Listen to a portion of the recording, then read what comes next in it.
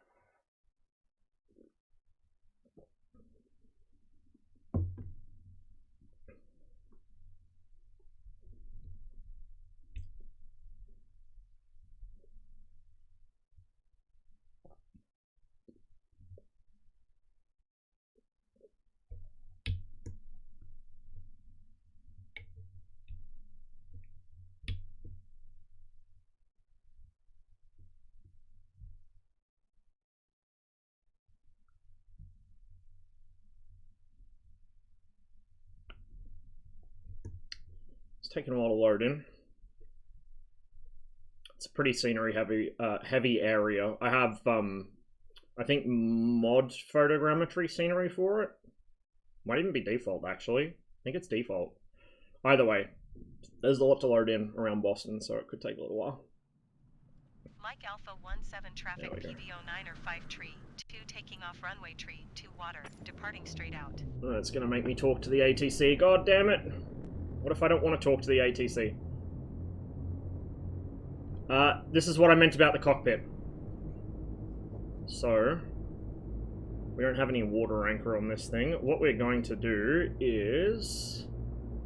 we're going to just take off without flap. I don't know if you're supposed to take off with or without flap in this thing, but we're just going to take off without.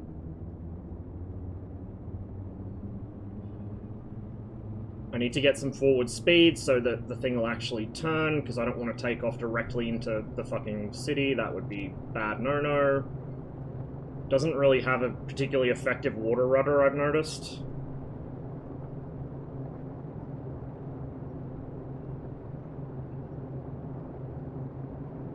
There we go.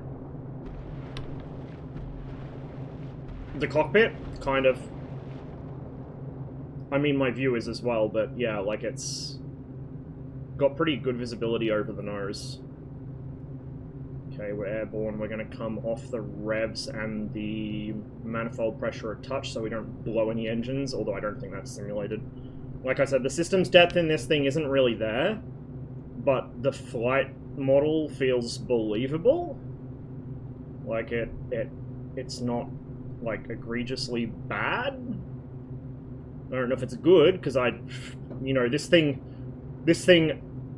took off during a fast taxi test. It probably could have flown properly. Like, I'm sure it could fly. The thing is that, like, there was basically no money left at that point. I need to get some fucking scenery mods that... oh god, here comes the crackling. I need to get a mod that removes all the excess trees from Boston and fixes those bridges.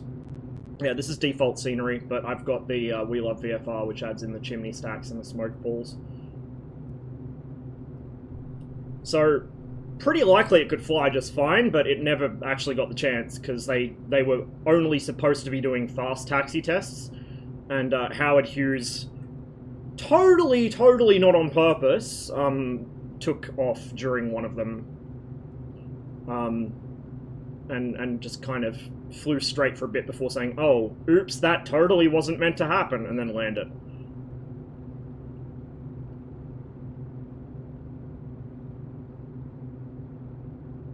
Once we're a bit more established and clear of any obstacles, I will do an external view. The instrumentation's kind of awkward. Some of it's buried behind the fucking flight controls. Yeah, we need some left rudder trim. There we go. Oh, a little too much. There we are. Mass manufactured? Dude, it was hard enough building fucking one of them.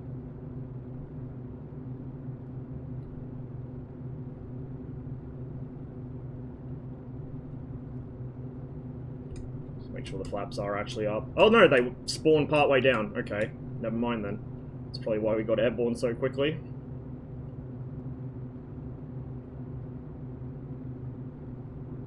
So, we'll just quickly pop to the... no, we won't, because she's still not trimmed out properly. Hello, I would like to not sink, thank you very much. Can I just get a little... okay, we're in a slight climb, good enough. What a beauty. The fucking size of this thing. The absolute fucking size of this unit.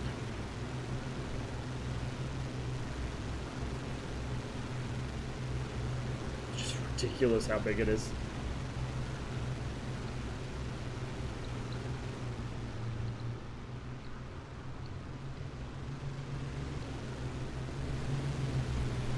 So I think I don't remember for the interior, like, cargo compartments model, but let's find out together. Nope. However, what is modelled... drone camera's going to be a little clunky here. There we go. What is modelled is the interior here, and Howard Hughes' lucky hat. Oops, shit.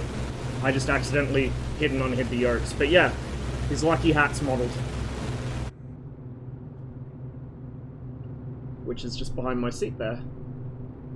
So that's the navigator / radio man station, which is... whoop, sorry, track IR, just caught some errant sunlight or something. That's behind me. Bit of crackling, please, Miss Fizz. Let's not do that. Yeah, Seats for the press. When it actually flew, I think they had a second flight engineer station set up on that desk or something, but yep, seats for the press, whatever. Ladder up to the top hatch.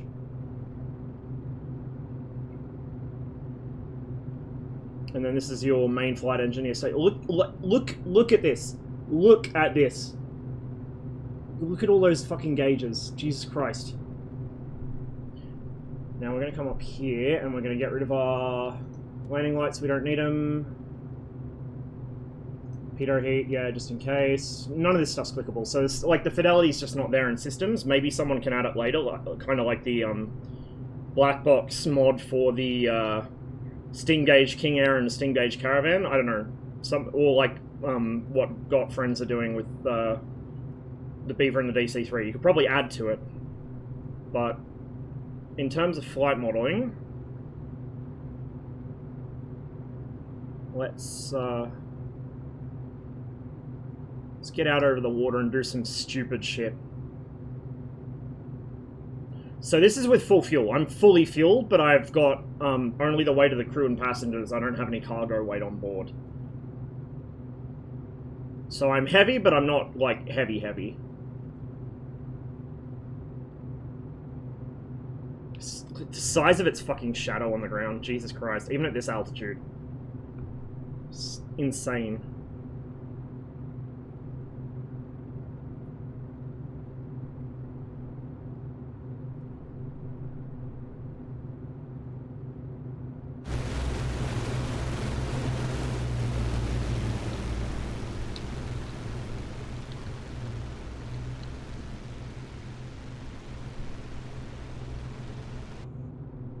Armor behind the seats? No. It's probably just to hold them, like, firmly in place when you're jostling about on the water or something. It's just a seat mount, it's not armor. Wouldn't be ballistically rated or anything. It's probably not even steel, it's probably aluminium or whatever. Alright. Let's just push her all the way up power-wise.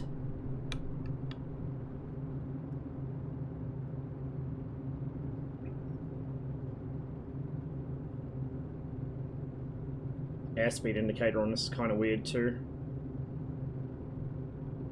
Can't get it fully nose up. Let's start giving it some left pedal. She's gonna go right regardless. It's pretty sedate, although she will point directly at the ground in a stall recovery, so you need some altitude. I probably need a little more speed before I can get a wing over. It's weird that it's showing my name now instead of Comrade Beepsky. I wonder why that is. It's probably from the fucking Streamlabs update. Probably change the chatbot the way it works. Kind of annoying.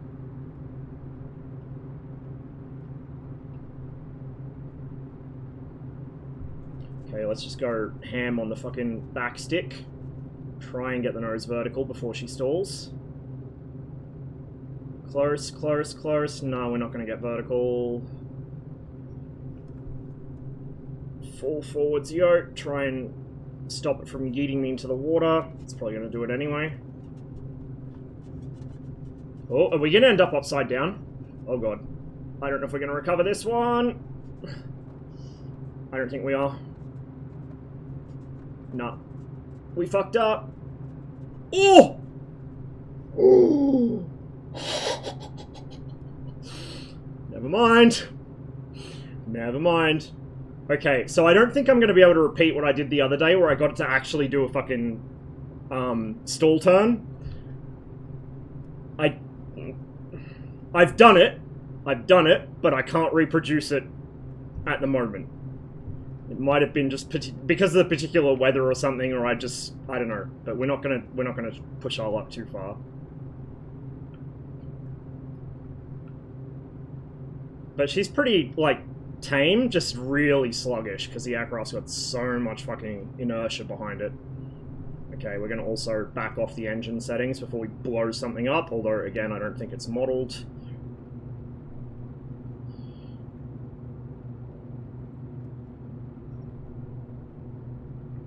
Trying to figure out, okay, if I roll right,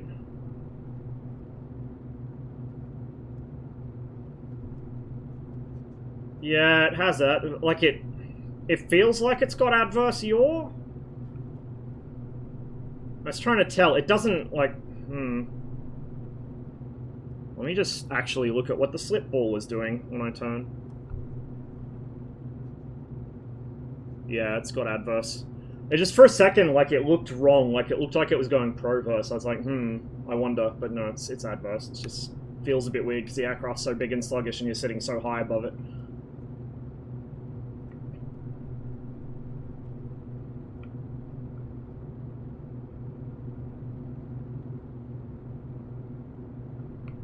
Nice little star fort there. I have to get a mod that prunes back some of the trees on the photogrammetry stuff, because they're way overkill, especially in the city itself. It's kind of like New York, it turns it into fucking I Am Legend. So I'd like to do a proper scenic flight around Boston sometime. Get Gern in the chat so he can give us a guided tour. But she's pretty, like, it's a very tame aircraft, I don't know. I don't know what else to say about it, like, it's pretty chill. Like, you do notice quite often it'll want to crab one way or the other, but it's got that fucking massive tail on it. The whole side of it's, like, probably amazing at catching wind, but it's pretty easy to fly.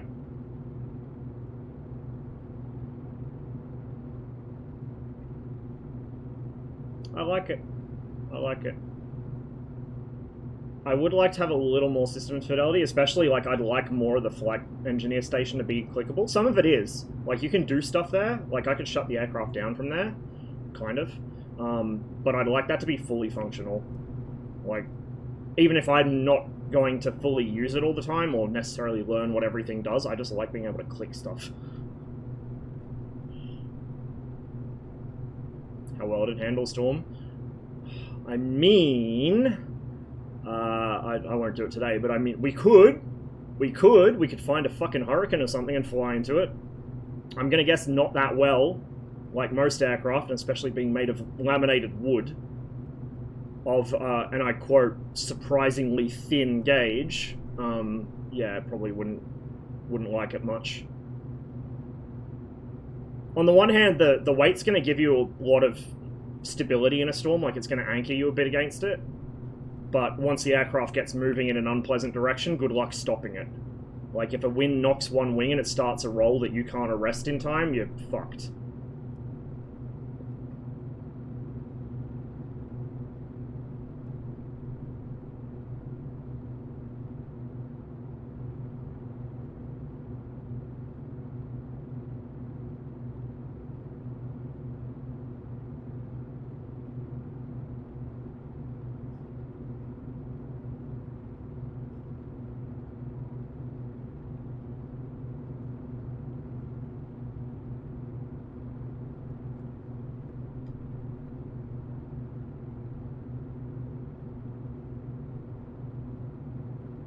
Boston's quite a nice city. I mean, it looks nice. I've never been there that I know of, but I've got a few friends that live there and it looks quite pleasant. Although I'm told the traffic is nightmarish. I remember when I was a kid reading about the Big Dig and how over budget and fucking under-delivered it was even then.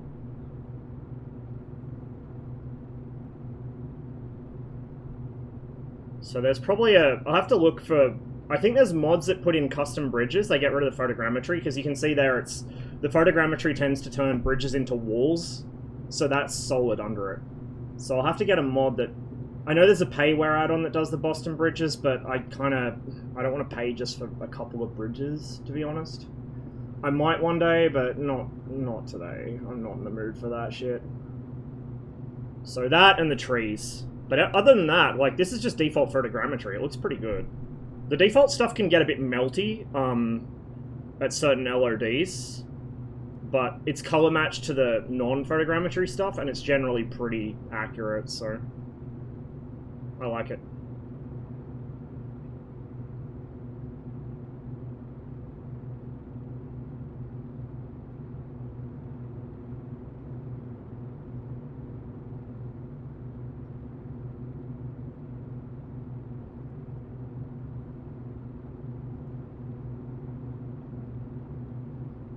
I know, right?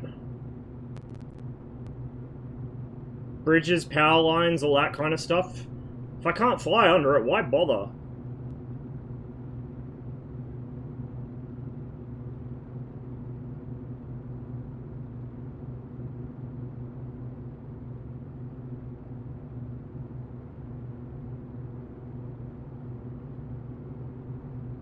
So its takeoff and landing distance isn't actually that bad. It's a massive plane, but it also generates like an unholy amount of lift, especially with the flaps out. It's got a, like, its power to weight ratio is kind of crap, but it's got a lot of power just total. So when it's not loaded up with cargo, it's not too bad. Not exactly a world champion climber, but I wouldn't call it bad at it either.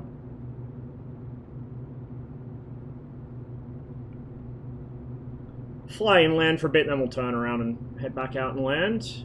So just a short flight. A short flight in probably the longest ranged aircraft that, you know, has been added to the sim recently, besides the modern airliners, but it is what it is.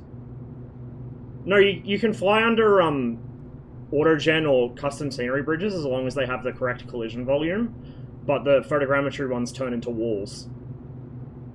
Like, there's no under with the photogrammetry bridges, they just turn into walls.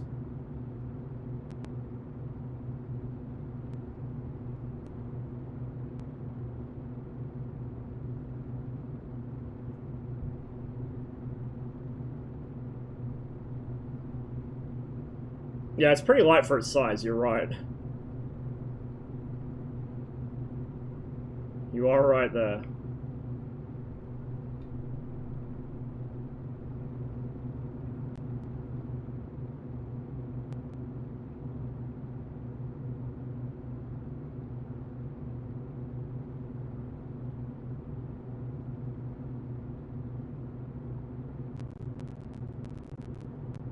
We're getting a bit of audio crackling here. Bane of my existence in MSFS.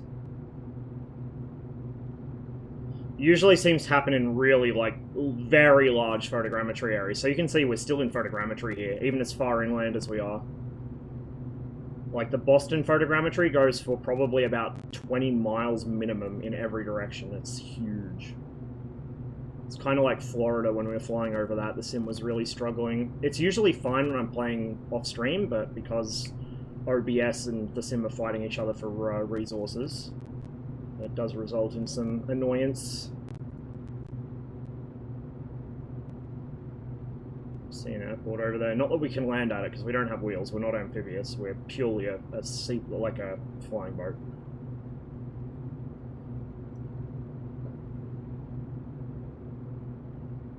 Purely a marine aircraft, in the sense that it cannot cope with land. The obelisk was Bunker Hill. The sailing ship, I don't know if that was... It was probably... Connie... Does Connie actually still sail, or is she just laid up in port? I don't remember.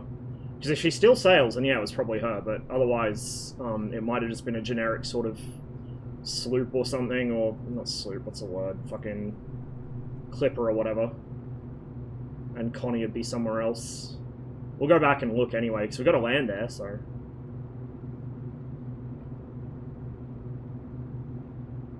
Sails from time to time? Okay, it might have been Connie.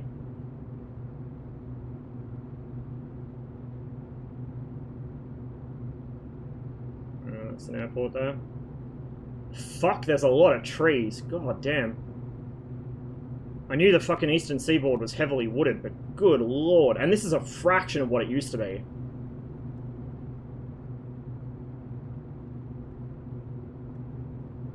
Actually, no. Sorry, I've got that ass backwards. It's the other way.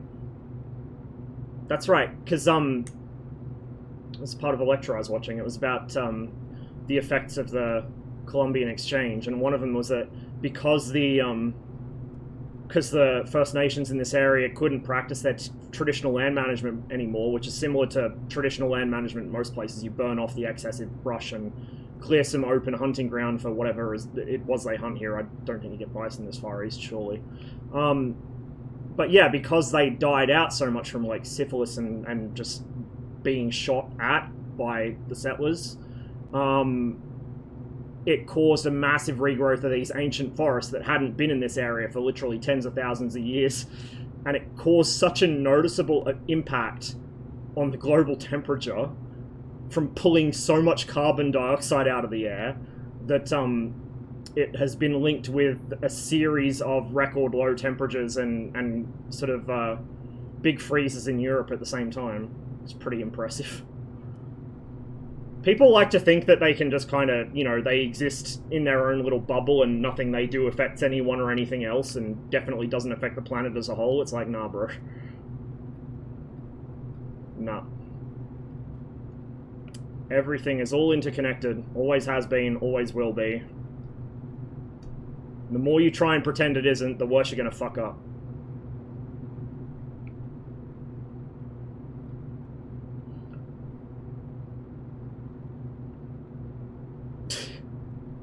Why no? Like, you've got enough trees here. That's not going to do anything. Because all the fucking carbon sinks elsewhere have gone, right?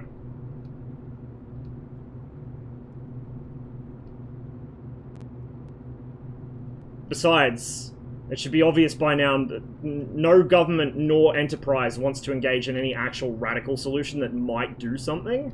They want to just talk about fucking carbon exchange and carbon credits and shit as if that's going to do anything, as if that's even a thing that works.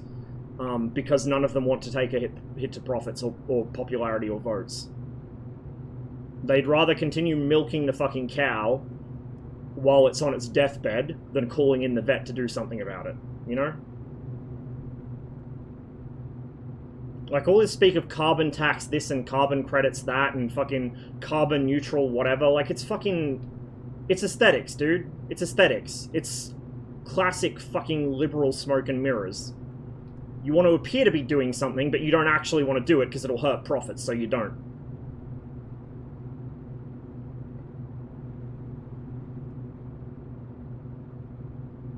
Same with switching power sources. Like, renewables are a start, but it's going to take a while to get them up to the scale we need, and they cause other problems. Dams are ecological disasters in themselves. Wind turbines cause problems. Also are made of very problematic materials. Like, the manufacture of these fucking things is almost enough to offset their use, you know? Fucking solar plants turn whole sections of airspace into insta-combust zones for any insects or birds that fly through them, and they still require fucking gas or oil or whatever burning in the morning to get them up to temperature, otherwise you lose half a day's production of electricity just getting them up to temp.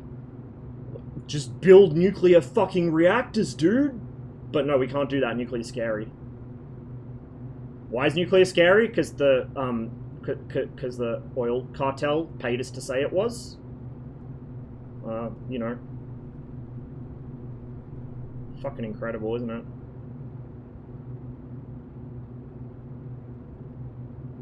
Carbon negative, not neutral. Yeah, fucking oath. It's too late anyway, but... like, neutral's not good enough. Save the world with lithium cobalt batteries mined by fucking child slaves in Africa and fucking... purchased from the Taliban. Where, like, Afghanistan might not have oil, but you know what it has in fucking spades? Lithium. That's why China's interested in it. It's not like the Chinese are particularly concerned the Taliban... well, they might be. But, you know, it's less of a national security issue for them, or anything else, than just, ooh, they have lithium. Lithium's going to be the next big thing. I'm telling you, dude. It's a bad timeline. The good timeline would have been not scaremongering people away from the idea of nuclear energy. Like, yeah, it's not ideal, nothing is, but it's the least fucking bad idea we've had for a long time, as long as it's done properly. But nobody wants to do it properly because the oil and gas lobby successfully made it into a dirty word back in the 70s and 80s. Environmental groups still fucking scaremonger about nuclear, even in the face of the immediate destruction that fossil fuels are bringing. And why are they doing it? Well, half of them have been paid off by the fossil fuel companies, but they won't mention that. The other half are just fucking useful idiots. I think that is Connie. I think you might be right. Ain't she beautiful? Actually... yeah, I think it is. Maybe. Possibly. Nope, it's a German boat. It's got a German flag. It's probably from my fucking, shipping mod. So I don't know where Connie is. I'll have a look, but she might be in a dock, or she might just not be in, might not be present in the scenery here. No magic solution that causes no impact, just gotta think of the ones that do the least. Yeah, exactly! The ones that do the least. Like, oh, I don't fucking know. Nuclear.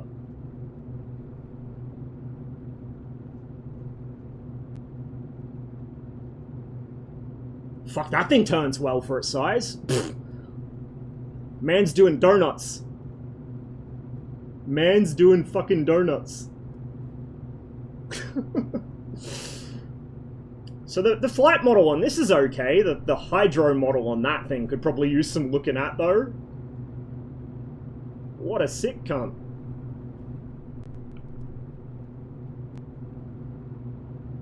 Fuck, I wouldn't want to run in him down the fucking Macca's car park.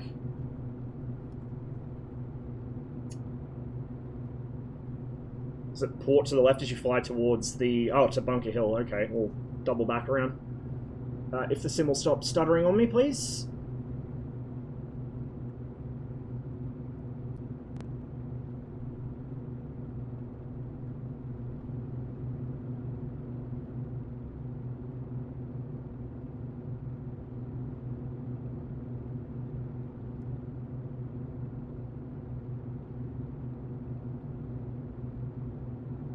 So we can get a decent view of City Hall as we go past as well. I fucking love that building.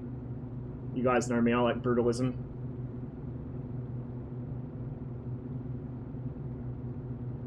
It's like somewhere around here, isn't it?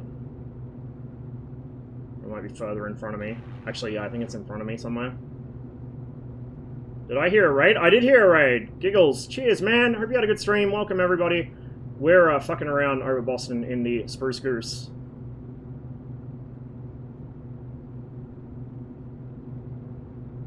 There it is. Can kind of see it between the buildings there. It's a fucking awesome building, dude. Okay, what were we looking for? Connie. Connie. There she is. There she is. Hello, beautiful.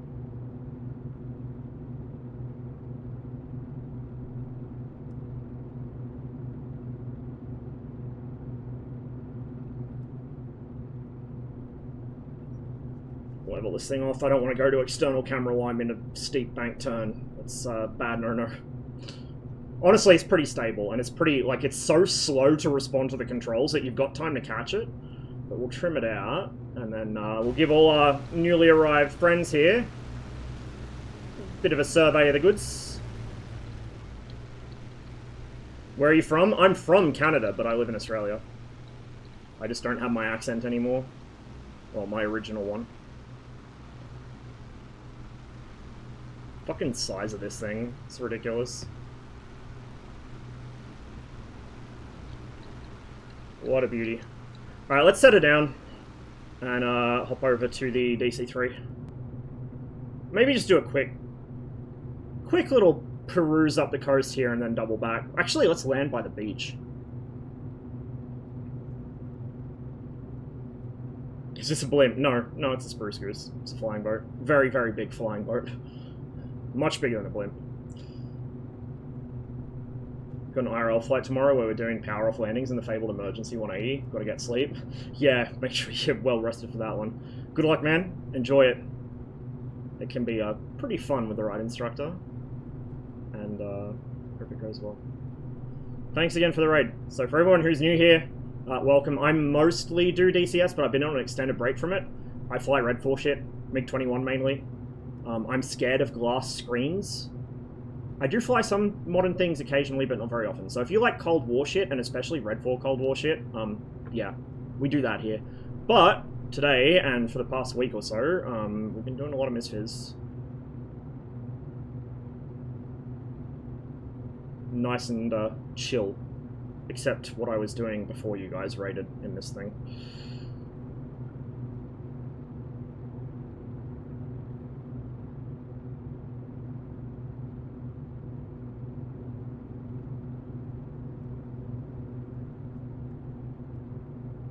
Germany? Ah, I haven't been to Germany for a very long time.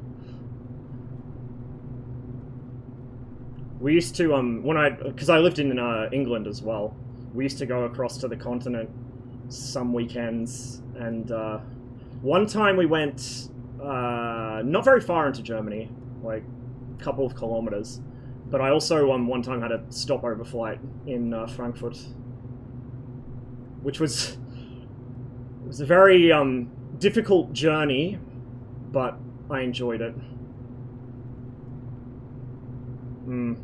Nein.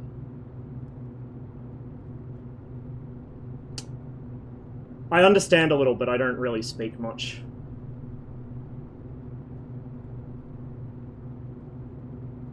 Do you ever see this in real life? Not that I know of. So I haven't really been to the US except on flight stopovers since I was probably about 3 years old. So I have very little memory of anything in the US other than airports.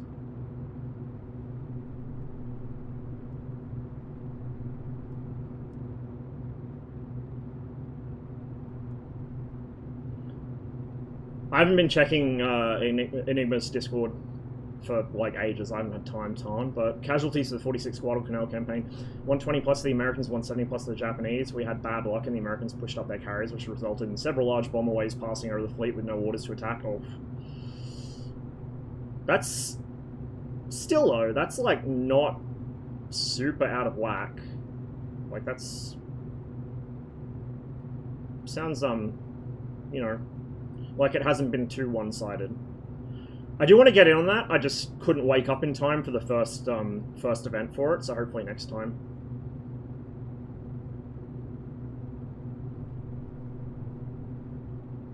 Alright, we need to land. The actual official runway for seaplanes is just beneath the airport there.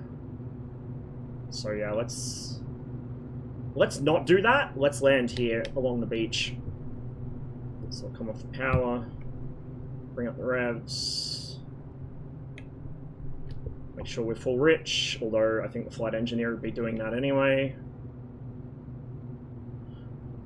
The shutdown for this involves going over to the flight engineer station, turning off the fuel valves and a couple other things. It's not full fidelity, so it's probably not the actual correct full shutdown procedure.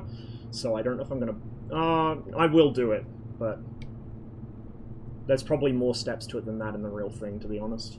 So, overall impressions, it looks good, it sounds good, it flies really nicely for what it is, like it flies about like I'd expect it to. Feels like it's got some serious weight behind it. But the systems aren't modeled in depth. So it seems like the kind of thing that, with some determination, modders could actually bring up the system's fidelity, like Black Square did with the steam gauge versions of the default Caravan and King Air. And these 40th anniversary planes are not encrypted, so you can easily open up the files yourself and mod them. Unlike, say, the Reno planes, which is a shame because there's a bunch of Reno planes which are beautiful.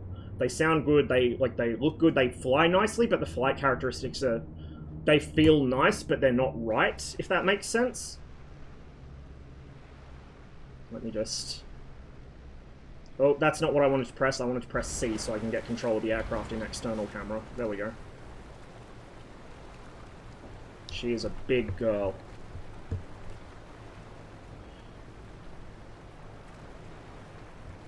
Very big girl.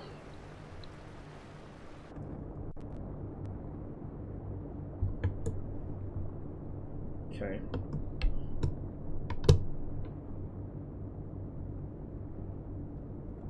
Like I said, we don't really have much capability to steer on the water until we've got almost to takeoff speed, so we may end up beaching here just because I can't stop the plane because I've got no brakes, and also it wants to turn left instead of right. But let's hop over to the flight engineer station. There's probably a keyboard shortcut for it, but I do not remember. Instruments 2, 3, 4. Nope, instruments 5. There we go. Look at this fucking mess. Look at all this. Okay. Inverters. Okay. So it has synchronoscope. That would be there. That would be a little cathode ray tube oscilloscope, like what the DC, not the DC6, sorry, the Constellation has. But it's not modelled. That's prop feathering. These are mags, I think. No, yeah, ignition, I think, are the mags. Oil cooler flaps. Don't really care about them. Cowl flaps, don't care about them. These are the mixtures, so that should kill the engines. This is your fuel tanks.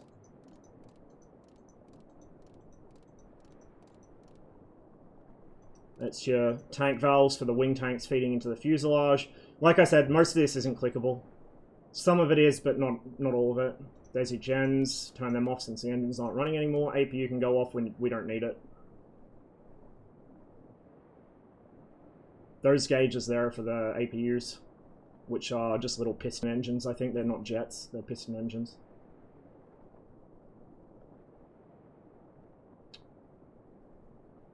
Battery. There we go, we're shut down. So if we go back to the pilot seat, we can actually, we can open our little side windows on both sides. We can't, oh no, sorry, we can't open it on that side. Maybe if we're in their seat we can, but we can't from here. Let me just check that.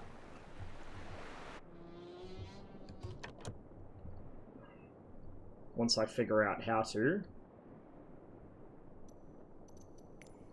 I don't remember what the camera shortcuts are in the game, so... Pilot, co-pilot, there we go. Can we? No, we can't open that. And we won't be able to open their escape hatch either then. But on the pilot side we can, so we can look up here and open that up.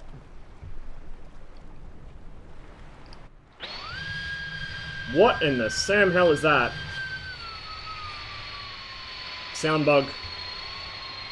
So there's an issue at the moment with some of the 40th anniversary planes in multiplayer. It's like the Caronado sound bug. It'll play other planes' sounds as if they're coming from your plane. I haven't had it before, but I know CCM has had it. So disregard that horrible squealing noise. It's not coming from me. It's coming from a jet over at Boston Airport.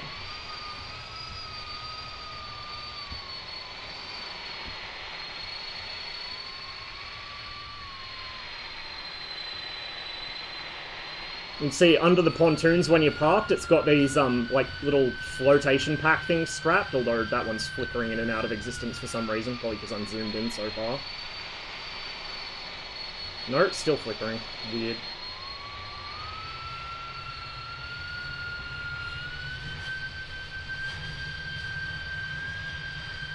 And there's the crew for scale. To give you an idea of how big this plane is. Authentic drone footage noise? Yeah, obviously. She is a big fucking plane. Alright. That'll do us for the Sprucey. See, the sound's gone once I'm inside the plane. Somebody out of Boston.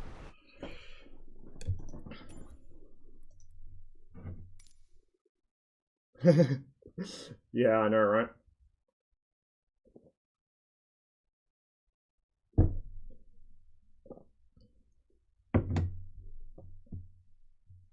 Built-in angle of attack.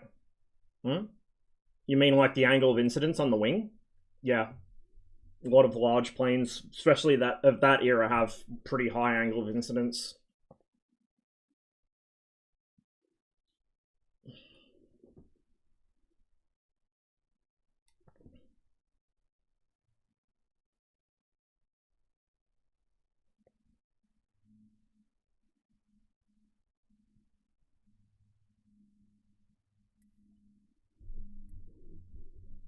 Planted bombs on their carriers, though somehow didn't sink any.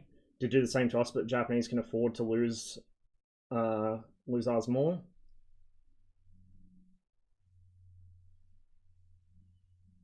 In the context of Guadalcanal, that probably makes sense. It's just weird hearing that in the context of World War II Japan. Like, there's one thing they could not afford, it was to lose carriers.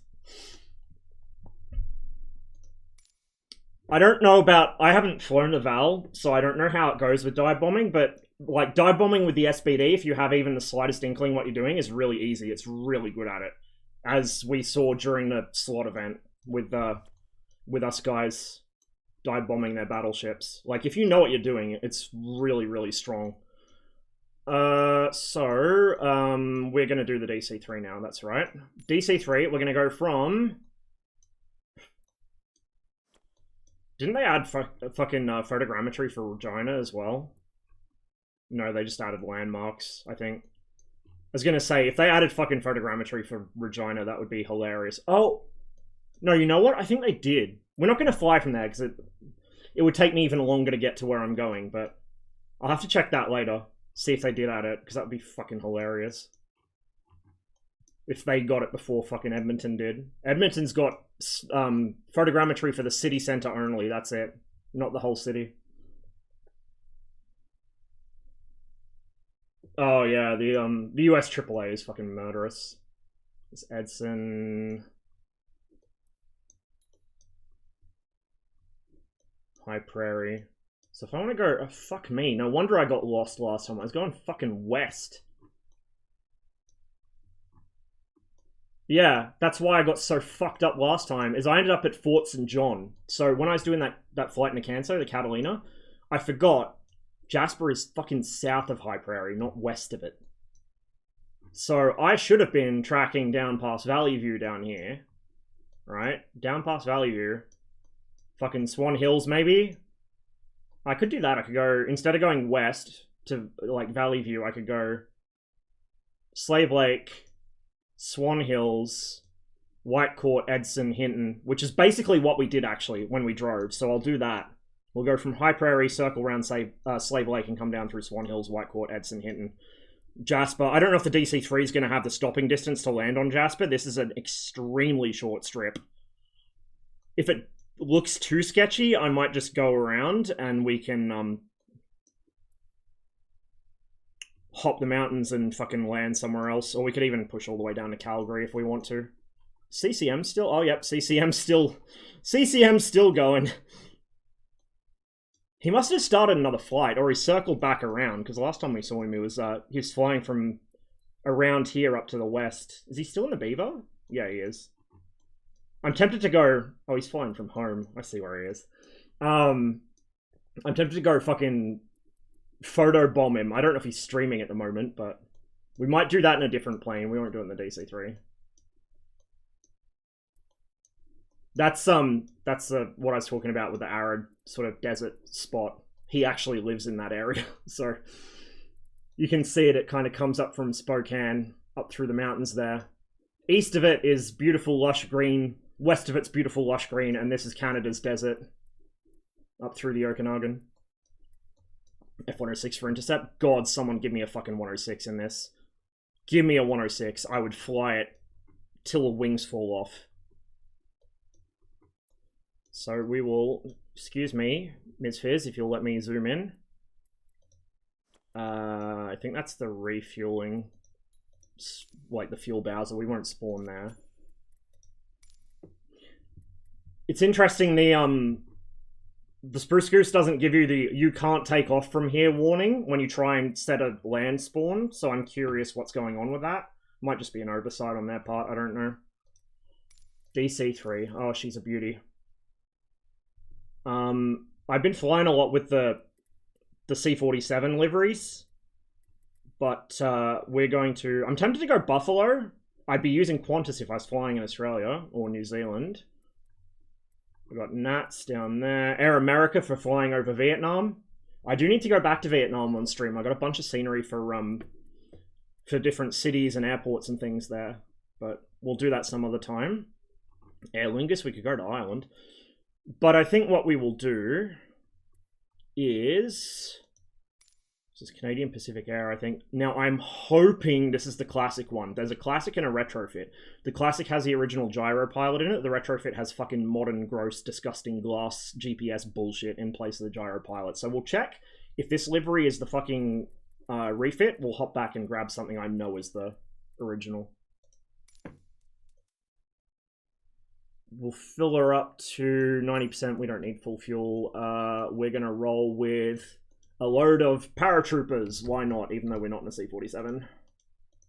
We're going to be a little overweight, though. so we might bring the fuel down a touch more. Yeah, we'll bring the fuel down a touch more. Now, I can fly overweight. It's just going to cause me some issues with takeoff and landing rolls. And the aircraft will behave a little differently in the air. Fingers crossed for non-refit. He's not streaming. He's been having some internet problems. His upload rate's been atrocious. Like, his download's fine, so he can still play and watch videos and shit and watch other streams, but he can't stream himself because his upload's fucked. Which is why he hasn't been around. I can only imagine how frustrating it is. He gets back from working for the fucking summer, wants to do streaming, and can't do it because his fucking internet's shut up. Canadian infrastructure.txt. I was amazed the last time I was home how bad and how expensive both their mobile service and their internet service is compared to ours.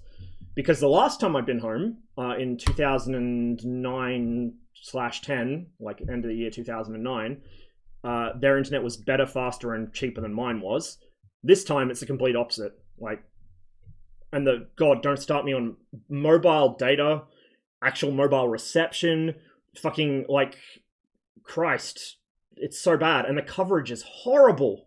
Like, the coverage is fucked. You go 5 minutes out of Edmonton, you can't fucking get signal. Like, what the fuck?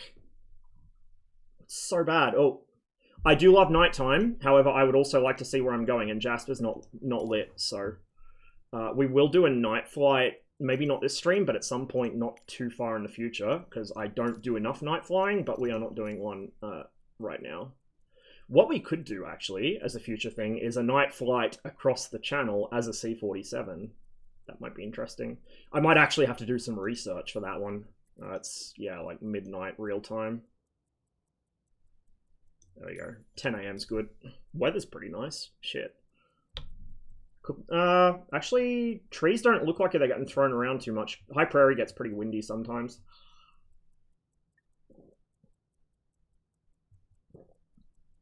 At least I don't have a turboprop conversion. Don't say that too loudly. I'm sure somebody is just waiting for the opportunity to make a fucking Basler. I've already seen its name invoked. We're going to use a ground power, not the battery. Ground power, by the way, does in fact add a little GPU cart. Isn't that cute? Also, there's, for some reason, a MiG-21 next to us. If you guys are wondering about the MSFS MiG-21, I've got a whole ass video on that. But long story short, it needs a lot of fucking work. A lot. Yeah, we do. Seraphim, it's fucked. Like, we've got better internet than the US. Or Canada. Just, not even like exaggerating. Just, we do. Like, that's how fucked up those two countries are, infrastructure-wise. Europe leaves us for dead. Even Eastern Europe. South America leaves us for dead. Fucking half of Africa probably leaves us for dead. But the US and Canada are even worse off. Okay, ground power's on. Battery stays off till the engines are running because I'm running off the ground power. We'll get the lights going. Don't need the de-icers. Passing light is not operable at the moment. It's like a little light in one of the wheel wells or something. Don't know if they're going to make it operable. I don't know if it even does anything. I have no fucking clue what these two things do. All I know is when I flicked one of them off while I was flying once, it knocked out like 90% of my other systems, so I just don't touch them. Landing lights, we don't need. It's broad fucking daylight. Position lights go on. You'd want nav lights on before you start the aircraft anyways. Hey, I'm going to start the plane, go away kind of warning. Don't need the windshield de-ice. Pitot heat, we'll chuck that on once we're taxied out or in the air or something. Heater, don't need it.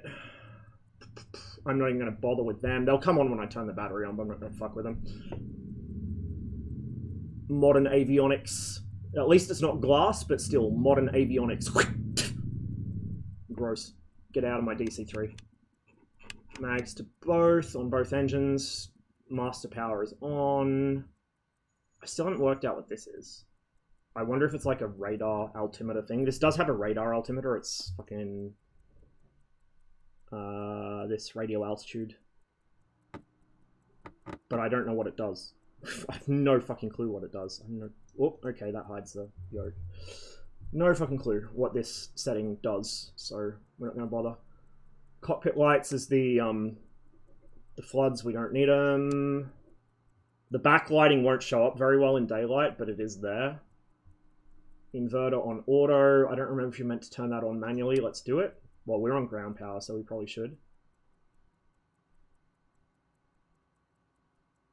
It's oddly quiet in here. Really oddly fucking quiet. Ground power is on. Oh, no, I know why. Because the battery's off. The battery is the noisy thing, I guess. Battery and gyro. So I've sat in one of these, well, in a C-47, I should say, in the pilot in command seat while they were doing a bunch of ground tests on the different electronic systems, well, electrical systems. There was no fucking electronics in it, like modern. While they were testing electrical systems, while they were checking the gyros, all that stuff.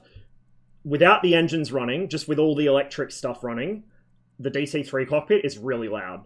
It's like a really loud... You'll hear it once I get the aircraft running.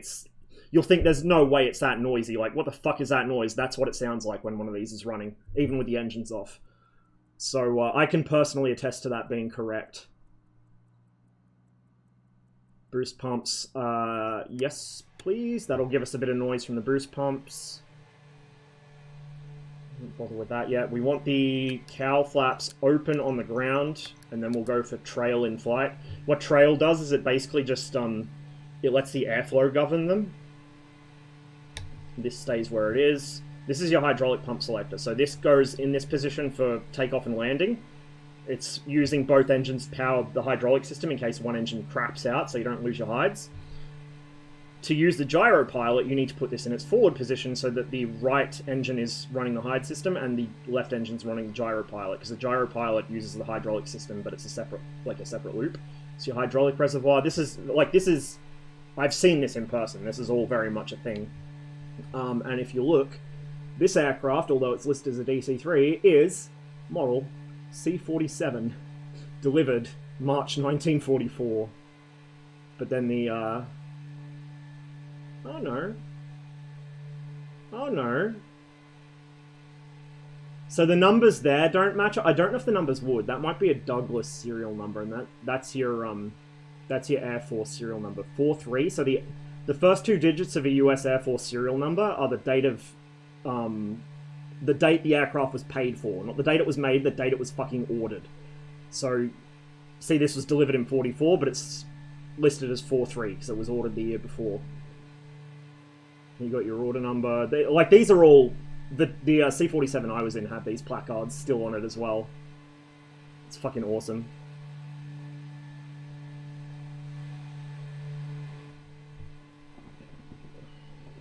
Okay. Oh, we probably should have opened the fuel valves before running the boost pumps. That was not my wisest decision. Let me also just check my... Hello? Let me zoom in. Let me check this. Right aux, right main. There we go. And that should be left main. There's a slight bug on the right fuel selector. There's no click spot for the off position, or at least if there is, it doesn't work. So that's a little thing to be aware of with this, is you can't actually turn the fuel for the right side off. You can only put it on other tanks. These little switches here secure the aircraft, so those will like put on the wheel chocks, the covers, open the rear doors and stuff. So, for example, if I flick them all on, because we haven't got the thing started, I probably shouldn't be running the boost pumps without actually starting it, but we can deal with that later. You can see that the batteries, how cool is this? The batteries and the plug point for the ground power is in a little tray that pops out the bottom of the fuselage. Like, that's clever design. It's like the gun pack in a MiG-15, right? Big brain, easy to service. You have to reach a bit above your head, but not too far.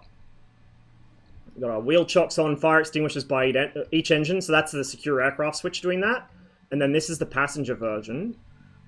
Oh, I thought the refit, I thought the passenger model was, had to be the refit, but it seems that you can have either avionics with either cabin type, which is interesting. It must be controlled by the livery. So, there we go, there's our passenger cabin. Whoop. If I can just... I don't want to change the camera speed settings too much, but... Well, maybe I might have to. There we go. It's a passenger cabin. pretty bare bones, but it's a fucking DC3. What do you expect? And we're clipped through a wall at the moment.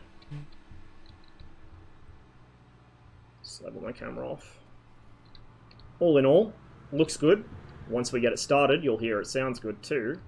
Systems depth is... It has systems depth. It actually does. It's not like super systems depth, but it has some.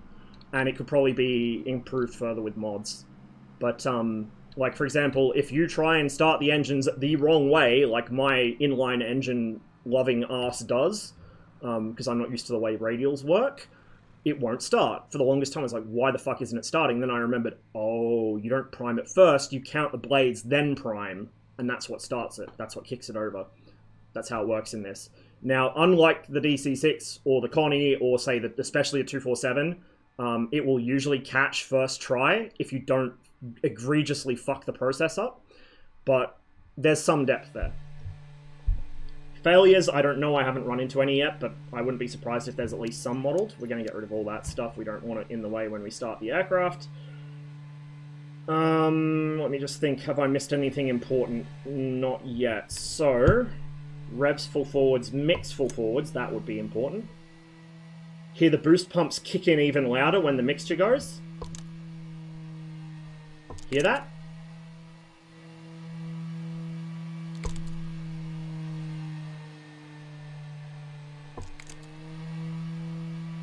Neat detail. Okay, cowl flaps are in position. We're happy with our lights, the way they're set. Instruments, whatever. We're not going to be using the gyro pilot, so I don't have to fuck with that. Okay, energize left because I can see the prop from here. The right I'm just going to have to guess because I can't see it and I don't want to switch seats. The click zone is a little awkward for this on the legacy controls. And I do use the legacy controls because I don't like the obnoxious highlighting. Don't tell me that's already... Oh, it was. It was already energizing the left. Interesting. I don't like the non-legacy click zones. They're just intrusive and they get in the way. And I don't think the scroll interactions work properly on them for a bunch of aircraft, so... Okay, there we go. Left is energized. Now we go mesh. 2, 3, 4, 5, 6. Prime the left engine. Jockey the throttle a bit.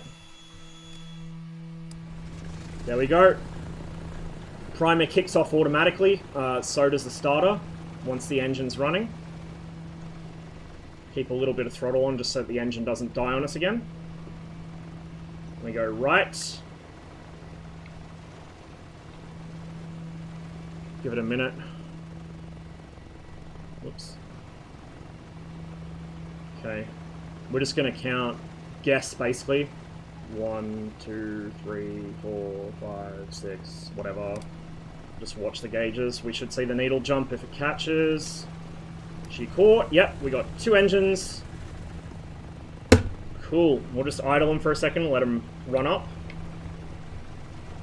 A little bit of snow on the ground here, but not too much. Oh, it'll be fucking snowy out at Jasper, I just realized. Oh, it's going to be snowy out there. Now, I don't know if grip on a runway surface due to snow/ice/water is modeled. And Jasper is not paved. It's a dirt strip or no, not even dirt. I think it's a grass strip, so that should be interesting. Okay, inverters to on. Inverter can go auto because we're going to get rid of our... We're going to go battery on, ground power.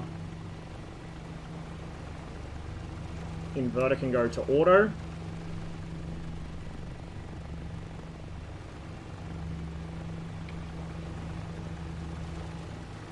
I think that's the way it works anyway. I hope I haven't just fucked something up, but whatever. Parking brake is kind of awkward to click. It's that red knob down there, and the last time I tried to click it, I killed the engine somehow, so I'm just going to use a keyboard shortcut, because I know that works. Ground handling in this is typical of MSFS. It has tail wheel steering instead of a true free-castering tail wheel. It can turn very tightly with a little bit of toe brake, but if you give it really much toe brake at all, it stops in its place and it won't turn any further. So that's something that could be improved. Are we going to clear that, or am I going to need pushback? I might just get away with it, or we'll gouge out part of the wall. I think we just cleared it.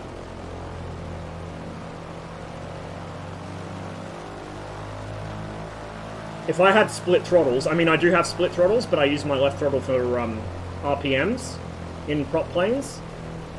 If I had a quadrant, so I could have everything separated out properly and truly split my throttles, then this would be a lot easier, because I could just use differential engine power to turn. Instead of having both engines running up and then just standing on one brake and standing on the rudder at the same time to get it to turn. So, the military manuals from World War II state that you take off with... hang on. There we go, that's my usual view. It's a little further back and a little lower. I feel like I could raise it up a little, to be fair. Maybe not that far. We'll just go back to what I had.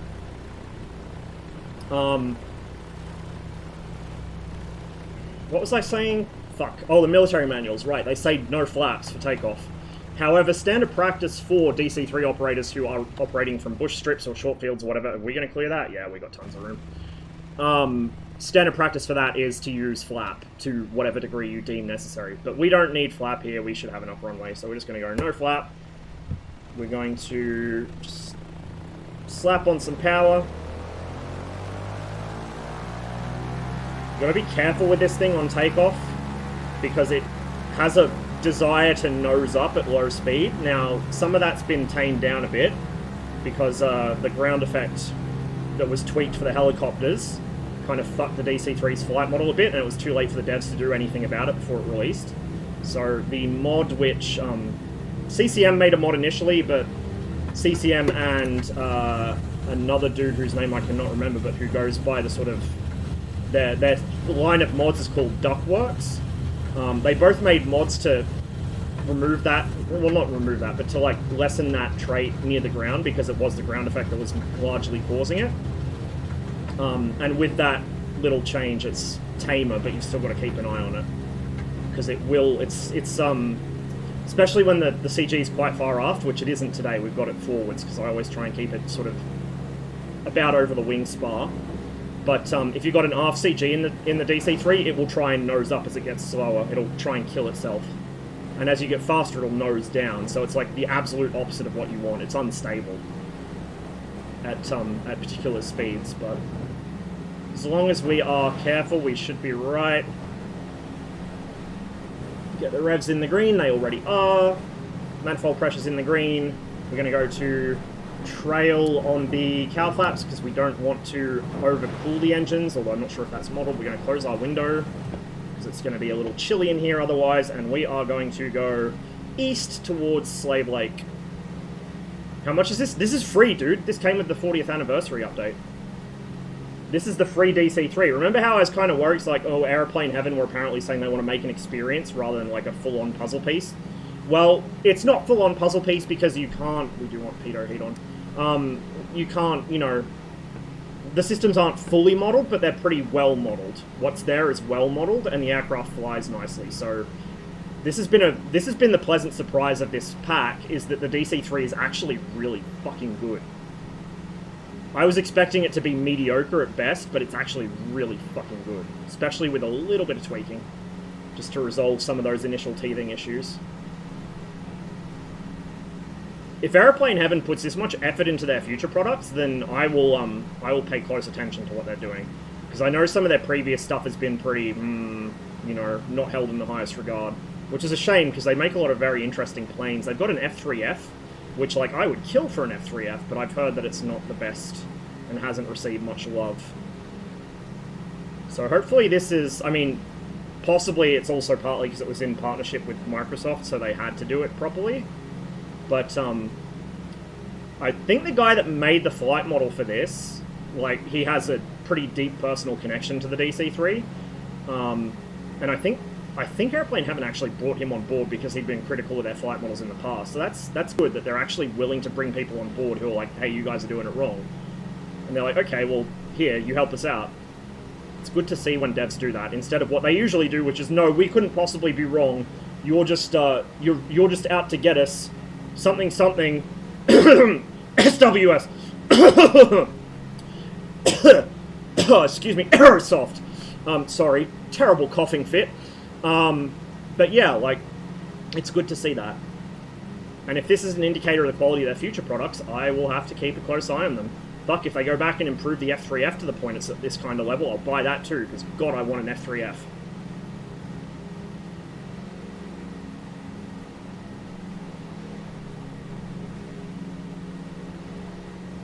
DC3 doesn't need the whole wing. Like, was it in my Discord, I think, that fucking video of the chipmunk? It was the Havilland chipmunk. And it, Let's bring the mixture back a little. Don't want to get too carried away with it, though. It hit a radio mast, and the entire wing from the root, like the entire leading edge of the wing, visibly fucking recoiled back and separated out from the fucking fuselage. And it took the tip of the wing off, like about probably 2-3 feet of wing. Oh, it was... Jesus Christ. You could see the wing was kind of not firmly attached to the aircraft, but the pilot managed to land it safely. Fuck, dude, you don't mess around with radio masts and power lines in real life. Like, you'll see me do it in the sim, but that's because it's a sim. I would not go anywhere near one of those fucking things in real life, no matter how confident I am in my own ability.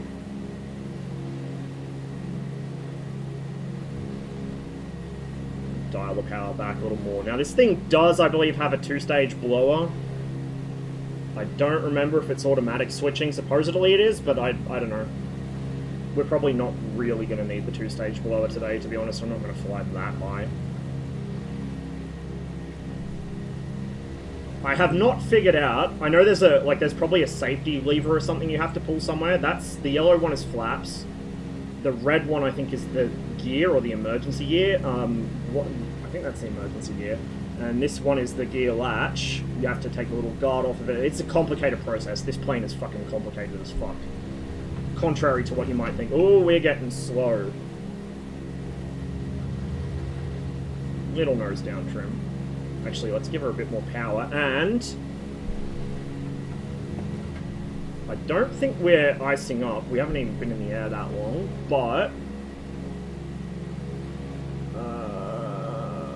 do I have an anti-ice? I got de-icing boots, I just don't know if they fucking work, and I don't know where the control to turn them on is, to be honest. I got prop anti-ice, but that's not really going to do much.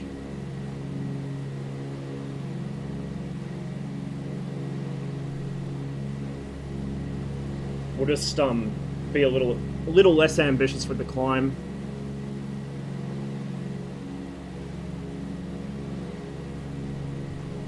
We'll constant change RPM, see if the manifold pressure changes. Ah. Nope.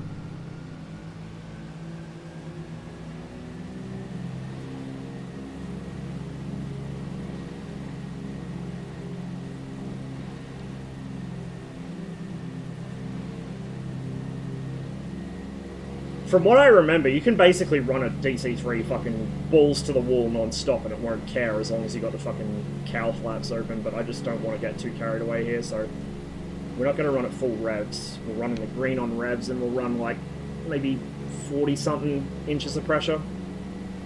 Should be enough. We're still kind of slow, but we are also pretty heavy. Like, we're basically at max takeoff, so I was a little ambitious with that climb. Welcome to Slave Lake.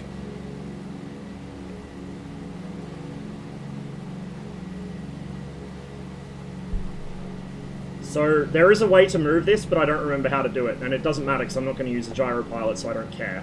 Like, it's not my problem. But to operate the gyro pilot, that lever needs to be forward, because otherwise the gyro pilot has no hydraulic pressure, and therefore has no way of actually operating. Can't move the controls. Something I've noticed, and I'm curious if it's a Ms.Phys-ism or if it's actually a thing, is when it is heavily loaded, the DC-3 seems to cruise at sort of medium to high speeds by its own reference. So, like, say, 160 to 210 miles an hour. It seems to cruise with a slight nose-down attitude, kind of like the B-52 does. So I'm curious if that's a thing, or if it's just me, like, seeing things, which is entirely possible.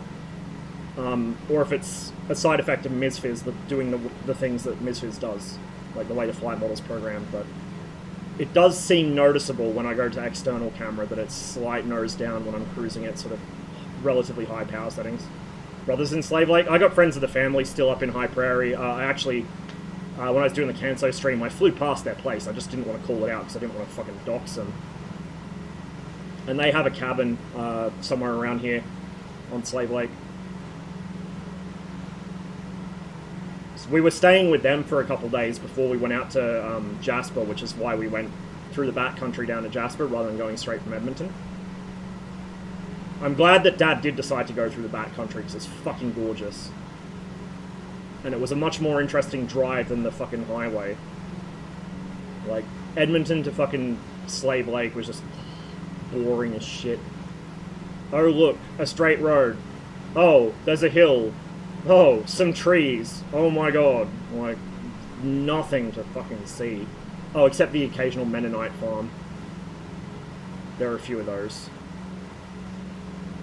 Up fucking... You might know this, Angry Panda. There's a fucking truck stop / donut place between High Prairie and fucking Grand Prairie. It's before you hit the Peace River. And it's something... Like, the place is something creek. There's an alpaca farm across from it. Because I was just like, what the fuck? Who's got alpacas up here? But I forget the name of it, but oh my god, their donuts were so good. We stopped for donuts on the way to Grand Prairie, and oh my god, they were amazing. Need to go back there sometime.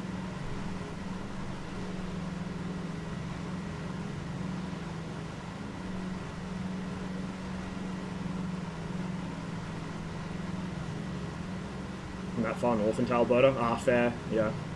I mean, there's not really a whole lot up here, to be honest.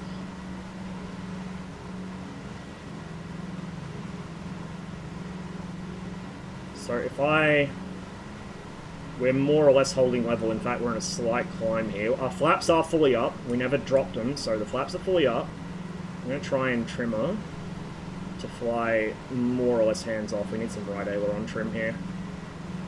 We're also getting some wind, which is not making this very simple. Anyway, let's just go external view quickly. And the horizon's skewy anyway, but like, I don't know, see, it looks like it's got a slight nose down attitude. Now it's diving, so of course it would be. I don't know, I'm gonna have to do some more testing to figure it out, but it does look like when I paused it and it's been sitting dead level, according to the instruments, it has been slight nose down. I don't know if it's just a... And that was with CCM's mod running, so maybe with the Duckworks one it doesn't do that, maybe it does, maybe the original flight model did that, I don't know. I just noticed when I was taking screenshots before, when I paused it, it was like, the nose is down a bit, but it's still level. B-52 moment. The snow is going to make it harder to figure out where I am, because I kind of struggle with navigating up here in the best of times.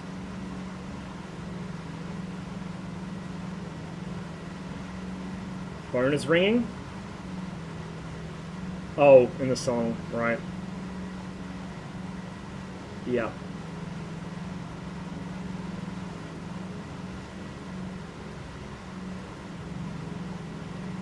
Nice haze off on the other side of the Slave Lake there. I noticed the DC-3 has quite a bit of adverse yaw. It does need pedal when you turn it. Not near as much as the Jenny, to be fair, or the Goose. The Spruce Goose, that is, not the small Goose. Although the small Goose does need some pedal too. But the DC-3 has a bit of adverse, but not like super a lot. It's enough to notice, but not enough to be annoying. Okay, so from Slave Lake, which we are more or less over-ish, we want to head kind of this way until we hit Swan Hills. And hope to Christ we actually see it in the snow. And then from Swan Hills, we're doing kind of a south-southwestwards curve. Should hit Whiteport, then Edson, then Hinton. Then once we've hit Hinton, we're on the home stretch. We just fly down that valley into Jasper. I fucking love this thing, dude. I've been flying it so much over the past few days. it handles nicely too. Like, it's not stable enough that you can just leave it completely hands-off. You either use the gyro pilot, which I haven't done yet. Like, I've used the one in the DC-6, I've used the one in the Connie, but I haven't used this one. So you either use the gyro pilot, or you just, like, accept that you're going to be hands-on. Even once you trim it to fly hands-off, first little gust of wind that hits it, the first slight change in airspeed, it's going to start pitching around. It's reasonably trim-happy.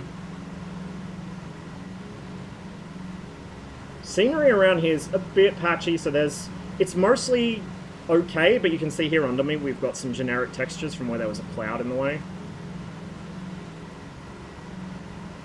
Be a little while before we hit Swan Hills. That should be in front of us. Like, it's along that ridge line somewhere. I think it's at the like eastern end of that ridge from memory.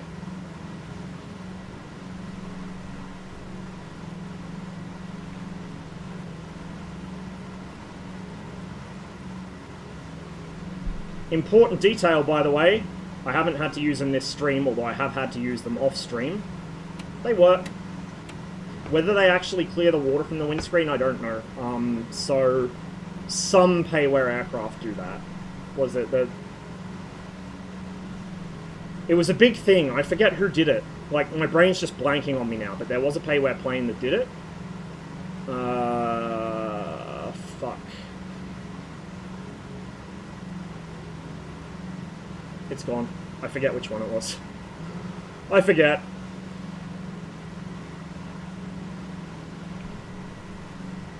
But the wipers do actually move. Whether they work or not, I don't know. We might find out.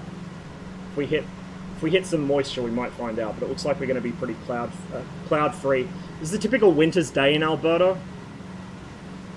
There's a little cloud off to the east, but the sky here is beautiful clear blue with a bit of haze in the distance. And when you have a day like this, you know it's going to be fucking cold. Now, we should have outside air temperature somewhere. I forget where. It's probably buried behind the fucking... Where's my oats? Where is my oats?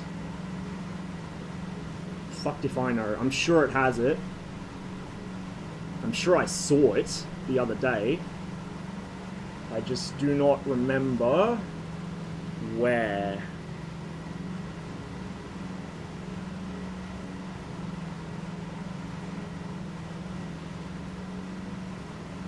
It's all electrical, ampermeters, voltmeter, hydraulic pressures over there by the fucking cow flap controls.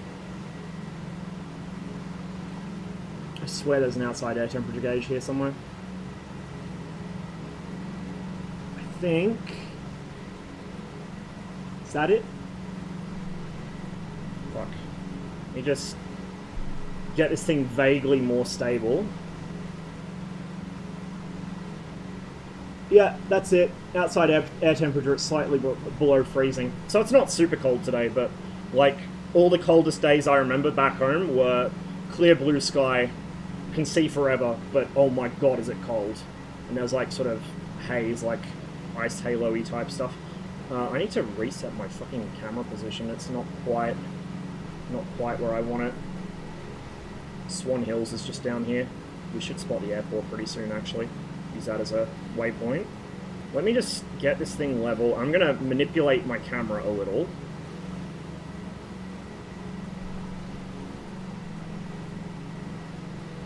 I mean, I don't know. It's kind of turned... Let me just do that. Pause. Yeah, it's turned too far that way, so... Oh, fuck me. Yeah, that was very helpful. Good time to start a MSFS, thank you. I want it to be, like, kind of facing straight ahead.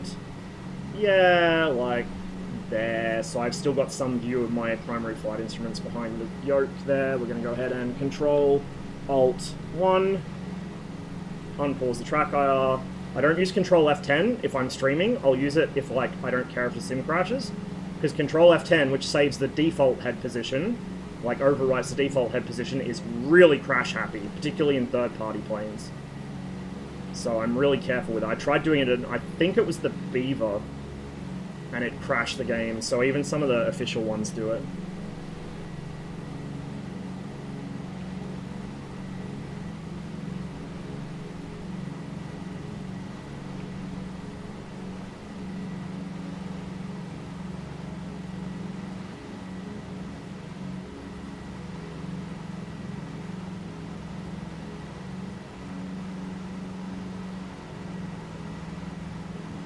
I remember flying... So I did this sort of flight from High Prairie out to the west to Valley View to fucking... back to Swan Hills. Was it not Valley View? Fucking... Or was it? I don't remember. My place names are not on point today. That way. We went west to the other place. Then we came back here and followed that ridgeline in the 337 at like Nap of the Earth and landed at Swan Hills. So I know it's around here somewhere. I just don't see it yet. It does have an airport. The airport will have a beacon, so it should be visible from the air from a reasonable distance. It should be on my left. It might be the other side of that ridge. Although...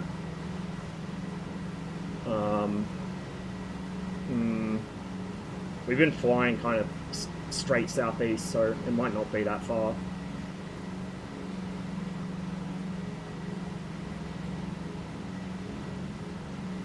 It's all fucking oil pump jacks and shit down there. That's what those clearings are.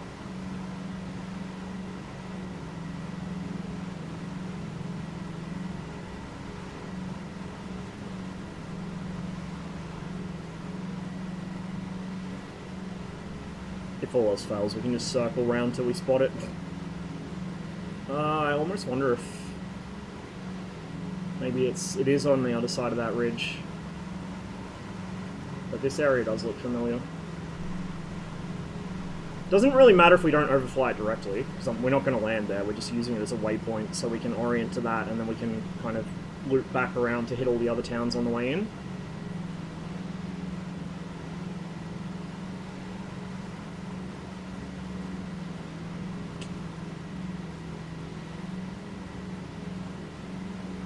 I do feel like it was over there, actually. I don't want to use my cheetah map. I could, but I don't want to. We'll just kind of fly a lazy pattern around here and look. Just hang a left orbit. Knowing my luck, it's directly under me where I'm not going to see it.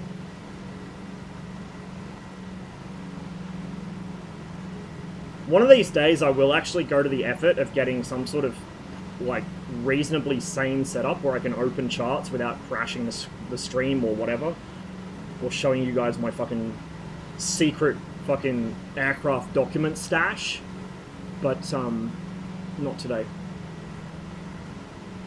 Don't expect me to go too try hard with the sim stuff. Like, I'm probably not going to use charts or proper approaches and shit. I'm just going to use them to know where I am, because trying to navigate off the cuff is a little difficult sometimes.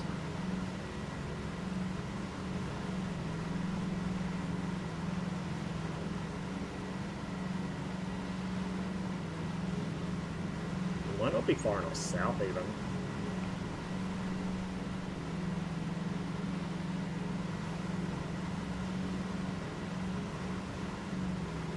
So the airport beacons, which are like a green flashing fucking bulb, are super easy to see from ridiculously far away.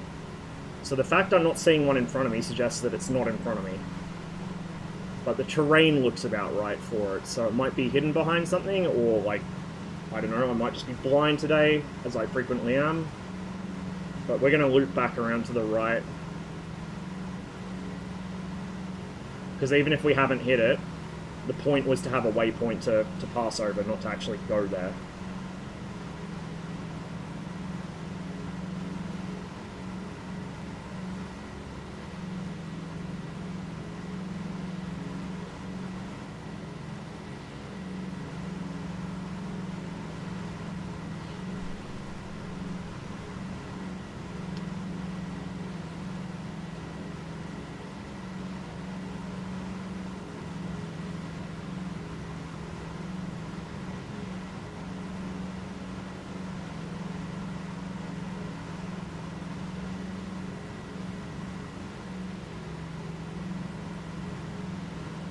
It's so much easier to find stuff when it's not snowed under. Like, just the... In real life too, but like the way the sim renders snow makes it really difficult to spot things. Like built-up areas or runways or taxiways. Things that are... As I said earlier in the stream, runways are hard to spot themselves, even in good weather. But like... when you've got enough altitude, you can at least see a grey streak. But with snow in the sim, it could well be just under the snow and you won't see it at all. Okay, we're flying pretty much straight south now, so we'll give that a minute or two and then we'll bank right. Because I don't want to be heading straight south, I want to be heading kind of south-southwest. A lot of this does look familiar. Like, I'm sure it's around here somewhere. I just haven't spotted it yet. I probably haven't flown far enough from Slave Lake. Because as I recall it took me a while to get there in the 337. The 337's not much slower than this. In fact, the Turbo 337 with CCM's mod is faster than this, I'm pretty sure. Looking for straight fucking roads in Alberta isn't going to tell you anything, because everything is fucking straight roads. So that's not going to be helpful. I seem to recall passing that on the way there before, though, so it's probably like, I bet you anything, it's like under those clouds, or like even down here somewhere. It'll be way off my left wing. I don't think I passed it yet. I probably turned too early. I should have continued straight further out of Slave Lake. And then turned further along. I would have hit it. No big. It's why you, when you're actually doing cross-country in the real world, you actually figure out how long it'll take you to fly a leg and you plan stuff properly. You do spy a DC-3. And a very lost moron in control of it.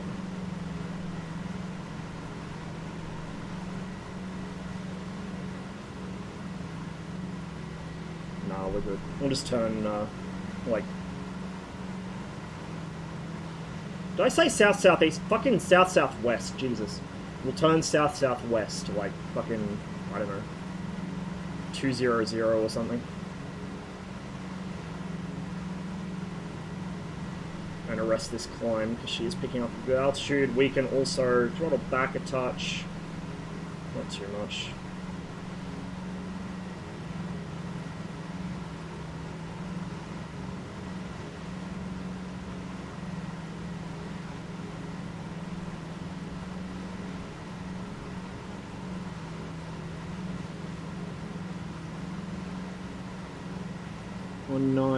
We'll go 200.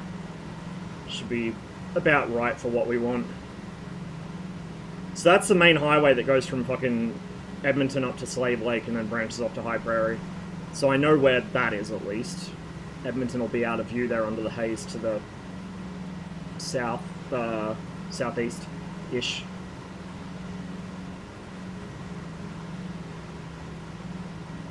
Okay, we're 200-ish. That will do. And she's climbing again. Bugs.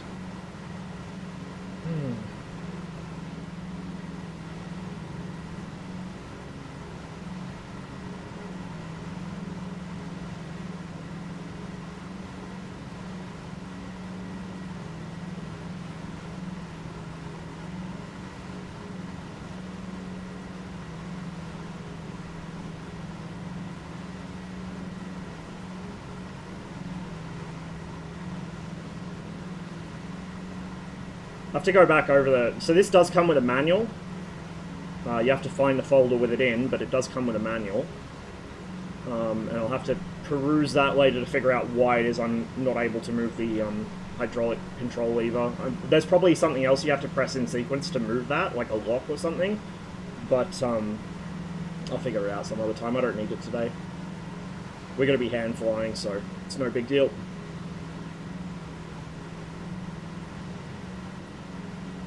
It'd just be nice to know for longer flights, or if I need to go take a piss or something.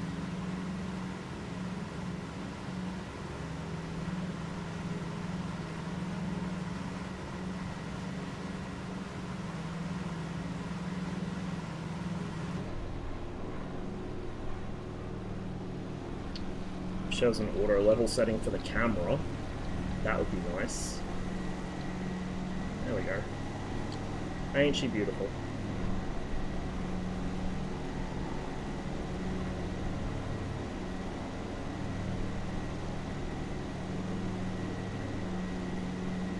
And we're blowing off course, so let's fix that before it gets too carried away and we get lost again.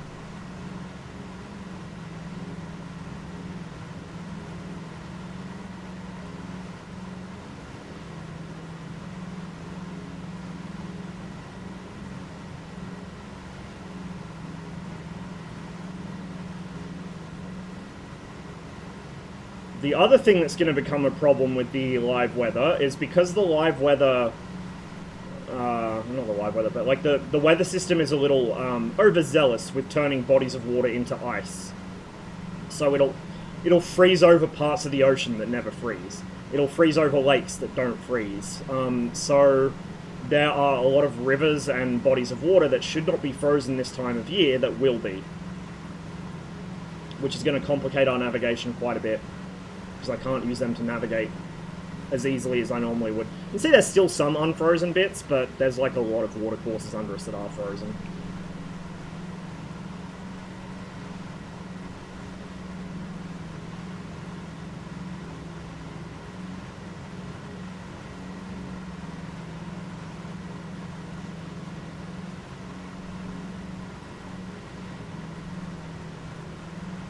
I feel like my fucking camera's tilted the other way now. I think it is. Oh my god, are you serious? What have I done to it?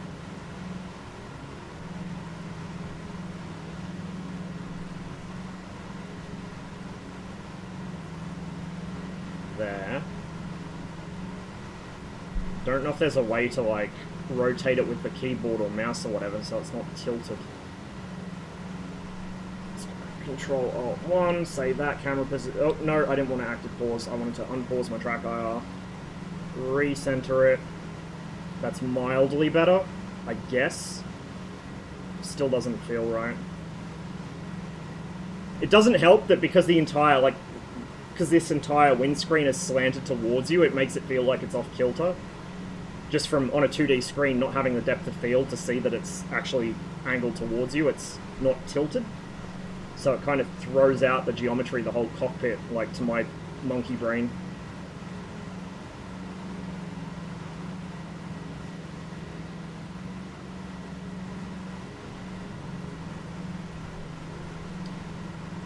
We're drifting again. Heading fucking southeast instead of southwest.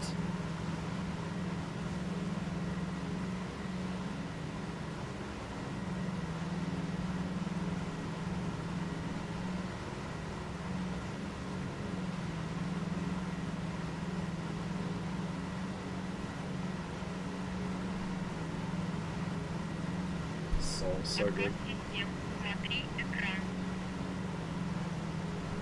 Just wish it was louder. Jack Frost, cheers for the follow, welcome to the stream. We are flying around northern Alberta. Took off from High Prairie, and we're heading in the general direction of Jasper.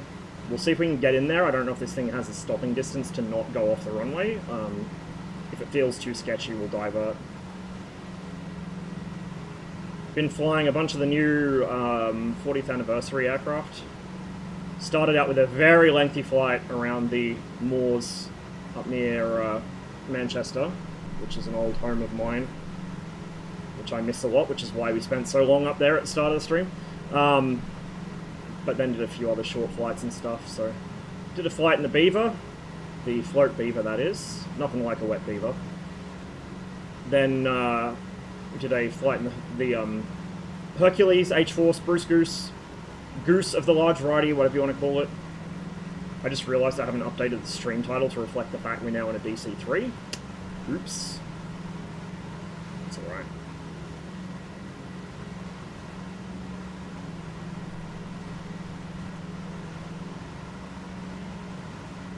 Yes, I do. I do. So I started out with CCM's one, but CCM has folded his effort into the Duckworks mod. Said just use that one. Because they had basically... They pretty much done the same thing, just with a few slight differences, and the guy doing Duckworks seemed to have a broader scope of things that he wanted to adjust, so... If I can actually fucking stay on course, please. paying enough attention to my compass. Okay, I may have turned this one up too much.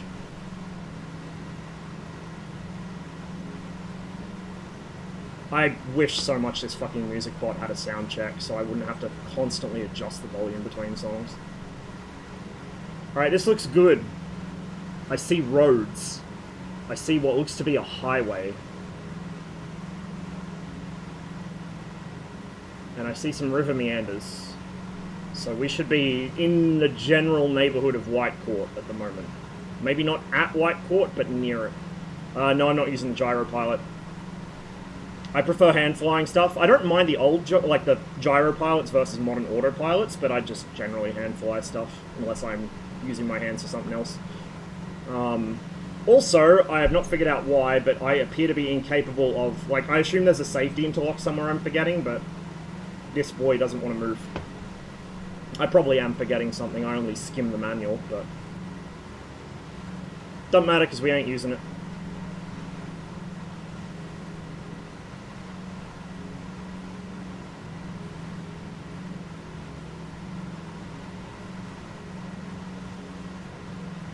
Yeah, this looks like we're generally near White Court. It's starting to look familiar. Although I remember that last time I said that on this attempt, or on an attempt of this route, we were several hundred kilometers off, so don't take my word for anything. I'm full of shit. Do you have a yoke? No, I'm just using my Constellation. It's not really ideal for larger aircraft and long-haul flights, maybe, but, well, this isn't too long-haul. It works.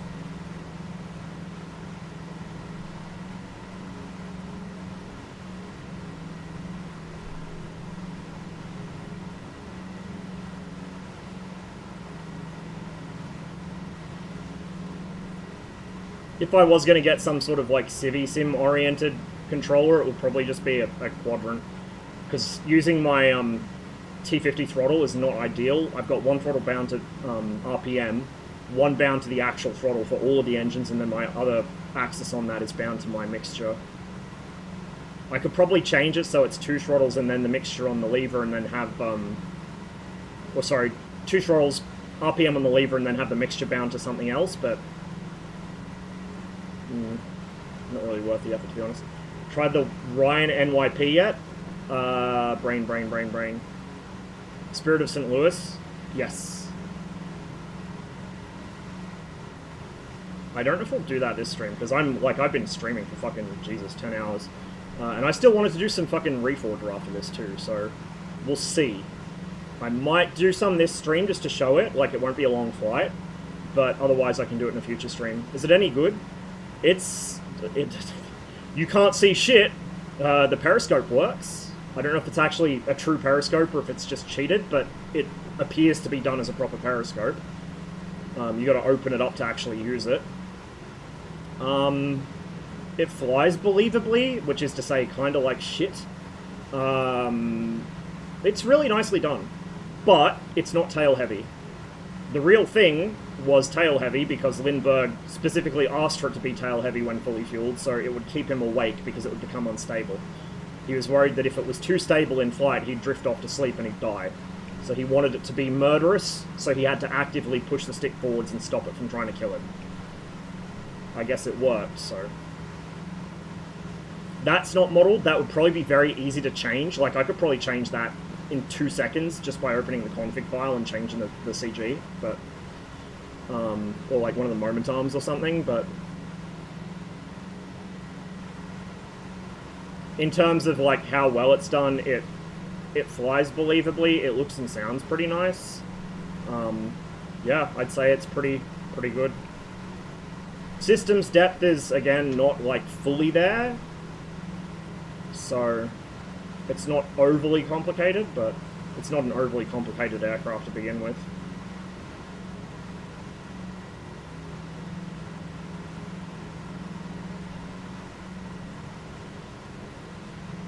Keep ending up flying direct south. I need to bear more to the west. We might make it 210 or even 240 now, because I don't know if I just haven't got it trimmed very well or if I'm hitting wind or what, but I'm getting pushed around to the south and I don't want to be. And I can't really work off my visual references here because the snow is making it difficult to see.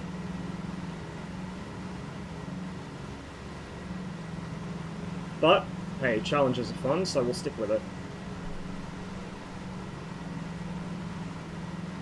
At least we can be fairly certain we're going to end up closer to Jasper than we did last attempt, put it that way. I'm right more. Like 220 maybe. Fuck, probably 22 or 24 even. Just to account for how far I've drifted south.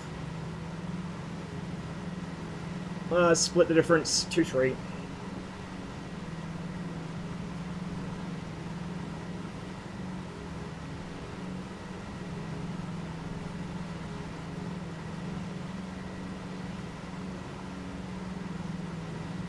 Pleasures of the Harbour? Sounds like it.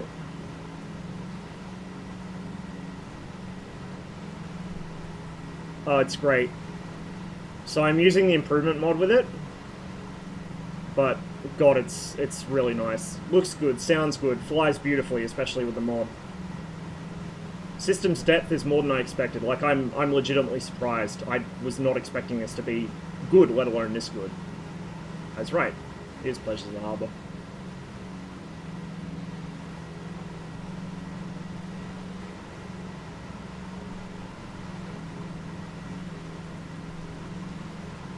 Should probably check our temps and pressures, hey? Everything looks happy. She's good. We are still pushing south. I wonder if I'm just fucking heavy-footed on my left side today. Probably wind. Look, dude, I want to believe they've turned over a fucking new leaf and this is going to be how they are from now on, but we'll see. We will see.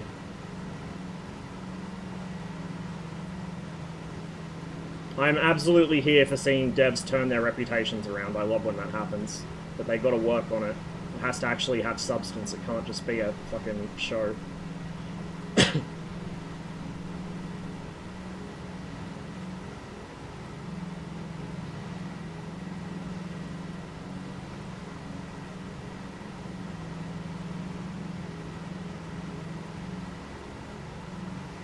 Yeah, no, we are dealing with the wind here. I think that's what's pushing me off course. I can feel it slightly. So we'll just keep one wing slightly down and keep a slightly closer eye on the compass. The gyro compass is what I'm actually looking at. Which begs the question, have they modeled drift in the gyro compass? Because I know some devs have. The guy that is doing the freeware Comet definitely did. Because you have to correct that fucker every 10-15 minutes or so. And that's about right.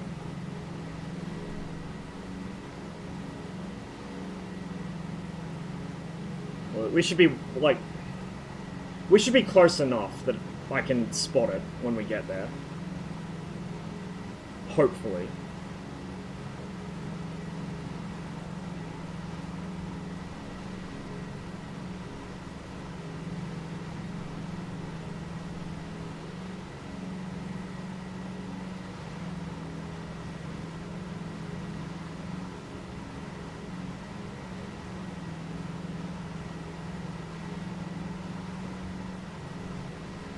Here's a question.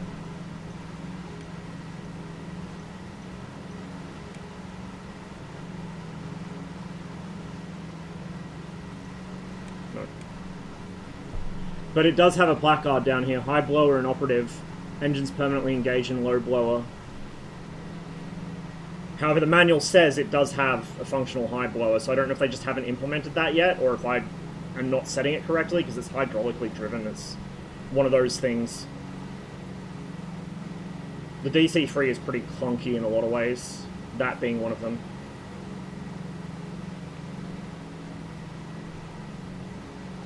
Yeah, it's just the housing as well. Like, the ball is completely static, which I think, well, the ball should be relatively static compared to it, but not completely, I would think.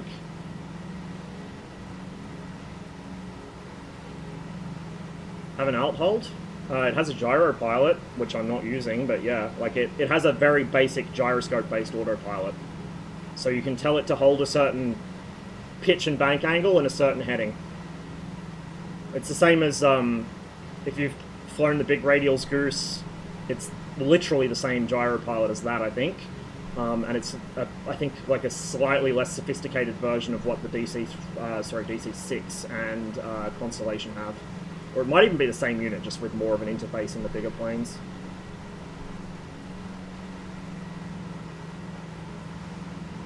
Some mountains. I mean, there's a fairly reasonable-sized looking road here, so this is a good sign, but we've missed most of the towns I was planning on using as waypoints. In fact, we missed all of them.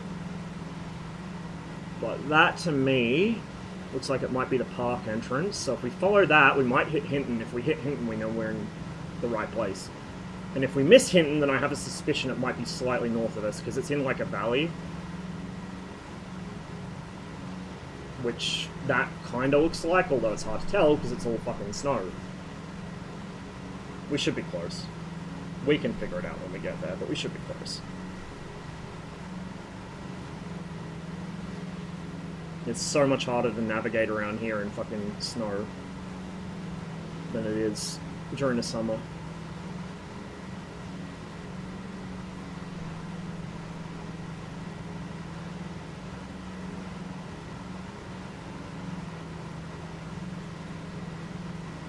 Yeah, I think we're in the right place. This time, finally.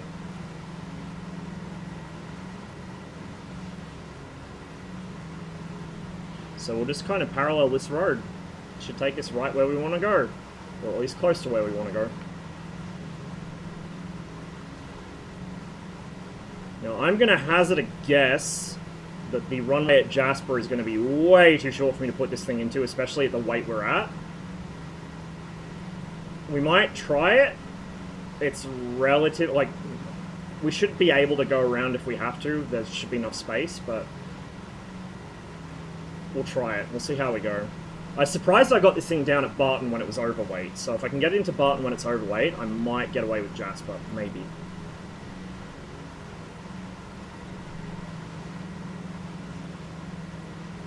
Especially in cold weather. If it was hot, then I might have trouble. Yeah, this looks about right.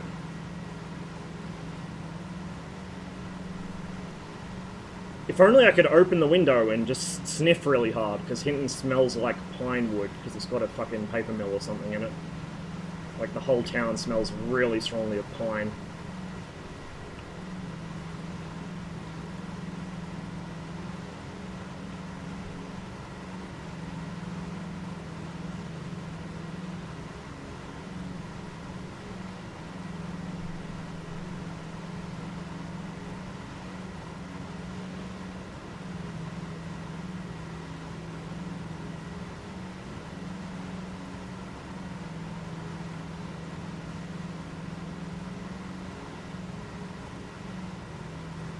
That is quite a crosswind.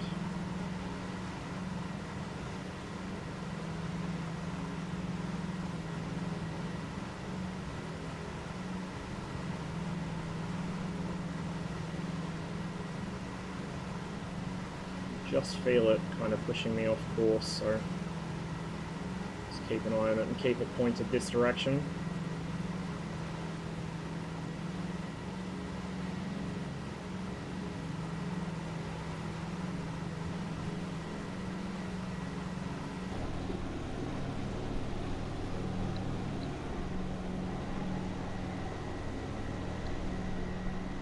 Ain't she gorgeous?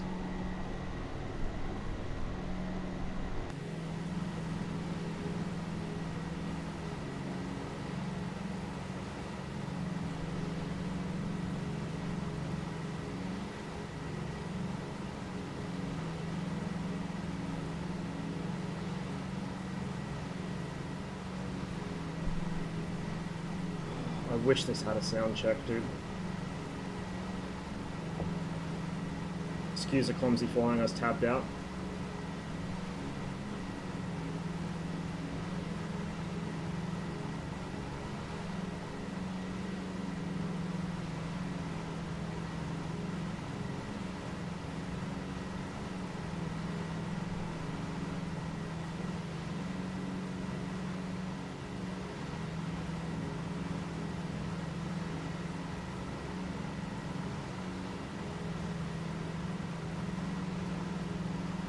Double check T's and P's. A little on the high side of the oil temp. Should be okay. Oop.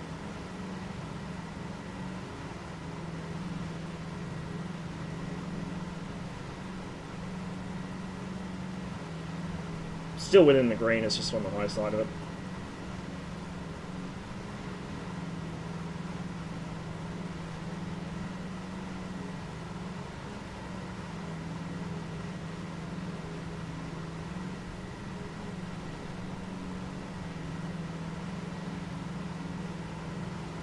So our next flight after this will be a Bell 407 with Raphael's improvement mod, which I would not recommend flying it without at the moment. We'll be flying around Edinburgh, which I finally flew over in the sim just the other day for the first time ever. I hadn't been up to Scotland in the sim before, except the Shetlands. Oh my god, it's beautiful.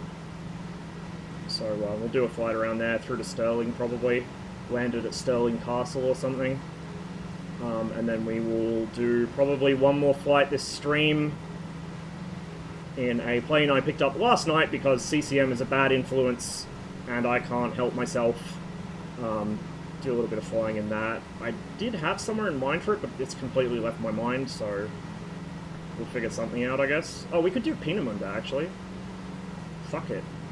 Yeah, let's do Peenemünde in, like, northeastern Germany and, like, Poland and shit.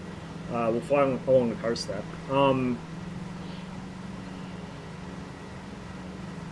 Yeah, we'll do that. That'll be the last flight of the day. I will probably do the Spirit of St. Louis in a future stream, because it is pleasant. Like, it is pretty pleasant to fly. In a, like, oh my god, I'm slightly scared of this thing kind of way. Not to sound like a Hoggett person talking about the MiG-21, but it is, like, you can't see in front of you. So it can be a little sketchy, especially if you do what I did, and take a flight in Hawaii without checking the weather, and go, oh, it's a bit windy, but I can manage, only to fly into what appears to have been the eye of a fucking Category 5 tropical storm. That, or I encountered a very strange bug. I can't tell. I went from a bit windy but manageable to being yeeted sideways at such a rapid pace the camera decoupled from the aircraft. So I've not been able to reproduce it to this point, but we'll see. So I might do that next time I do MSFS.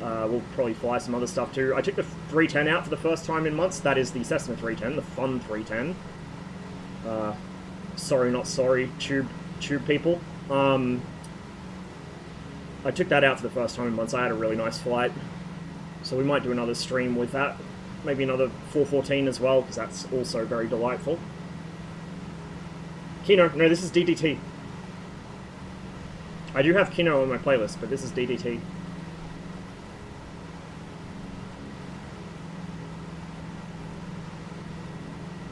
Find a tropical storm to fly into. I'm sure there's one somewhere. Okay. I think we're a little south. That looks like Hinton there. Because there's a ridgeline to the south, which is pretty heavily forested, and then to the north it's like a... It's a river valley, and then the north side is kind of open. There's a couple of airfields, or airports, or whatever. We don't see any beacons yet, but we might. So let's turn north slightly, and just follow that valley, because that looks like the park entrance, and that mountain on the right side looks like it's about the right shape.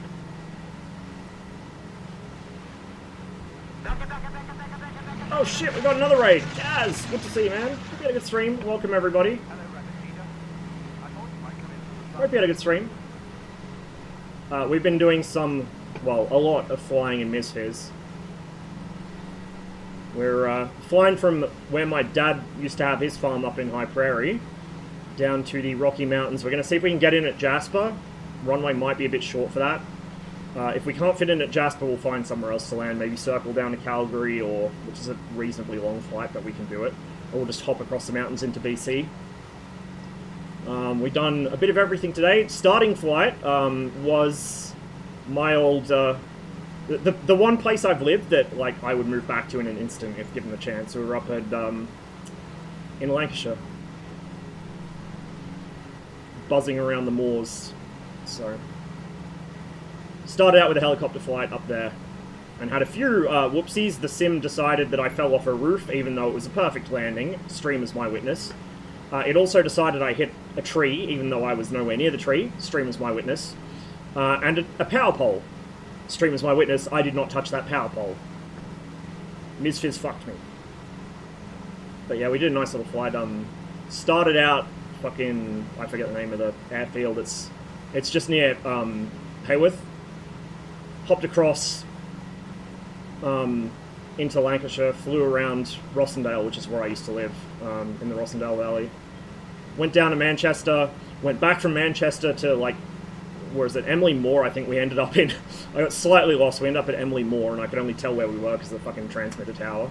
Then went back up the other side, went fucking Leeds, Bradford, back across, back down to Manchester, and then landed down there. So it was a pretty long flight. Yeah. Well, it gave me time to talk as well and, like, just sit in the world map showing people stuff on the satellite imagery. Because the Sims Autogen does a surprisingly good job up there, but it's not perfect. So I could, like, point out, oh yeah, this building is, like, this is what it actually looks like, or this is where this is. So that was nice.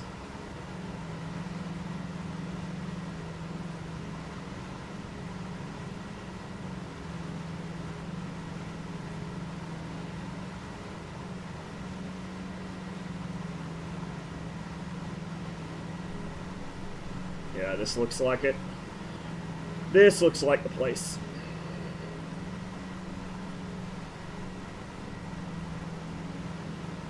We were in BC a couple flights ago. We took the floaty beaver out to... We started at Kelowna and we landed at fuck knows where. It was a lake somewhere. Somewhere within sight of flat ground. So probably somewhere, like, just near the valley that opens out into fucking Vancouver and Surrey and all that, but I don't know where exactly we landed, because I forgot to check. I was just flying around looking for a nice-looking lake to set up a camp on. How to split. Welcome in.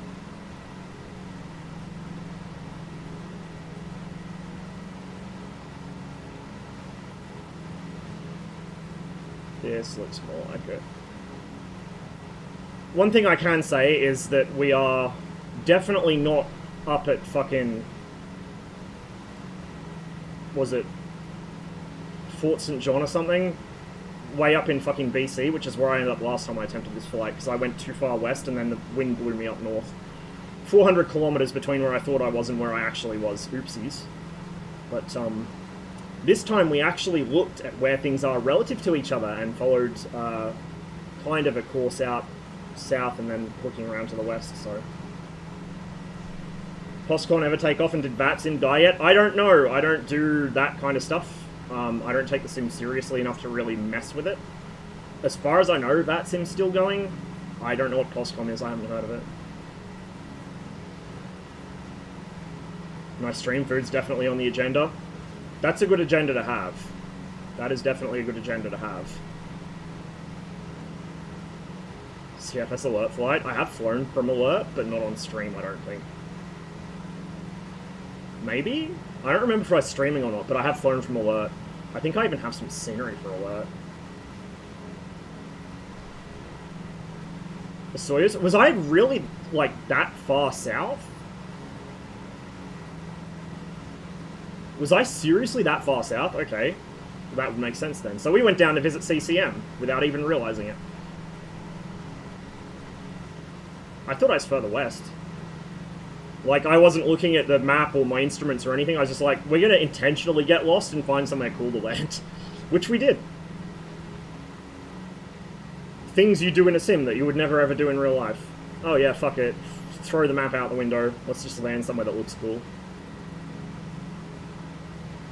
Tried flying from Resolute to Alert in the DC3 and it was rough. Oof. Need to do the, fuck, dude. We need a P39. I mean, technically I could do it with a P51, but it's kind of cheating in the 51 because you've got so much range. And also the 51s in this that, like, they fly nicely, but the numbers are off. So I'm not confident in their performance being correct. And you can't mod them because they're Reno, right? So they're encrypted. But, a P39 module doing the Lend-Lease flight from the factory at wherever the fuck it was, I forget, it was like in the Midwest somewhere, up through Edmonton. I'd have to get, well, I wouldn't even need scenery for Blatchford, because Blatchford's still landable in the sim. It's bumpy, but it's still landable in the sim. So I could do there to Blatchford to fucking Dog Creek, since CCM made scenery of that. And then, sorry, I've got something in my eye here. And then up through Alaska, hop across the Bering Strait. That'd be a cool flight to do. It'd be fucking long, but it'd be cool to do.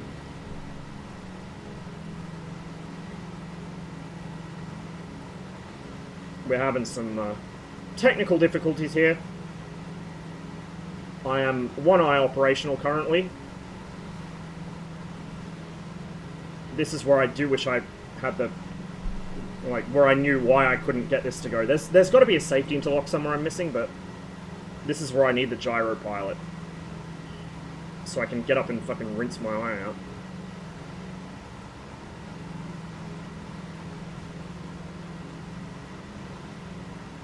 I'm gonna active pause, forgive me chat. I need to go fucking deal with this, or I'm not gonna be able to see. And landing short field in snow while not seeing is not good for your health.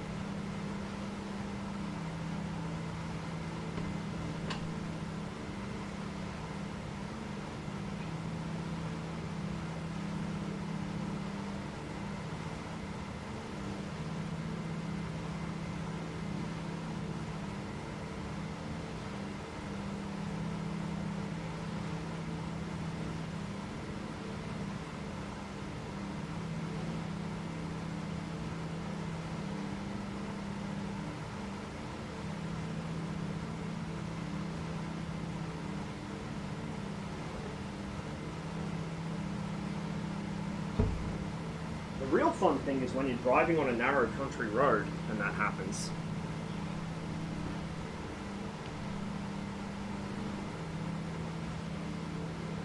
Catch you later, Angry Panda. Sleep well. Appreciate you hanging out with us. Okay, let's unfuck myself and then unpause. Yeah, that looks like Hinton in front of me. I'm pretty sure we didn't miss nav this time. That looks like where I want to be. That should be the entrance to the park. The mountains look the right shape. It's how I remember it looking. So, finding the airfield's going to be the challenge, because it's hard enough to find when it's not snowed under, because it's literally just a grass field.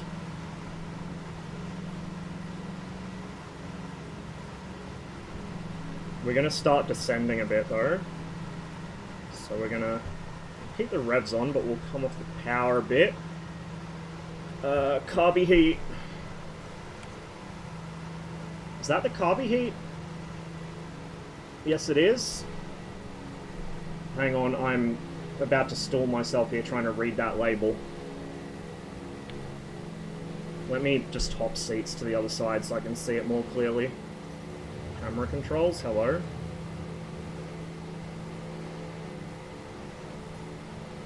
I always forget what the shortcuts are for these, so... On and hot. Why is it two separate levers? Can I not... Okay, those aren't clickable for some reason. We'll just leave that lever in place then. And we'll go back to this, and then we'll set our custom view back. There we are.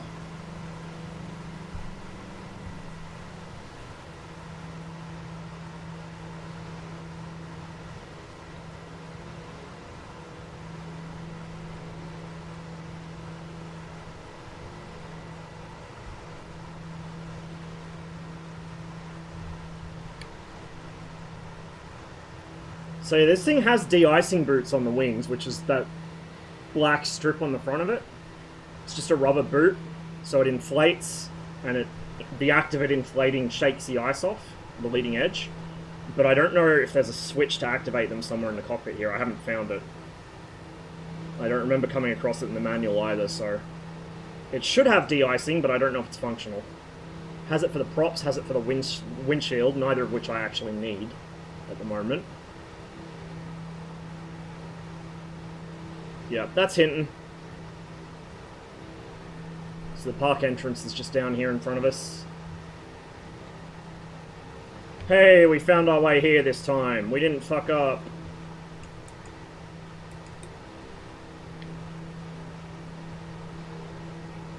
Notice I'm not at full revs even.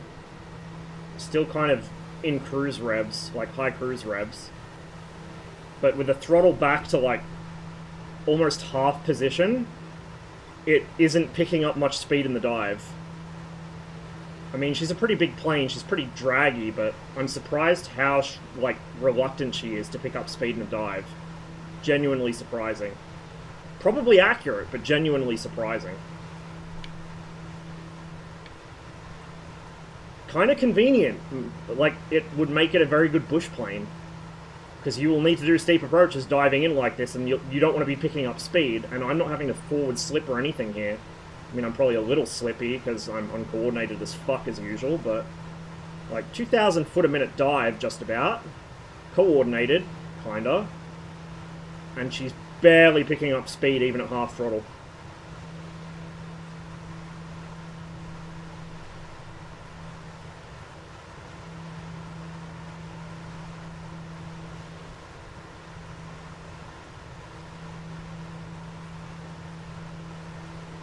Thing I will say about the Constellation, I've said this before, I like the Constellation stick design, but I didn't realize its physical size is a bit small for my hands, because I've got these fucking alien hand fingers, right?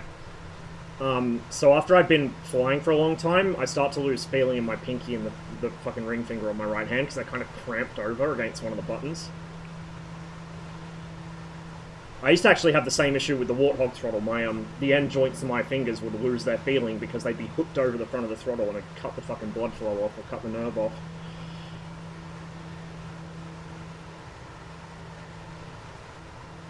I need to get the ultimate sim accessory, a little pot of grass next to me so I can just touch grass while I'm flying. Because that'll obviously fix it. Aha! Yep, this is Jasper alright. This is an elevation error in the river. I have a mod that fixes some of them, but not that one. I've got to figure out if somebody's made one that fixes that. If not, I'm going to have to figure out how to do the scenery stuff, like I said, and do it myself.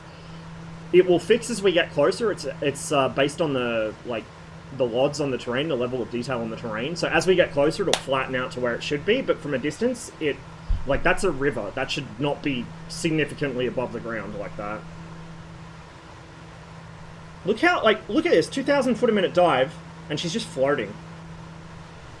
Just floating.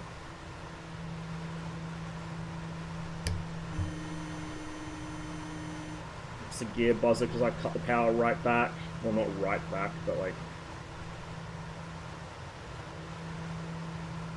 Start putting some more mixture back on because we're descending here and I don't want to forget again. Be landing at fucking...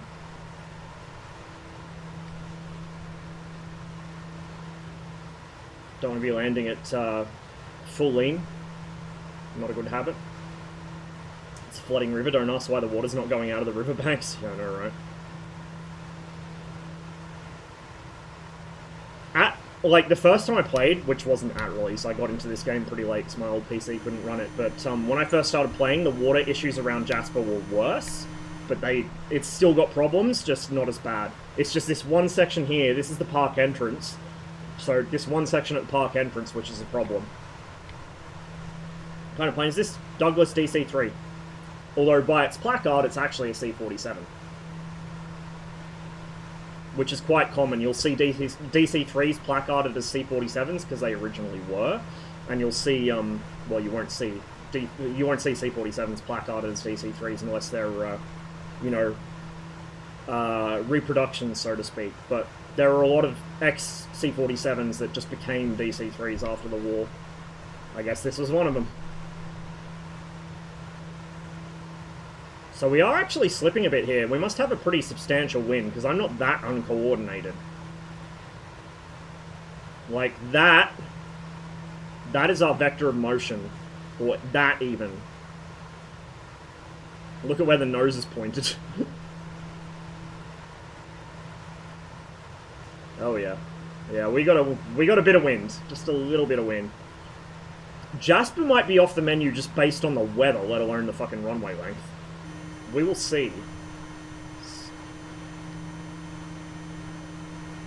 It might get a little tamer as we get closer to the ground, I'm not sure. You can see the elevation issue fixing itself there as the terrain loads in. Or like as the higher level of detail switches on.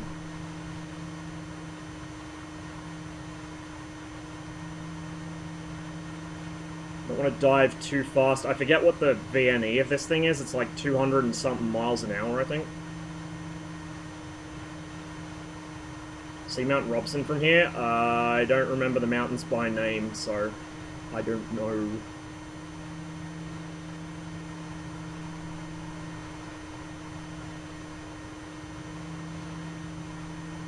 Yeah, beyond a shadow of doubt, I know where I am now. So this is where I was trying to get to in that Canso flight, where I fucked up and ended up God knows, well, I know where now. I was up in fucking BC. I went 400 kilometers north of where I thought I was.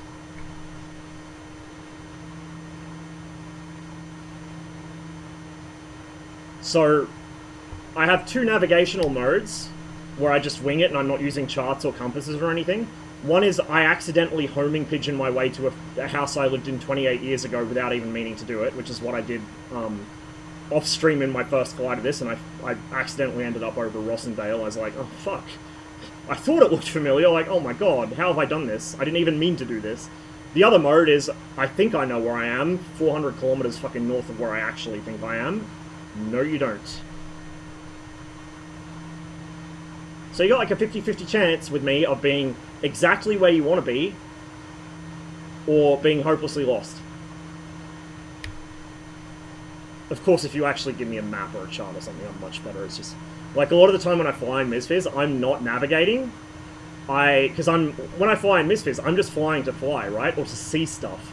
It's sightseeing or flying for the pleasure of flying. I'm not actually really trying to get anywhere.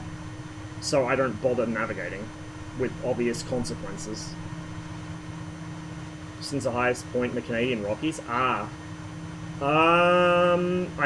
think... I don't know how close that is to Jasper, to be fair. Might be further south. Because I think the Rockies get taller the further south they go from memory. Because I think the American Rockies are a little higher than the Canadian Rockies. At their highest point, anyway. I don't know for sure. It's a ways past Jasper, yeah. Might be able to see it if we climb back up, but from here we probably won't. Try to land on the lake, it'd be nice. I don't trust it. I don't trust landing on ice. It probably shouldn't even be iced up, to be honest. Like, it's not that cold outside. Okay, it's like minus 15, but that's not that cold by Alberta standards. Sue me. I don't trust it, though. I think I've tried to land on ice before, like on an iced-up lake, and the game's considered me to crash into water, so I don't trust it. Otherwise, I would. Because it'd be a safer bet than trying to land on the airstrip. If we can even fucking find it.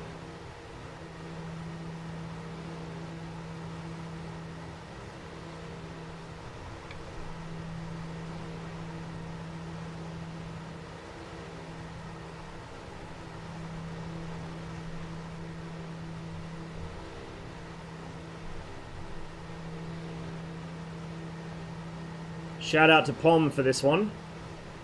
Expanding my playlist a bit.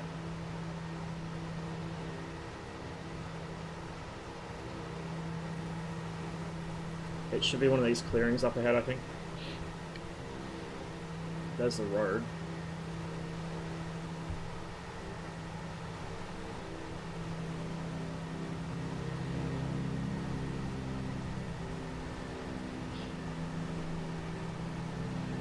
So this area looks pretty in winter. It looks even better in fucking summer. Like, most times I've been back to Canada since we moved have been in the winter because we go to Christmas, New Year's, hang out with the family, you know, do family Christmas, whatever.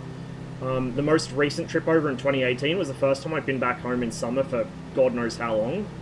And although I still had some memories of what it was like in the summer, I was kind of stunned, like, oh my god, it's so beautiful and green. Oh my god, like, I wish we'd come here in summer more often. Jasper in the summer is just gorgeous. Hey Stellar, good to see you, mate. Cheers to the lurk. Having a very long stream today.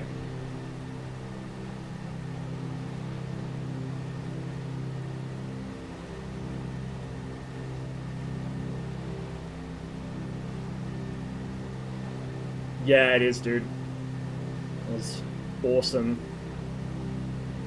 Absolutely awesome. Banff is nice as well, but Banff is really touristy. Jasper is kind of in the happy place where the normies haven't found it yet. There's also a lot of Australians there. Like, a lot of Australian students go over to work a season in Jasper. It's like, oh, cool.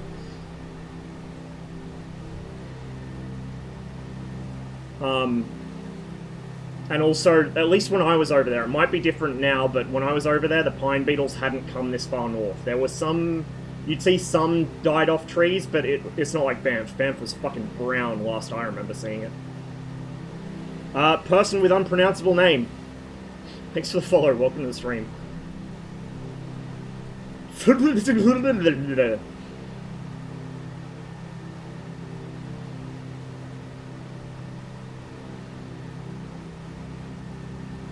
And JF Piper all the way through from there, from Vancouver. That's fun times. Had no fucking clue about BC before MSFS. Yeah, there are a lot of places that, like, before MSFS, I would not have thought to fly there, or like I didn't realize how beautiful they were. Like, I had an inkling of what they were like, but I never actually seen them, not even in a game, let alone real life. I love this song.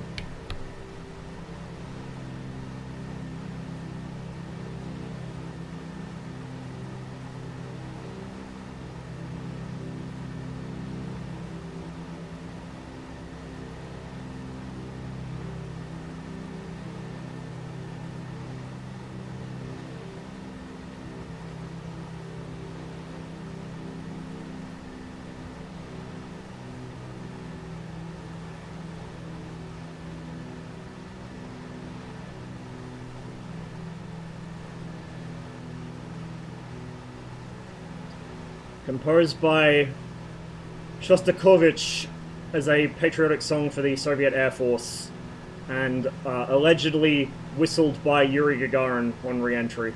So it was the first song performed in space, in a manner of speaking. Is that Caravan Park? Wait, yeah, Caravan Park. There's the airstrip there. I told you it's fucking short.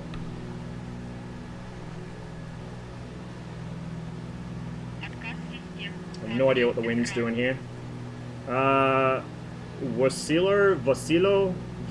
I don't know how to pronounce that, I don't know what language it's in, but welcome to the stream, thanks for the follow, and hope you're having a wonderful day. Yeah, that's the airstrip. Look, I reckon we could, if we can get this thing into Barton, we can get this thing into that, fucking no sweat. Just gotta watch out for the bears. We'll, hook around to the left, because it looks like the wind's coming down the valley towards us. Just from a glance at the wind sock. There's one down this end too.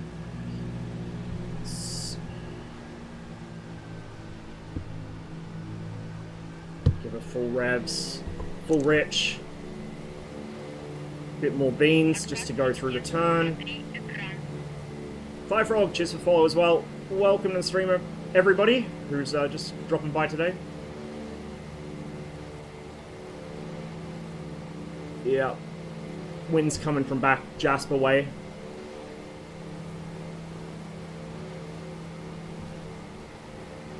We're a little slippy here. A little too much rudder. Fuck, there's a bit more wildlife than I remember there being. Jesus.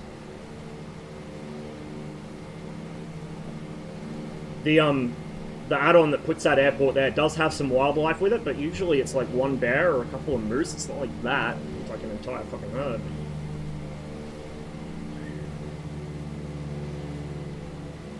I don't know what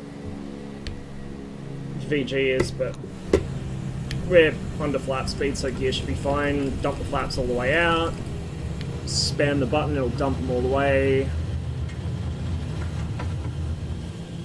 Go a little slow there, a little bit of stall buffet.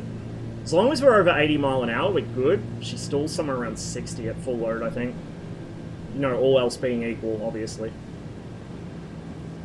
Ah, yeah, we got space. We're a little fast even. So we'll cut the throttle. A little bit of slip, just a little. Just to get rid of some of that excess speed. And avoid the animals. Never mind. That is quite a substantial crosswind. We'll go around. But we can make that distance, no worries. No worries at all.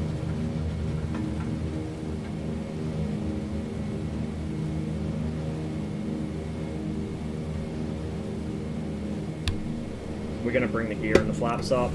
Well, the gear definitely, flaps will probably bring to like half or something, just to get us around this turn. We don't want that much drag on the airframe if we're going to make a hard turn in a valley, that would not be good. Okay. Bit more pedal, bit more pedal, bit more pedal, bit more pedal. A lot of adverse yaw on this plane. Well, not a lot, but more than I'm used to. A little bit of stall buffet, but we're good. 80 miles an hour, we should be okay. As long as we don't bank too hard. There we go. Let's come off the power a bit to lose some of that speed. We'll wait until we're on the sort of swing into base to final to drop the gear again. We're getting a little close to this mountainside. We should have room. I think this thing will get in there pretty easy. I just got to not fuck it up. I don't know, like, according to the windsock, there's not actually that much of a crosswind, but I don't know if it was this or DCS. I think it was DCS. Like, you can't trust the windsocks all the time. Sometimes they're not accurate. Let's see how we go. Okay, let's go full flap. A bit more power just to keep the speed safe. Drop gear.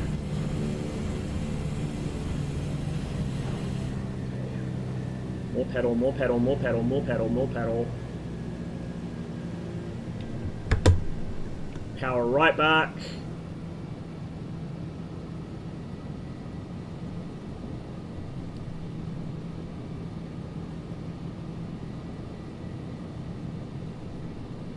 Yeah, there is a bit of a cross here. It's not shown in the windsock, but there's definitely a crosswind. I can feel it. We're going to kind of touch down on the edge of the runway here. Not my smoothest, but I'll take it. This thing's tail stays flying for a very long time. You've got to be really proactive on the brakes and the rudder, or we're about to go off the runway. I have yet to master not letting it go off the runway on landing rollout, because it will want to stay, like, the tail will stay flying for a long time. We're safely down. Just check my head position. Yeah, like, my forwards, that's the center of my screen, so that's forwards. So we did have a cross, because we were having to put the fucking runway, like, here. Windsock says it's not doing much, but I don't know if I trust those windsocks now. Because there was definitely a crosswind. Like, there's no doubt.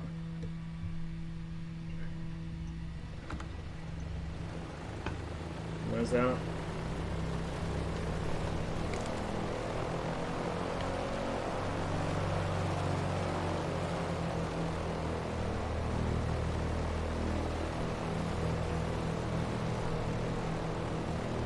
So hopefully next MSFS stream I've remembered by then to get FS realistic, so we can do some, like, walking around when we land. That looks pretty cool, but we don't have it yet, so no dice on that. We could set up a camp, but not much point here at Jasper. We already did some camp setting up in the Beaver. Come on. There we go. Okay. power, cut that, cut mixture. Boost pumps off. I can't turn the right fuel cock off. The click zone for it doesn't work. Pretty sure that's not intentional. Pretty sure it's a bug, but I can turn the left off at least. What else have we got? Pitot heat goes off so I don't burn it out. It's a good one for new ground crew. Oh, can you touch that and see if it's still on? Burn the fucking skin off your hand. Lights can go off because the engines aren't running. We got, that's already set to auto off. That's fine, don't need to worry about it. Engines can go to, excuse me, close on the cow flaps. That's, we didn't have to touch that. I couldn't figure out how to get it to move anyway. There's like a safety interlock or something for it. I do remember it mentioned in the manual you have to move something to get that to turn, but I just don't, like, I can't remember what exactly. It's not that, is it? Or that? No, I think that's for the, like, that's for the emergency hand pump to pressurize the system. I think that hand pump is that thing down there. That's the flaps. Pretty sure that's the gear. I must be doing something wrong. Or I've got a bind that conflicts with it, maybe. So I click it and the bind's like, no, he's not clicking you. He's telling you to be, you know, whatever. I'll work it out later. I don't use the gyro pilot, so it's not a big deal. Would have been handy this flight, but I don't really care. Let's not drain the battery. Boom. You can hear the gyro spinning down. Like I said, I've sat in one of these things. Whoa, carb heat. I've sat in one of these things while they were running the gyros and all the electrics to test them out. It's pretty fucking loud when it's running. What we can do is we can turn the drone speed, like the camera drone speed right down, and we can kind of do a faux walking through the passenger compartment thing. This is actually the first time I've flown the passenger version. I thought that the passenger version was locked to the retrofit with all the fucking GPS disgusting glass shit in it, but apparently not. So I might have to find a way to convert a bunch of liveries to the passenger version without the glass in it. There's probably a way to do it. It's probably just flagging the livery file somewhere. What am I trying to do? Not that. What the fuck am I doing? Showcase, drone. There we go. Drone speed. Turn that down to like 3. There we go. God, isn't it beautiful? We need to flip some switches to get that door open and get the wheel chocks and the fire extinguishers and stuff. So we will do that now, because I forgot. There we go. Ain't she beautiful? When you hit those switches to secure the aircraft, it also automatically retracts the flaps, even though I left them down, which is interesting. I have a habit of leaving flaps deployed while I'm on the ground, because the aircraft, well, one of the aircraft I learned to fly in, one of the two, people had a bad habit of stepping on the flaps to try and get to the cockpit, so their standard procedure was to leave them down at 30 degrees. And a lot of the military aircraft I've flown in sims since I was a kid, the flaps would either stay down after you land, or they would just bleed down once hydraulic pressure backs off anyway, so you, like, it would be pointless to tell it to retract them. You just do it on startup. So there's our passenger cabin. I don't know if any of the lights work back here. I don't think they do. I don't think anything back here is actually clickable. The door doesn't open either. I'm sure somebody could do that. I almost would suspect Got Friends might do that with their DC3 action mod they're working on, along with having a floaty DC3, which will be very interesting. And then this goes up into our crew compartment, obviously, which is pretty Spartan and pretty cramped, just like the real thing. Just like the real thing. I'll just zoom out a little so we're not like our face isn't pressed up against all the junction boxes and stuff. Very shiny.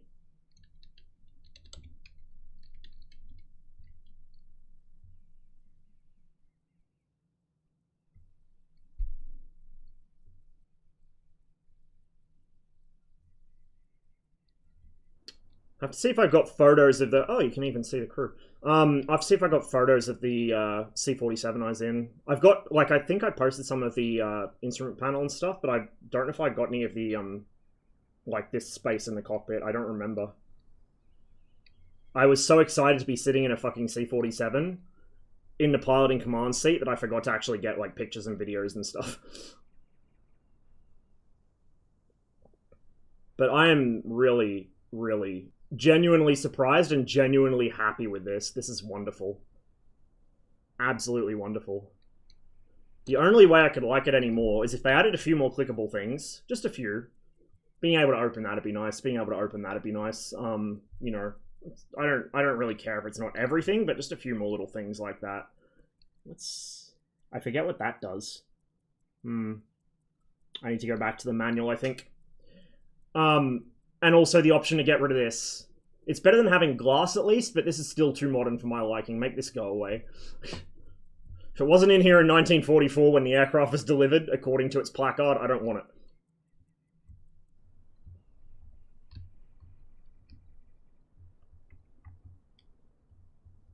Beautiful plane.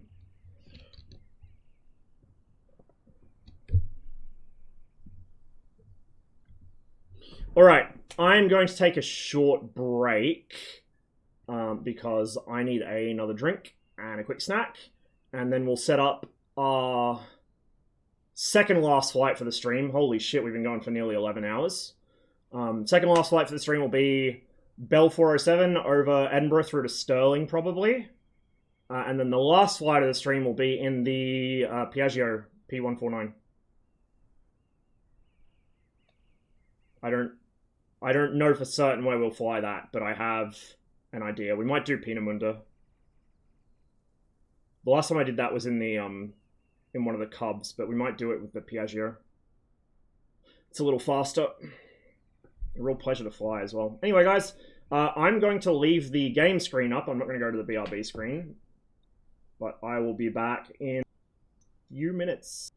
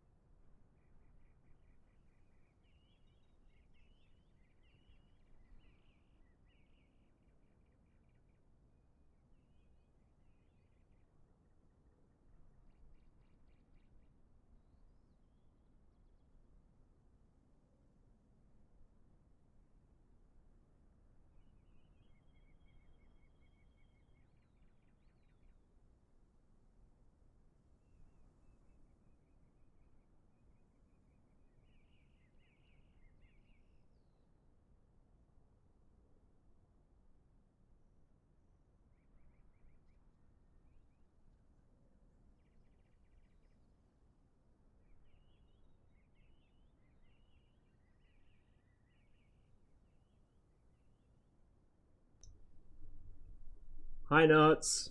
I was getting some tea.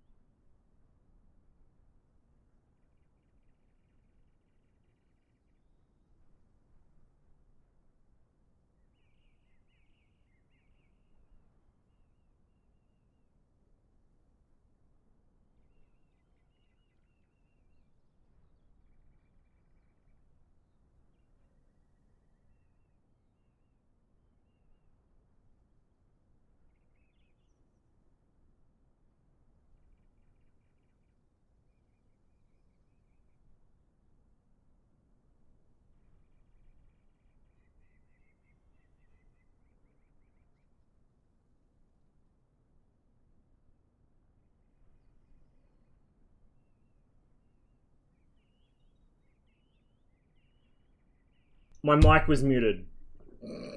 For fuck's sake. Have you, how have you been? Because I haven't seen you for a while. Have you crashed any more dump trucks? Have you written off any more heavy equipment?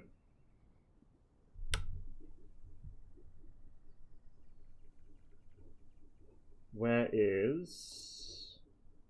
I'm just going to leave you guys with the DC-3 in the background. I'm going to set up some stuff for the next flight. You should hear me now. I can see the mic, like, input bar moving. Don't fuck with me, Nuts. I know you can hear me. If you can't hear me still, it's on your end.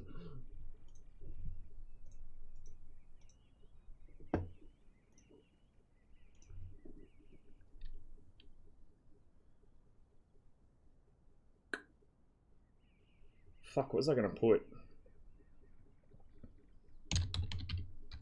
Do I not have that in the playlist? What the fuck is wrong with me?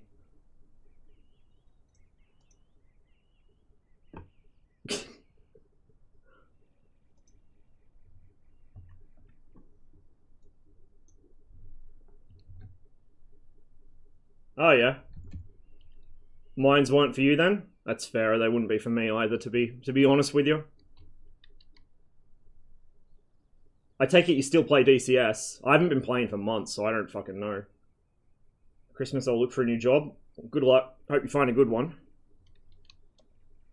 I've been studying again. I got a sharp reminder I'm fucking shit at study, but oh well. It's better than what I was doing.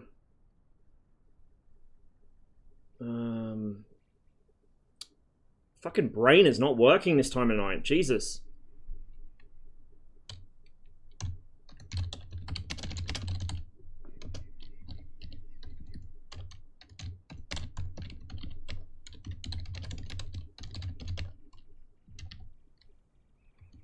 What was the 97 version that I want? Nice try. Was it 98?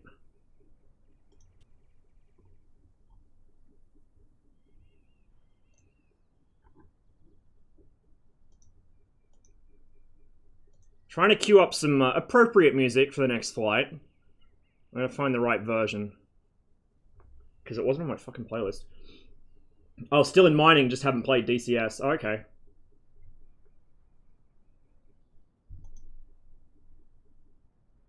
Yeah, I've been away from DCS for like fucking 3-4 months, something like this shit.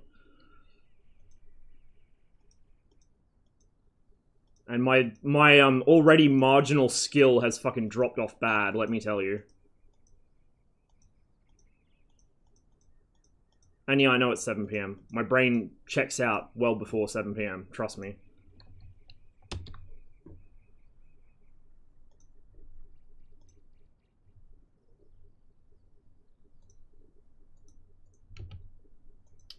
There's so much fucking shit I need to add to my playlist. I thought was on it.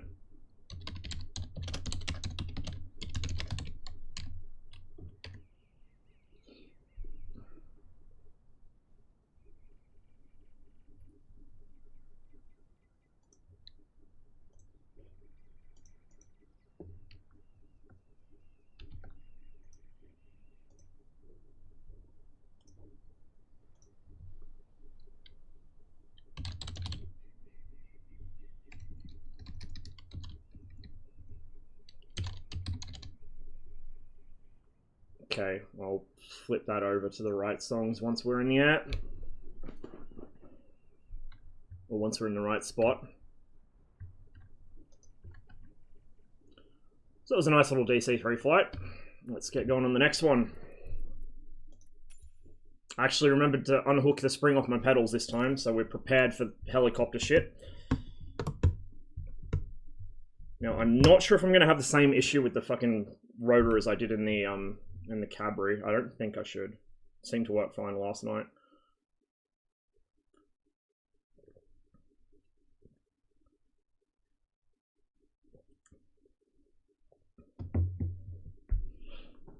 So many Aussies on all our ski hills? Yeah, because the ones here are fucking shit. The tallest mountain in this country is like a gentle fucking slope, dude.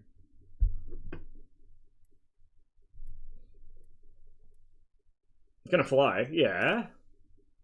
Fuck, cunt. Give me some time. Jesus. I'm getting slow in me old age.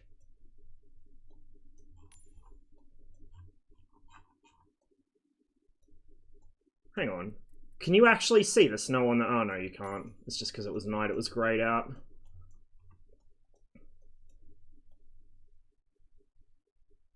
Weather's gonna be shit. What a surprise. We might need to use a preset so we can actually see the things we're trying to fucking look at. There's no parking spots here, so the helicopter's gonna hot start, which is fine, because I probably don't know how to start this thing properly anyway.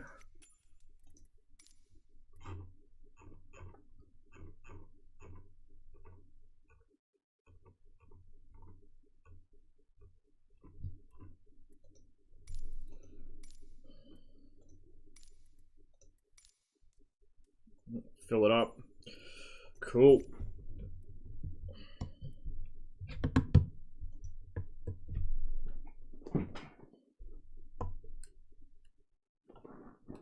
Hey, Cotty.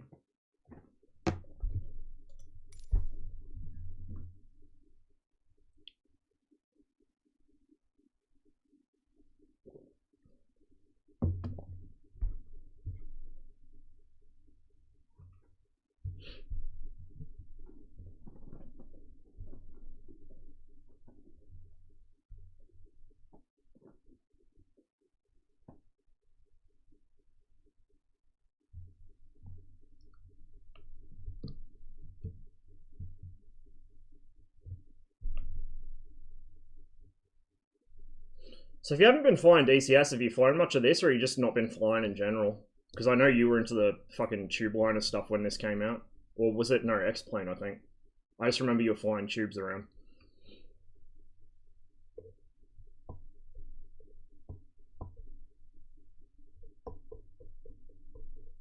Allegedly, the free Airbus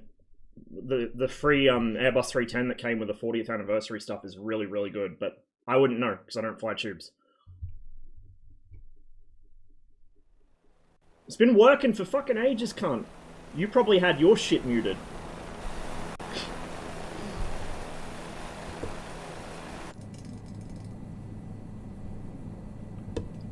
Fucking Chernobyl green instruments. That doesn't work, but we'll hit the switch anyway. Wish it did fucking work. That doesn't either. Puzzle lights. What are those? Strobe, we'll leave off. Goes on. Any ice, don't need. Heater, defog, whatever. Position light goes on. Should be on anyway. I'm surprised it doesn't spawn with it on. Chuck them on. Yep, that'll do us. MSFS 2020, 73778. Been building a dream desk setup. Oh, nice. Nice, nice, nice. I need some vintage, like, vintage jets. We got some good vintage prop stuff. I want to get some vintage jet airliners. That's how you'll get me into airliners. Give me the good old stuff. Okay, it's on fly, so we're good on that regard. This weather might be a bit much for sightseeing. It's beautiful, but if we're trying to fucking see stuff on the ground, it ain't going to be real useful, so... Let's go from live. Let's go... Scattered? Scattered's a bit low. Few? Yeah, few's good. Few's good. Let's go with that. Is there anything I'm forgetting? No. I will have to briefly tab out to switch some songs around, though, when we get closer to where we're going. F28 looks promising. Yeah, it does look alright. Dude, I want the 154. I know Fearless has probably got bigger problems right now, what with, you know, current events, but I want that 154 and I want the 134 as well. Although that guy had to start over because his shit got fucking wrecked by fucking war damage.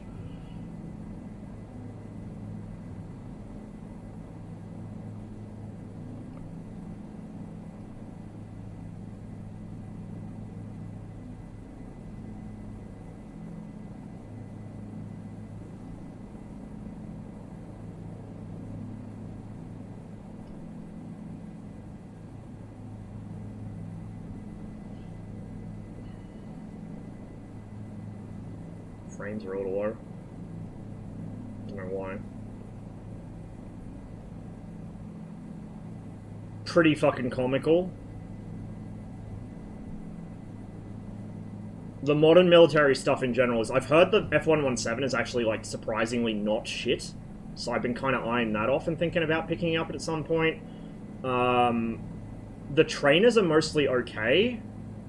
But, the modern sort of combat jets are... From what I've heard and what I've seen, they're not real well done. Put it this way, a MSFS player might settle for them, but as a DCS player, you would fucking hate them.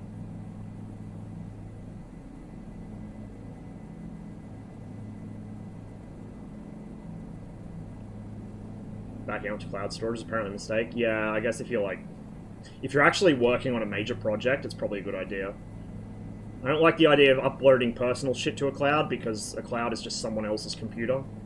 But project stuff, sure. Why are my frames so fucking low? Fine last time I flew around here. Weird. Okay, we're gonna hit the Q on this, because by the time this song is done, we should be where we need to be.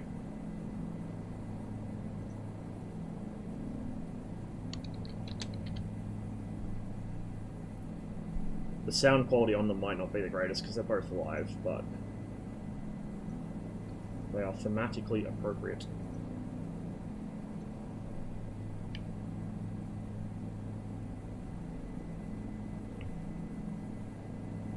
I actually wonder... Okay, so that's not bound on this. So yeah, that's only an issue on the gimbal. On this I can just fly it normally with no problems.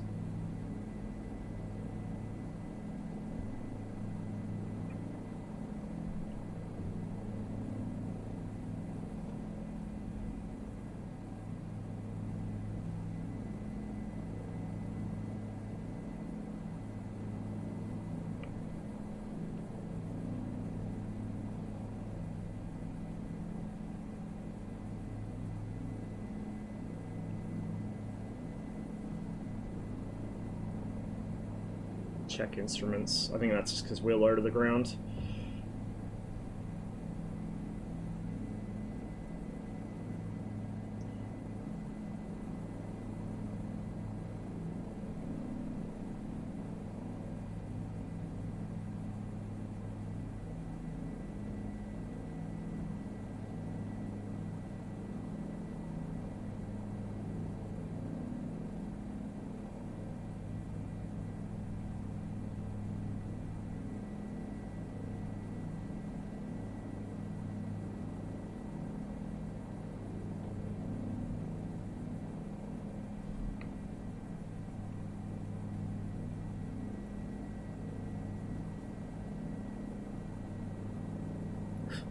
Invisible ship. Interesting. We're missing a model for something.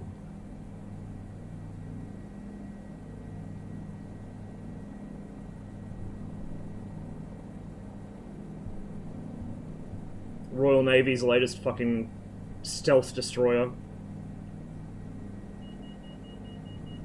RPM. Oh, yeah, I overtalked it. Whoopsies. Oh, I'm also a little fast here, so I'm surprised that we haven't had a retreating blade stall incident. I'm actually not sure if this helicopter will do that. I haven't tested it yet. I'm using Raphael's mod. I know he added stuff like over-talking, but I don't know if it'll do a retreating blade stall. We're not going to do it right now, because I want to fucking crash mid-flight and have to reload it, but that might be something to test later off stream. I didn't try it with a gimbal either, to be honest. Boats mod hasn't gotten an update in a long time. Yeah. I know that there's like a payware version of, maybe not by the same person, but like there's a payware mod that, or payware product, not mod, that does the same thing, or similar thing, whatever. But like, if I can get something that's good enough available for free, I'm gonna prefer that over just paying to get some like boats that I can get from a mod. I don't mind paying for high quality work, like I bought the fucking camping stuff. But, like, it needs to actually be novel and not something somebody else has already done. Or if it is something somebody else has already done, it needs to be done, like, way better than they did. Oh, does this seriously have the fucking announcer over the top as well?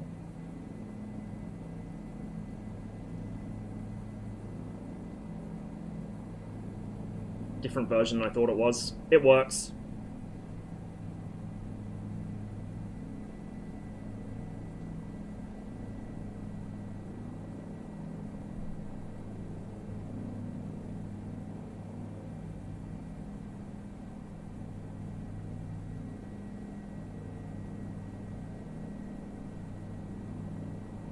Welcome to Edinburgh.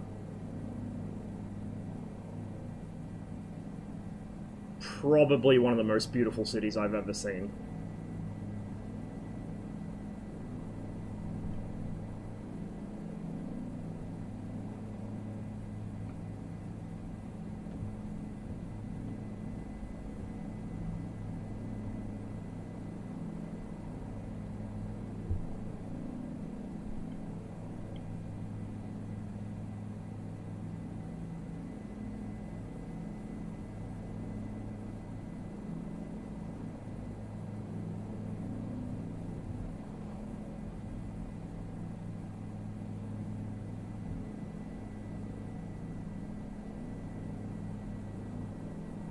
It's a different upload of the same video, but it works.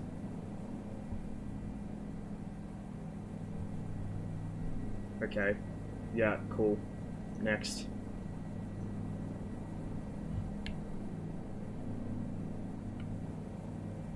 Oh, this doesn't look that impressive, you say. Aha.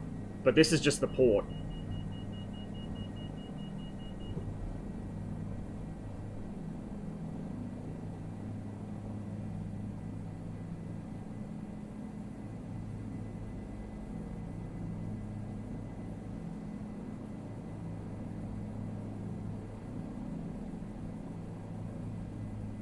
Edinburgh. And this is relevant because this is a clip from the Edinburgh military tattoo. And there's Edinburgh Castle in front of us.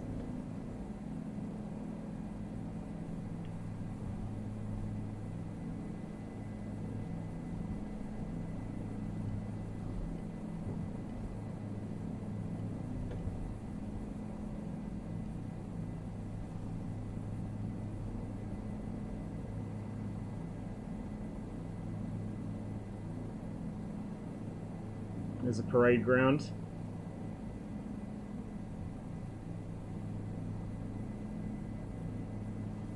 Oh, it's beautiful, man.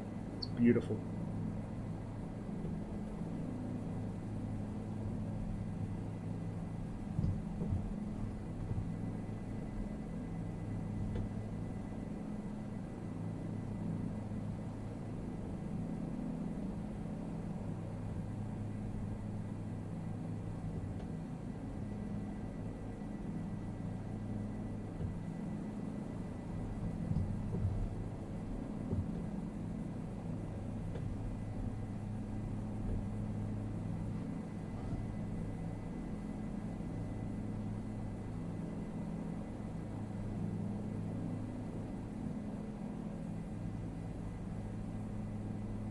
Hey, hey. Doing a very long miss his stream. We're over Edinburgh at the moment. Hence the appropriate music.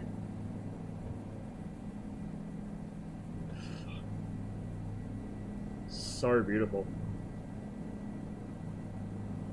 I don't remember if we've ever, like, if I've ever been to Edinburgh when I was a kid. I don't think I have. It's definitely on the list now, though.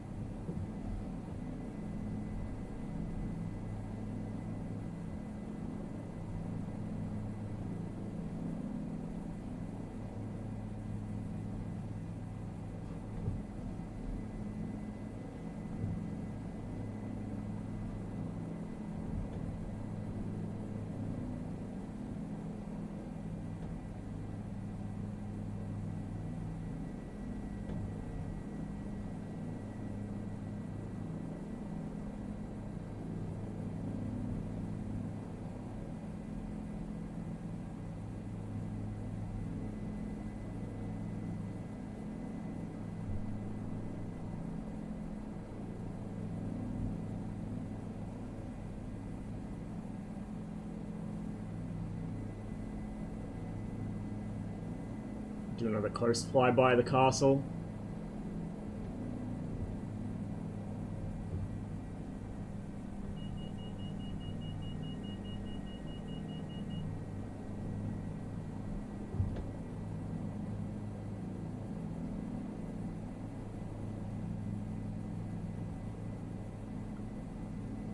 Always knew it was a really pretty city. I'd seen photos of it, but I had never actually seen it in its whole before.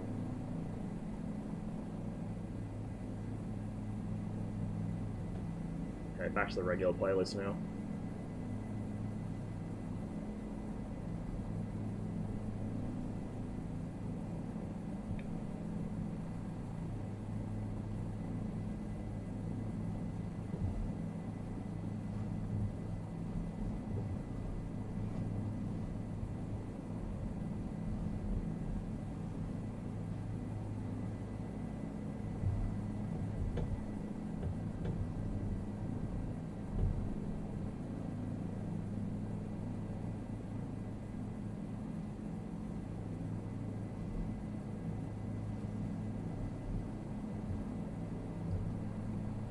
I lied.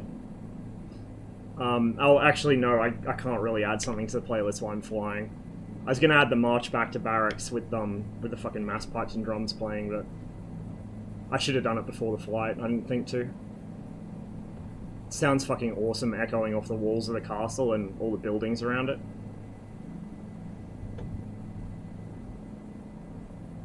Look at this, though. Like, goddamn.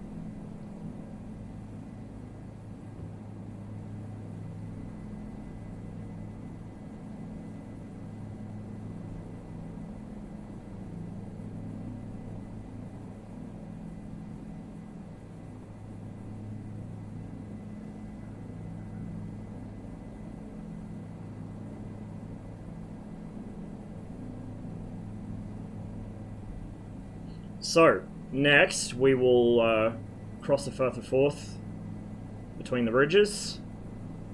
We'll buzz over the other side. I don't remember all the place names of the other cities and towns around here. But we'll buzz over that way, pass over a place whose name I don't remember, to be honest. we'll hit up Falkirk on the way to Stirling. So we'll be zigzagging like back and forth across the Firth of Forth. And we'll probably land at Stirling Castle or something.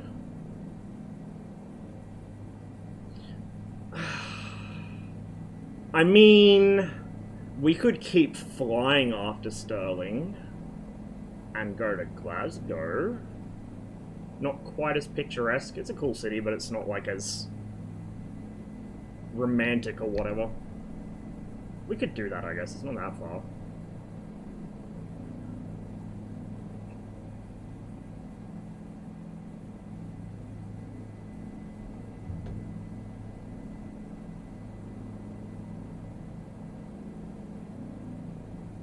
Sorry about the frames. I don't know why it's running like this today. Like, it had no issue with me flying around here the other night. Oh yeah, she's quick. Like I said, I'm going to have to see if it actually does model retreating blade stall, because I probably should have encountered at least once the kind of speed I'm zipping around at the moment. I saw the needle climb above 140 briefly, so that's, I think 140-ish is the bad no-no speed.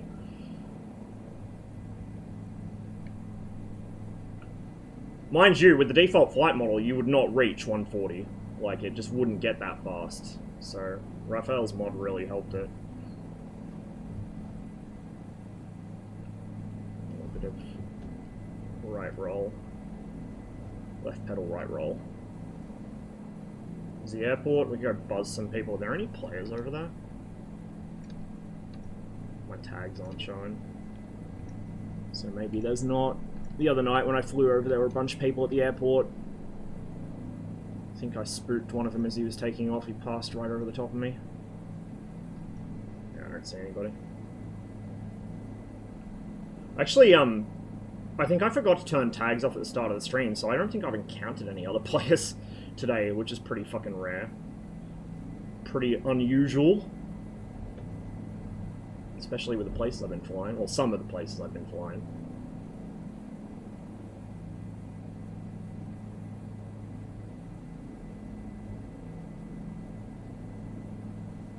Can supposedly do it, but fuck knows if it's set up properly here. Yeah, like I haven't tested it with this, and I haven't tested it with the Cabri. I mean, fuck. I almost want to do it on stream, because it wouldn't take long to test it. And if I don't do it on stream, I'll probably forget to do it later. But I do also want to get some Reforger in. We're approaching hour 12 of the stream, because what even is fucking self-control? I don't do it. Like, after I do the last flight of the day, which will be in the P149. We'll do a quick run in this and a quick run in the Cabri just to see if I can hit retreating blade on either of them.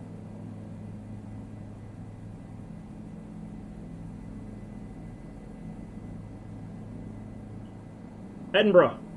We just kind of bummed around the city for a bit, admiring its beauty, and now we're crossing the Firth of Forth. And we're going to fly along this side for a bit, then hop back over to Falkirk, and then we'll go up to Stirling, maybe to Glasgow. I don't know.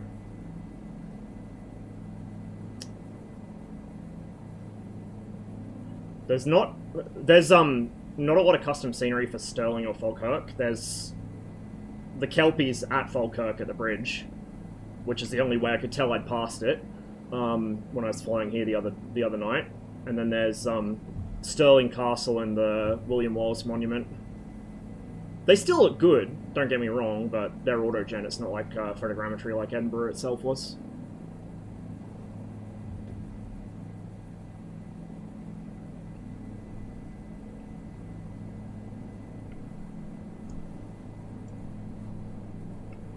To chill out on the collective a bit. Jesus Christ.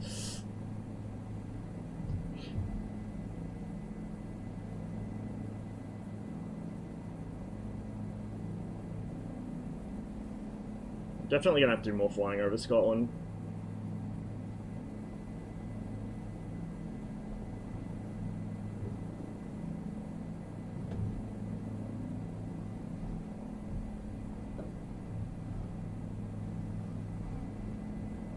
I'm flying uncoordinated as usual. sure what's with these stutters and freezes. I mean, the sim has been running for fucking near 12 hours, so to be fair to MSFS, it probably wanted a restart like 6 hours ago, and I haven't given it one. It's a wonder it's still running at all. But I think we're pretty close to our limit of what we can get away with today, so once this flight's done, we'll just do a reasonably quick flight in the P149, and then we'll do a quick, like, super quick test with this in the Cabri to see if we can, Cabri, I don't know, fucking whatever, to see if we can hit retreating blade stall in either of them.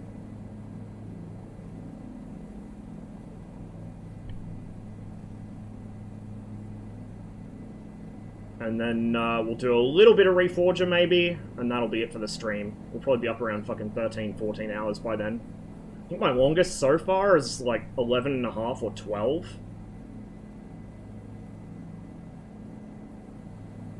Don't expect me to make a habit of this though. Like, today was I want to fly a lot of MSFS day, so I set aside the day for it. And my first flight went a lot longer than planned. Couldn't stop myself.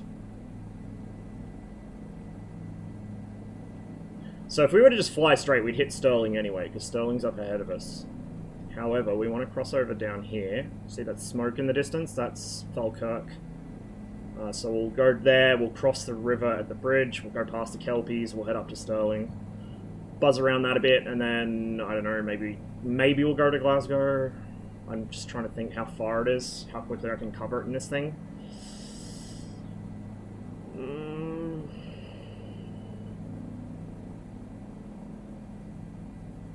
We'll see. We will see.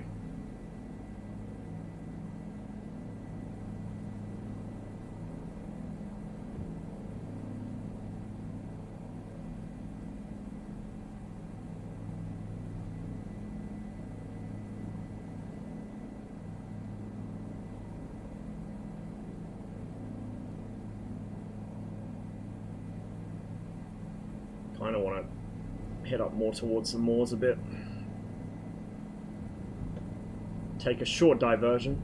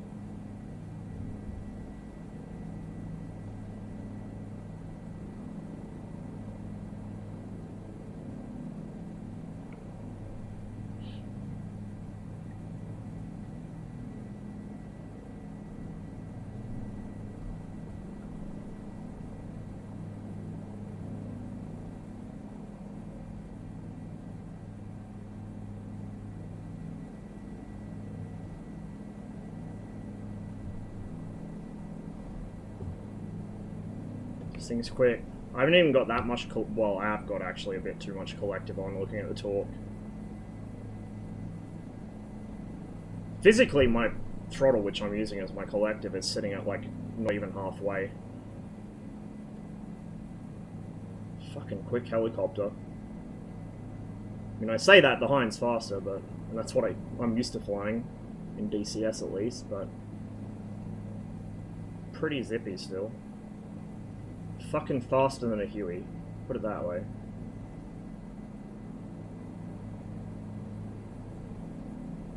Follow this for a bit, and then we'll hook south, across to Falkirk.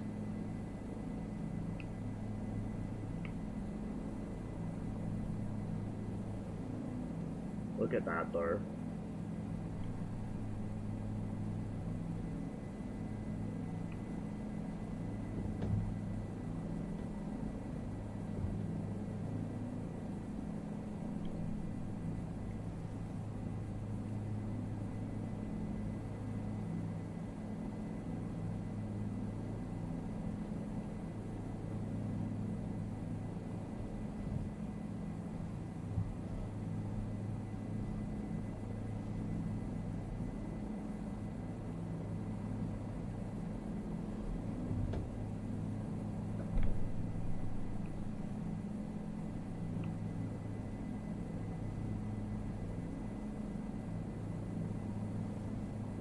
Stutter.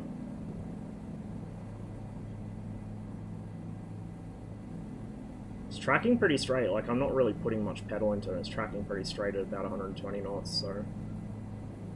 Raphael's mod is doing me wonders here. Because before I had to be fucking full pedal at this speed and it still wouldn't track straight.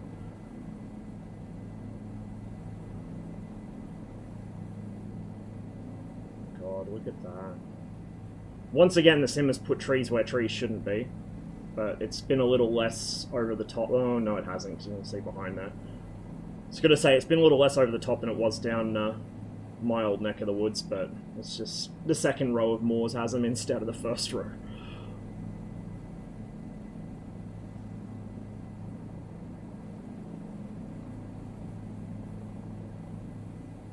Alright, let's hop over the water here.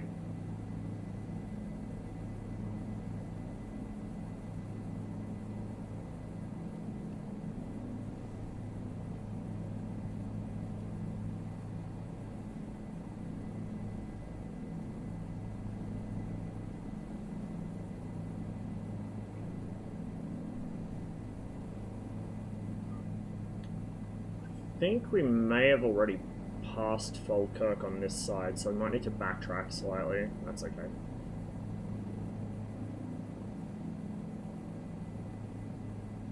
Hello, can we unfreeze?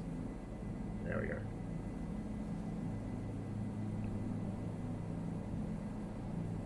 It's just autogen.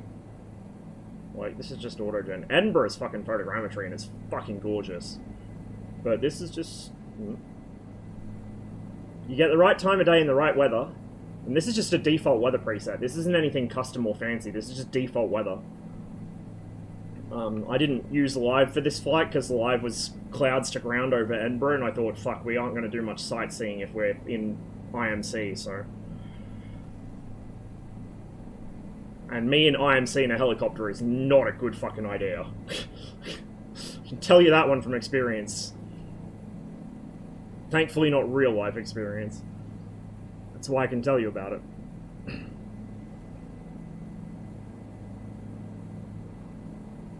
So yeah, anyone that has an fs.to account, if you would like to go onto scenery requests, find the request to deforest the moors in Lancashire and Yorkshire and just +1 that, please. Please, I need it. Deeply in my soul. And if nobody does it, like, within a reasonable amount of time, I'll probably teach myself to do it over the Christmas holidays or something, but, like, I need that badly. Spiegel on one of those big curve monitors? I do not know. I do not have a big curve monitor. I don't even have a big monitor. Playing on a 24-inch screen, so... I couldn't tell you. You'd have to ask somebody with one. Polar has one, I think. Polar might know.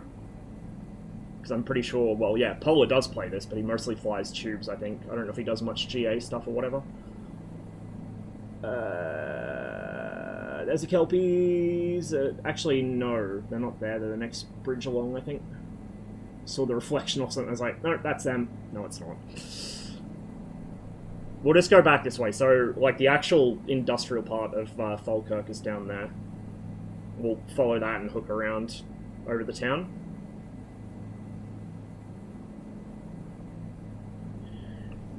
I've heard from some of the DCS VR guys that that the scaling in MSFS is off, and it really, like, throws them off. But I don't know how, like, if that's they fucked up their IPD, or if they're right and it is off in MSFS, or if it's a third-party dev thing and the actual Asobo planes are fine, or if it's the other way around. Like, I have no idea. I don't have VR, and I don't have access to it. Like, all my friends with VR are very far away from me, so I couldn't tell you.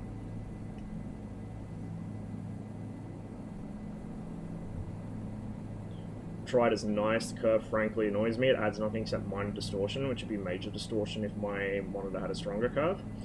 You'd think it would do the opposite, because it's supposed to keep the monitor at the same fucking distance from your eyes, like, across its entire span. Like, you'd think the literal opposite would be the case, but... yeah, I guess not.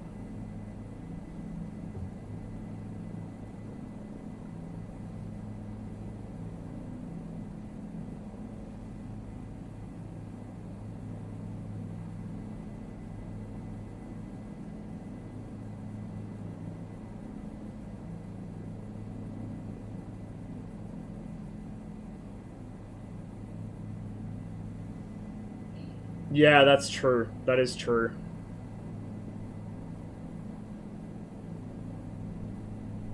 Oh yeah, because your fucking field of view adds fisheye when you zoom out, doesn't it? Yeah, you're right. No, I getcha. I getcha. Like, if I zoom all the way out here, I get fisheye, so that would look fucked on a curved screen. Like, even more fucked than it looks on a flat screen.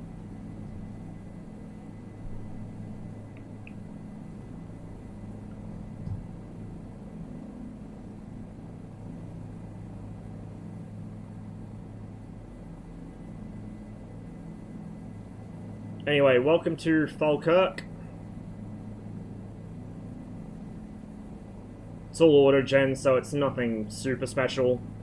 The Kelpie statue is pretty awesome, though. We'll be going past that. I don't remember if Falkirk has any other hand-placed landmarks. I don't think it does. I think it's just the Kelpies. Stirling has two that I remember, which is there's the Kelpies there. One of which is Stirling Castle, one of which is the William Wallace Memorial. Or Monument, rather. There we go. Go watch that power line. Get a nice close-up. Uno momento, por favor. We'll do this without breaking the helicopter.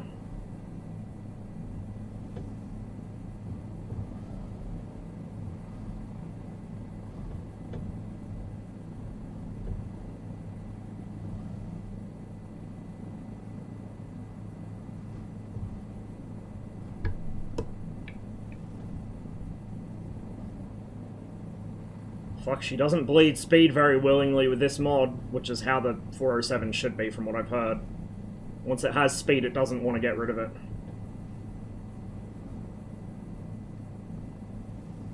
Is there a fucking... oh, it's a radio tower. I was going to say, is there a power line on this side too?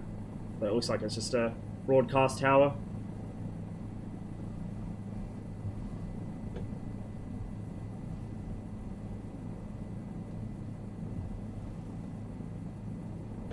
Pretty cool statue. Or sculpture.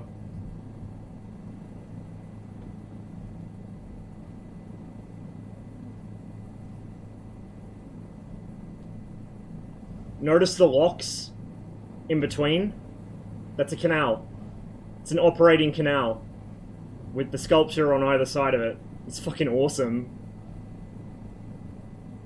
I didn't realize that the last time I flew by, but those are canal locks. That's an actual, like, working fucking canal. Another set of locks here. Man, that's cool. I used to love watching, when we did live up north, I used to love watching the locks in the canals and the narrowboats go through them. Walk down the... because they all have trails alongside them, at least in... I don't know about up here, but in England they do. They all have trails for where they used to have the horses, because the barges on the canals used to be horse-drawn. And so you just walk along that trail, watch narrowboats going up and down the canal. Anyway, off towards Stirling we go. We might head, actually, more towards this side of Falkirk. Because there is more of the town, city, whatever. It's a pretty decent-sized city, I suppose.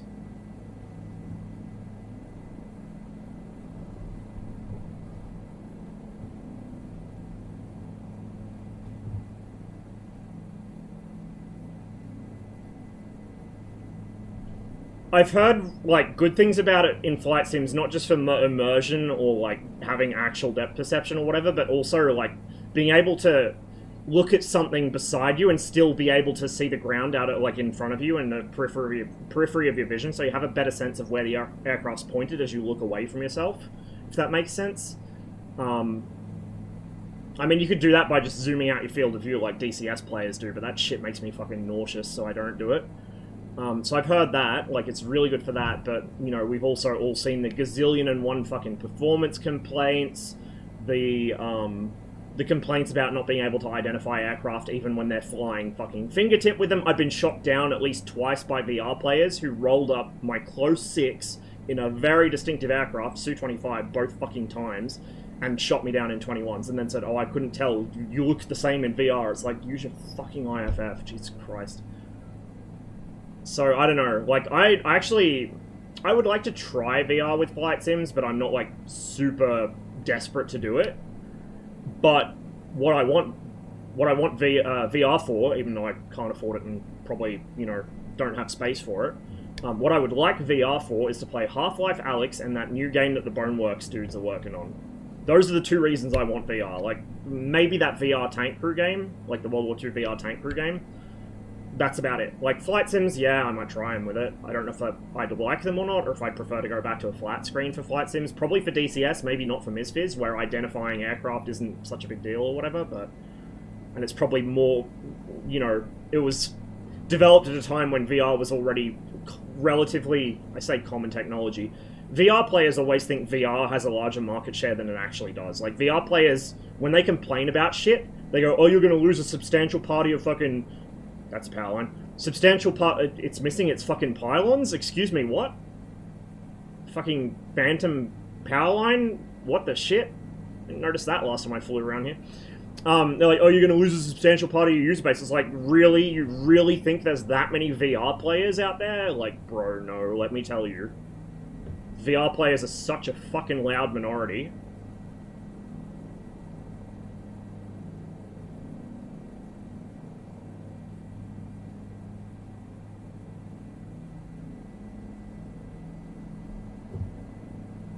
Do a slight detour off into that little valley up there, and then we'll head towards Sterling.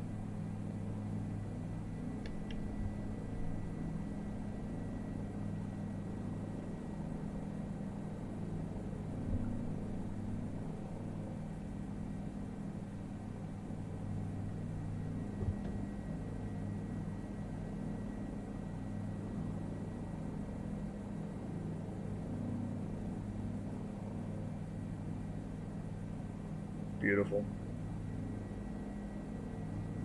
Absolutely beautiful.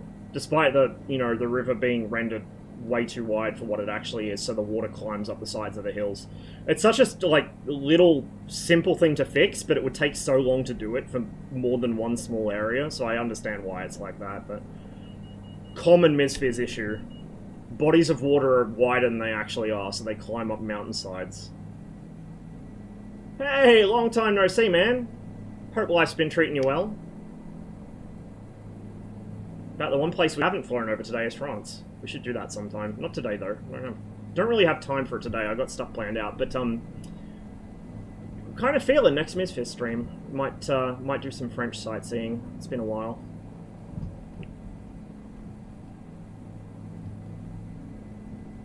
We're in Scotland at the moment.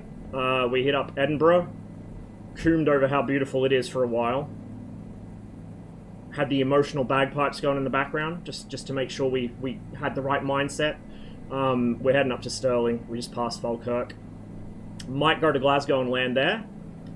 Next flight will be just a relatively brief one, probably around Peenemünde in northeastern Germany. Maybe into Poland, like along the Baltic coast. I haven't played DCS very much for a while. Like, over the past probably 3, maybe 4 months, I've only played DCS about 2 or 3 times. I did stream it, like, last week, I think, but I didn't play it for very long, because I got frustrated really quickly, because, like, I was playing on Enigma server, and Blue Team have somehow gotten worse. Like, to the point I felt insulted that they made me jettison my weapons only to then fly themselves into the ground before I could actually kill them. So yeah, that didn't last long. I still play. I need to get back into it, especially now that 2.8's come and there's a lot of good additions to the game. The F10 map now is fucking amazing. It's like what it should have been years ago. But, yeah, I've mostly been busy with coursework, procrastination that didn't involve DCS, and a bit of MSFS. A lot of MSFS. I've been playing, like, every spare minute I've had where I haven't actually been working on assignments for the past week or so, I've been playing MSFS. Just flying around one of my old, like, one of the places I used to live, because I've been really homesick lately. Homesick for half a dozen places, but in this particular case, homesick for one of them. Stirling Castle up here.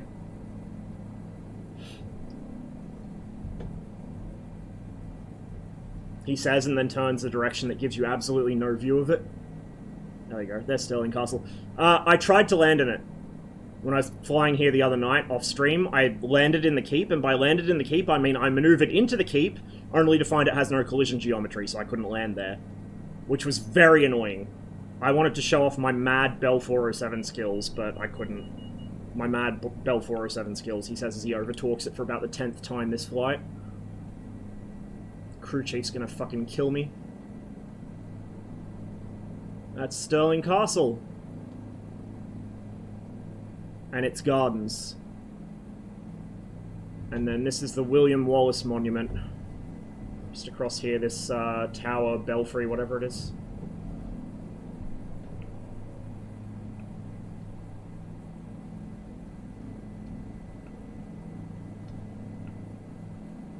Need to get bald to enjoy VR comfortably. It forcibly removes my hair every time. Oh fuck, that sounds like I might have issues with it then.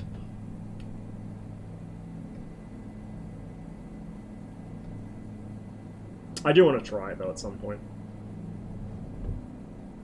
It's a big commitment money-wise, and the other thing is, like, the games I want VR to play, the ideal VR set would be the Index. Because it's got the best controllers for that kind of game, and it's good for them. However, I've heard the Index is suboptimal for flight sims, and if you play flight sims, you want the reverb. But if you want to play things like Half-Life Alyx, or Boneworks and its successor, then the reverb is substandard because its controllers are not very well set out for those games. So it's like, fuck, dude. I definitely, like, I don't have the money to buy one set of VR, let alone two fucking of the most expensive ones. And then where am I going to put them? You know? I'll probably just, like, if I do end up getting a VR headset, and that's a very big maybe, and very big in the distant future, I'll probably just get an Index and say fuck it. Because I'm probably, like, even if I use it for flight sims, I'm probably going to use it for this, and not DCS. Like, from the problems that VR people talk about DCS VR having, it sounds like it would just be generally suboptimal. Immersion's one thing, but you guys have seen how tilted I get when DCS doesn't go my way. I don't need that in the name of immersion. Bad enough already.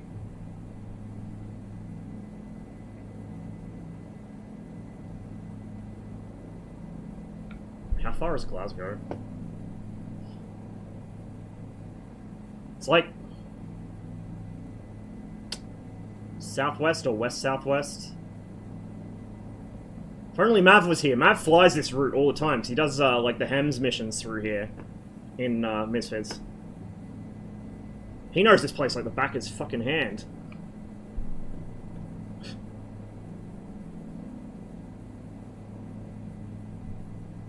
You get shot down in DCS VR, it's a literal jump scare. Especially, I'd imagine, with the FC3 aircraft, with that fun fucking bug they have, where your camera stays, like, stationary and you see the aircraft cockpit spiraling around in front of it. That fucks with me even on a 2D screen. Like, I can't imagine that in VR. It'd be like fucking having a bad ketamine trip.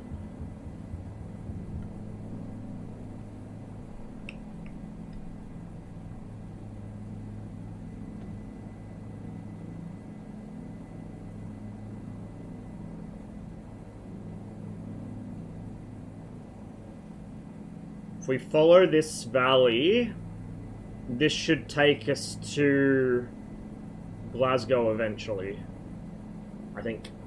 We might need to consult the cheetah map at some point, because I haven't flown this stretch before, so I don't actually know where I'm going, but we'll work it out on the way. That's never gone wrong for us before, right? Just fucking send it. Oh, it's a golf course. I was going to say weird-looking street layout, but it's golf course. Scotland, of course, being the home of golf. You can kind of see why with the countryside. Like, there's so much fucking land, especially up in the moors where it's really rough, so it's not great for farming, but it is great for golf because you've got natural fucking traps and stuff. See, I don't actually... Like, I'm not big into golf, but I don't actually have an issue with the game. I have an issue with when people try and set up golf courses in places they shouldn't be. Fucking set them up all over Scotland. It's perfect for them. Here, not so much. Or at least set it up somewhere in the country that's already adapted to it, you know what I mean? I'm a bit of the George Carlin school of thought when it comes to golf courses. But I don't mind the sport. It's a pretty novel way of touching some grass. I'll give them that.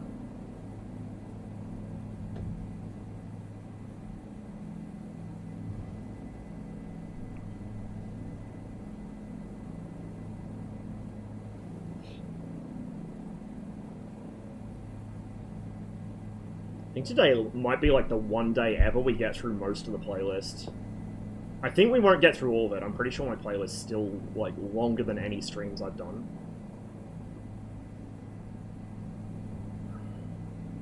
I seem to recall there was a way to show the total duration. Oh, it's probably on YouTube, probably not on the music bot. I'll have to check what it is later. It's like fucking 20-something hours, I think.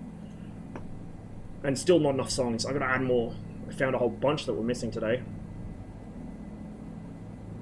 Sticking it with track IR, never did with VR. It's interesting, I've heard the opposite, like people whining about, ooh, my neck hurts after I've used VR.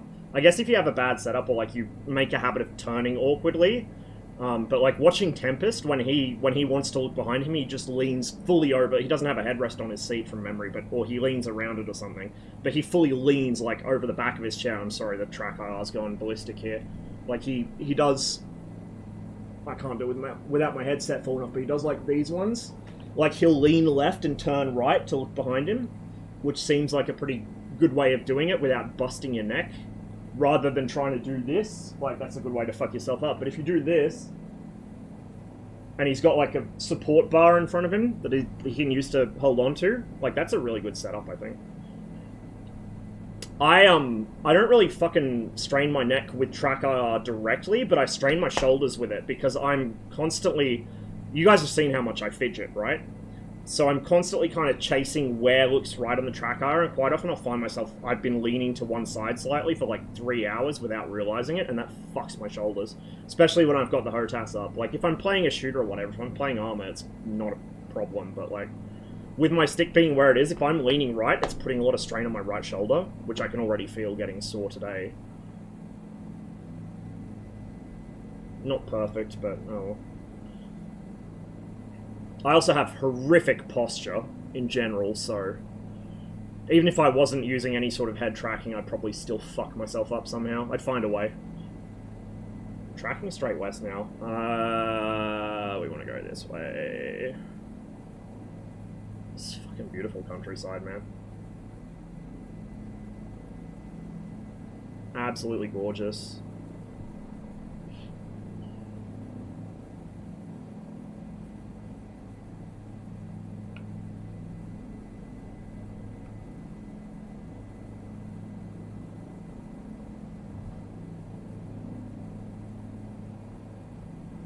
You do some Shetland stuff too. I've flown up there plenty with CCM, like just bumming along with him and the gang when he's streaming, but I don't think I've ever streamed it myself. Beautiful up there. So we'll have to add that to the list. Not today though. And I do want to do that trial under flight around Wales, maybe like somewhere in Wales, cross the country to Liverpool. Do some low valley flying in it through Snowdonia, maybe. That's another place I used to love as a kid.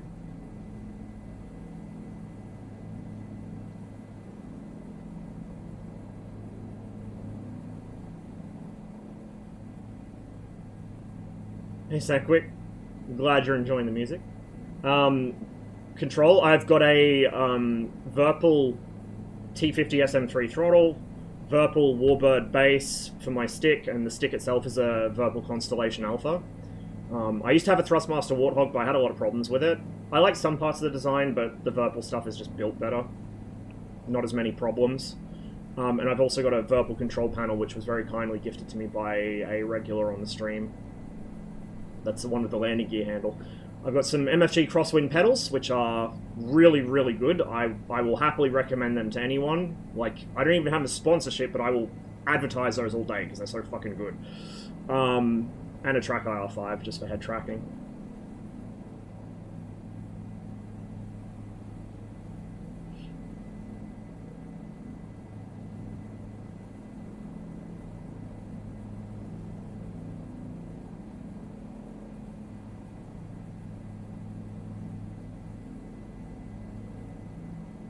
I think we're getting close.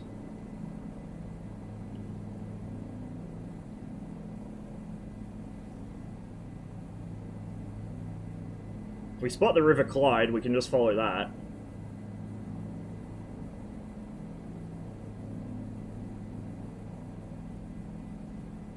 Go designing my own gear handle, and this guy just gets one. Yeah, Quantum Monk had a spare, and was like, do you want it?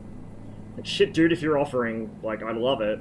So, sure enough, it turned up a couple weeks later, and it's fucking excellent. I love it. I don't use all the buttons on it, to be honest. Like, I use probably half the buttons on it, and maybe half the switches, but the landing gear handle is the best part. Having that in the MiG-21, so I didn't have to, like, on my Warthog, before I had this control panel, on my Warthog, to retract the MiG-21's landing gear was one bind, then to neutral out the gear lever was another, and to actually open the little safety interlock was another entirely. So I was using 3 different controls on my Warthog throttle for the MiG-21's landing gear, so I didn't have to look down in the cockpit and click in the most critical phase of flight in the MiG-21. Like, people say, oh, the 21's hard to land. No, it's fucking hard to take off, because everything happens so quickly, and if you aren't paying attention to your angle of attack and your airspeed, you'll drop out the sky. So, going from that to just literally having one lever to move is like, oh my god, it's amazing. It does, yeah. Now, the way the neutral position's set up, some sims don't recognize it. DCS does, IL2 doesn't, for some reason.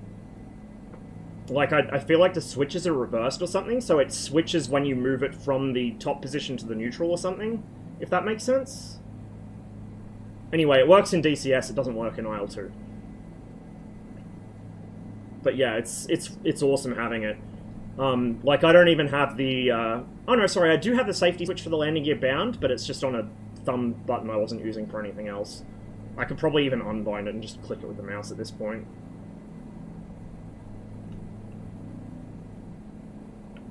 Also, the gear lever on this is like the real gear lever. You have to, well, you don't have to pull it to move it.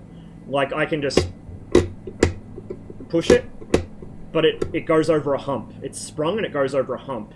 So you lift it and pull it with no resistance, or you push it and you get like a firm click as it goes forward. I'm lazy, so I usually just push it, but like, if you want to do it properly, you can pull it and unlatch the spring, get it over that detent. Man, that's beautiful. Fuck, dude. I need to visit Scotland. I love this song.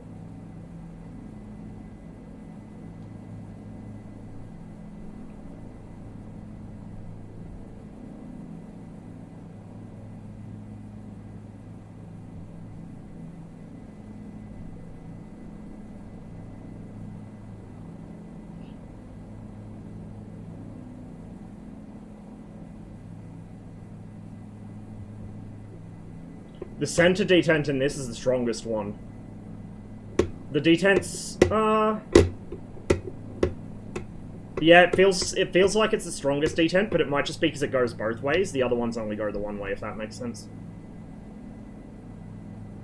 That's what she said.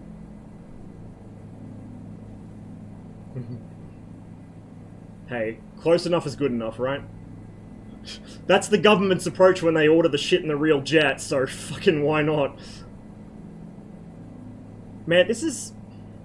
This is default auto-gen scenery. This is default auto-gen scenery.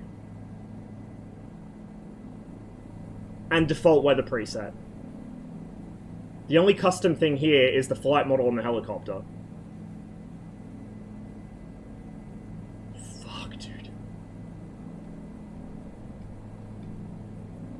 People can fucking bring up as many things as they want about why, like, MSFS is inferior to X-Plane in this or that fucking respect, or why this other sim no one's ever heard of, let alone X-Plane, is better than MSFS, or, like, you just, nah, dude, I don't want to hear it. Like, when devs actually know how to use a flight model, important condition, they have to know how to use a flight model, but the basic flight model this game supports is really strong. It's just most devs don't know what they're fucking doing, and they blame Asobo when they fuck shit up.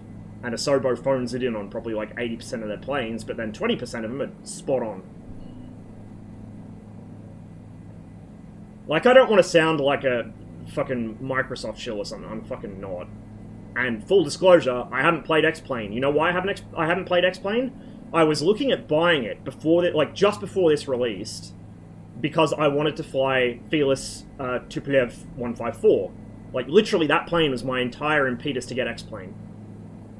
And I still want to fly that plane, but I don't want to buy a sim that, first of all, I've got to buy it up front. Then I've got to buy scenery, because the default scenery is fucking atrocious. It's still not going to look good. I don't, like, graphics, whatever, but they're nice to have in a flight sim, so I can, like... This has, as I said, this has become my therapy. Oh, I'm talking all this mad shit, and we got a fucking water dome or something in front of us. It happens, right? It happens. Or is that... No, that's actually a... I stand corrected, that's not a water dome. Although it does look like it's a DEM fuck-up. I don't think that terrain is supposed to be that steep. Like... This is all default. This is all default. There's nothing custom here, except Raphael's mod to the fucking flight model on this to tune it a little. Like, I don't have to fucking pay for this shit.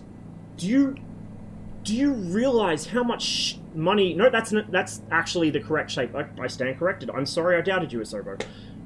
Do you have any idea how much fucking money it costs to get X-Plane to look decent, have good weather, and, like, have literally anything except a decent flight model?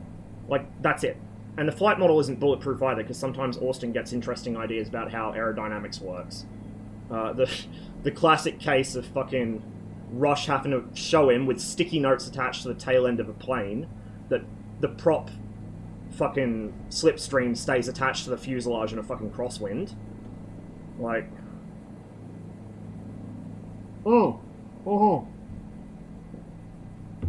Even with all the fucking custom scenery and photogrammetry I have on this, I'm still running it on a reasonably small NVMe.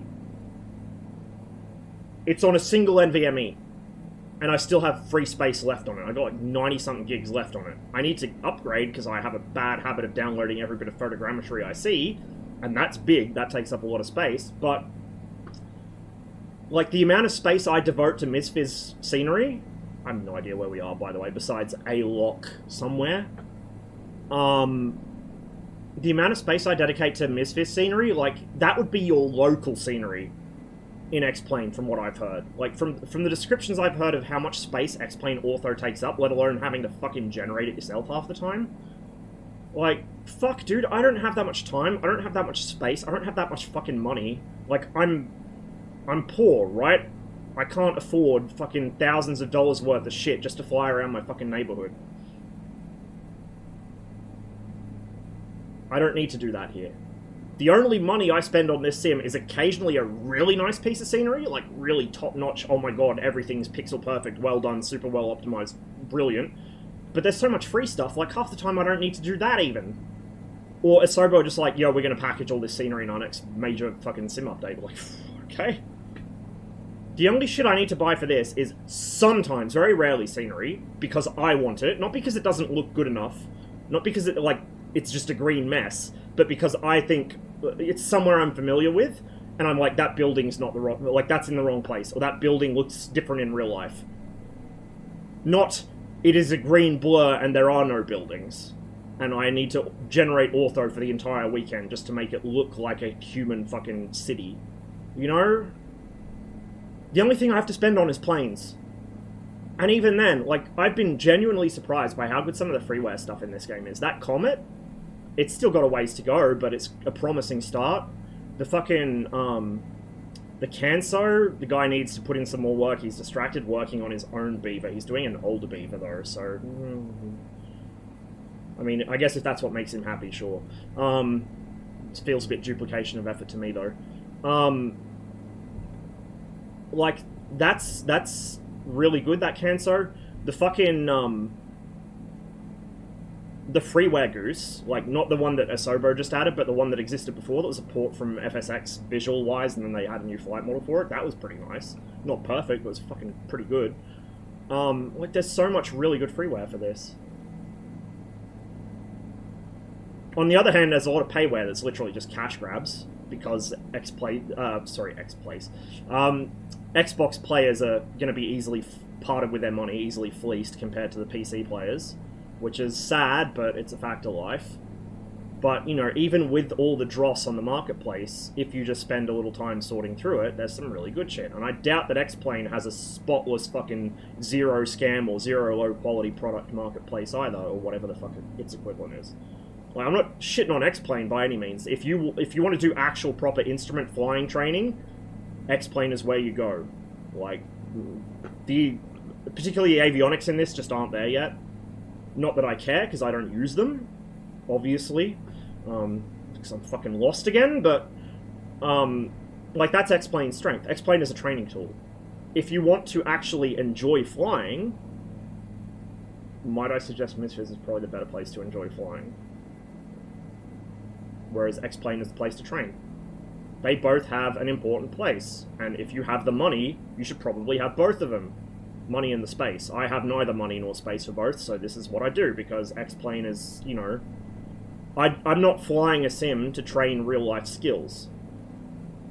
I haven't flown in years in real life anyway, and the stuff that I did fly in real life, I can't fly instruments on. Like, it's literally day VFR only, no aerobatics, no intentional spin stuff, so it's fucking... like a, you know... a literal kid could fly it, honestly. Oh, fuck. Oh, fuck. This is good, this is fine. So we found out what the endurance of Bell 407 is. And I think I ballsed up this, or, yep, no, we are...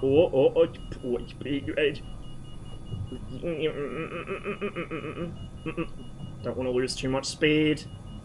I'm gonna probably clip that tree line, and or the bottom's gonna drop out from under me. Oh yeah, I'm gonna... this is gonna go badly. Oh! I probably would have rolled in real life.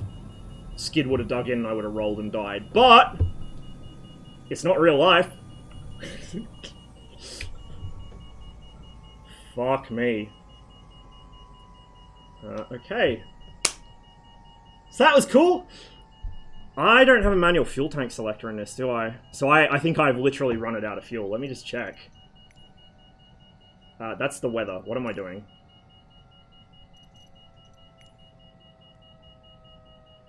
Ran it out of fuel.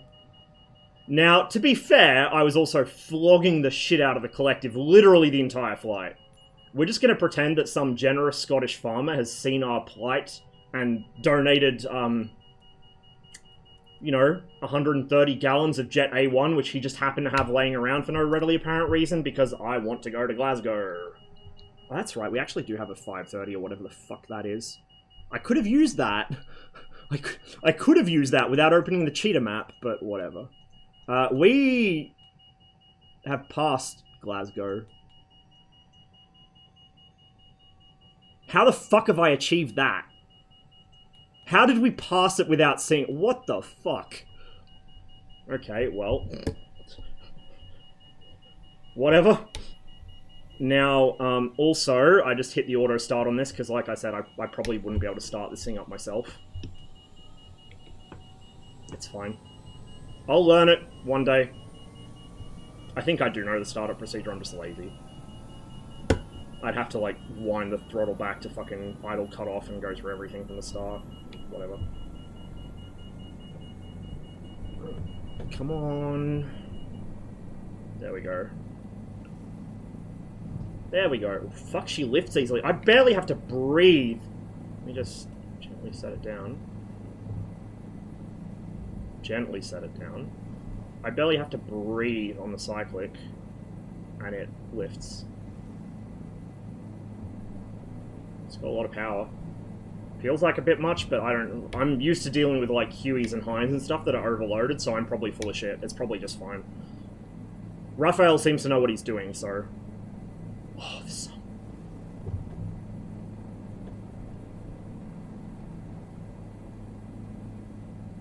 Hey, bud, nothing to see here. Nothing at all to see here. Don't worry about it. It's fine. What was I talking about before we had our little, improvised auto-rotation, which I did completely wrong, but somehow got away with? Oh, X-Plane and MSFS, right, yeah. Like, I'm not training to do real-life stuff in this sim, fucking obviously. Duh. I just am playing this to enjoy it. Like, I'm playing this to enjoy flying when I'm grounded by my real-life circumstances. Not medically or anything, I just don't have the money to fly at the moment. Money or time. This is my therapy, right? You don't play fucking X-Plane for therapy. You play X-Plane to get better at real-life stuff. So I think the fanboy slap fights are dumb in the first place, because, like, they're arguing over something that makes no sense. Because the two sims are not trying to do the same thing, really. Which I think both Austin and Asobo are aware of. Even if they do compete in a way, I'm pretty sure they both realize they specialize in different areas. And Austin also has from what I've seen and heard of interviews with him, plus what other people say who are more in tune with the X-Plane scene, Austin has an interesting way of doing things. He's a strong character, in the sense that only now has he started to, like, discuss the importance of things like multiplayer or decent scenery, and even then he won't do, like, streaming scenery like this. Although, to be fair, Lamina don't have the kind of money behind them or server space behind the Asobo do because of their Microsoft backing. So I can understand that as a business decision, but, yeah, like, I think it's a pointless argument. If you want to play X-Plane, play X-Plane. If you want to play MSFS, play MSFS. Don't fucking shit back and forth about, oh, my sim's better. No, my sim's better. Like, come on, dude.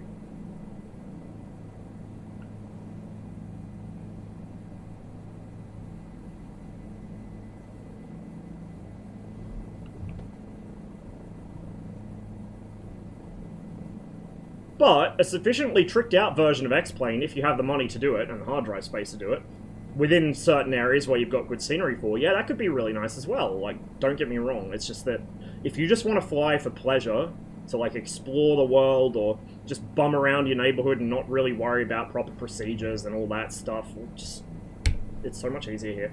There's no extra buy-in, really. Not if you don't want to, anyway. You know, it's all optional. You buy the game once, and everything else after that is optional. The base game scenery for probably like 80 to 90% of the world is at least better than any other sim, if not photorealistic, you know? If that's not enough for people, I don't know what is.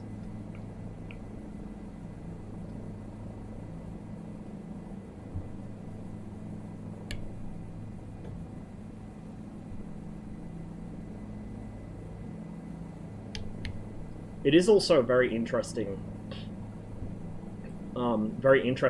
sort of tech demo for, I swear if this crashes now, for the Black Shark AI that they use to do all this fucking, like, auto-gen stuff. Like, it's not 100%, obviously, but it's a lot closer than I would have expected an AI to be. Like, it's genuinely impressive. So much of the technology in this sim is genuinely really impressive. It's so far beyond what I would have thought possible. Like, back in 2015, when I first started noticing that Google Maps had photogrammetry for some cities, I was like, oh my god, London has photogrammetry, Newcastle, Australia has photogrammetry, why? But also cool, here's my house. And, you know, Edmonton as well, oh my god, I can go home without going home. Imagine if this was, literally the first thing I thought when I saw that Google Maps had gone to photogrammetry in some cities was, imagine this in a flight sim, but it'll never happen, it's not possible. And then MSFS was announced.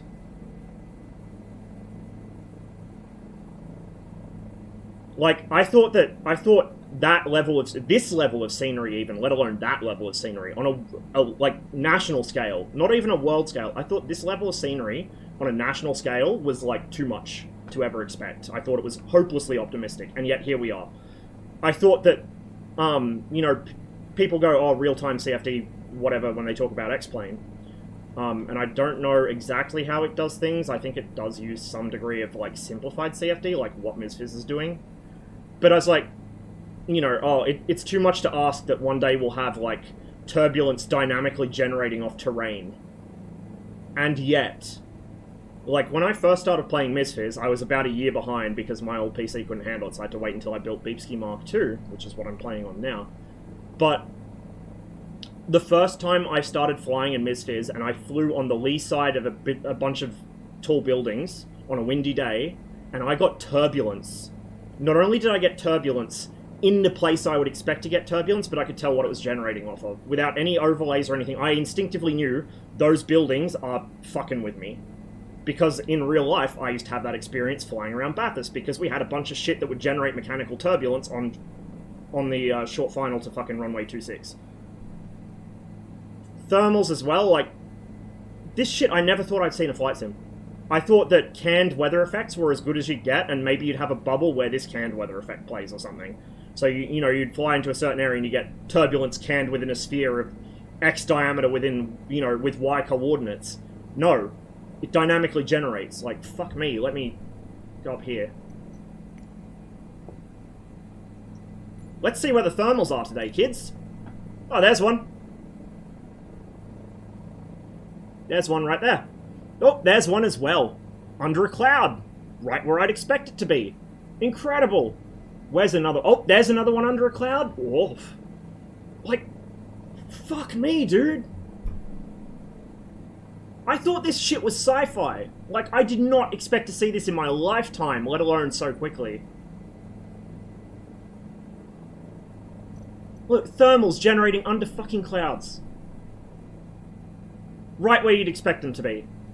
It's not a canned effect. When I started playing this, there were still people saying, oh, MSFS turbulence is a canned effect. MSFS weather is a canned effect, whatever. Like, no, it fucking isn't. It demonstrably isn't.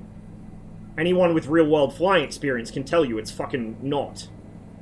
Like, all the kids on the forum saying, oh, you know, in real life turbulence isn't this bad. Like, have you been in bad turbulence in fucking real life? It's enough to throw you out of your seat.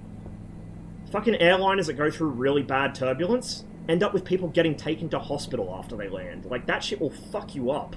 People have died because of bad turbulence because they weren't fucking strapped into their seats. Why do you think the fucking seatbelt light comes on when you hit some? You know, like...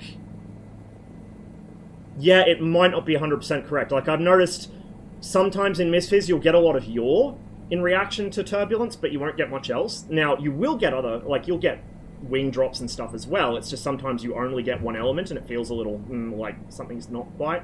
It might be right, I don't know. But, like, just from the base sim, without having to get, you know, FS realistic or anything, even though that makes it even better. Like, if I fly the Jabiru in this, my first 25, 30 hours of real-life flying time were on a Jabiru J170D. I learnt to fly on that plane. I'm not current on it by any means, but I'm pretty familiar with how it feels to fly. Especially around Bathurst in the summer. It's like a fucking washing machine. You cannot take your hands and feet off the controls for 2 seconds in the summer. In the winter, you can just let go. Cold winter morning, it flies dead straight, no control input. But in the summer in Bathurst, it's like going through a fucking tumble dryer. And it's like that in a sim. If I load up a flight in the Jabiru 170, even though it's using the 160 flight model because Iris got lazy, so that's a disclaimer. Iris got a bit lazy and used the same flight model for both. The 170 stalls a bit slower and is a bit more floaty because it's got longer span wings. I've got to see if I can find a way to separate them out. Make a separate one for the 170. But it gets thrown around a lot. Like, a fucking lot. It feels the same. Like, the bumps, the constantly being on the stick. Flying the J170 in normal sort of... Not bad weather, just normal summer turbulence from things like thermals or just, you know, wind hitting a tree line and deflecting up under me or whatever. In real life, I was so sore after 2 or 3 hours of circuits in that thing during the summer, I could barely move. And in the sim, although I don't have the true weight of the jab's controls, because fuck me, the jab's controls are heavy. After a couple of hours, I'm too sore to move. It's realism. Gamers don't want realism that inconveniences them, though. So they'll say, oh, turbulence is too strong. Like, no, it fucking isn't. Get in a real plane and fucking fly it. Tell me it's too fucking strong after you've been thrown out of your seat. Or tell me it's too fucking strong after you know, 2-3 hours of flight, your right arm is so fucked up from trying to fight the fucking thing and keep the plane straight and level that you can't, like, properly move it. You know? Same shit as DCS players. Like, they want realism when it makes them look like a badass in front of their fucking War Thunder friends. They don't want realism when it actually makes things challenging. When it actually makes you, you know, at least some kind of simulation of badass for dealing with it, not a real one, because you're not doing it for real. You know what I mean? Like, DCS players, that was a power line, didn't see that until a bit late. DCS players are fucking terrible with that. Like, horrible for that. And I see the same thing on, well, I don't really read the MSFS forums unless somebody directly links me a very funny post, but I hear and see enough talk about people saying on the forums, oh, turbulence is too strong. Or people coming into chat and being like, oh, you can see the flight dynamics in this sim are all fucked up. Like, really? Can you now? So, go ahead, tell me how many hours you have on a light aircraft in the summer flying over, you know, what was it? Fucking muskeg and boreal forest alternating with farmers' fields. Tell me. Like, you know... Another golf course. Fucking scenery is so beautiful up here. Again, same as down south, the moors shouldn't have so many trees on them. But, like I said, it's understandable that AI mistakes them for trees, because it's seeing heather, which is like that brownish, reddish stuff. It's seeing heather and it's thinking, oh, that's a forest. Or it's like seeing really, like, tussocky grass, which looks kind of like trees and shrubbery from above. Like that kind of rough ground texture. It's seeing that and going, oh, that's probably a forest. It's not. So... But it's, like, if you know how to use the fucking SDK, which I'm going to have to teach myself over Christmas or something, it's not that hard of a fix. You just place some exclusion polygons on the scenery and boom, gone. Same with constraining rivers to their actual natural banks so they're not, like, flowing up the sides of hills, like we saw earlier. Same thing. Place some exclusion polygons, boom, done, fixed.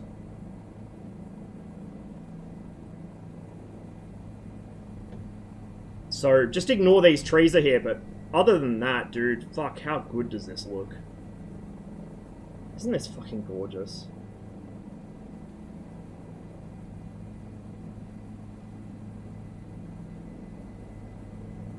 This plane is blade element theory, not really CFD. Arguably MSFS does more of that now. Ooh, don't tell them that. They won't like that.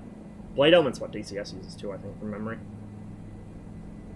That's the other thing too. Like, I don't know how X-plane weather is by default. I know that... See, this is heather down there. I know that X-plane has a lot of weather add-ons that people recommend, which suggests to me the default weather could use some improvement. Apparently X-plane 12 is pretty decent, but I don't know about 11 or the older ones. Actually, I will say that, from the video I watched of X-plane 12, the default weather, for like rainy or foggy or hazy weather, like when really humid days, it looked fucking really on point. Like the lighting... X-plane does certain things really well graphically, even though it's kind of more dated in a sense. Like, a lot of the textures look sharper without artificial sharpening. It's probably because it uses different anti-aliasing methods or something. But the other one was like lighting through clouds and fog. In 12. I don't know what that looked like in stock 11. But, like, you can have the most amazing flight model in the world. Like, people say DCS has really good flight models, and for the most part it does. It has really, really, really good ones. Gazelle notwithstanding.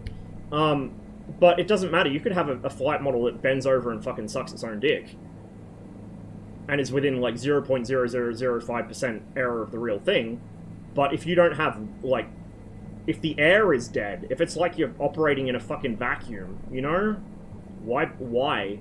You're not going to see 90% of what that flight model has to give you if you don't have the weather to interact with, which this does. Boy, does this have weather to interact with.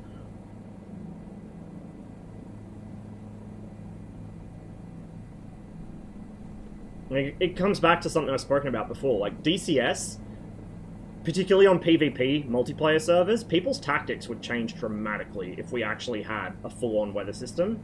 Like, obviously, larger and heavier aircraft are a little less affected by certain conditions than light GA stuff or recreational stuff, but still, even if you're in a fucking fighter, moving at a fair clip, you're going to notice some unpleasant winds in the mountains. And you may, in fact, if you're not a very good pilot, or if you're not ready for it, and it hits you suddenly, or you're not expecting it, or whatever, you might get yeeted into a mountainside by a wind you didn't expect coming, which doesn't happen in DCS at the moment. Really, like, it's not a thing. That's why people fucking cockroach in the hills so much in DCS. There's nothing to stop them doing it, and the average DCS PvP player is too stupid to know how to counter it as well. It's like Dumb and Dumber results in sort of the most prevalent DCS PvP tactics, which has been funny listening to people playing on Tempest and like, they getting together in Mirages or MiG-29s and flying, like, high altitude at Mark II and just fucking jousting people and absolutely stomping on the cockroaches because they can't get away from them. They're basically sending rods from God at these guys that have nowhere to go and no fucking speed to maneuver. Like, wow, almost like BVR fucking tactics exist for a reason, although even then, like, real-life BVR tactics need a lot more preconditions than DCS gives it. You're going to see some elevation errors like on the docks there as we fly through Glasgow, particularly along the river. It is what it is. Again, it's something that would be pretty easy to hand fix. It just requires somebody who, you know, has good knowledge of the local terrain or good references of it, like ordnance maps or something, and has the will and the time to do it. If I had the time to do stuff like this myself, I would, but so much of the actual issues with scenery in the game are easily correctable. It's just that you need somebody who sees it, knows it's there, knows what it's supposed to be like, and has the time and the ability to fix it.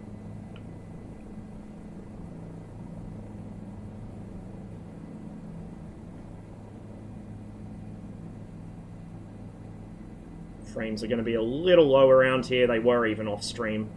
I don't think this scenery is super well optimized yet. Photogrammetry can be hit and miss, like mod photogrammetry can be hit and miss. Some run really smoothly, some are a bit stuttery, even if there's no real visual difference in quality between them. I'm not quite sure why. I guess you wouldn't see the worst of the lack of optimization though. To be fair, you need wireframes or something to see it.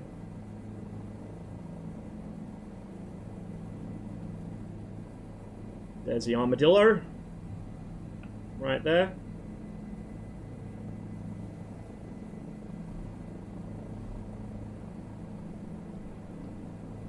Known to locals and also known to anyone that's ever watched Tag It on TV. I think they had the armadillo in the intro for it as like a "we're in Glasgow" kind of establishing thing. You see that and you're like, oh, okay, I know where this show's set. And if that doesn't tell you, the moment one of the characters opens their mouth, that'll tell you. Love a good Glasgow patter. Fucking difficult to understand sometimes, especially over the phone, but God, I love it. Watching Americans when they try and, like, was it on Parkinson, I think.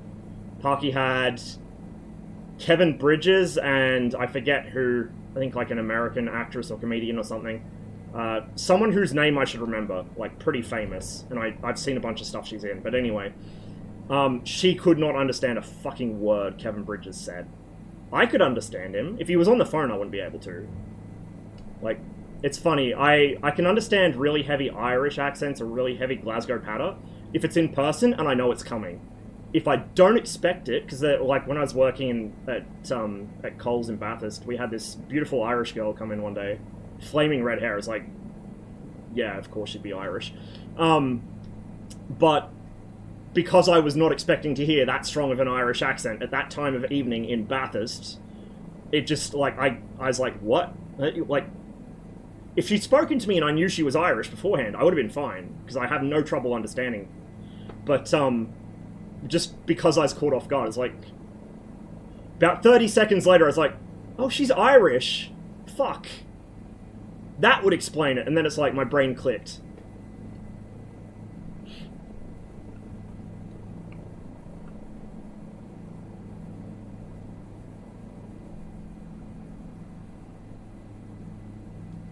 Do you speak Russian? Only a very little bit. Like, barely any. I understand more than I speak as well. I know I'm behind chat here. I've been trying to pay attention to where I'm flying so I don't crash this thing or run out of fuel again. That was pretty funny though, to be fair. Quick reactions saved the day. It might not have been a textbook auto rotation. I might have been flying too low to really be safe. You're not supposed to fly this low at certain speeds. Actually, I'm fast enough that I could fly super low and I'd still be safe, but, like, certain speeds and altitudes are no-no because you just don't have enough energy to auto-rotate. But, you know, instead of trying to fucking flip switches and get the engine running again, the first reaction is, I need to get on the ground safely, and then I can worry about why the engine stopped.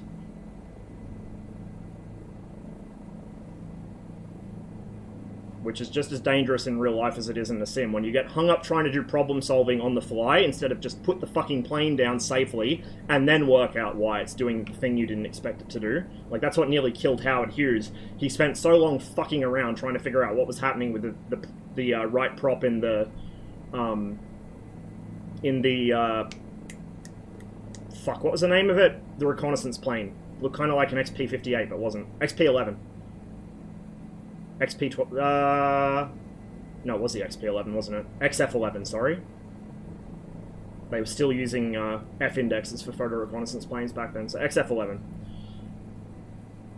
He spent so long trying to figure out why the right prop had fucked up, that he ran out of altitude, ran out of airspeed, ran out of options a bit short of the golf course he was aiming for, and nearly died as a result. Completely rode off the plane, smashed into a house.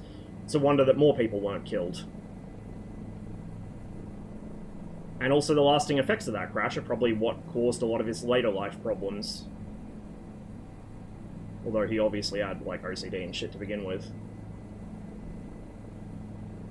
Moral of the story, if something happens that you didn't expect, make yourself safe first and then figure out why it happened later.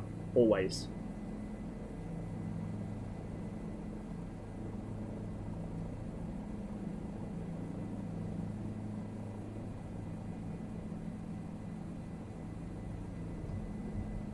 Splitting money for a Cessna with your friends is a good idea. Each person paying an eighth of the cost or something.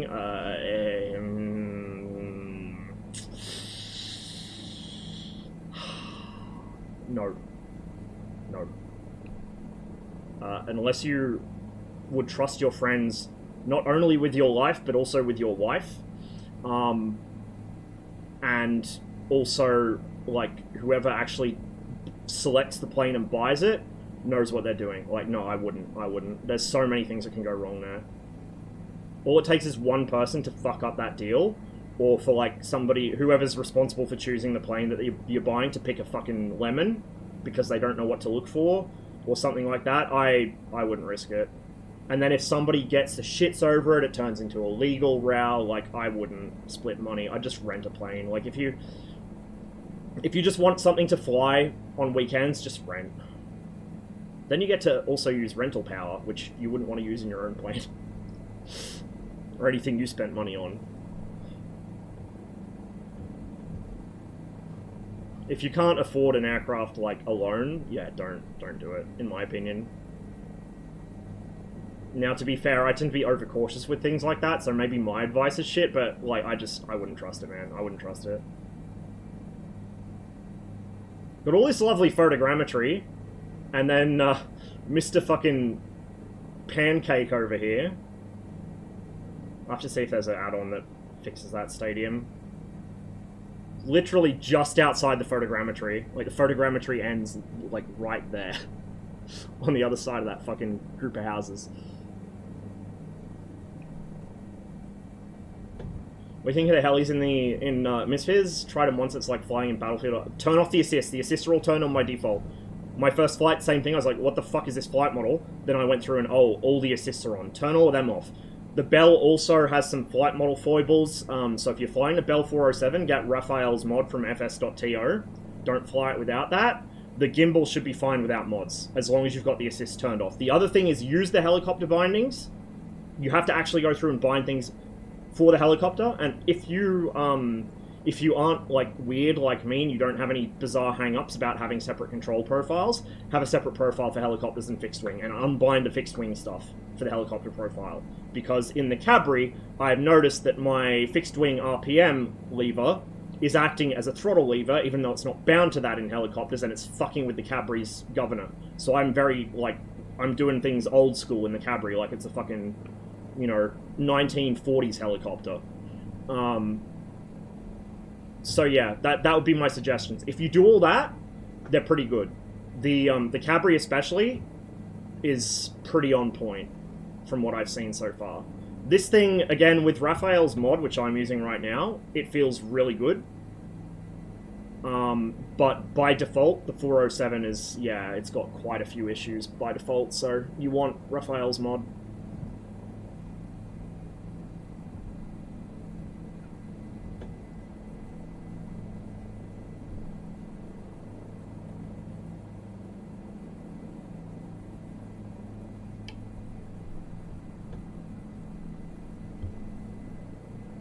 Alright, the objective was to fly to Glasgow. We're in Glasgow. Let's find somewhere to land. We might land in the parking lot next to the Armadillo or something.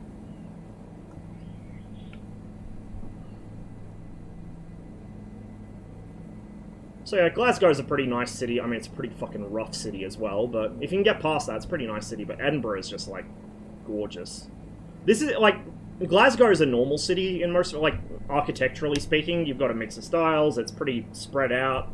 Like, you know, it's a normal city. You could confuse it with a lot of other European cities. But Edinburgh is just something else, dude.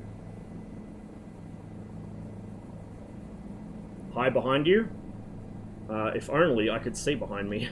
Rearwards visibility in this helicopter is not very good. But hi.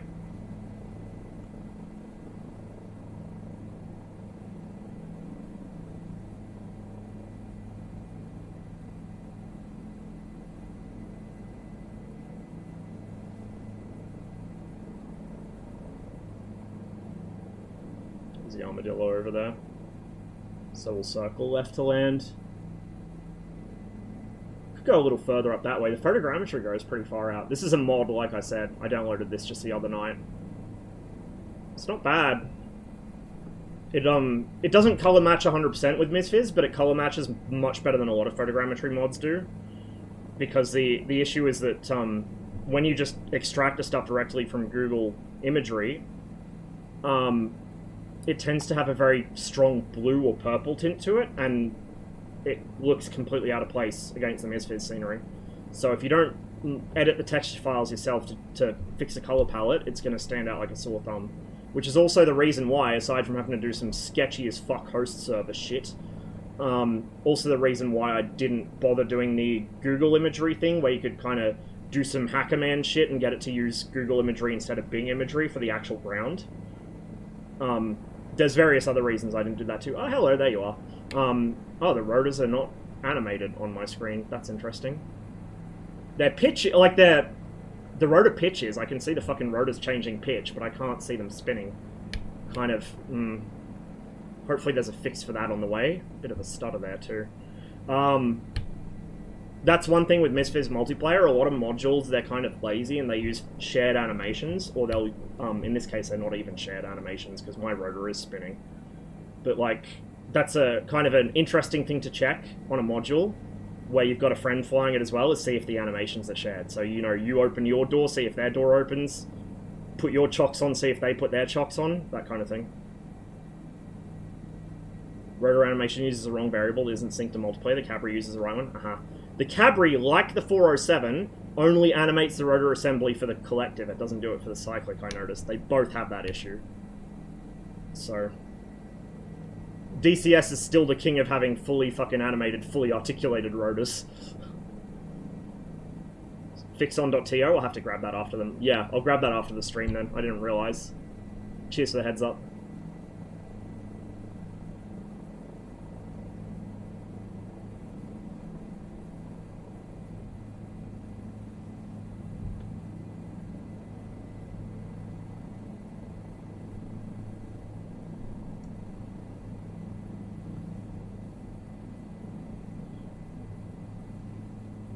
But yeah, if you don't edit the textures for the photogrammetry, it comes out blue.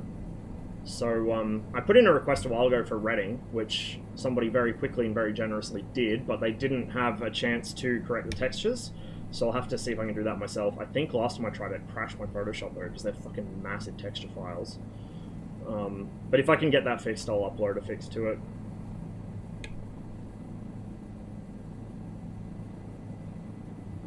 Yeah, it does. It really does. Like, the Cabri feels really good to... Cabri, fuck, whatever. Can you tell I like chocolate? I call it Cabri.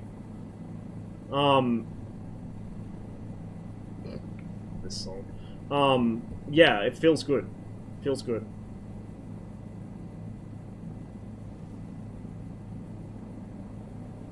Inshallah, there will be collision here, and we won't fucking phase through the ground or flip over and die suddenly. I think there's enough open ground next to the armadillo itself that we can actually land there rather than in the car park. Did you even try that roof? I'm just a little sketched out about roofs after the earlier adventure today. I kind of want to land on that. I kind of want to land on top of that thing. Like I said, there's random hills in the middle of the river because of the DEM not being 100%. It's the old Clyde shipyards. So many ships were built here before, you know, offshoring happened in the 70s. It's a running theme in The Final Cut, the Pink Floyd album. One of the most underrated Pink Floyd albums. It gets a lot of shit it doesn't deserve.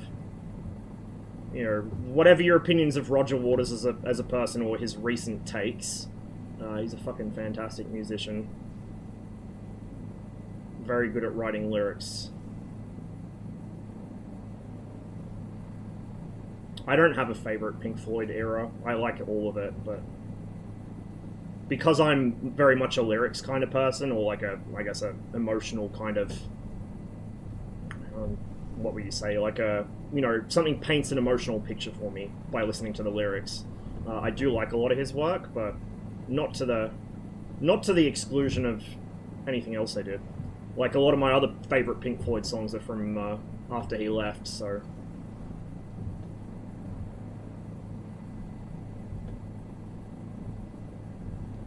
I haven't been to fucking Tokyo in the sim for a while. I should do that in a future stream. How big is my rotor disc? I think I'm clear of that. That should be okay. I'm just worried about these trees, or the ground collision, or me VRSing myself at the last moment, as I have been known to do, or that spike thing going up through my fucking rotor disc. Come on. Good thing that the sim doesn't appear to model ground resonance, nor does DCS as far as I'm aware, because my landings would fucking invoke it pretty much 9 times out of 10. Oh, we got geometry. We're not dead yet. Cool. So the rotor brake on this doesn't, like, ostensibly it works, but it doesn't, like, fucking do anything. I think, I'm not going to pull it now, but if you pull the rotor brake, it comes down, then goes back up. I think it's supposed to stay down. I think it's supposed to stick to the mouse like it does in the Cabri, but it doesn't. It goes down and then up, and it does fuck all to the rotor, which is probably why.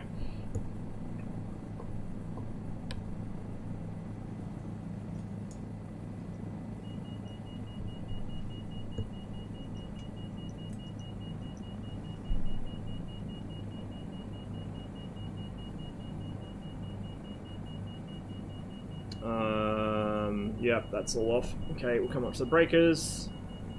Off, off, off. That can go off. The lights, yeah, that can stay where it is, don't care. That was already in the middle position. Actually, that should stay on until the rotor stops moving, but we haven't got time for the rotor to stop moving on, so it takes fucking forever. That's clickable, but it doesn't actually do anything. Might be a bug, or might just not have an animation, I don't know. Strobes are off anyway. Anti-collision, we should probably leave on until the rotor stops, but fucking whatever. That stays on. Get rid of our boost pumps, get rid of the logo lights. Don't need our instruments, because we are on the ground. Didn't turn that on. My radar I didn't have turned on either, apparently. I don't know if it was actually functioning, because I wasn't looking at it, but apparently it wasn't turned on. Let's go ahead and just Again, I'm not waiting for the battery for the rotor to stop moving because it takes too long in this thing. I'm just going to kill the battery now. You're not supposed to pull the rotor brake until below 40% rotor RPM. The instruments are off, but we're still at like 50 or 60 something percent because it takes so long to spin down.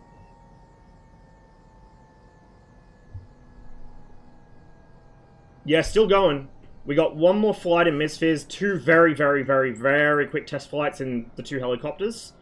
And then we're going to do a very short bit of ArmA Reforger, I think. How long have I been going? Fucking 13 hours. I think this is a new record, or very close to one. I'm not going to have a voice tomorrow. It's alright, I don't need one. Can't open the doors on this, unfortunately. You can open the windows, at least. Notice that's a theme with a lot of the, like, the official planes, is you can't open doors and canopies and stuff. Like, they have windows and things that you can open, but not doors for some reason. Like, okay, just to prove a point, even though we're too high RPM, I shouldn't be pulling it. I just pulled the rotor brake, I was holding it, it goes, I'm pulling and holding, it goes back up slowly. If I pull and release, it goes back up faster. It is having no effect at all on the rotor. It's still spinning at, like, turbo speed. Starting to get a bit of droop on it, but it's still very much running. I did actually leave the sim running one time to see how long it took for the rotor to spin down, even with me fucking with the brake trying to stop it. And it was a long time, like upwards of 10 minutes before it actually finally stopped. It did stop, but it took a long, long time. Excuse me, sorry about that. Yeah, it took a long-ass time. So that needs attention as well. Anyway, that was Glasgow. We started from Edinburgh. Well, actually not Edinburgh. We started from east of Edinburgh. Was it Archerfield, I think it was called, something like that. Then flew to Edinburgh, buzzed around there for a bit, crossed the Firth Forth, flew around the north side of it for a bit, crossed again at Falkirk, flew through Falkirk up to Stirling, contemplated landing, decided against it, and we've had a wonderful flight around southern, well, sort of middle Scotland, I guess. The Scottish border is always, like, it's way further south than I always think it is for some reason.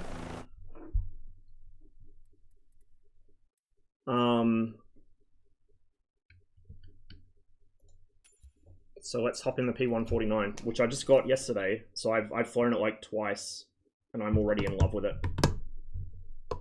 Now, I did have to get a mod to make it so the pilot's visible in an external camera, because that is a bug with it. It also added a little autopilot, but there's external hidden click spots to use it, which is fine, because I have no intention of using the autopilot in that plane ever, so I don't care. I would have preferred if it didn't add it, but the fact that you have to be on the outside of the plane and click some fucking super secret G-spot on the plane, yeah, whatever, that's the next best thing to not having one at all. Oh, man. Bit sore. Need to send you the site with all the nice Japan scenery again, because none of it's on .to. I've got some stuff from .to, like I've got photogrammetry for a bunch of Japanese cities from .to, and I think I got a lot of the stuff off that site. Some of the cities it covered I already had photogrammetry of, some of the cities it covered I didn't, so...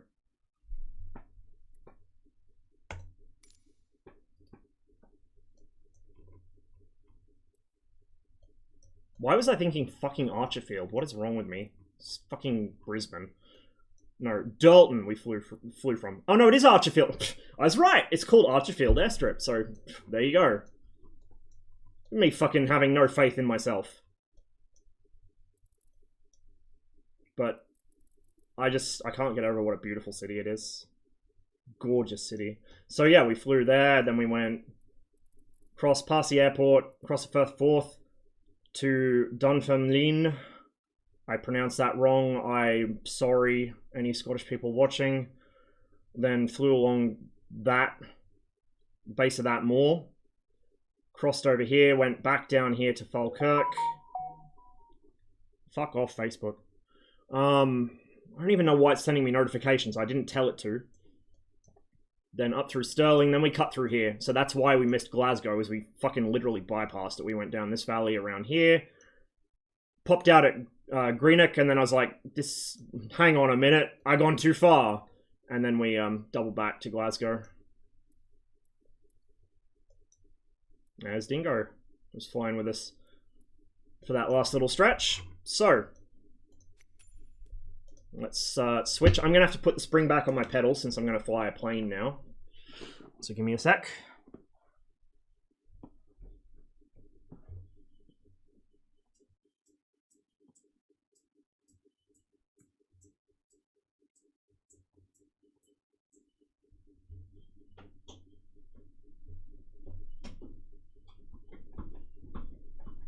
So my usual routine is to wind the damper, like when I'm going to fly a helicopter, I unhook the spring, the centering spring, and I wind the damper 15 clicks forwards, put a little tension in the pedals without having the spring on them. And when I go back to fixed wing, I wind it back 15 clicks, although I feel like I probably could have wound it back a little further, it's still a little stiff. And then put the spring back on. It's that quick and easy with the crosswinds. No disassembly required, no tools, nothing. Literally just unhook a spring. It's like a 2-second job, and then the damper is what actually takes me a while because I got to count the clicks. Updated frequently? Oh shit! Okay, yeah, I'll have to like favorite that or something so I can go back and check on it regularly. Merges his own models in Japanese government open data stuff. Oh, nice.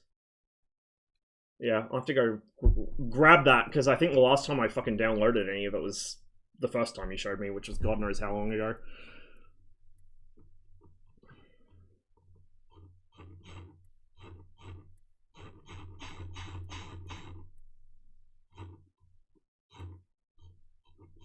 This is where I try and remember how the alphabet works. There it is. Sings such a wonderful little plane. Red ones go faster. It's also my favorite color. Just fill it up with fuel. So we hopefully don't have another incident like we just had. Don't care about any of that.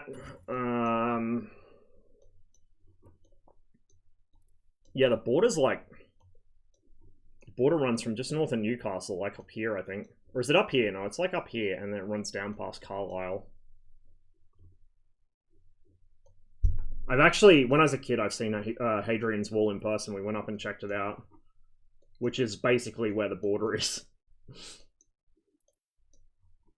So we're going to go across to Germany. As you can see, I've been on a bit of a custom scenery spree up here. Now, this thing's reasonably fast, so we could fly from up on Rügen. I've gone too far up. We're in fucking Denmark. What am I doing? Go from Rügen, maybe. And past Prora, which is this fucking colossus here. Der Kolosse von Prora. Am I actually looking at the right part of the beach? No, I'm fucking not, of course. Too far up. Actually, no, I'm looking at the wrong beach. My bad, it's further south. It's this beach. There it is. Kind of want to do that. Yeah, we could do that, and then we could, because the other thing I was going to do was check out Peenemünde, which is that. So if we go from, say, up here, oh, that's a helicopter. Fucking, we're not going to get a P-149 off that. I thought there was another airfield up here somewhere.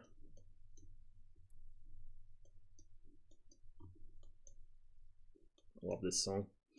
Go from this one, maybe. Track east-northeast to Prora. Hit that, swing south. Hit up Peenemünde, follow the coast from Peenemünde out to fucking somewhere along here. Actually, I have a camp I set up with one of the cubs on the beach here. Just over the Polish border. I don't think it'll still be there because it's been a couple weeks since I flew out there. They despawn after a while.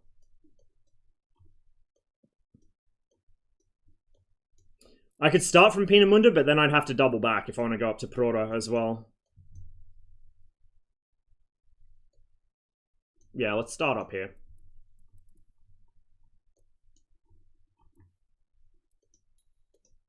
Should be enough runway, fingers crossed.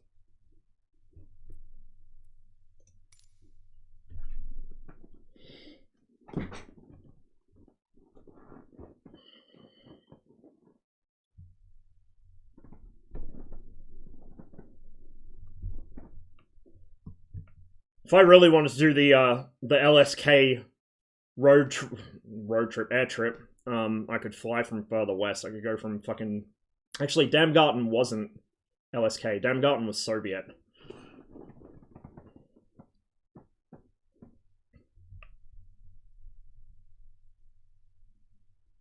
I think Rechlin was used by the LSK, I think.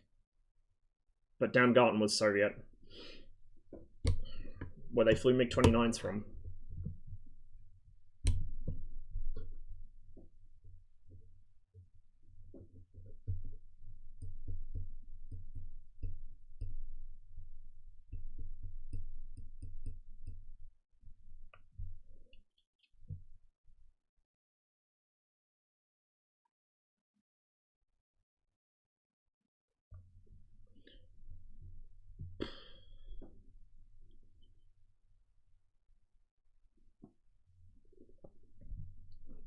Load times are a bit slow. My sim is modded to fucking back, so...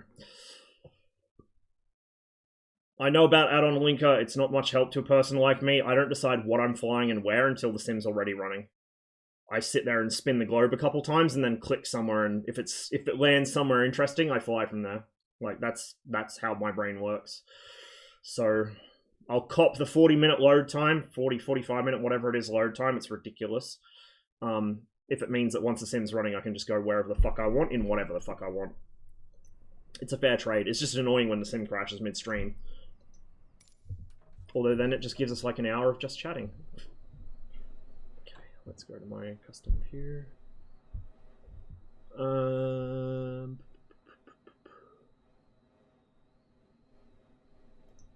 Let's not have easy mode.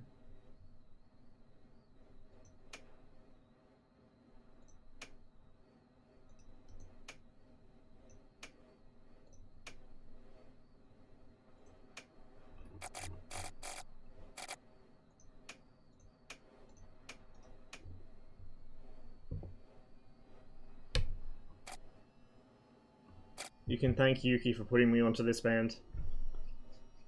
Although he's probably fast asleep at the moment.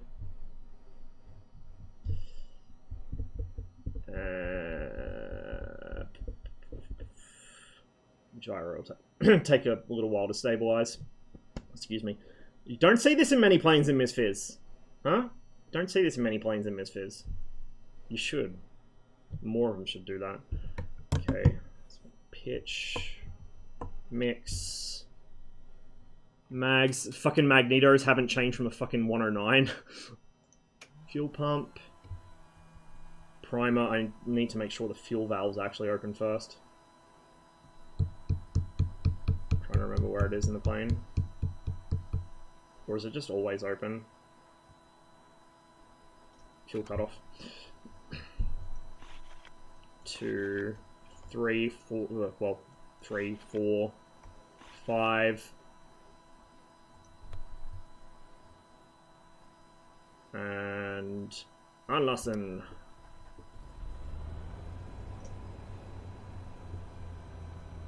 We didn't fuck anything up. That's it. I'm now officially German.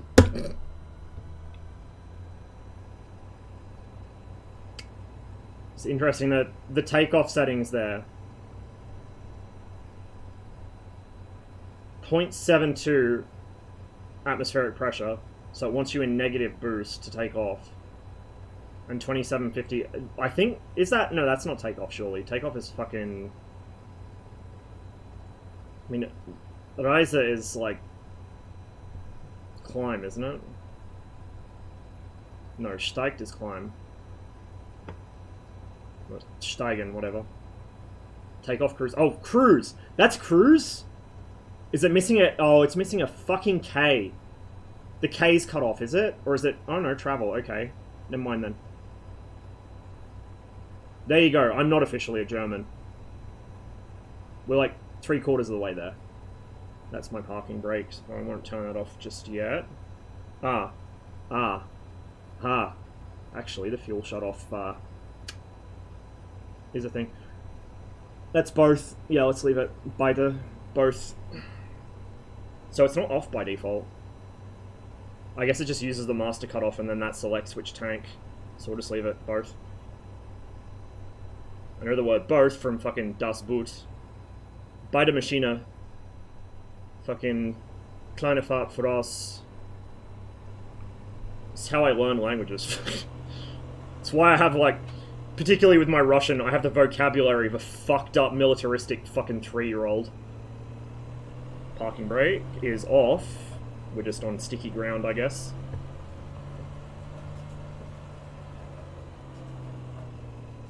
Hey, I've got to add something to the collection, man.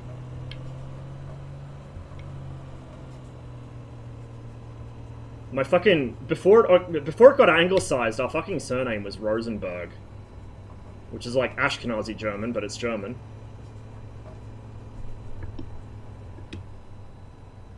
Reckon was used by Soviets as well. Oh, okay. I know that the LSK flew from fucking Peenemünde, because JG9 flew from there in 23s. Markswalde, I think the 21s flew from. What was that? JG3? Or was that a fighter bomber group? I don't remember. But Markswalde they flew from.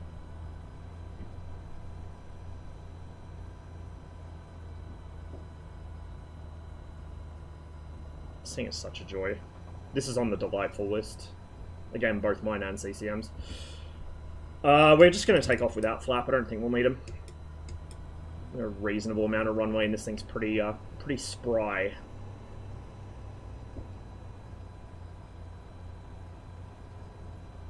Narrow runway, relatively speaking.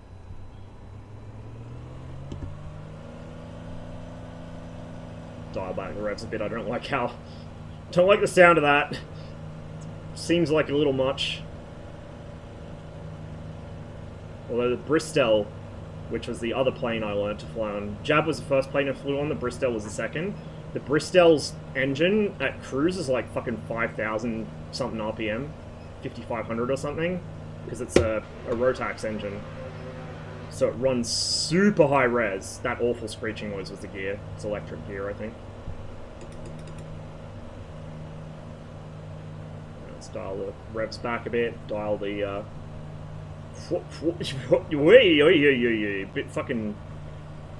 bit bumpy down here today, is it? Oh, it is a bit bumpy down here. The squeaky door noise is the pitch trim, by the way. That wheel down there squeaks every time I fucking move it. It's like one of the few things I don't like about this plane is the pitch trim is excessively squeaky. Needs some oil. Lazy ass mechanics.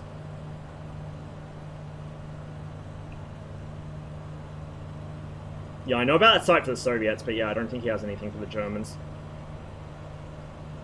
Here you can see those cars cutting across the field. You can see where a road wasn't built when the satellite imagery was taken, but it's been built since, and it appears in road maps. Is that... Oh, it's just on the photo, or on the satellite. I don't think there's any actual, like, moving train scenery, except on custom scenery stuff. I'm sure somebody will make a trains add-on. I'm certain of it. It's a fucking simulator.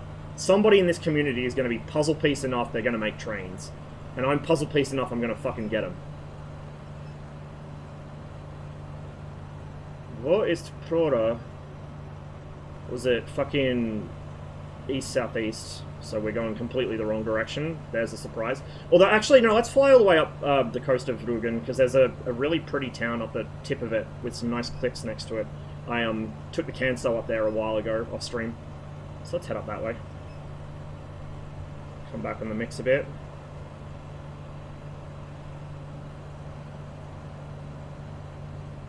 There it is. Fuck, you can lean these things out a long way before it shits the bed on you. Like, I don't know if that's just a Misfits thing, because I haven't flown anything in real life with, you know, adjustable mixture. It's all automatic, or it's just, there is none. Like, it's just what it is. So I don't know if that's real, that you can pull the, like, my physical lever is halfway back, and that's about halfway out, maybe more. And only then does it experience loss of power, or apparent loss of power, I should say, when the engine starts choking. We'll give it a little extra, slightly rich.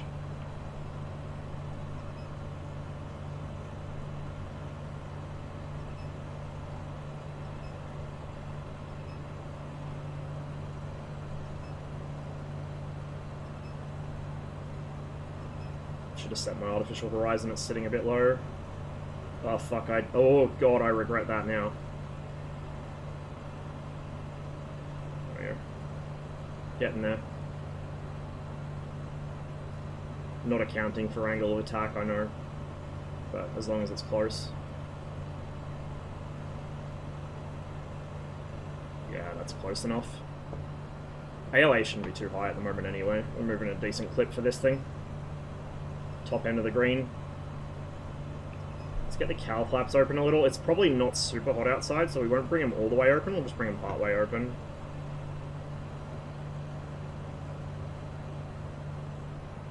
Kind of stuff have you flown in real life? Jabiru J170 and a Bristol BRM Aero Bristol, what is it, NG5 I think was the model number.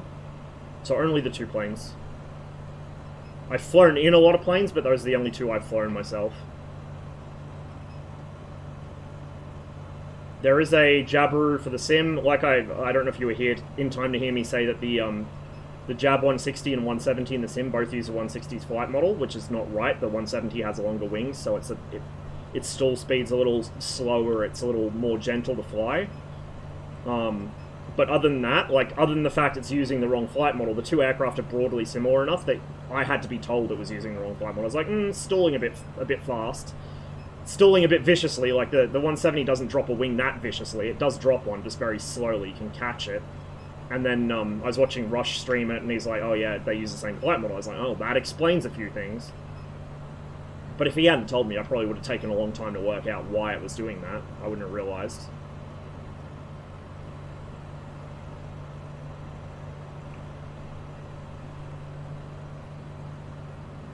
Oh. Have I done a fucky-wucky on my compass?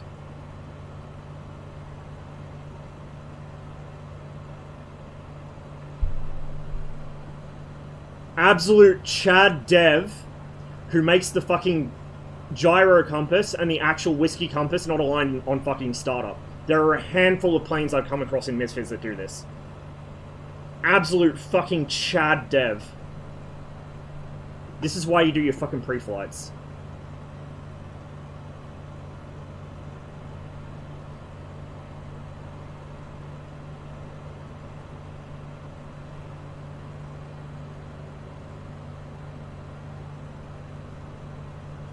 Get at wings level.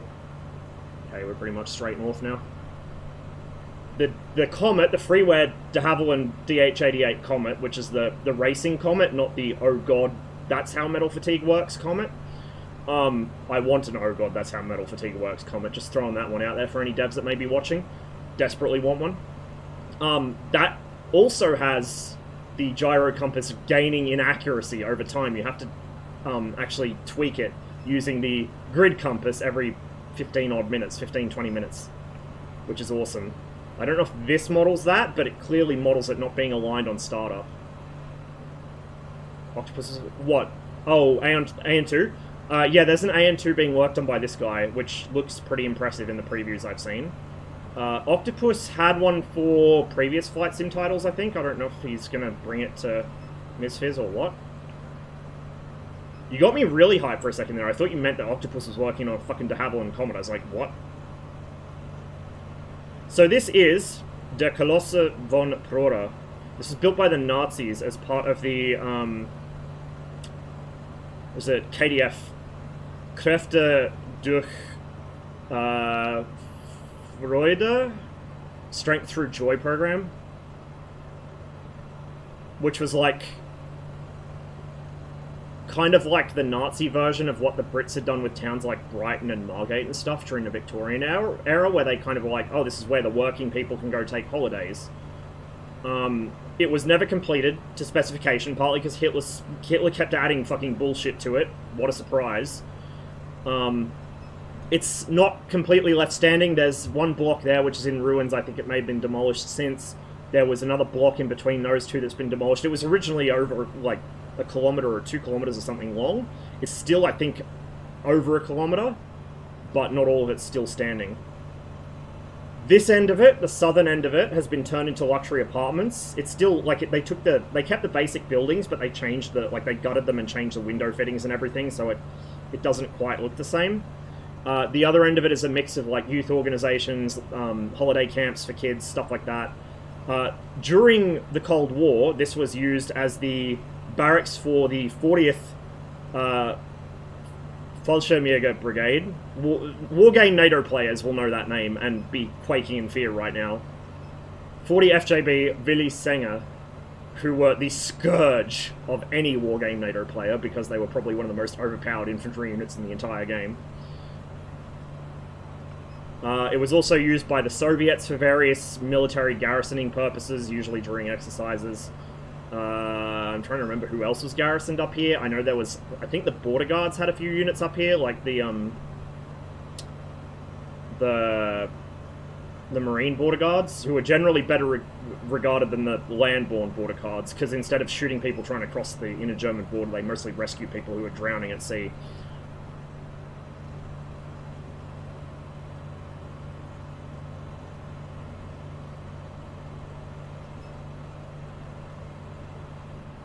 Fuck, it's turbulent here today.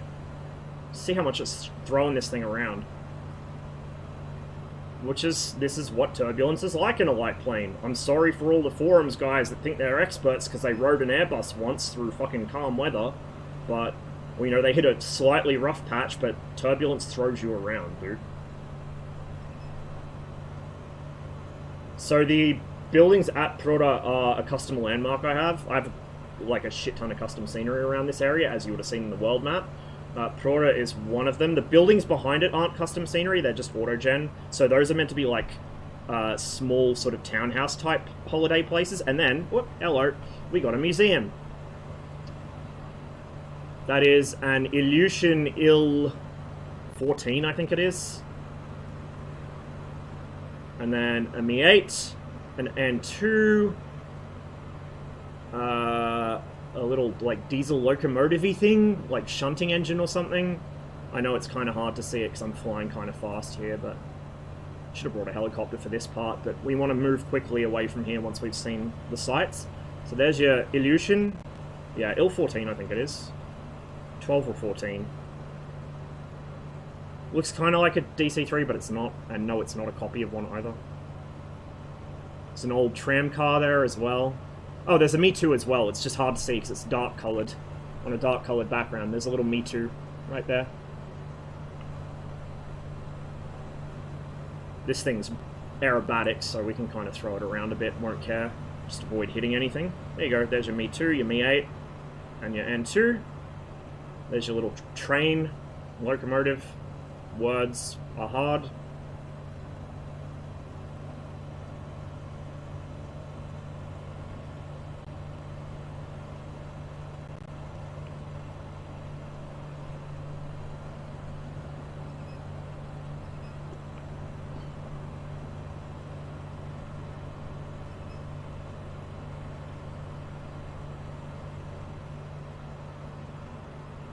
There's a bunch of murals on that. That's like a concert hall or something. So Proto was meant to have between each wing like concert halls and fucking like velodromes and all this grandiose shit because of course it was fucking Nazis. And they only ever built a couple of the facilities between the wings. That was one of them, and it's mostly just used for like concerts and shit for the youth camps these days. So that was Proto. Very checkered past, but it's still standing. Hopefully will stand for a long time into the future, because it's... I'm going to be real with you, besides being fucking big, it doesn't really have much architectural merit. I am not a fan of Nazi architecture. I think it's fucking overrated. It's like bargain bin fucking classic architecture. It's like classic architecture, but if you fucking bought it from Alibaba, it doesn't look particularly good or interesting to me. And Proto in particular just looks kind of boring. But it's a cool building just because of what it is, and its weird history. Architecturally, I don't really think it has much merit, to be fair. I know that's a hot take coming from someone who thinks that Khrushchevkas are beautiful, but, you know, it is what it is. So, what I was actually going to do before I got sidetracked was I was going to fly over there to that town, which is, fuck, I saw the name of it, starts with S. I forget already, but we're going to go there. It's like Sassen or something? I don't fucking remember. Good place to fly in the Catalina, or any other flying boat. Once I get this thing relatively trimmed out, you see what I mean about sometimes you hit turbulence and it's just you aren't getting much wing drop? I was getting wing drop before, but I'm not now. So we must just be getting like pure side winds at this point, and it's not consistent enough to actually drop a wing. Those of you who know your secondary effects, like, yaw should initiate a wing drop eventually, but we're just not getting one. Probably because it's just back and forth so much. Fuck it, it's trimmed enough. We're not going to be in external cam for too long. Ain't she beautiful? It's a really cute little plane. Really cute little plane.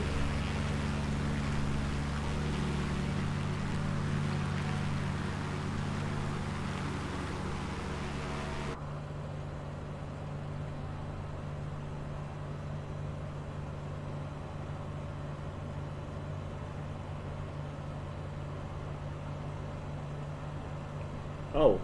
Oh. I shouldn't do it at this speed. I don't know if it's safe to do it at this speed, but I'll show you guys something later when we slow down a bit. And when there's a bit less turbulence throwing us around. Italian design assembled by Germans, yeah. It's quite nice.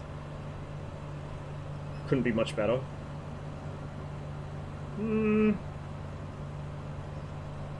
Yeah, I guess. The Italians doing the design keeps the Germans from overcomplicating it, and the Germans assembling it keeps the Italians from fucking it up. Just don't get the British to do the electronic system, or the electrical system even. Fucking Lucas Electrics, man.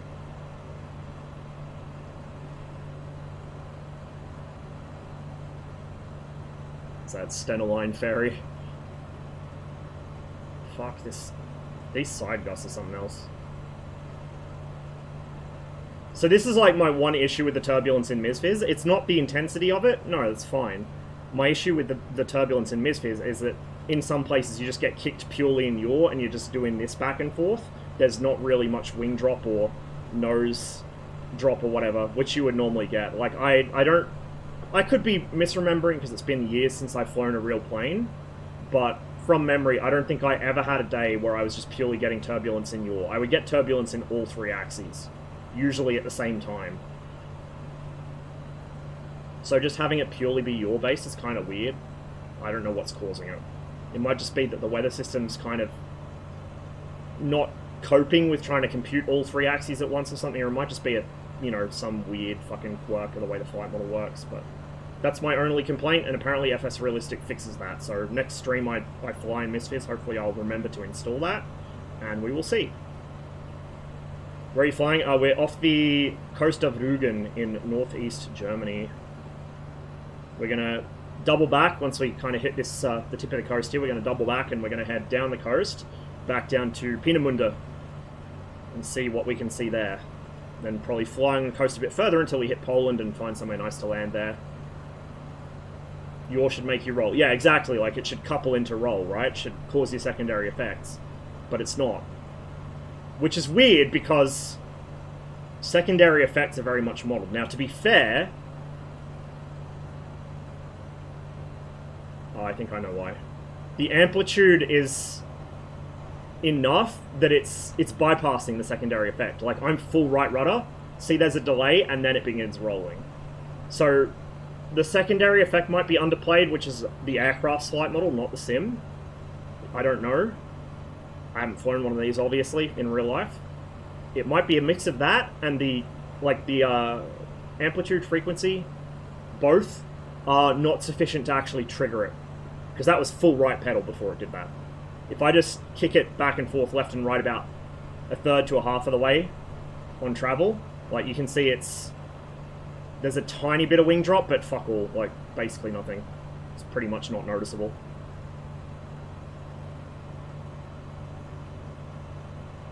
I still love this song so much when I was a kid. I mean, I still love this song, but...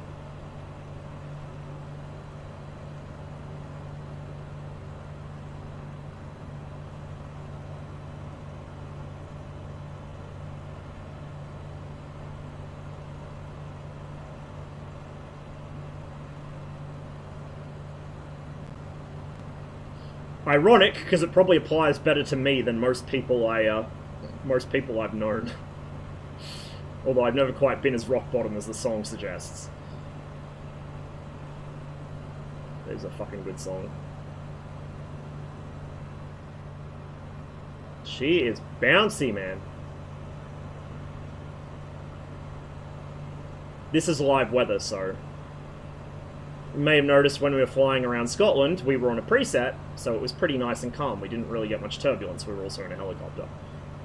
But live weather, it's pretty bouncy here apparently today.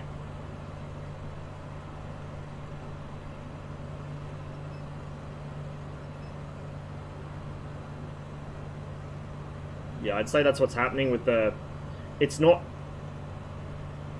The buffeting side to side isn't enough to trigger a yaw response, but FS Realistic apparently fixes that, so it shouldn't be an issue. Like, I shouldn't even have to tweak the flight model for that.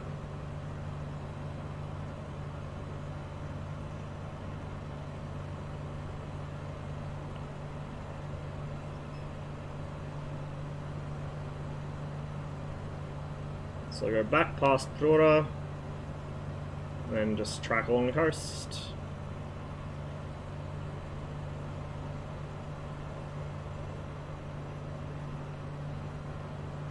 Fucking 13.5 hours. I think this is officially my longest stream. Pretty sure I've never gone past 13. Certainly not 13.5. I think the Black Mesa, like, one of the Black Mesa streams is like 11.5 or something, or 12. But I don't think I've ever done this long before. I'm not going to make a habit of it, mind you, because I'm already losing my voice. And, I don't usually have enough free time to do this. In fact, I probably don't today. I'm just doing it because I want to. I made the free time. If I get my ass kicked for it over the next week, but I made the free time.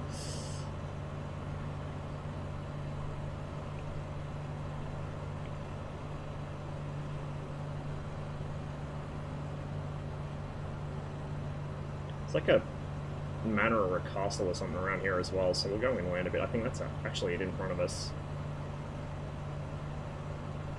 That looks like the autogen trying to turn a water tower or a radar tower or something into a fucking apartment block, which it does pretty often.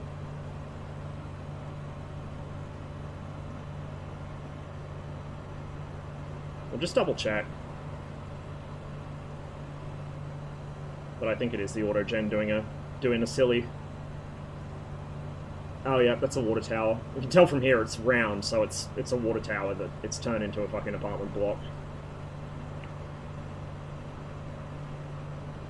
No, it's a donut. Weird. Okay, well, I don't know what it is then, but whatever it is, it's been turned into a very funnily shaped apartment block up on the side of a hill for no reason. Like I said, the AI's good and it's very impressive, but it's not fucking perfect. There's that castle tower thing? Monastery? I don't fucking know in front of me. We'll go have a look at that. This turbulence is fucking something else, dude. But, like I said, I don't know how much this... Let me check my weight and balance. How much does this plane weigh? It's not super light. It's not as light as a Jabiru. I can tell that right now. 2,600 empty, max takeoff, 4,000 pounds, that's about 2,000 kilos, bit under 1,800 kilos. So this weighs 3 times as much as the plane I learned to fly on. Max takeoff, that is. 3 times the max takeoff weight of the plane I learned to fly in. So it's still heavier, but it's still a light plane by most standards. Oop. Oh. Let's calm down a little. Let's calm down a little. It's still a little turbulent. I can still feel it, but it's calmed down. That's pretty cool.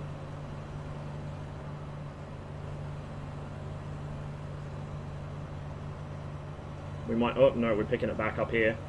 Had a little bit of dead ground for a moment there. Probably because we were shielded by this fucking mountain. Probably.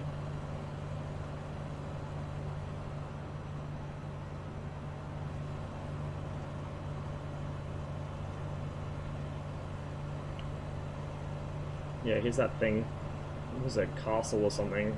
I haven't really looked at it in detail. I just flown past it on the way to Prora when I was flying off stream. Yeah, it's like a castle or some shit. That's a castle. That's a... I don't know what the fuck that is. It's like a castle, but like modern? Don't know. Some rich cunt's house, probably.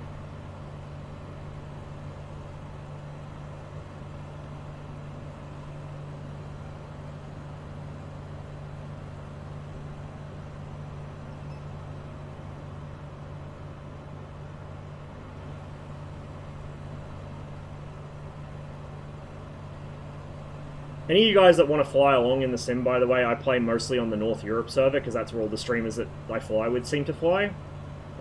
So, occasionally I'll switch servers if I'm having issues connecting to that, but usually I'm North Europe. Observatory? Really? Weird shape for an observatory to be, but it could be, yeah, I guess. The thing behind Prora might have been one. Like, just from where it was positioned, it could have been one. And the weird shape that the autogen turned it into.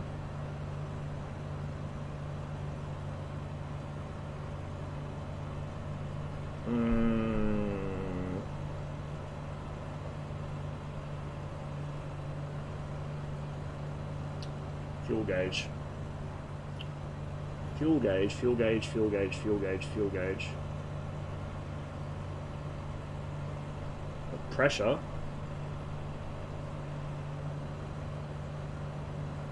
I swear I saw one in this. I'm probably staring right at it without seeing it. I do that frequently.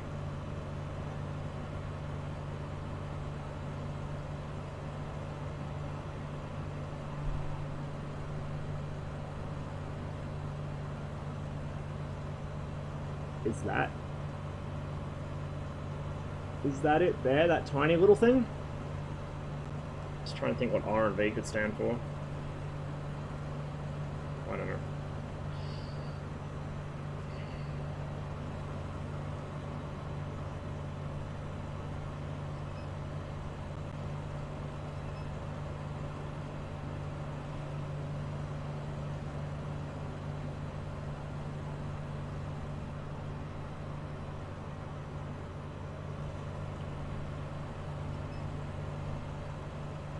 Needs a bit of trimming. Like, it's not super trim heavy, but you need to be on the trim in this thing, which makes the squeaky wheel a little more annoying than it could otherwise be, but whatever. The most direct way, and the way that would have the least risk of me running out of fuel and embarrassing myself again, would be to just cut across this straight. But you know what? We don't do that shit here. We do dumb shit here, so we're just gonna fucking hang it right and follow the coast and, like, multiply the distance I have to fly by about 10.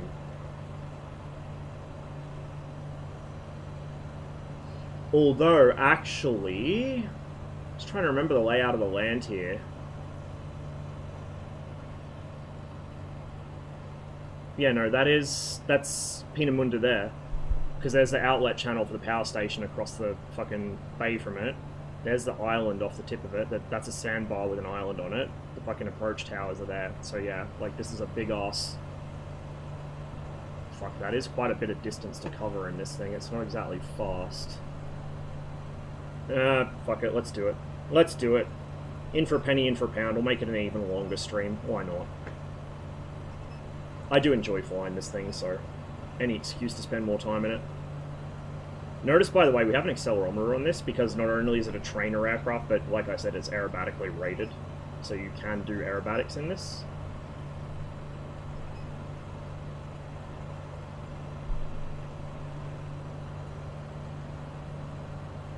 What the fuck that is?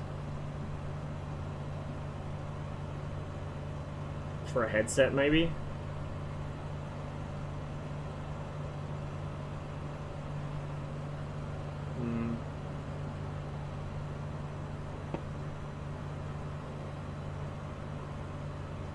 Kraftstoffdruck.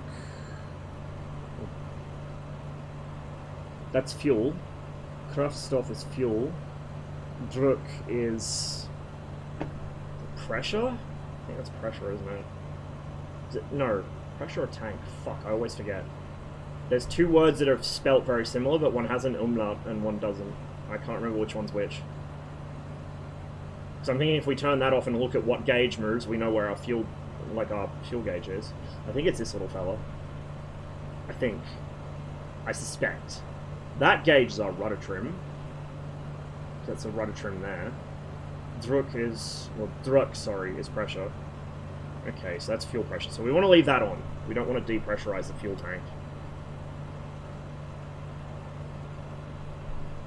Please tell me that isn't on, it's just the light reflecting on it.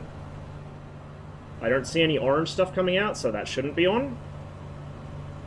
Yeah, it's probably just the light reflecting.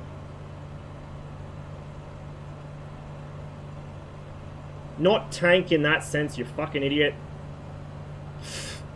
Tank as in Toplivny Bak. That kind of tank.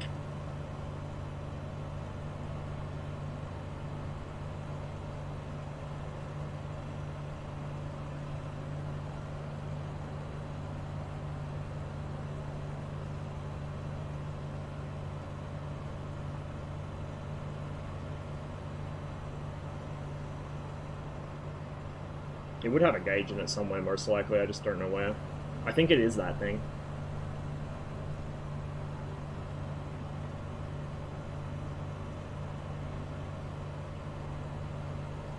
Are you sure?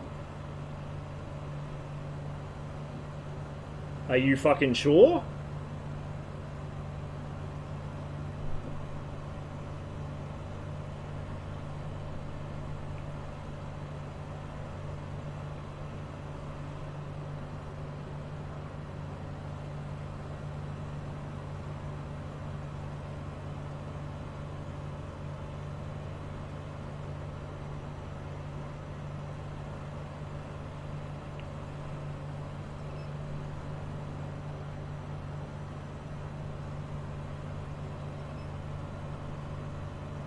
Also, don't make me hit you with the Czechs trying to prove they're Slavs meme again. I will do it. I will do it.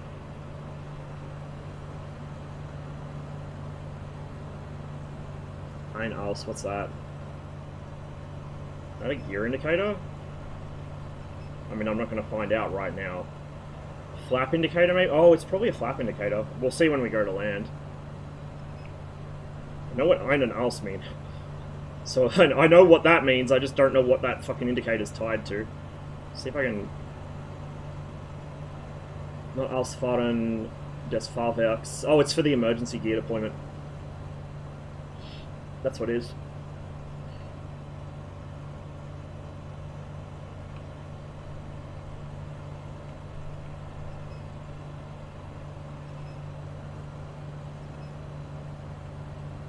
You can pull breakers on this, by the way. I'm not going to do it, but you can pull breakers on this. Actually, you know what? Fuck it. Generator breaker. Boom. On comes the warning lamp. Also, the plane did something unpleasant. We hit a bunch of turbulence right as we pulled that.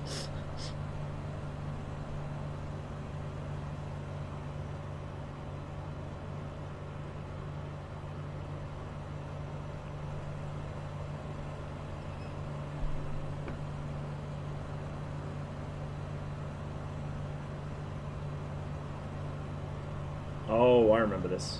I think I added this to the playlist at the same time as that Joy Division cover, which we're going to play again, because I really like that Joy Division cover.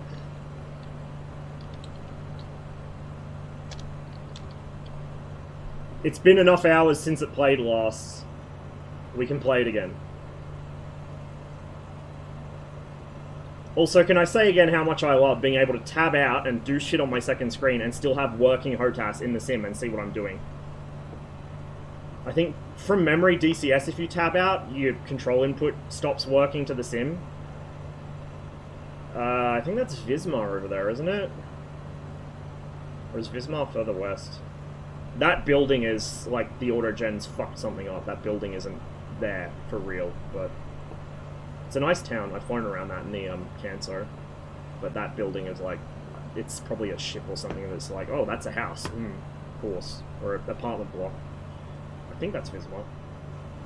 Rostock is further west.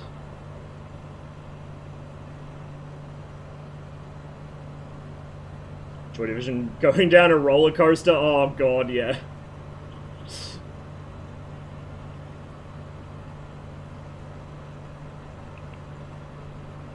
I wish I had the fucking creativity of the person that heard that fucking song and thought that that would be a good meme.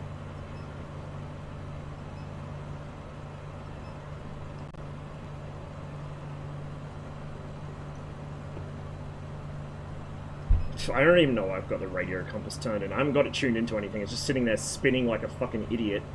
So that's a representation of what my brain's doing, that gauge. That's my brain.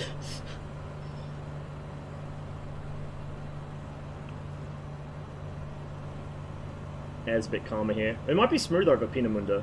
I want to believe. Turbulence is fun, but, you know, I kind of could do with a break. I've been flying for so long, I don't want to stuff my fucking wrist today.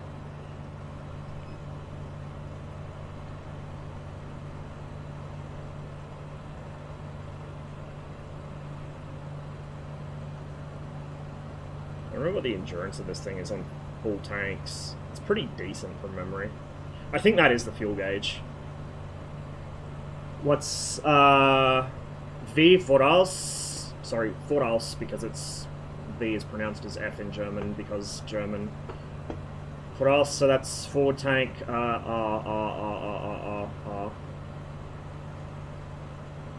Rückwärts is backwards.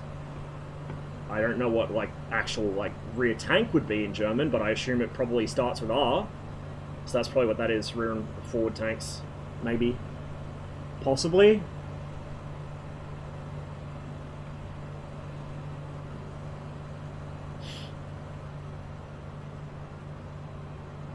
I speak, like, a tiny bit of about half a dozen languages. I'm not fluent in any of them, not even English. It would be nice to be fluent in just one language, but instead I'm blessed with the ability to understand snippets of, like, a shit ton of languages and not speak any of them. That's all I can think of is rear and forwards tank, but, like, I don't know. And then if it is rear and forwards tank, why is it on the same gauge with one needle? Like, what? It's not electricity related, because the voltmeter's over here somewhere. Voltmeter is right there, actually. There's a cabin heating. That's fuel pressure. That's probably cylinder head temp. There's something temperature.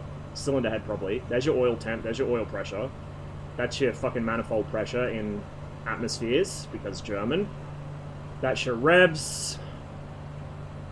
Clock, obviously, that hasn't changed since fucking World War II. Fuck, none of this has changed since World War II.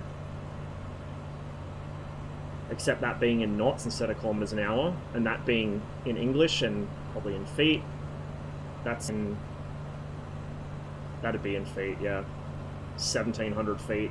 We're definitely not 1.7 kilometers altitude, I can tell you that. Reserve and vol... Yeah, oh, yeah. Yeah, you're right. That's what that is. Big brain, thank you. In fact, if I zoom in super far, it's kind of blurry, but yeah. I thought that was a U. I was like, what the fuck is... like, it wouldn't say Uber, would it? Why would it say Uber? But no, it's Liter. Yeah, that's your fuel tank. You're right. Reserve and vol... So we're fucking nearly full still.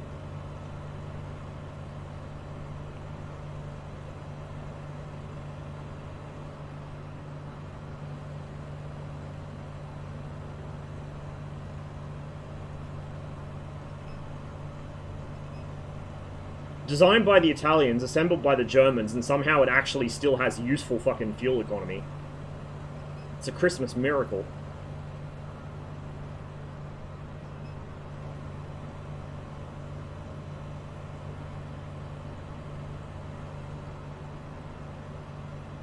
Such a beautiful little plane.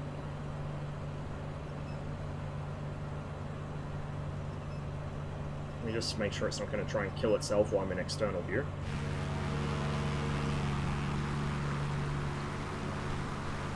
The red ones go faster. Mostly just if I'm piloting them, they go faster because I thrashed the engine like a moron. Rental power has no meaning in a sim. Everything is rental power. Really nice, clean design. Like, really clean design.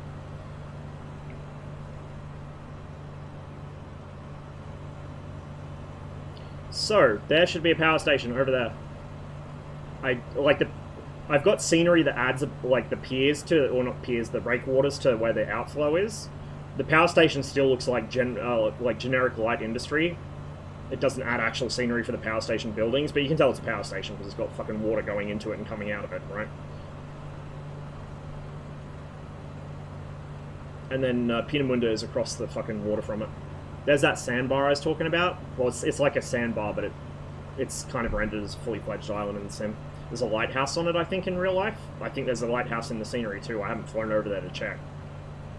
It's kind of out of the way a bit. There's another small island slash sandbar right there, just off the coast of Peenemünde in front of me. It's really small.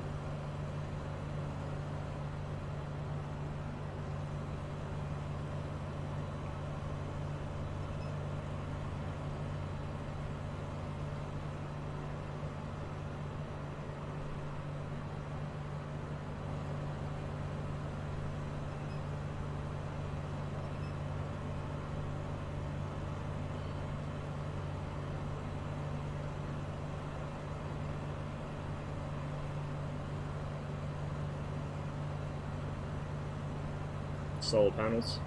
That's what those are. Yep, solar panels.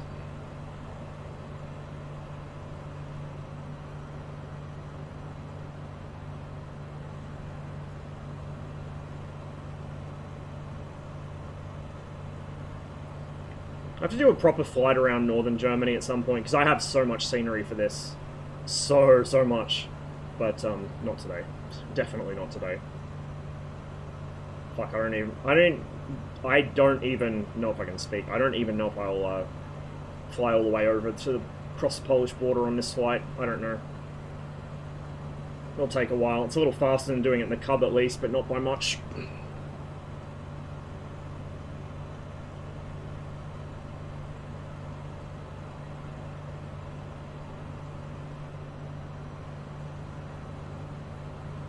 Wish I could toggle on the co-pilot. I like having the co-pilot visible next to me. Like, if they're in the plane with me, I like seeing them there. Even though it blocks a bit of my vision out one side, it's like, cool, I got another person in the plane with me, even if they're not a real person, you know?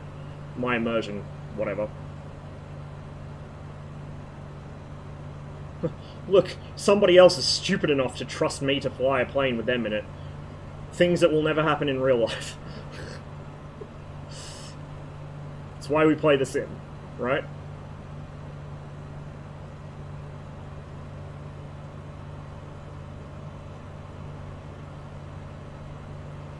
Oh, fuck yeah. Who's ready for some Yugoslav funk? Because this is a big compilation of it.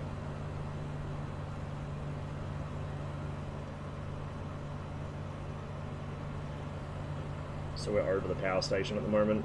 There's not really much to see down there, because like I said, it's just auto-gen, so it looks kind of like generic industry. I assume this is coal-fired. I could be... I don't see a stockpile. It might not be. Dare I assume it's nuclear? Surely not. Germans are afraid of nuclear power.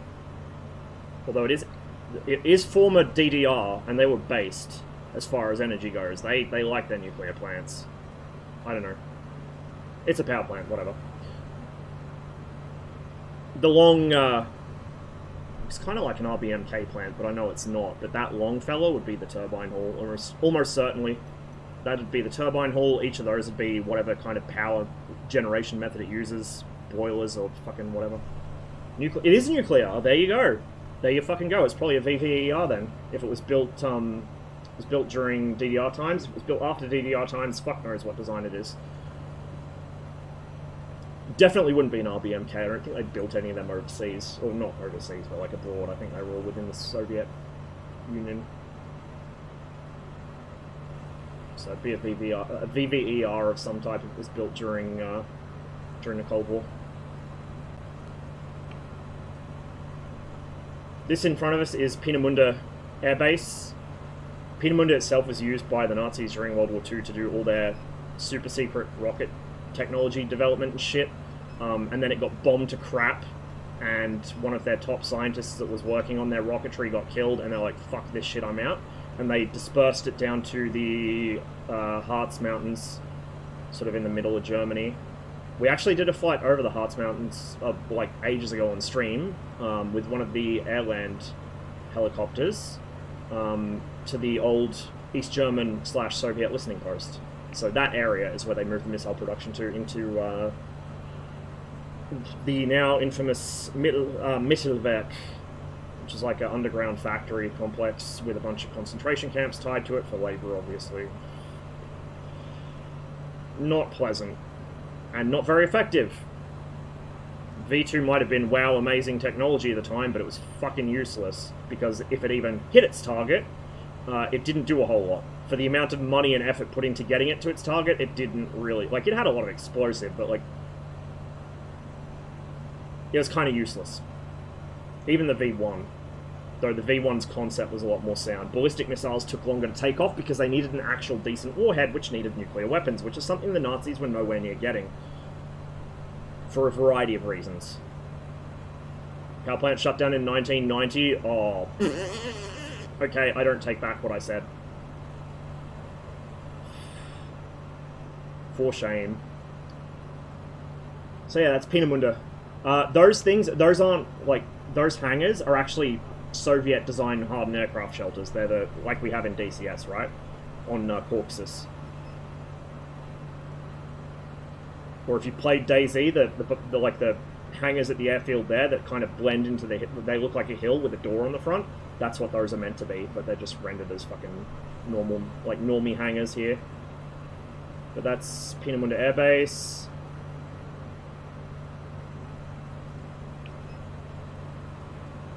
That's Peenemünde Power Station. So that power station was what powered like the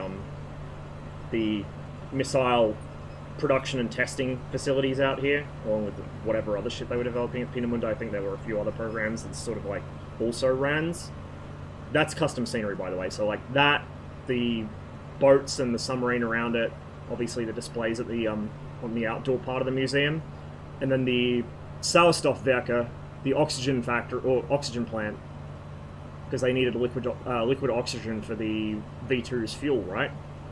So that's it there. That sort of darkish red barn-shaped thing is the oxygen plant, which produced LOX for the rocket as an oxidizer. That is a Juliet class by NATO designation, Soviet diesel-powered ballistic, or not ballistic missile, cruise missile submarine, sorry. If you've seen the film K-19, The Widowmaker, they used a submarine of the same type to mock up K-19, which was a Hotel-class Project 658 ballistic missile submarine, nuclear-powered, quite substantially larger, but kind of similar shape. VVER 440, the 440's kind of sketchy safety-wise, so, like, I think the 440 didn't have a proper containment building, although containment buildings are kind of, I mean, Fukushima proved they're useful, but they're not like as be-all end-all as people act, to be honest. I think most of the DDR's reactors were 440s, from memory. So yeah, that is the coal-fired power plant. You can see the conveyor where they get the coal up into the hoppers to then feed it into the boilers, or the furnaces rather. Turbine hall is probably that. Got a V2 rocket down there, a V1 on its launch ramp. I could fly a bit closer, I guess. It is getting a bit turbulent again. I don't want to smack into a tree.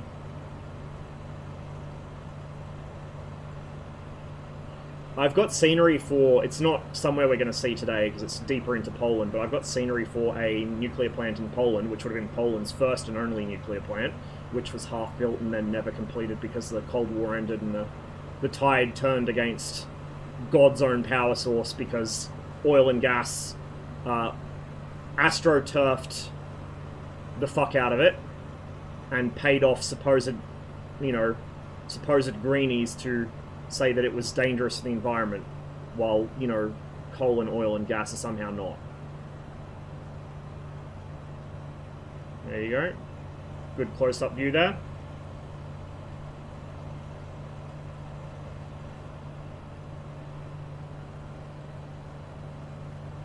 There were a lot more buildings on this site. Most of them were destroyed either during the Allied air raid.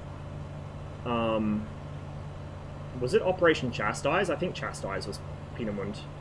I don't remember for sure, though. It was like 1943, late 43 or something.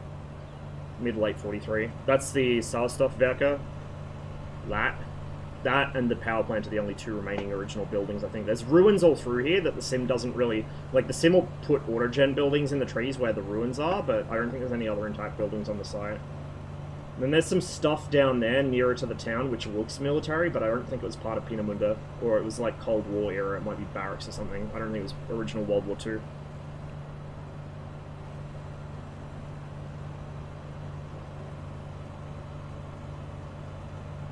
Site was chosen because it's very deep into Germany. Obviously, you know, before the end of World War II and Poland got shoved west during the redrawing of borders, Germany extended further to east, much further to east. So this is like the heart of Germany, but also way up north. And also in the middle of a forest. This forest was, you know, the site was built within the forest to try and hide it. Maybe not so well from the air, but it did hide it from prying eyes on the ground. But because the Germans had a manpower shortage by fucking 1943, because they started a fucking war they couldn't finish, they were employing not just Ostarbeiter and like fucking slave labor and shit from the camps, but they also had like Polish janitors and stuff, and a bunch of the fucking site janitors, like the lowliest fucking site janitors, were members of the fucking Polish resistance and passed on complete, and I mean complete, architectural drawings of the site, what every building was, what it did, who was where, when, like all the details were passed on to the Allies, and the Allies came and bombed the living shit out of it. Hey Envy, I'm making poor life choices, but we're having fun. I don't need to have a voice for the next several days anyway, I don't think. This is one of the launch ramps, one of the test ramps here, or not ramps, but pads they launched vertically. Some ruins next to it. Well, some water as well. So that was one of the test pads. And then on the other side of the airbase is another one that's kind of hard to see because it's mostly overgrown.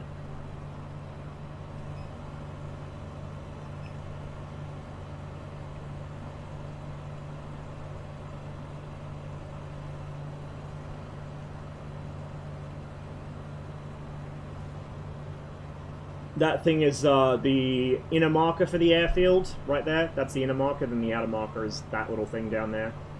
It was kind of like a lighthouse that's been lopped off below the knee, and it's had some approach lights and a radio beacon put on top of it. Finally got my MSFS working properly after fixing my PC clocks and doing some tweaking. Nice. Very nice. I think that might be the ruins of the other launch pad, actually. Might be. Don't quote me on that. It looks like it. Right off the end of the airbase, and I think there was another one here somewhere.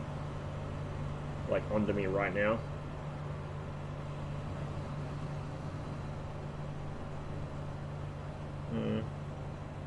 Yeah, like there or something. They're marked out on Google Maps, so you can see where they were, but some of them are pretty hard to see now.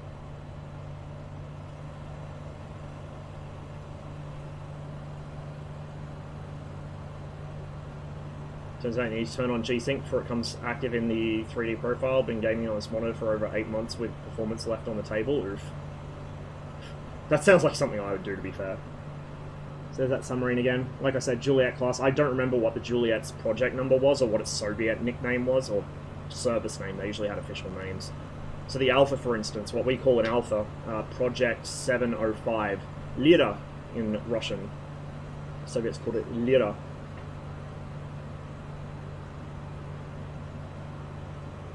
The thing we call an Akula is called a shuka, well, shuka, it's the long sh sound, but it's pike in Russian, which is what their World War II subs were too, the S-class, or the, what we would call the S-class, I guess, but the pike class, the sh boats.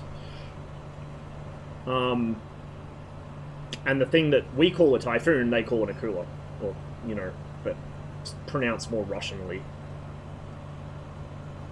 Very confusing. So I don't like using NATO names for things. They're fucking confusing. because they frequently are at complete odds with what the Soviets call their own equipment. And, like, they're not all... Like, there's rules to how they're decided. Like, you know, fighter reporting names start with F, bomber reporting names with B, whatever. That makes sense, but, like, it's... The systems are numbered in order of discovery. So, like, there's no relation between an SA-5 and an SA-6 at all. Except they both use semi-active radar homing. But everything else about them is different. But the numbers are next to each other, so you think, oh, they're similar. Like, no, that makes no fucking sense. Whereas you use the Soviet designations, oh, S-200, it's an S, it's a big boy. It is the big boy. Whereas the, was it SA-6, I said, I think, is the example, is a Kub. It's a, what is it, fucking, 2K... Fuck, what's a Kub's GRAU index? 2K, fuck me, I don't remember. I know the missile's 3M9. But, like, you can instantly tell they're not related. They're not even the same class of system. One is a big, fixed-site, fuck-off system. The other one's mobile. Army air defense.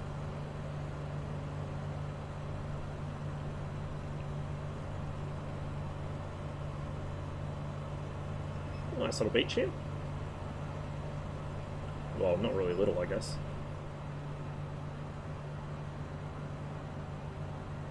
So, Peenemünde is actually kind of a resort town. I think it was even during the war.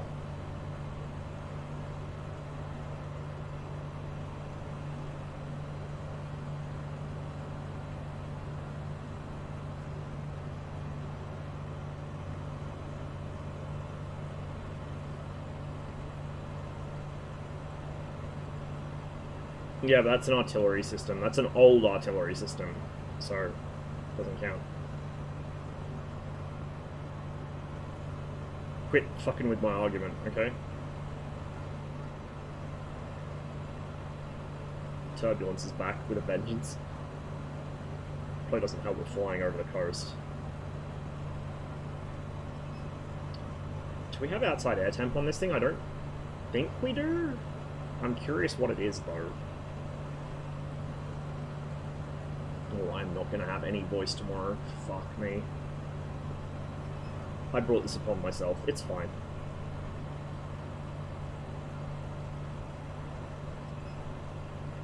Fair.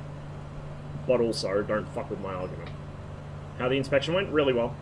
I assume they haven't phoned me to complain about anything, so I wasn't home when they did it. I was out doing some shopping and trying to sort out some paperwork, so...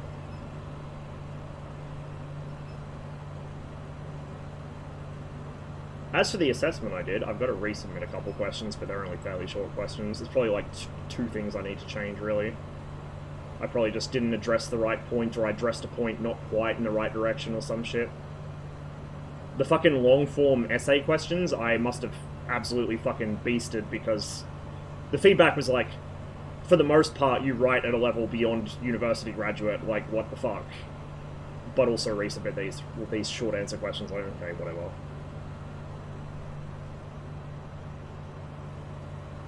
I would have liked to do longer answers on the essays, but I had very strict word limits on them, and I also didn't want to stray too far from the actual question. Like, I could have. I was ready to do a full fucking English lit level fucking breakdown of stuff, but alas, I wasn't allowed to. That's the kind of stuff I enjoy. Well, I hated doing it in school, but I enjoy, like, writing long form. I fucking hate short answer stuff. I absolutely fucking despise it. Because I'm incapable of delivering short answers, as you guys may have noticed by now. I just physically can't bring myself to do it. I got myself muted for a day in the Gunner Heat PC Discord the other day because somebody asked some inane question about gameplay, and I couldn't explain... I felt like I couldn't explain it to them without straying into the fucking contextual history of the fucking vehicle it was attached to, and I think Protag had had enough of my particular shit on that day, and was just like, oh, for fuck's sake.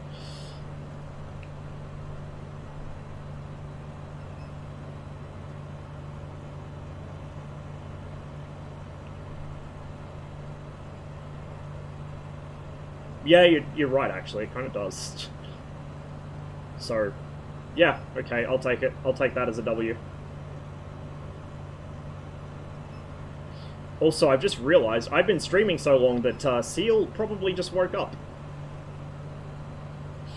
Fuck, a few of you guys probably just woke up. Like, shit. Hello. Still going. Send help. Oh, I'm having fun.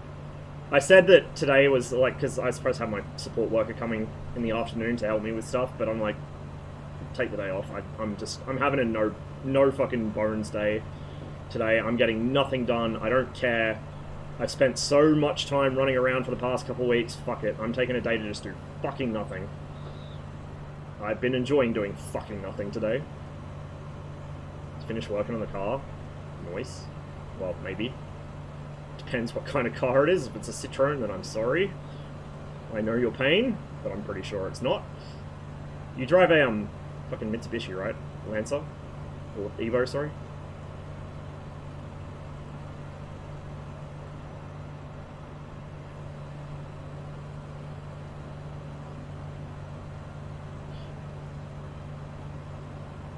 I know you've told me, I just have, like, a terrible fucking memory.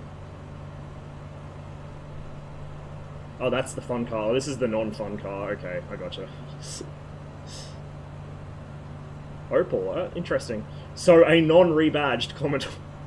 That's what the Commodore was derived from. The original Commie was derived from a fucking Opal. I forget what model.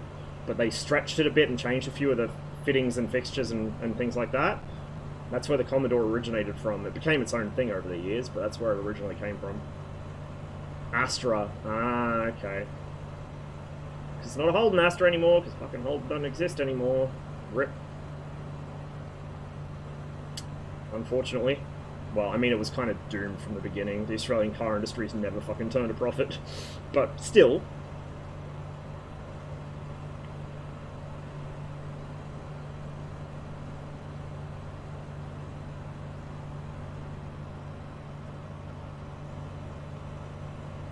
Big container ship over there. Having, like, little things like the sea traffic mod just adds so much to the world. Even when we had that big-ass fucking Ro-Ro ferry or whatever it was doing burnouts and fucking donuts and shit in Boston Harbor. It's pretty funny, to be fair. Or like when the road traffic does fucking just goes really fast around a roundabout constantly. It's like I saw a car doing that when I was flying over Fishwick early on in my MSFS playing career. I was like, oh my god, they accurately modeled fucking Fishwick drivers. Holy shit. 100% true to life. Bet he didn't fucking indicate either. Oh fuck, it's like 11 PM. I should probably be a bit quiet. Jesus Christ, I didn't realize how late it was. Oops. Fuck. I have no sense of the passage of time.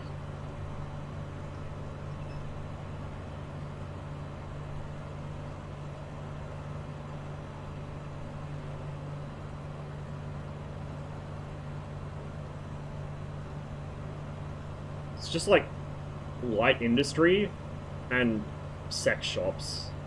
The only reason to go to Fishwick, unless you fucking work there, is to buy novelty fucking Secret Santa gifts to grief your friends with, which is exactly what my sister goes there for.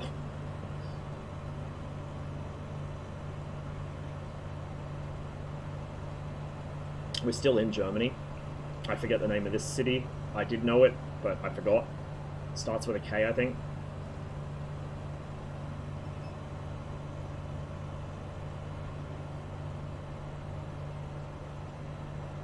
All autogen, so that should be an oil refinery over there in front of me. I think it's got like the pilot light, but it's turned one of the storage tanks into a very large round apartment, and then everything else is just like little shacks and shit.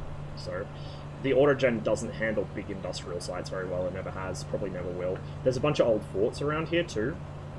Like that chevron-shaped building is an old fort of some form, probably from the fucking, I don't know, 19th century, maybe early 20th. There's another one on the other shore, and then there's like a step-shaped one somewhere around here. Oh, that is the step-shaped one, sorry. Yeah, there's one there, and there's one on the other shore, I think, from memory. I did fly over here before, just not on stream.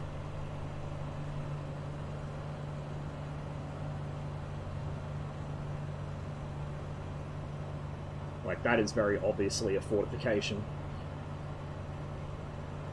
Yet it has turned it into a very oddly shaped warehouse, of course. The Autogen loves its oddly shaped warehouses. So yeah, that'd be a fucking refinery of some sort, I think. Coming to's in Collingwood.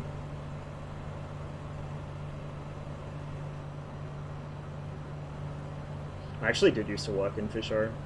Like, the bakery I worked at for a while was in the markets.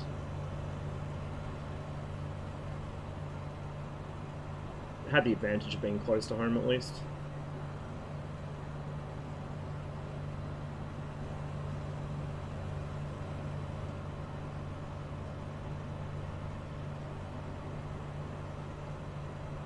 I think that's a fort as well, that thing. Fort or very weirdly shaped building. So the Autogen doesn't always get it right. In fact, it frequently doesn't, but it's convincing enough, and it's certainly better than nothing. Like, I don't play it really anymore, unless I'm really pining for the Vulcan or the English Electric Lightning or something, but I don't really play FSX anymore, but I still have it installed on my system, and man, the fucking scenery for that. Even with the Orbex pack. Like, I actually bought the Orbex pack before this was announced, of course, otherwise I wouldn't have bothered. Even then, it's like... not the most convincing scenery, put it that way.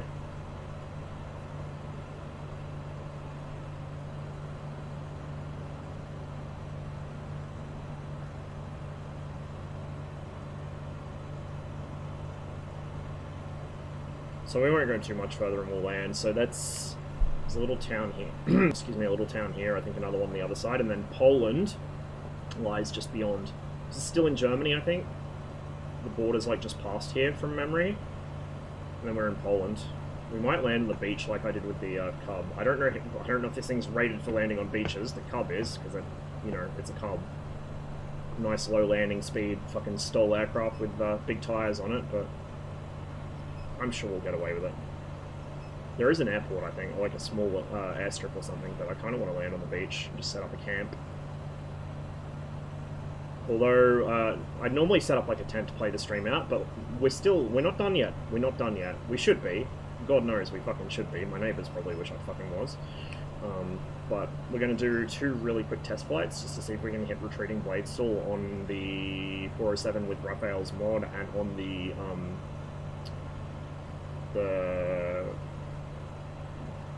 Cabri, the G2. So that shouldn't take more than a couple minutes. And then we'll just air spawn him, like, whatever. And then we'll hop over to Reforger for a little while. Just play that for a little bit. I don't want to get too carried away with Reforger though, because I don't want to be up until 3 AM streaming. I can't talk for that long. My voice is already mostly gone. This is a Piaggio P149. It was designed by the Italians and assembled by the Germans. Little Cold War aerobatic / trainer aircraft. Already in Poland? I might be. I don't actually know exactly where the border is. I just know it's somewhere around here. That is still, like, that city, whose name I forget, but it begins with K, that is still Germany. I know that's still Germany. I could have sworn this was still Germany too, and the Polish border is, like, just past this part of the tree line, but I could be wrong. Just woke up and got ready for work. You're still streaming? Yeah, like, you know me, Marius. I have no sense of fucking self-preservation. I do need to eat, though. I ate lunch. I haven't eaten dinner yet, though. So we might, I might take a short break, before I switch to Reforger, just to have some dinner. And then, we'll play Reforger for, like, maybe an hour. Probably not that long, even.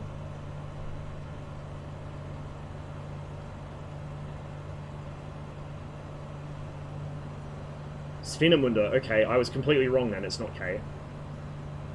Warsaw's further east. Like, way further east.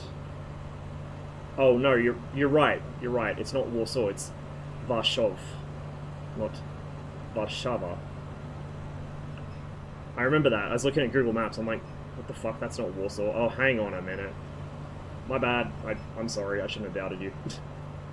Why did I think that began with K? There must have been somewhere else nearby that did. Because, I flew around this area like a month or two ago, not on stream though. And I had a quick look at it on Google Maps to see what I'd flown over, but obviously my memory is not as good as I thought it was.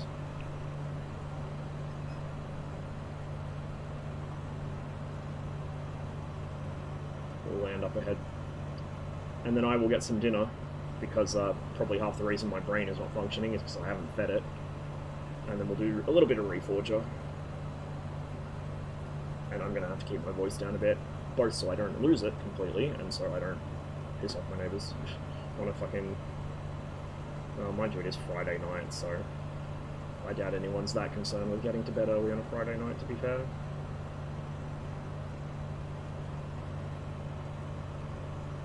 Svinemunder's in... Wait, really? Really? Are you sure? I know the border's around here, but I could have sworn it was past that. Like...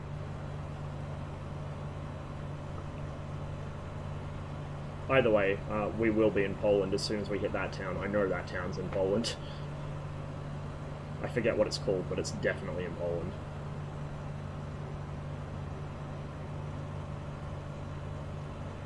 This thing's really nice. Really, really nice. I know I haven't done any real aerobatics in it on the street. You know what? Fuck it. When we hit that town, we'll chuck some loops and rolls and whatever just to show off that it is aerobatic. It does have an accelerometer in it. If the plane has an accelerometer in it, that means you're supposed to pull on the stick. Yeah, I know airliners, well, Soviet airliners did. Western ones I don't know, but if it's there for you to use, right? If it goes to 10, that means you use it all the way to 10. That's how that works, right? According to DCS players, it is. So... we'll chuck it around a bit. Village before is Albeck, famous holiday village, and Svinemunde is Poland, the borders between them. Oh, okay. Interesting. Very interesting. So yeah, it's further west than I thought then.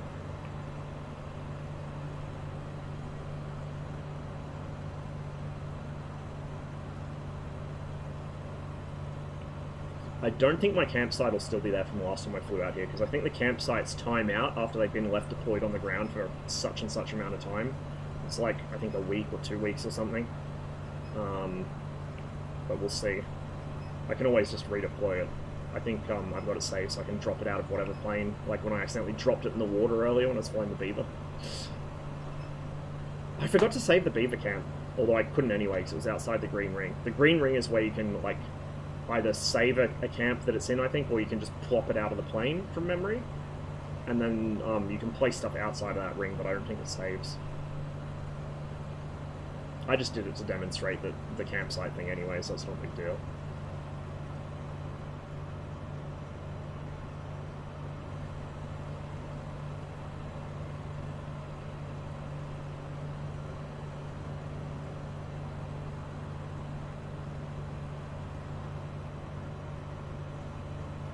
See, we're hitting calm pockets and then turbulent pockets, and calm pockets, turbulent pockets. It's a bit back and forth, which is what it's actually like to fly a light plane in like real world conditions, you know? I can't believe it, man. Like, the amount of moaning people do about basic realistic shit because they don't like it, it inconveniences them. They'll argue until they're blue in the fucking face with actual pilots. Like, not even people like me who have 50-odd hours total, but, like, pilots with fucking thousands of hours on the same kind of plane. They're saying, oh, no, I'm flying this and it shouldn't be this turbulent. Like, I fly these every day, and yes, it fucking should be.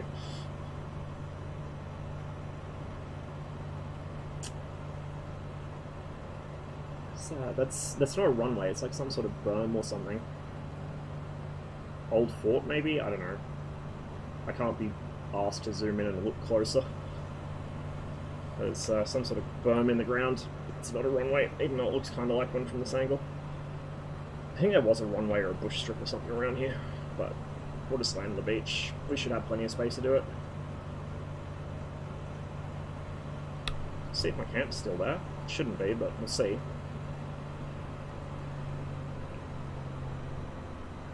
Push up the revs a bit so we got some power on demand and also some prop drag so we don't pick up too much speed in the dive.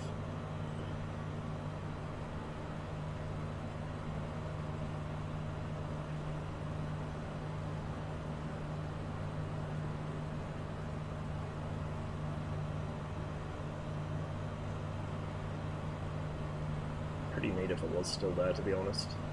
But no, it doesn't look like it is. I forget how far down the beach I was. I think I was like here.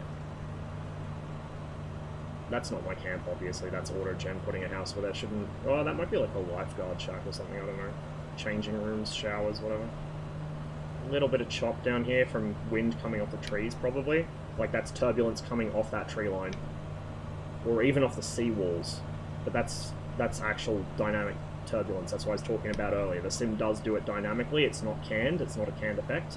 It's generating turbulence off of the terrain around you. Like, it's demonstrable. When you fly under a bridge or under a power line sometimes, you'll get a bump. Especially under bridges, you'll get a bump because it's occluding the wind, and you're getting fucking turbulence off of it. The first few times it happens, you got your heart in your throat because you think, oh my god, have I just crashed? Does it have, like, an invisible hitbox or something? But no, it's just the turbulence coming off the bridge.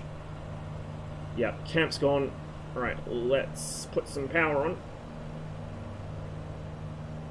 Let's put a bunch of power on and hope we don't blow the engine, because he probably has simulated that with how much other stuff in this plane is simulated. Hopefully I left myself enough space for this maneuver. Oh yeah. Yeah, I did. There we go. Plenty of space, I don't even have to pull that hard. Nice. Let's barrel roll. Roll rate's okay. Better than most aircraft of this size and class civilian-wise. Fuck, it's better than the Spitfire at this speed as well. The Spitfire's roll is awful at higher speeds. Flies really nice. It's really responsive. Like, if I thrash the engine, look how tight I'm turning, and I'm basically holding speed. I'm barely losing energy as I hold this. Agile little thing. It's what, 4G sustained turn, something like that? That's fucking good. That is fucking good. Oh, there's little kayaks. Look. Little green kayaks. That's awesome. I've never seen that before. I didn't even realize that the fucking shipping mod included them.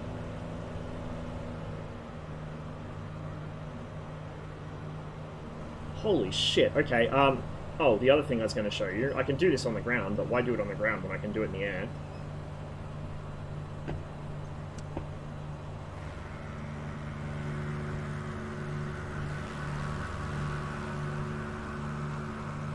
Notice how I had to drag the canopy back. I don't just click it and it opens all the way. I have to drag it as open as I want it, so I can have it mostly, maybe not one in a bank near the water, but I can have it like mostly closed. Like that. And if we go to the external view, it is mostly closed on the external view as well, to the same amount. Oh, look at that. And then if I want to go convertible mode, push it all the way back. It's fucking loud in here now. Look at that. Cannot go wrong with this thing. Cannot go wrong with this little plane.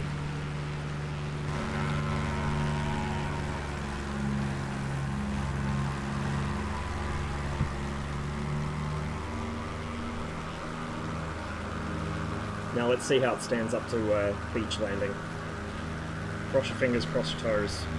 I've landed this thing like twice on a proper runway. A long, proper runway. It doesn't need that much stopping distance, so it's not stall, but it doesn't take a lot of distance to stop.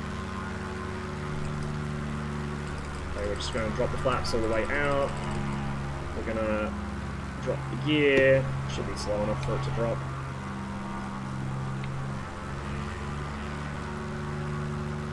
A lot of back trim to counter the drag from that.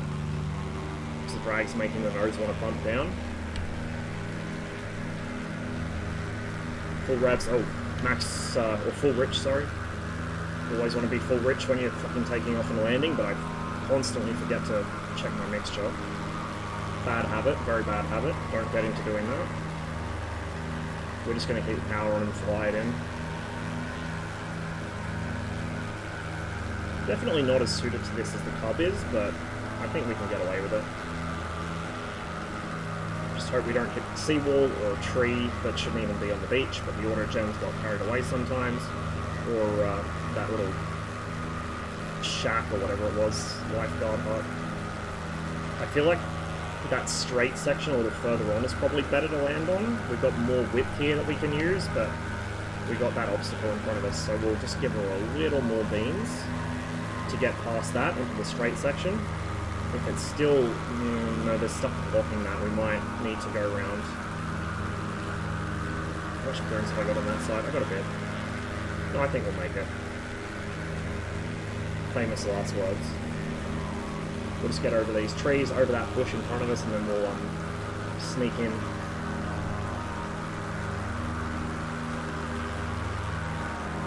.80 knots, so we're going at a fair clip.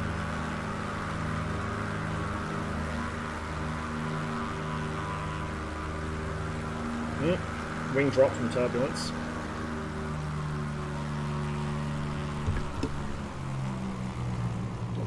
Come on. This thing is so beautifully smooth to land. Oh, butter. Like, -1 foot per minute. It's so easy to land. Like, it flares beautifully. I haven't had a landing in this yet where I actually felt the landing. I had to listen for the wheels touching the tarmac because there's no bounce, there's no nothing. Like, you just gently grease it in. Such a nice little aircraft. And we did well and truly have enough space to make that. Oh, look, there's somebody on a yacht over there.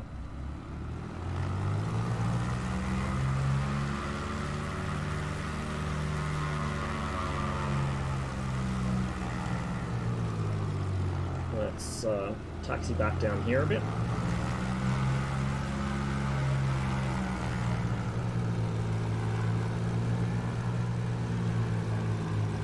I don't recommend landing on sand with your wheels down unless you've got tundra tires in real life. This is a bad idea. Really bad idea. Sand is a great way to flip over and kill yourself in an actual plane.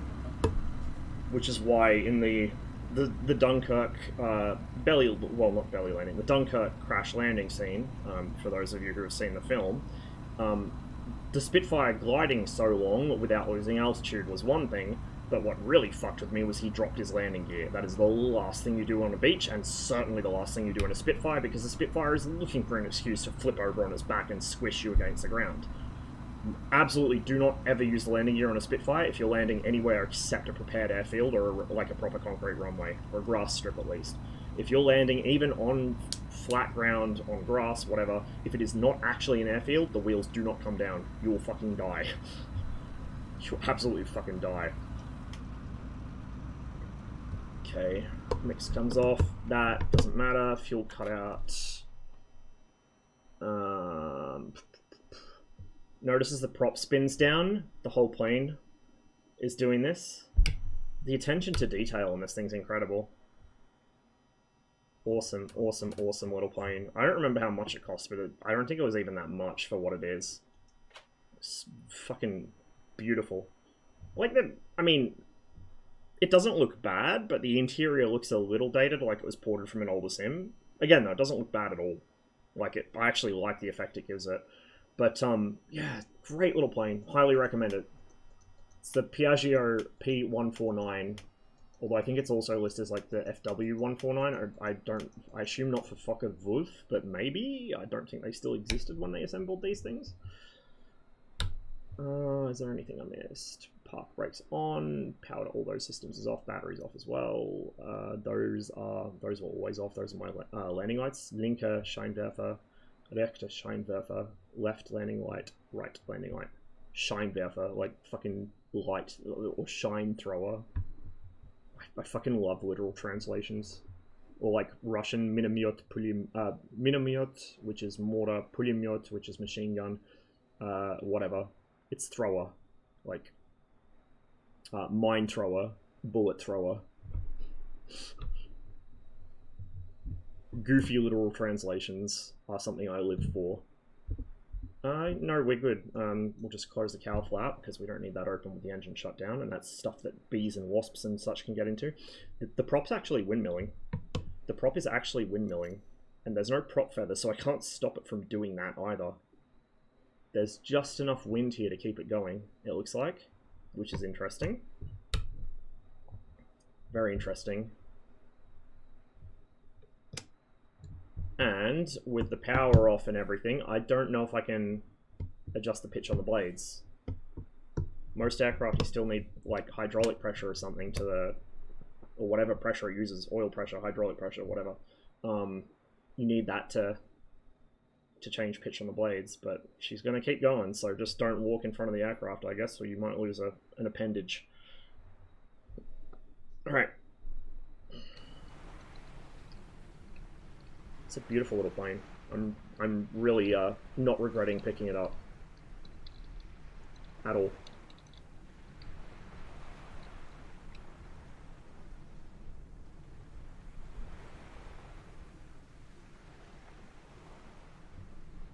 Wonderful little thing. Right. I'm not going to bother setting up a full-on camp on the beach. I don't want to extend the stream by that much time. It'd be fun to do, I just don't want to do it. Oh my god. This is the third time I've forgotten to drink half a cup of tea. I go and get a cup, and I'm like, fuck. I've already got tea, and I didn't drink it. And I don't drink that either.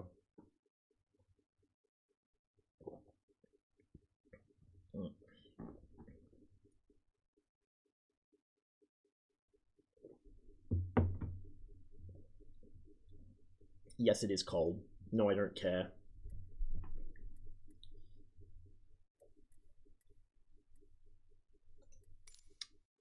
I'm not going to bother unhooking the spring for just 2 quick test flights, so we're not going to really need the pedals that much to test this anyway.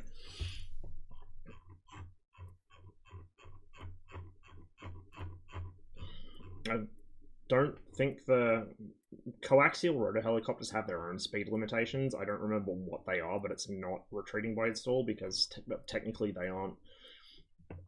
Because they have counter-rotating blades, right? The retreating blade stall happens on each rotor, but they balance each other. I think. I could be wrong. Helicopter physics are fucking bizarre and terrifying. But the main thing I want to check is with the official helicopters anyway. The Car 10's quite nice. Like, I really like the Car 10. And I'm sure it will benefit greatly from the official support for helicopters, because it was pretty good even before that was added. Let's take that. Weight and balance. We'll just run with 50% fuel in each, rather than full fuel. We don't want to spawn on the ground. We want to spawn in the air. Let's do it, actually, we'll do it over water. We'll just do it here, but we'll change the weather to, I'll change it once it's... I'll leave it set to live here, because I don't want to have to be changing that every time I fly, but when we get in game, we'll just do a quick active pause, and we'll change the weather to clear. Should be without turbulence or strong winds or anything. Or the sim can crash.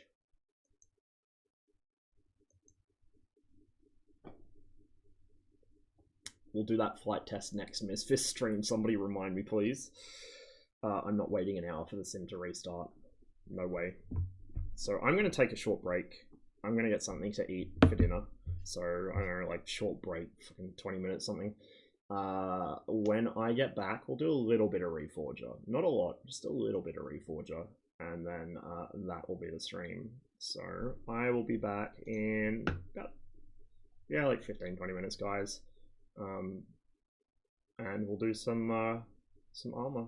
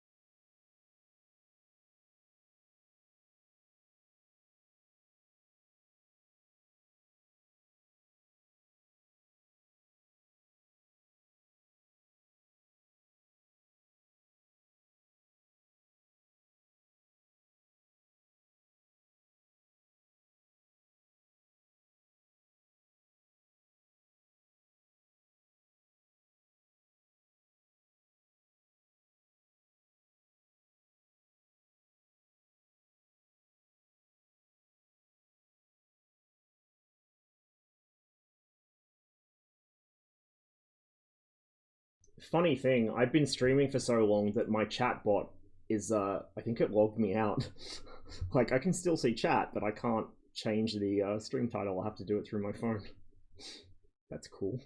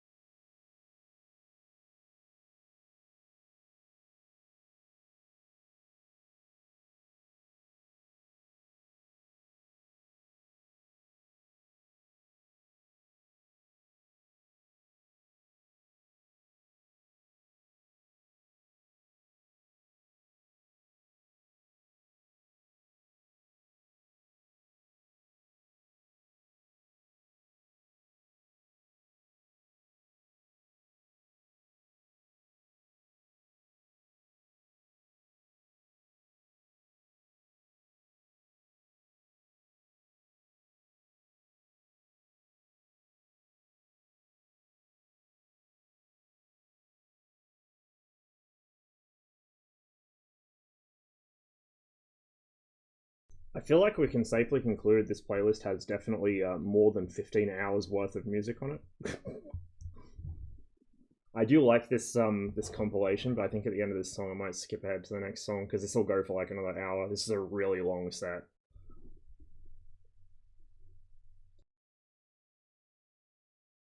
It does slap though.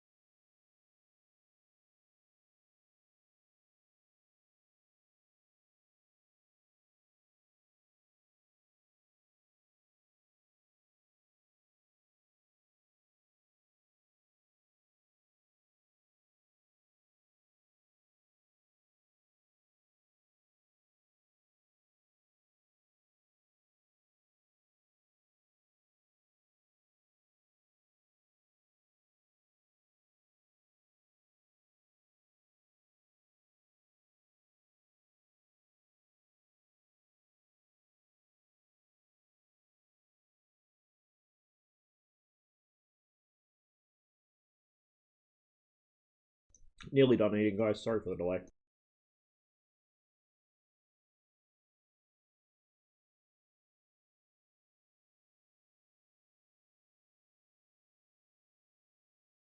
Too fucking long, Screaming Cheese. Way too fucking long. Literally all day since I woke up, but I've been having fun, so. Oh, no, this is the short end of the stream. We had a really long Misfits stream. This is the short bit at the end.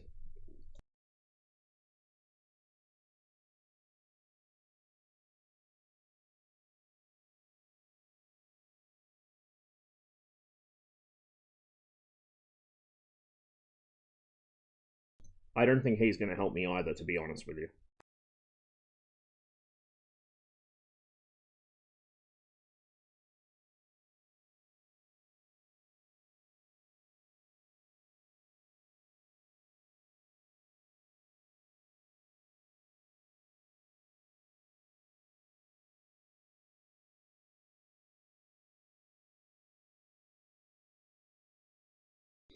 To be fair, like, fully 1/3 of that uptime was, like, me just having an extended fucking nostalgia trip. It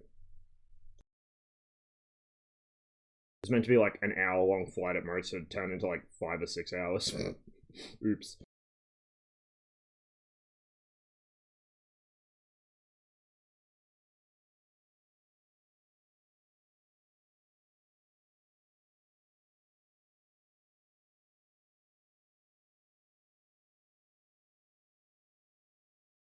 Nostalgia trip. I was flying around where I used to live in the UK. Well, one of the places I used to live in the UK.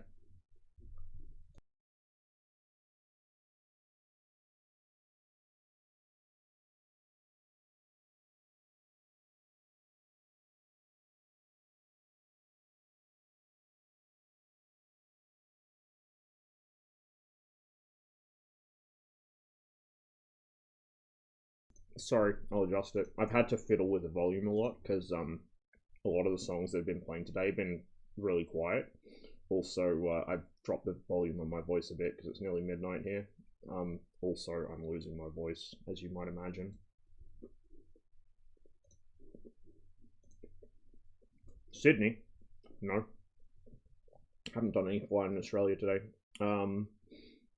If it was a small helicopter at the start of the stream, it was around the city would have been Manchester that you saw probably, but we're flying around the general area of Lancashire and southern Yorkshire.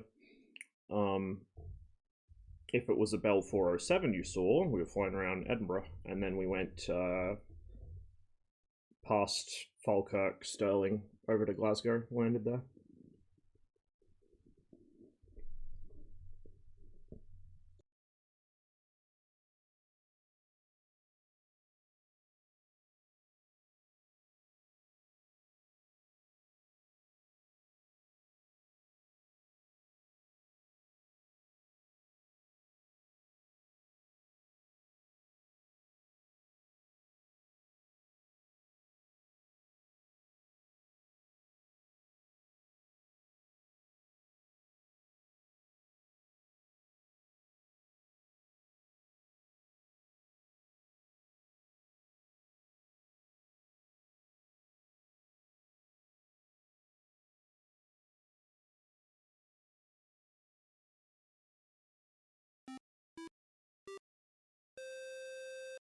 Good man, Rossmum.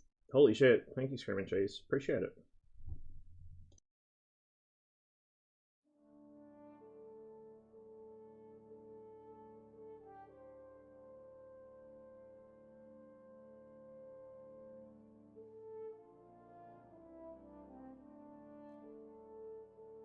Thank you very much. Also, I forgot Reforger has menu music. We're just going to leave the stream music on though, so because you won't hear music in game, like once I'm in a server.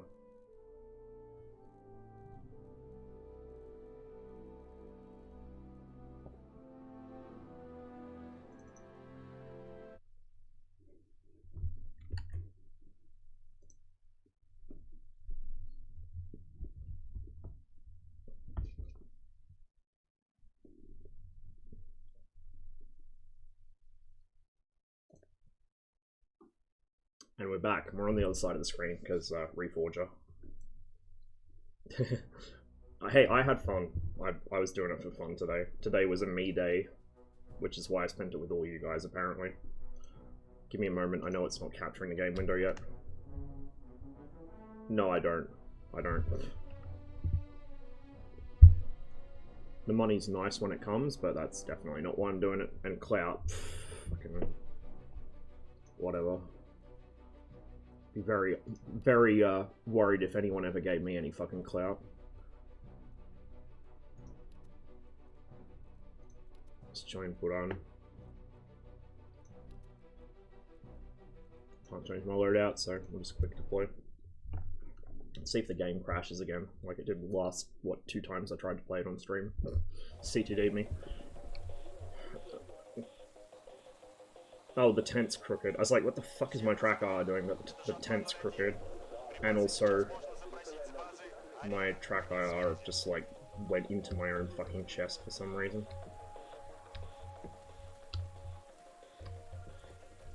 It's fucking raining. Sideways. The rain looks nice, like the ground textures, the wet textures look good. Did ArmA 3 have wet ground textures? I don't remember. I think it did. Didn't it? Maybe not? I don't fucking know. It's a bunker. It's fucking beer bottles. Kvass maybe. Fucking RPG. Do we have an actual armory here?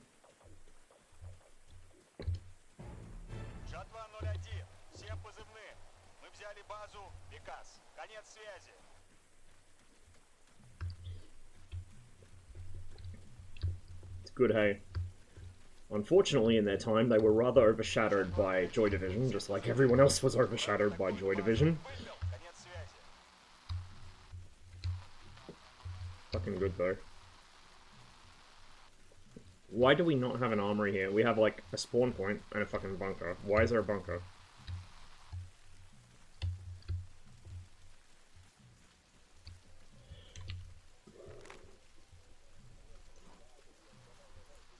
Deployment position.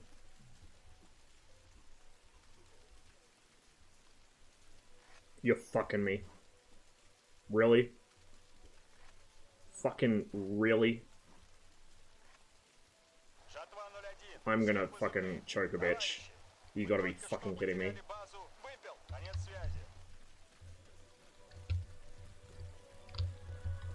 It spawned me as far from the enemy as possible. Thank you. Thank you, quick deploy. Very good. I love your work. Fuck, I don't even think I can spawn a fucking vehicle here. Whatever. We can build stuff, I guess. I forget how you do this. That's vehicle transport over there. This is fucking comms. This is levitating, because of course it fucking is.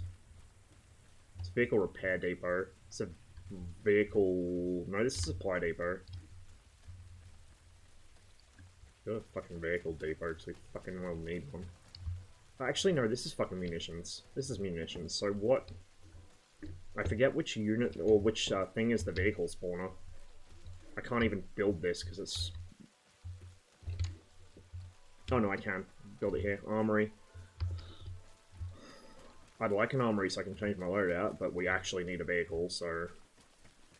Otherwise I'm gonna have to walk for an hour to get to the fight, which I don't want to do, because I've been streaming for fucking 15 hours.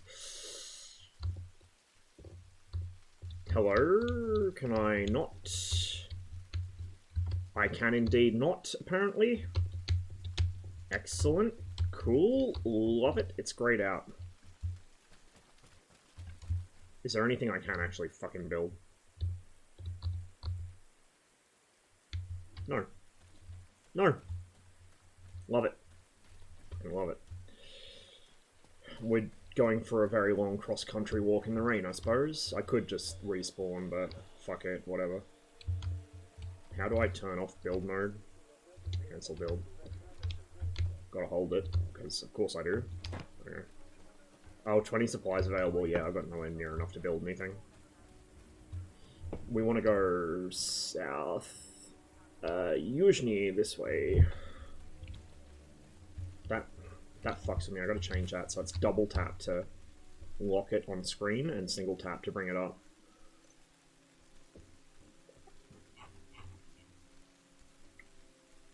Equipment.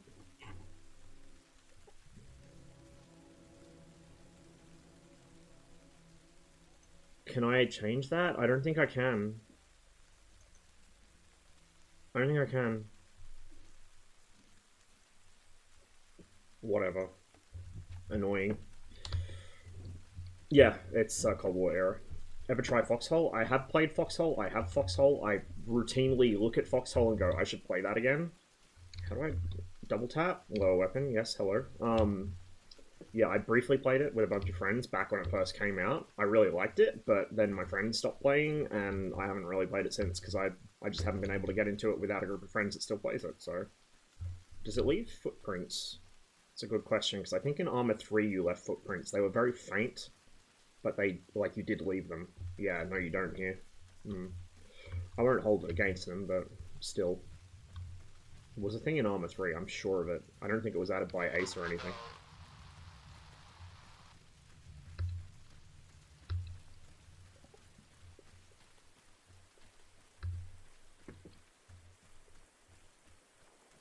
Tracker is playing up on me a bit. Like I said last Reforger stream, it's too sensitive for this game. Like, it's fine in ArmA 3 the way I got it set up, but in this it's just way too sensitive. I want to go... Where did I spawn? It was like fucking arse end of nowhere down here. To border. So I'm... Here, I think. I want to go left. Yeah, I want to go left past that military site.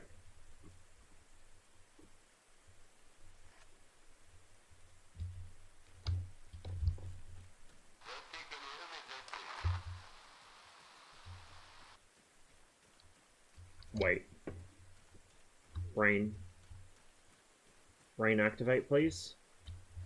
Okay, we came down the dirt road, didn't we? We hit this.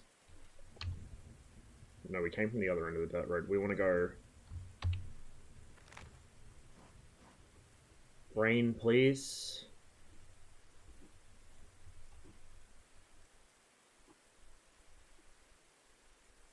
No, that's the industrial compound. I'm fucking down here or something. I think... No, like I think I'm next to this, but there's a...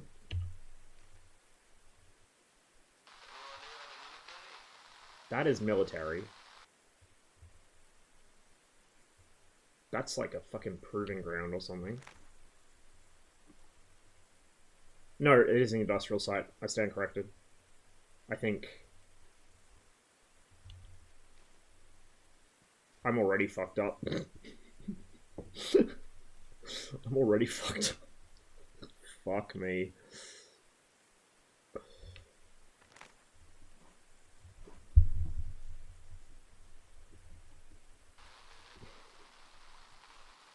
Gallows Hill.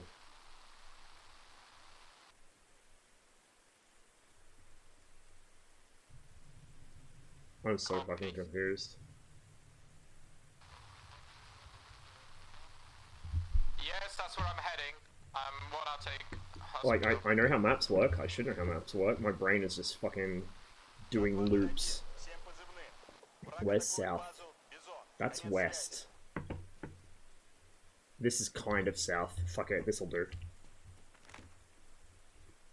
We'll just go fucking south, whatever. If I have to cross country it, I have to cross country it. Persistent server ongoing war, kind of. Yeah, it's... I don't know if I'd say it's similar to Foxhole, but it's like the Warlords mode from ArmA 3, and I think even ArmA 2 had Warlords or something similar to it from memory. I think that's where they introduced it.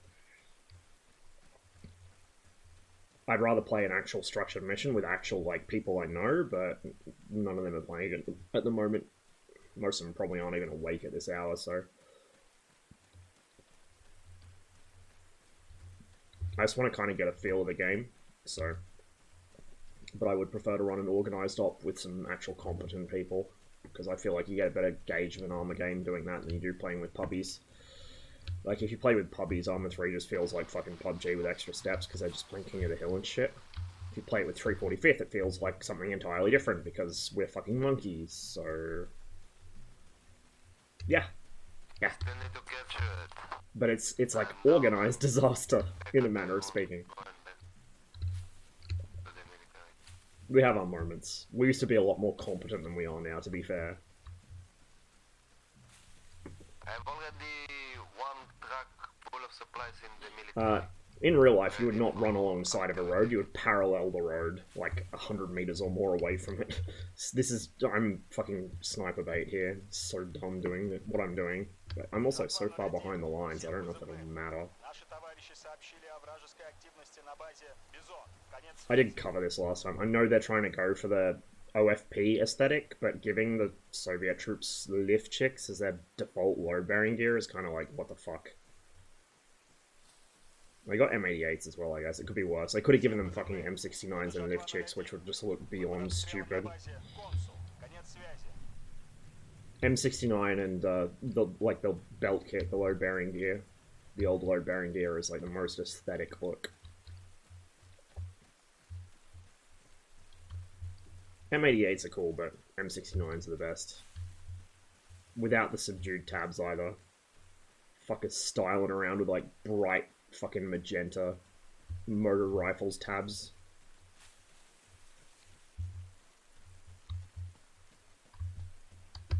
Snipers won't even shoot him. They're intimidated by his fucking balls to wear something so brightly colored on the battlefield. Why is my tracker flipping out? I think I had issues with this like the first time I played Reforger, and I don't remember what caused it. We got a base over here. I might be able to swap some gear around at least to get a vehicle.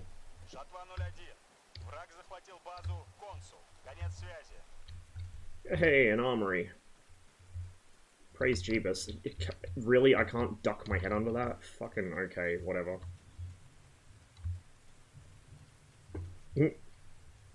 Rambo.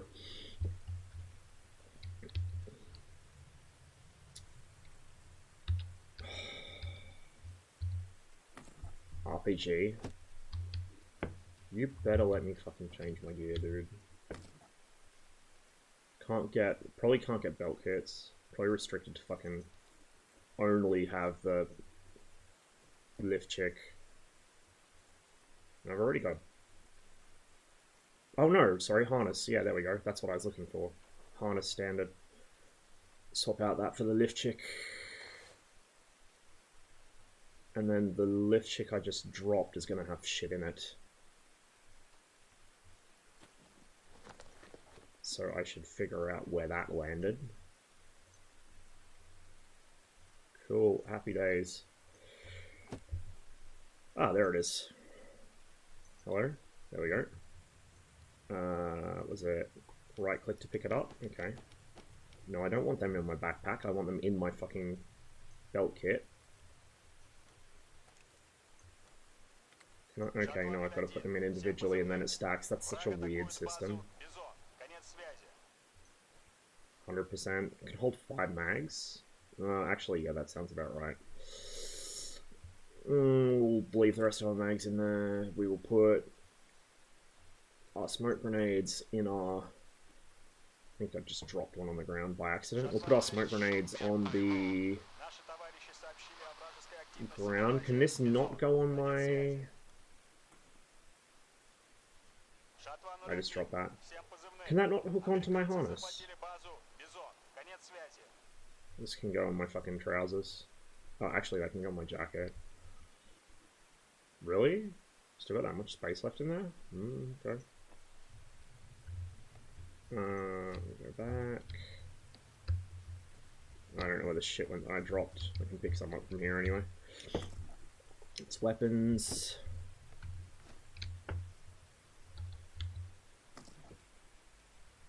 RPK tracer mag, yep, don't mind if I do, so I've got something if we get bumped.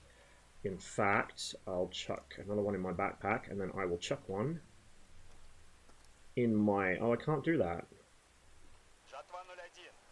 Can't do that. Allegedly.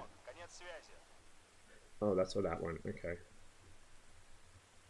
Okay. So I think you hold. It's not hold. What's the command to change your fucking magazine? There was one. I don't remember what it was, but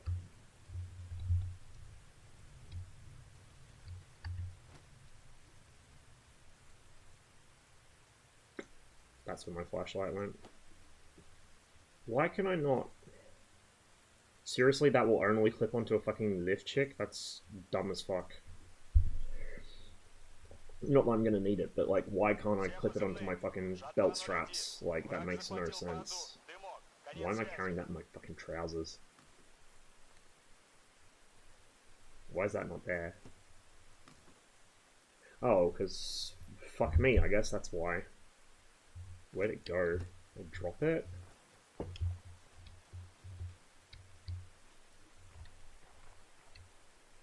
Tab. Yeah, it went to my fucking...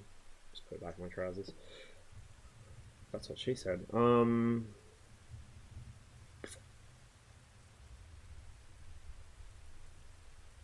no, the RPK mag's in my rifle. Okay, never mind, we're good.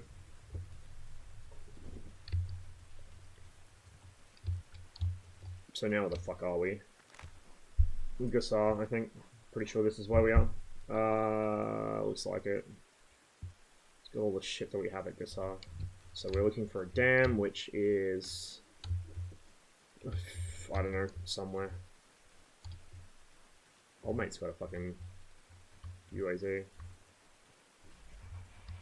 Hell yeah, brother. Fucking sick wheels, bro, let's go. He's gonna drive us into an ambush, I can already tell. I can't use the mouse to look... Well done. Can't use the mouse to look around in the vehicle. I can only look with my tracker, which is...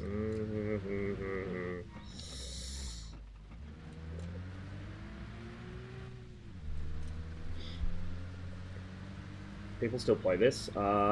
Few. I haven't played it since it came out, so trying to get a feel for it again and kind of see if anything really has changed. It feels like a few things have.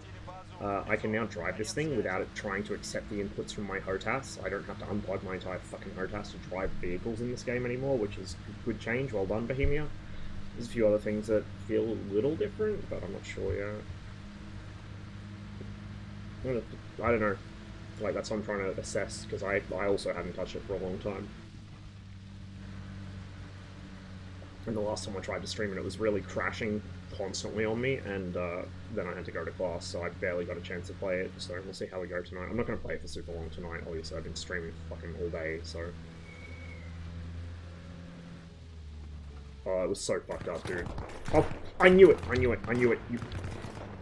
Get us into cover! Oh, you shit! Get us into fucking proper cover! I hate normies. I hate normies. Hate normies. Hate normies. Hate normies.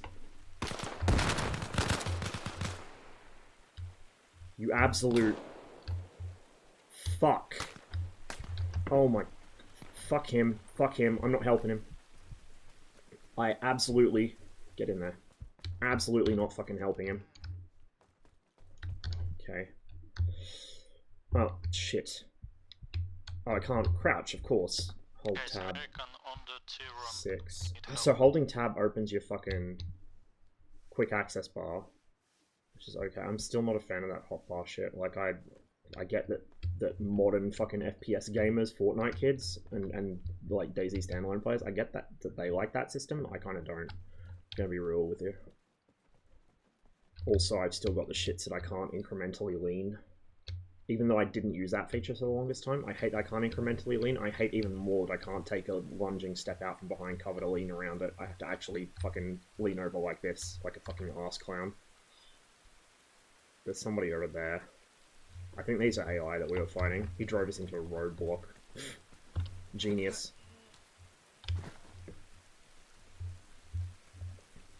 Most intelligent Soviet motor rifle infantryman.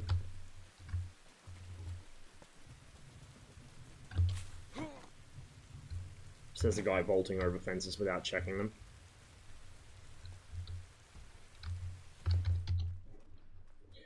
I'm going to turn the movement speed down as well, because I've got it way too high. I like that you scroll to control movement speed, and control scroll I use for stance still. That's cool. I like that. I just wish that scroll... Oh, gotcha. Just wish that scroll, while in iron sights, would raise my head above the sights so I could observe over the sights and then drop into them to engage, like I've spoken about at length every time I played this, and a lot of the times I played regular armor as well. Oh, you shit, I can't lean. I can't fucking lean. Oh, you... This is why I want my fucking incremental leaning back. Fuck. Do I not have... Oh, I do. But it's not in my fucking quick bar. I've got to go get it out. Come on. Grenade throwing still munted. Ace grenades are the way to go, but the way the grenade throwing in this works is fucking fucked. It's like you have a max power throw, you have nothing. I'm gonna bleed out the next time I get hit. Because I couldn't lean, because fucking... Of course I couldn't, because reasons. The AI get kind of aggressive and they will chase you into buildings, so... Fucking annoyed about that.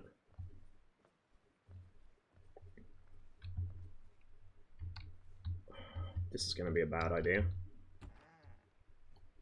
Fuck me, it was a bad idea. There's a bunch of them down there.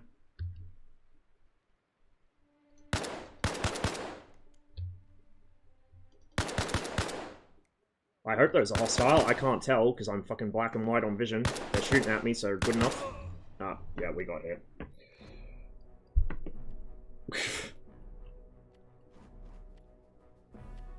Fucking pubby teammates, man. God damn it.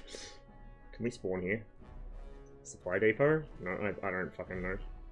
Tyrone, that's way back.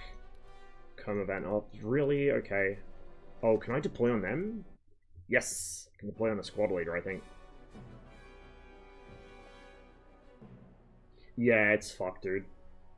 Like, I did not use incremental lean in armor for the longest time because I didn't like using my track iron armor, but once I did start using it, it's fucking life-changing.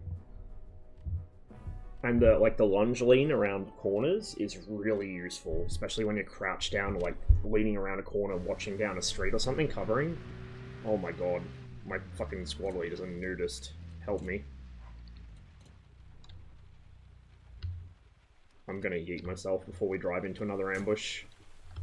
Should probably also set my sight to 200 instead of 440 battle sight, because I'm not going to be engaging anyone at 440 meters today, I can guarantee it.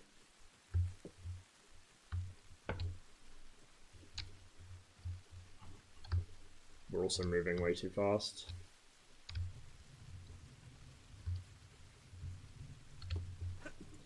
That's melee.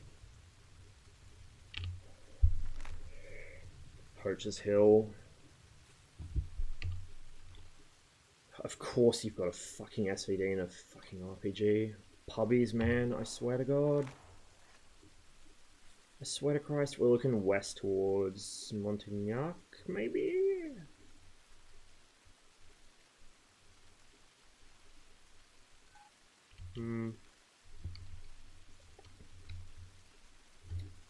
Bro, fucking pubbies, I swear to God. Why are you doing this? Obviously I like suffering. I don't know, dude. I want to get a feel for if much has changed, what's good, what's bad, whatever. And these servers are populated, even if they're full of, like, the fucking intellectual fucking detritus of humanity. We can feel the radio station at the base of the tower to extend your signal range. Cool. Oh, no. Old mate's already hacking it. Damn, I can't play Cyberpunk in fucking armor. He's already got it. I yes, some lovely levitating geometry here. Good shit. Wow, after 15 hours, I still got enough energy left to keep streaming, and I was planning on doing this. I wasn't planning on this being a 15-hour stream. I wasn't even planning on it being a 10-hour stream. But we got carried away early on in the stream, and I did want to play some Reforger afterwards, so we're doing it. We're making it happen. Where am I going? Yuzhny, south. Oh, that's a good noise. This is where we make sure our weapon's actually on full auto, because you spawn on semi-auto with the AK for reasons known only unto God. NATO bias. Like, I've been through this whole weapon shouldered on the move thing. You shouldn't be doing this in the Cold War, especially not as the Soviets. Fuck.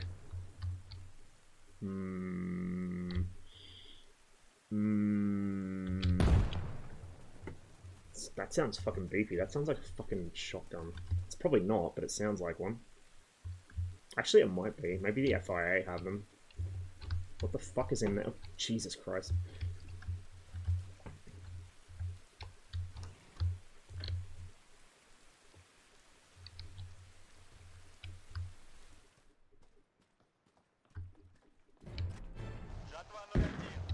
It's coming from the other side of the building.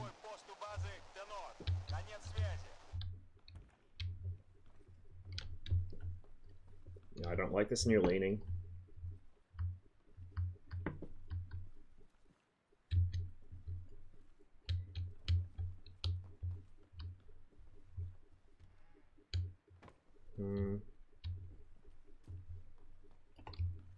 Not really a good position. Oof.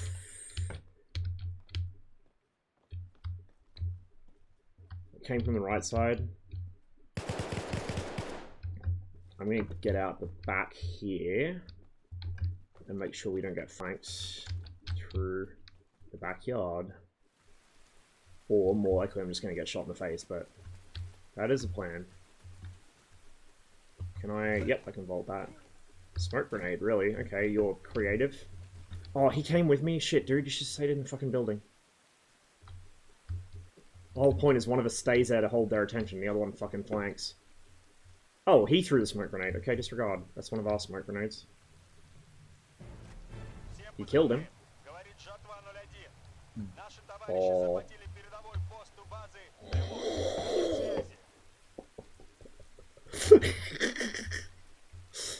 My brother in Christ. He fucking took his SVD. Oh my god. Oh my fucking god.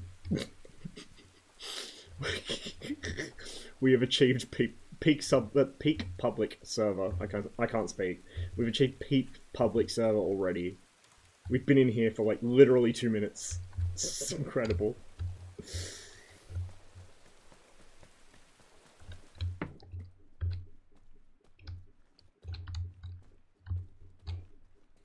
Where the fuck did he get that?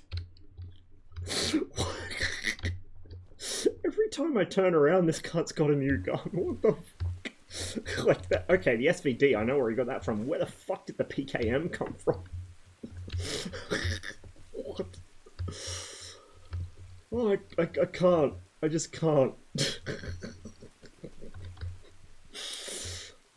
I'm pretty sure I used to hang out in the same RP server as this guy. He's fucking ass pulling weapons like an absolute king. Rex Lee's got nothing on this man. What the fuck? What the absolute fuck?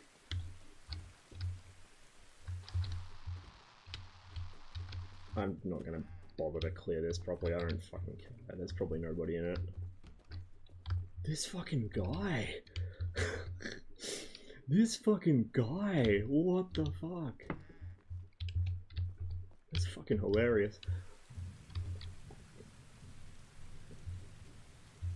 Well, like, carrying it's one thing, but where did he get it? Like, where did it come from? Like, where did he find it? It's not like he has any fucking... He's not carrying something big enough to hide it in. He wasn't already carrying it, so where the fuck did it come from? I literally turn around. It's just materialized in his hands. Oh, no, let's not slam the door in our own face. Fucking hell. Oh, okay, yeah. Thank you. Notice you lower your weapon. Or you don't even lower it. It's still, like, shouldered, but it's half-assedly shouldered, so you can't aim down the sights. You can, you've got to press the button, though. Or, like, you can't hip shoot with it accurately. I don't know why it does that, like... Kind of pointless. What's that? Fucking... Oh. Beehives. I know, right? I shouldn't be sprinting, it makes me very visible. No idea where we are. Montagnac, I guess? Like, I think we went... I don't know where the fuck we went. No. Surely not. We go for the big lake. It should be downhill no matter which way we go. Could you not, like, Jesus Christ. Fucking bullet magnet. I think we're here.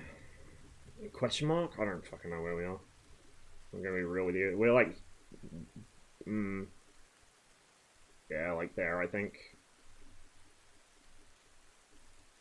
Yeah, Montagnac is where I was looking. That farm is where I was looking. That was where that water tower was. So we're here in Entre Deux. So if we head down the hill and follow the road, that'll take us to an American base. He's already on it. Fucking Rambo here is all... He's all over it. I really hate that you walk with a fucking rifle shouldered. It's that or fully lowered, there's no in between.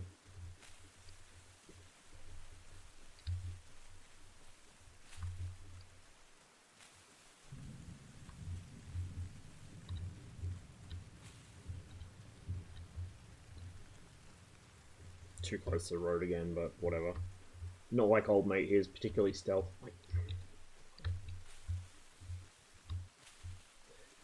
You know the shopping cart,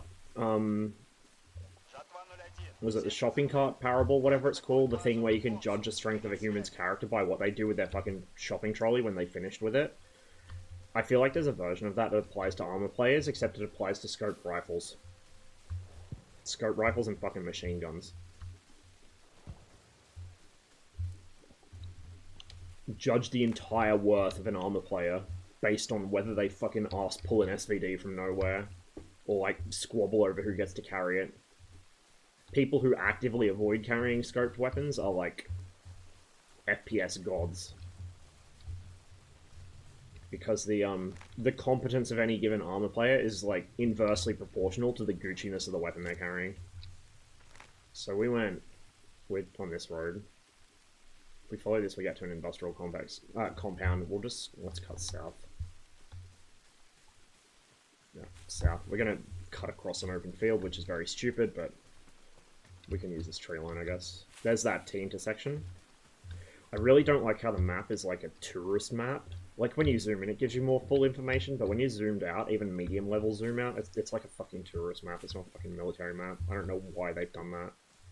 It's to make it more user-friendly to the Fortnite gang, I guess, but like as somebody who actually is used to using proper military maps, it gives me the shits. I don't want to have to zoom all the way in to be able to see things like contour lines or town names or whatever. Give me a fucking Genstab map. Scope is on a Mosin.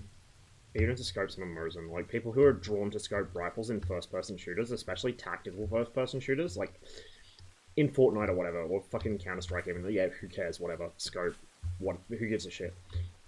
In something like ArmA or Squad or Red Orchestra, the first person to fucking scramble for the scoped rifle is guaranteed to be the most pointlessly bad shot with no situational awareness and no mic, so they can't even communicate where they see things to people. I fucking guarantee it. Also, they have no sense of fieldcraft. Like, look at him. Oh, I'm gonna stand on a fucking fence with my scoped rifle out. Like, I'm being careless now, walking around at full height and fucking running across roads, but Jesus Christ.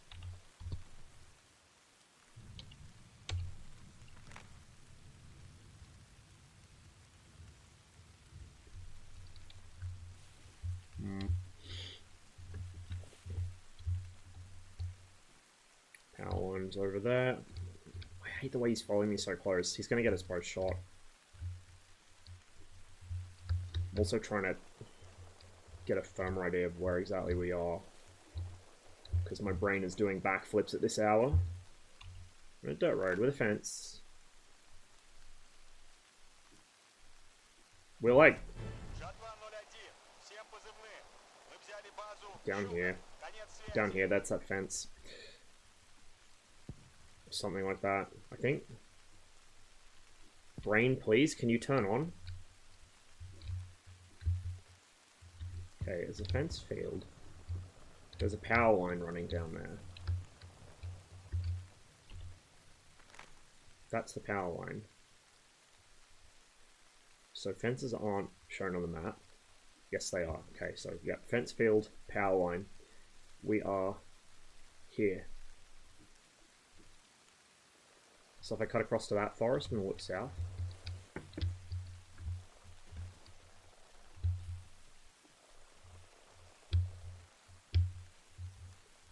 Open fucking field, whatever.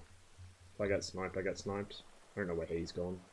Probably got bored of sitting still for more than 20 seconds and like giga sprinted across the map. It's probably him I can hear firing off an entire belt right now.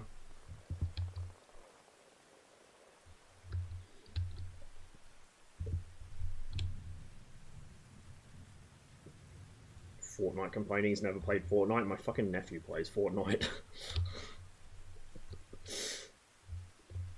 I mean, it's probably not even that bad of a game, except for the fucking loot boxes and fucking microtransactions and the memes and like all that shit. I'm sure the gameplay mechanics aren't terrible. Better than Call of Duty at any rate, but...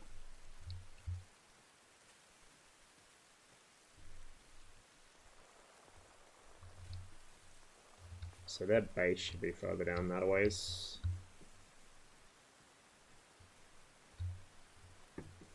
Another NVMe. I need to buy new storage. I'm running low. Probably do it for Christmas. I assume I'll get some Christmas money. Probably not a lot, but some. And I will probably buy storage with it, because I need storage. I don't know what else I'd spend it on. Other than more MSFS shit or more DCS shit or something.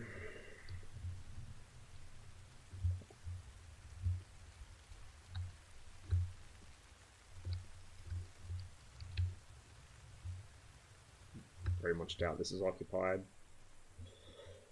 We'll have a quick cursory look, but I doubt there's anyone in here. Look, I keep double tapping it because the door open animations are so slow. Oh, this is a nice place. Fuck, bro. Can I play the piano? Oh shit, yeah, I can. Oh.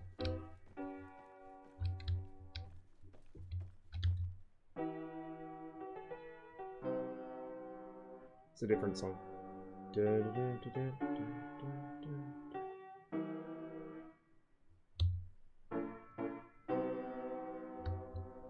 Why did that sound familiar?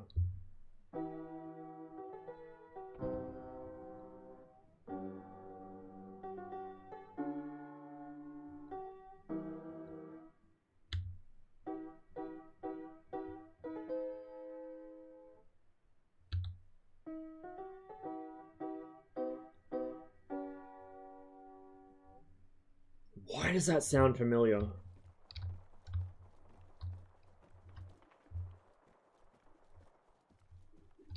You guys probably can't hear it very clearly over Snoop Dogg, but it sounds familiar. Really familiar. I'm not going to sleep tonight because I'm going to wonder where I fucking heard that melody before. Dun, dun, dun, dun, dun, dun, dun, dun. It's not underneath, well, I mean, it's like the same chord progression as underneath the spreading chestnut tree, but it's not. It's in a different key. It is so familiar, I cannot place it though.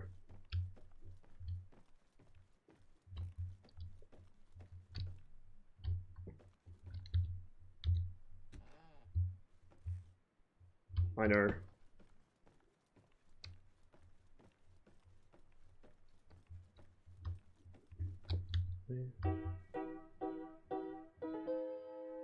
Yeah, that's a different one. Hang on.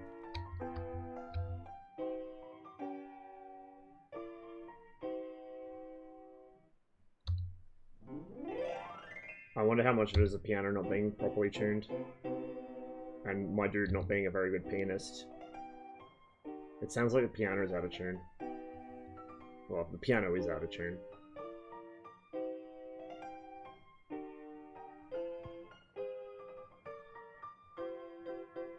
Oh, he looked it up? Let me... Please don't.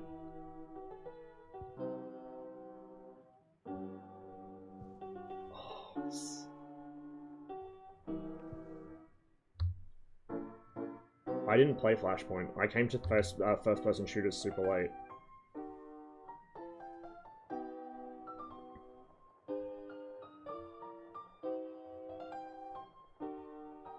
Watch me get shot in the back as I'm fucking with the piano.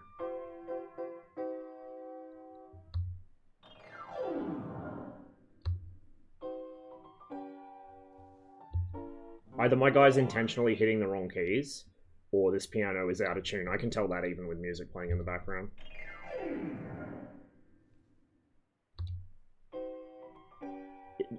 I wouldn't recognize the Flashpoint theme, though. That's my point. The one I recognize is probably not the Flashpoint theme. No, not that one. Not that one either. I haven't heard that before.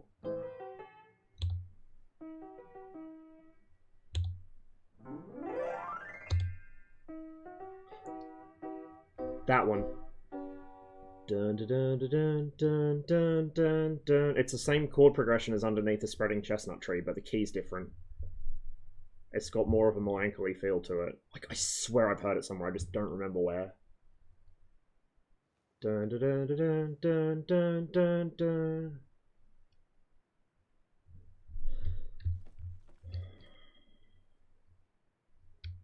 I have to fucking sleep on it.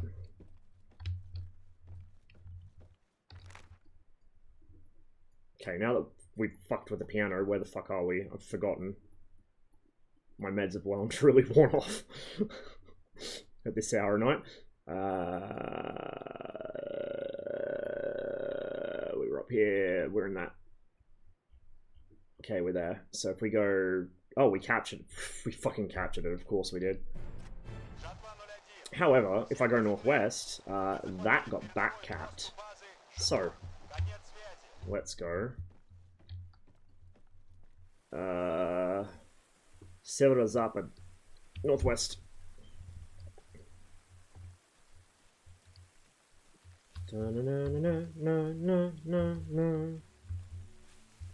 I know I've heard that.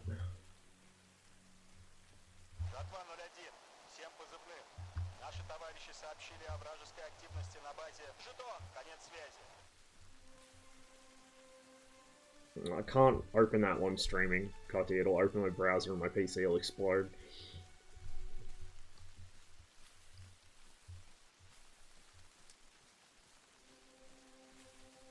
The first question is, what is it? The second question is, why do I recognize it? Where have I heard it?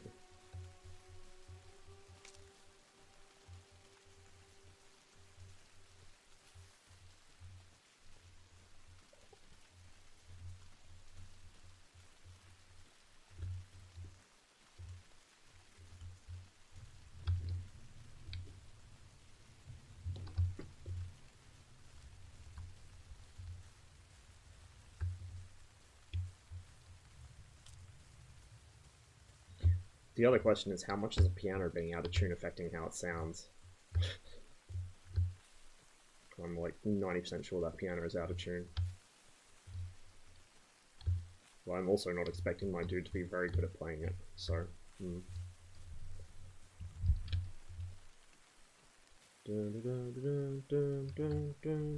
Like, it's so fucking familiar, it's driving me insane.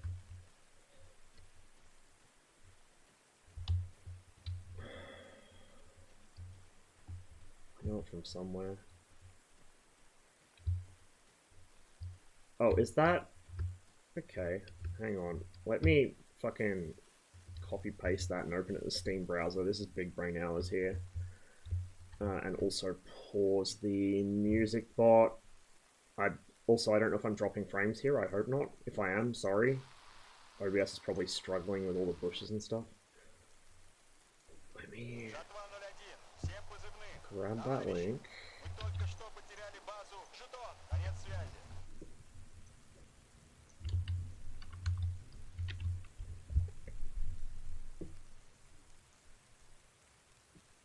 How to keep your super balance pumped. I don't care. Just let me listen to the fucking song. I don't have any fucking super, so I pulled it all out when the government let me pull it out for COVID.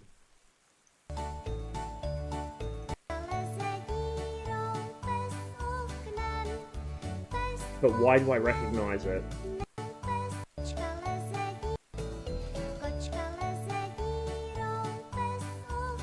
Where do I know it from?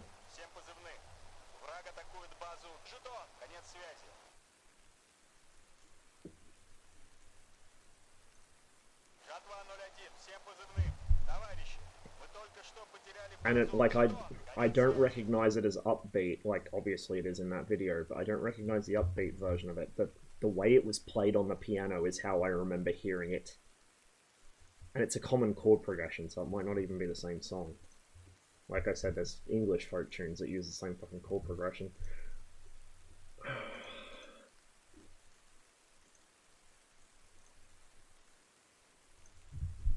That sort of somber tone it had to it is how I remember whatever it was I heard that I'm recognizing. That's how I remember it sounding. That's our objective. That water tower's in the farm at the southeast side of Montagnac.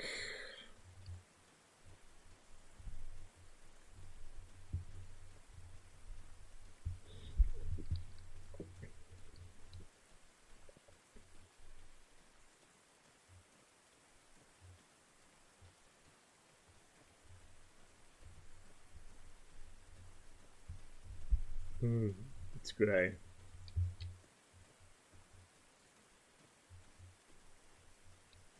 So I need to keep me awake after this fucking long streaming. I don't know, I've actually, like, normally, after even, like, a 5 or 6 hour stream, I'm, like, fucked. Like, just mentally and physically exhausted. But I've been going for over 15 hours at this point, nearly 16.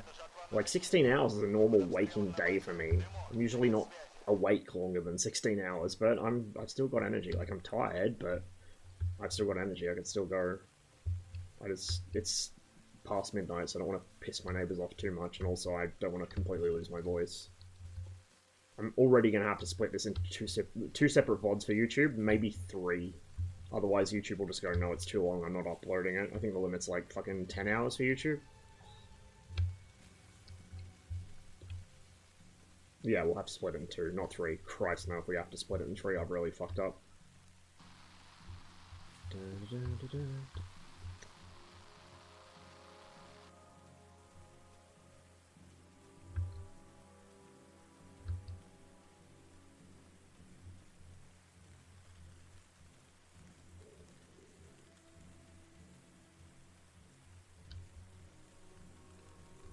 feel like I'm this close to getting it. I think it was a game I played had it. Hey guys. Oh, speaking of terrifying fucking genetic memories. Hey, good to see you, man. Cheers for the resub. Welcome to my longest stream so far. It was an accident, didn't mean for it to go this long. I was trying to think where I heard it. Dun, dun, dun, dun, dun, dun, dun.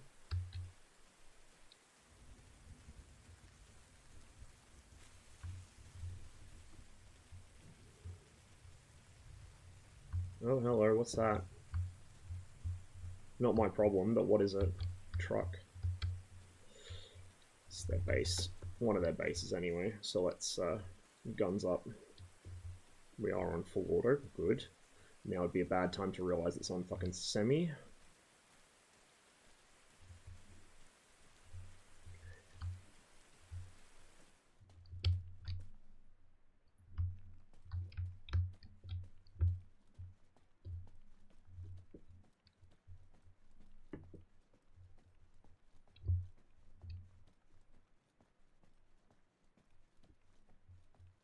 I'll check it in a minute. I think I know it from a game. I'm just trying to think which one. I feel like it's so close, but I can't quite. Dun, dun, dun, dun, dun, dun, dun, dun. I almost feel like it was something to do with World War II. I don't know.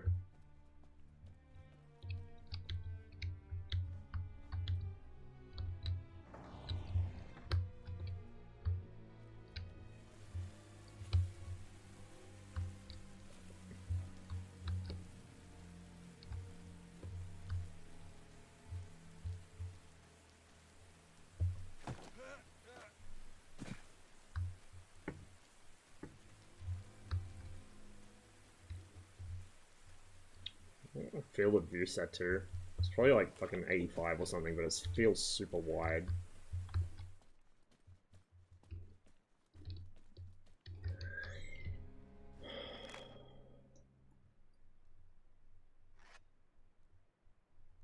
We're in this building, so it's probably behind us, the other end of the fucking farm. Because there's your angled building, which is a garage, which is probably that. So yeah, it's down the other end.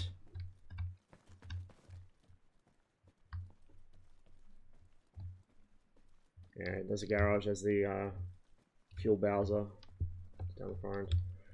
Why are you playing Reforger with head tracking? Because I play ArmA 3 with head tracking. I'm trying to see, like, I'm trying to get used to it, but the head tracking in Reforger is way more sensitive than ArmA 3.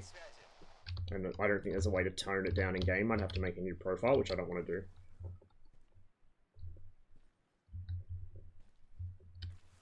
But I'm trying to get a feel for it, see what I do or don't like about it, so I can bitch at Bohemia about it, send them a bunch of feedback they're not going to read. The usual fun stuff.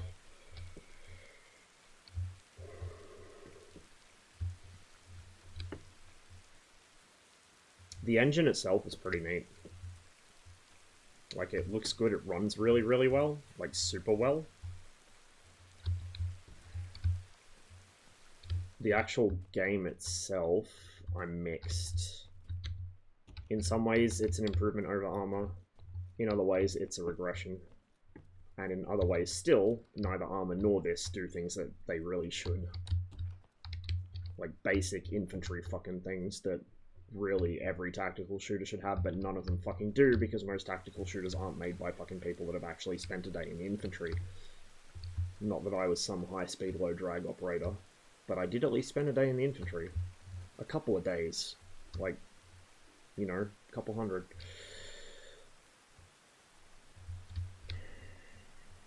Fuck. Hello!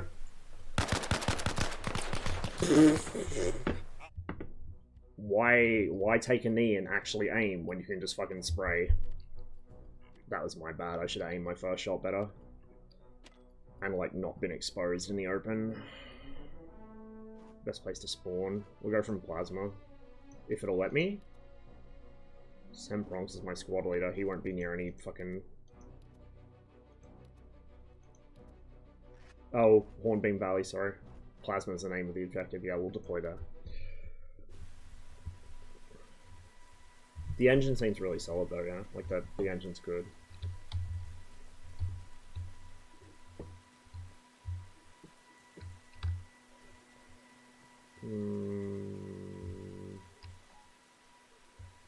Building materials. Don't need that. I need, do we have an armory here? It's probably the one thing they didn't build. Oh, hello. This is where you can recruit AI, I guess.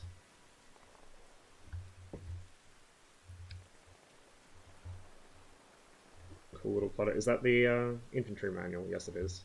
They probably only have the one fucking texture for that. We can get some equipment though. So let's do the same thing we did before. We'll go with the actual belt kit rather than the lift chick. We'll swap that over. And we'll go find the lift chick I was carrying and we'll grab the gear out of it. Should be, yeah, there we go. So I can't actually, it's so, oh no, I can clip it to my jacket. Okay, so it goes on the jacket, not the harness. That's fair. That works. Let's put that there. Say it again, please. Put those in there.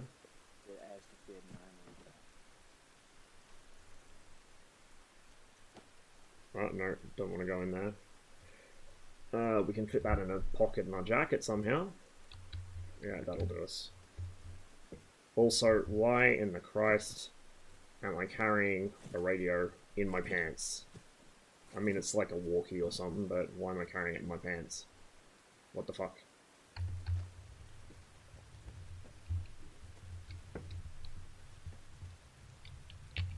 So we are at Hornbeam Valley. I want to go southeast, well, south-southeast or south-southwest. Let's go south-southeast. That's probably the easier objective to crack because there's less buildings. We need to go on foot. I'm going to try not to interact too much with the pubbies.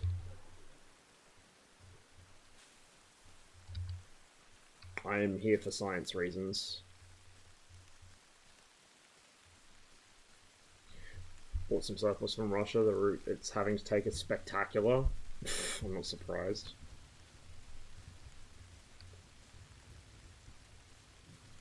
Kazakhstan first. Yeah, we'll go to Kazakhstan first. Oh, someone got fucking banned. Damn, son. Yeah, let's just cross an open field. This will be fine. In a server where we know every second dipshit is carrying a fucking scope rifle. We're going up this rise though, so we should be screened from the objective. Should be, in theory. Before I forget, we'll make sure we're on full auto, so I can miss faster. I don't know, like something about the shooting just... it's probably just, like, I'm going to take some time to adjust to it, but I don't know, something about the gunplay feels not quite hard to describe. Granted, this is a European server, so I got a fairly high ping to it. That's not helping. Repeated friendly fire. Oh no, they kicked the commissar. He was motivating people. How are they going to be motivated without the commissar?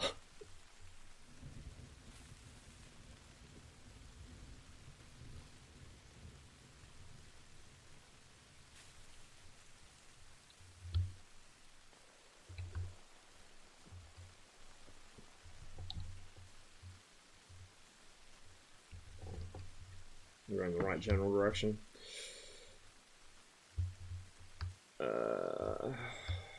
We don't really have much cover until we get to that copse over there.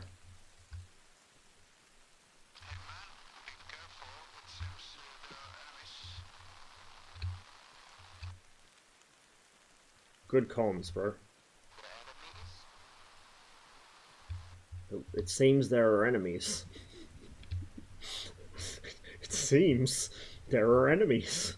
Stop, man, please stop. Hey, bro. Who the fuck is he even speaking to? Christ. Public server players, man. I love it.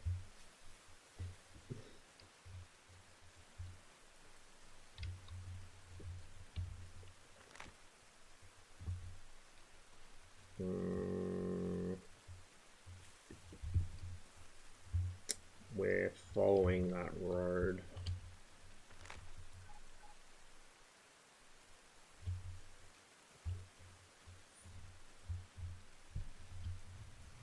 Keep my eyes open.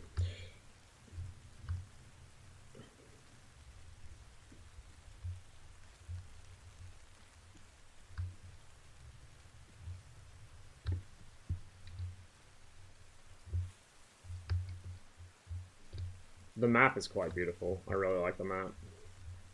Not the like map that I'm carrying. That's a piece of shit. Sucks. Horrible. Not even useful for tourists. But the actual like terrain, the world is beautiful.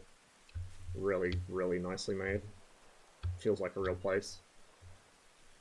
Fuck off, sleep. Don't fall asleep at keyboard. I won't. I'm not gonna be on that much longer. But sleep well, man. Catch you later.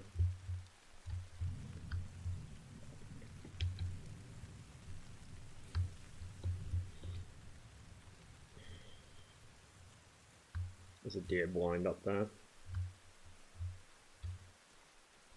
Oh, this isn't a fucking road. This is a fucking foot trail. I'm a dipshit. Kind of exposed here, but... the map probably doesn't show foot trails.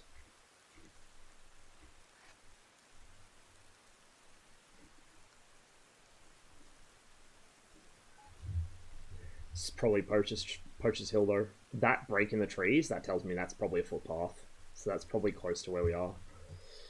And the objective is southeast of that. So southeast from Poacher's Hill. What's around? Fucking Ramtop Meadows. The fact it tells you, like, the closest... landmark? Oh, it does show foot trails, sorry. We're on here. We're up here.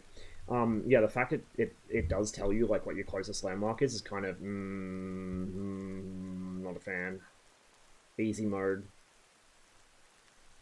Hey, Jazz. Oh, yeah, we've done everything today. We're making all the bad life decisions today. I'm gonna be done pretty soon, though.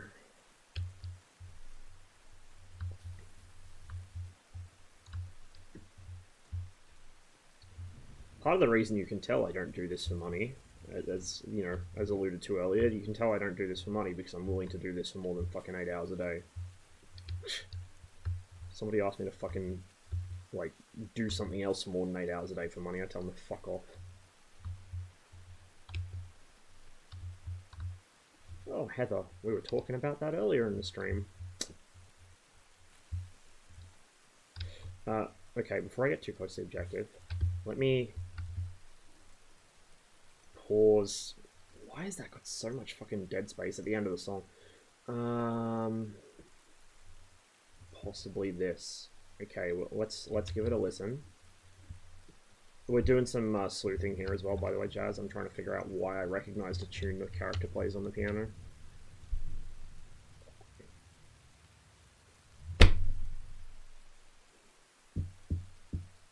Yes, that's it. I remember now. I heard it in Contact. Dun, dun, dun, dun, dun, dun, dun. Yep. Dun, dun, dun, dun, dun, dun. That's it.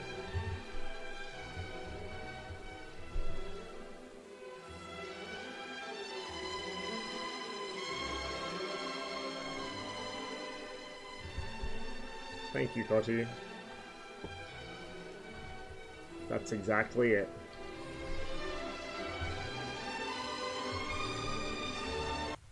That's it. Beautiful song. I used to, like, use the alien communication thing. Oops, spoilers. I used to use that thing just to fucking listen to that. So yeah, that's where I recognized it from. And now back to the Supremes. Fucking walking down a foot trail. Amateur hour. Shouldn't even be this close to it, let alone walking down it.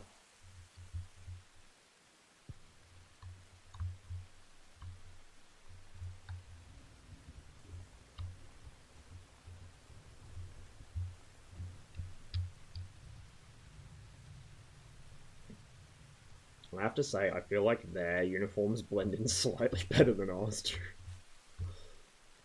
They're a little, like, they're darker, especially when they're wet, so they're a little harder to see.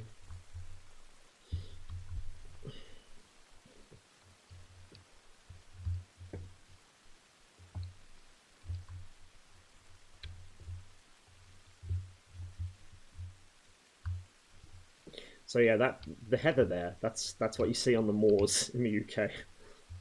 Not trees. You see plenty of heather. It gets really thick and brushy as well, which is why they cut it back so it doesn't get too out of control. So, surprisingly, the end of the stream has tied back in with the beginning of the stream. In a very bizarre way. Okay, that should be Poacher's Hill.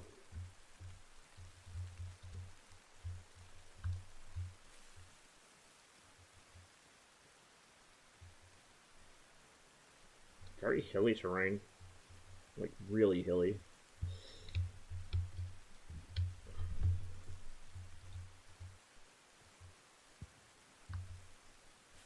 Let's Grenade explosion or something down there, probably in Montagnac. So, not going to Montagnac was probably a good idea.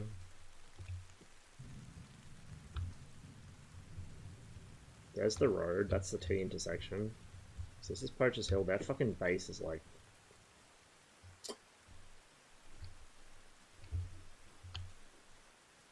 just on the other side of this, I think.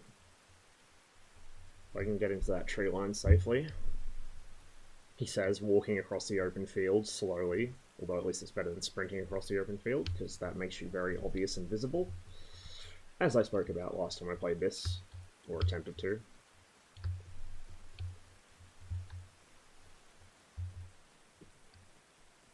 You know the really funny thing, Cotty? If they added one more note to the beginning of that phrase, I would recognize instantly that instead of just, what was it? Like the leading note into that phrase is what makes it click.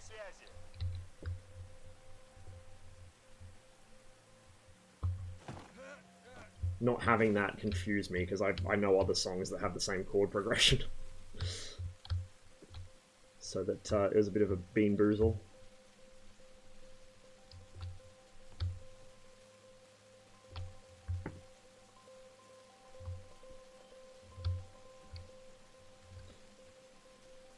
It's very subtle. You guys probably won't hear it over the Gunna Heat PC's music, but there's very subtle high-key piano notes in the background. So there is in-game music as you play this, which I didn't notice before. Just really, really subtle. Okay. This is Poacher's Hill, so that, sorry, that base isn't there, it's like down there somewhere. We'll stay in the tree line for now. Let's look at the bottom of that hill, or the foot of that hill.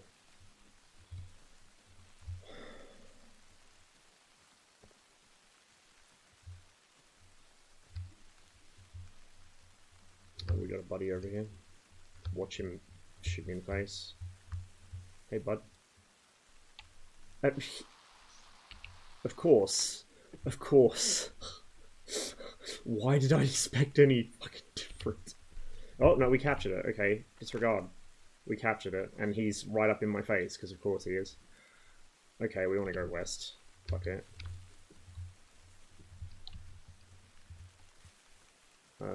Zap it this way. Dude. Every fucking single person, PKM and SVD. The fact that they can lug around a PKM and an SVD, and it doesn't appear to cause them any, like, malice against movement or whatever, or make them noisy as shit when they move around. You've got to do something about that, Bohemia. You got to punish the shitters. Don't let them do shitter character fucking loadouts and not get penalized for it.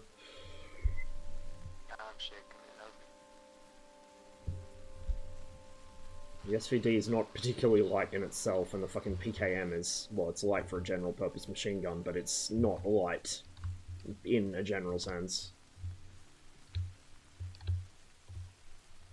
And the fucking PKM especially is a very noisy weapon to carry.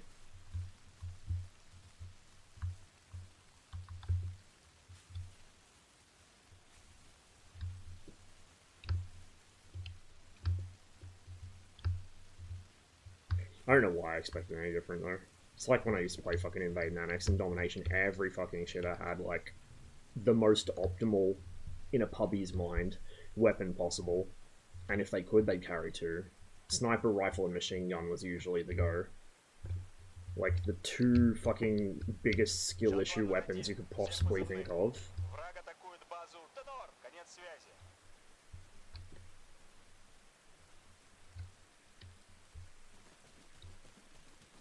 Movement doesn't... I just saw somebody. Movement doesn't make anywhere near enough noise in this game. Fuck.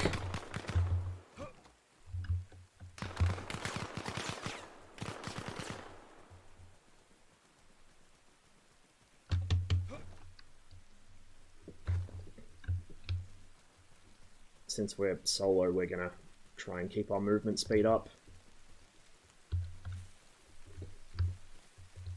Don't want to stay in one place where they know I am. This is also kind of exposed, but it's better than staying in there.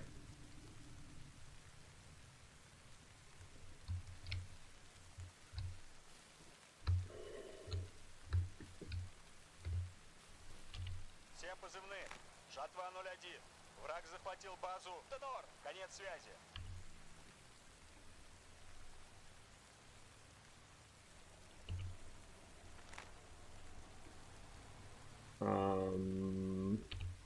Chat. Oh no, that they are American trucks. Okay, I was like, I think I did a fucky wucky, but no, these are American trucks. Get out of your fucking shit wagon. As if that didn't fucking hit him. Get out of your shit wagon.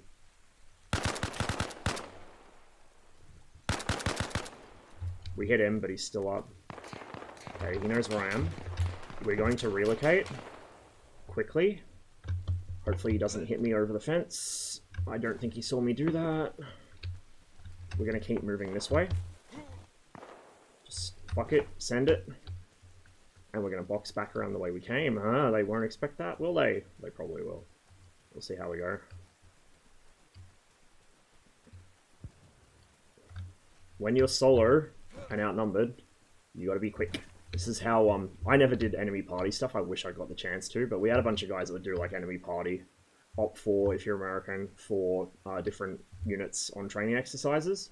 And they'd have one guy, one cheeky sleep-deprived fuckwit with a fucking Steyr could tie down an entire fucking platoon and make them think they were under attack by another platoon.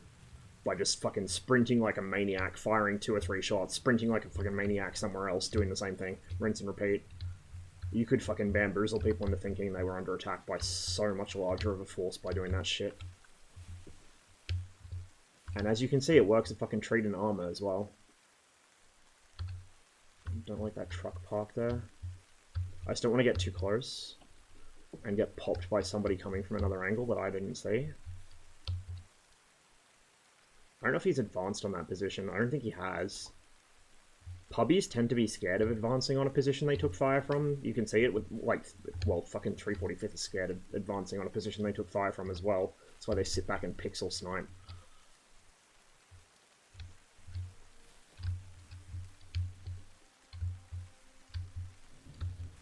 I just don't want to cross within view of where that truck's parked, because there's probably a bunch of them in that building, or near that building. On the other hand, the windows are super fucking, like, I can't see into the building very well, because there's no lights on, so they won't be silhouetted if they're in the windows. On the other hand, if I just fucking leg it down to the wall... Yeah, fuck it, let's send it. Leg it down to the wall. Or down to the fence. Hop the fence by the wall, so we're already in cover from that side. Go. Adventure Simulations, thanks for the... Adventum, sorry. Oh, I recognize that name. Hey, cheers for follow. Welcome to the stream.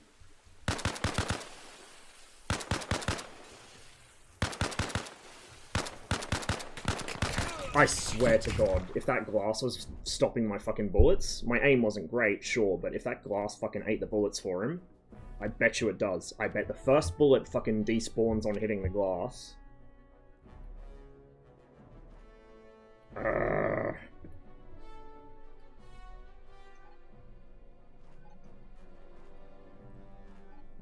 What a spawn on our fucking squad leader.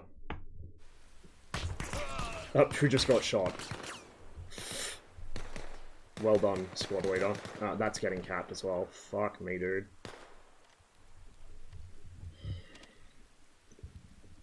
I shouldn't have taken that shot. I should have let him go.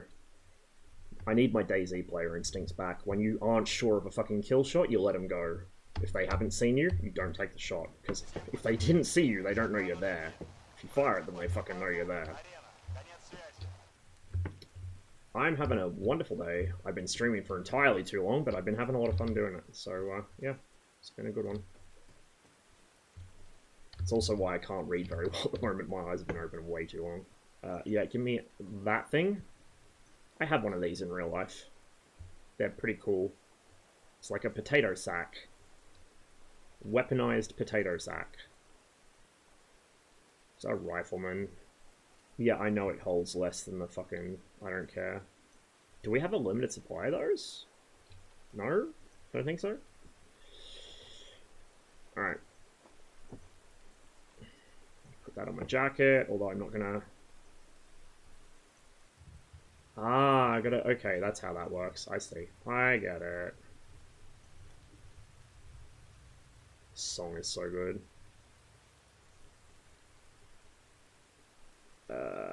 Sure. Why does my fucking M88 hold so much? Why does that hold so much? The pockets aren't that big. What the fuck?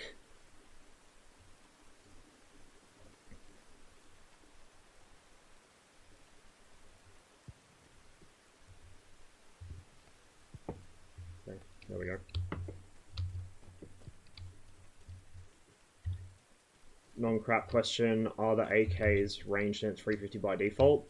AKM is 350 in RHS, the AK-74 is 440, and yes, they are 440, like RHS. Which is what the actual battle site range is. Like, the default battle site is 440. Okay, yeah, we want to go same path. If I follow this footpath, I'll get there, but if I follow this footpath, I'll get fucking shot. Well, okay.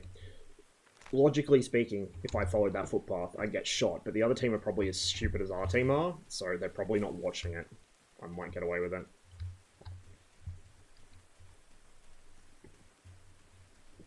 Hey, small boy.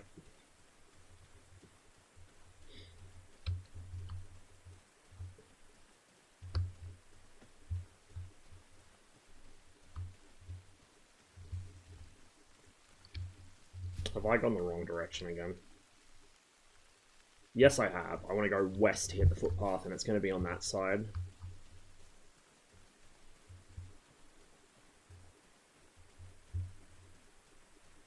My single brain cell is struggling today.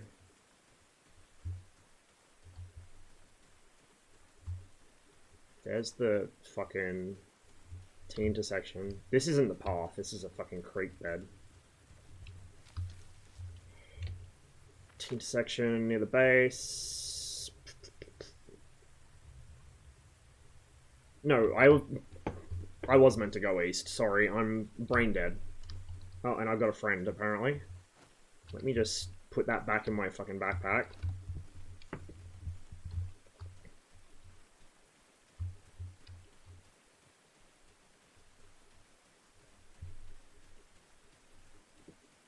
I still have it. It's in my bedroom.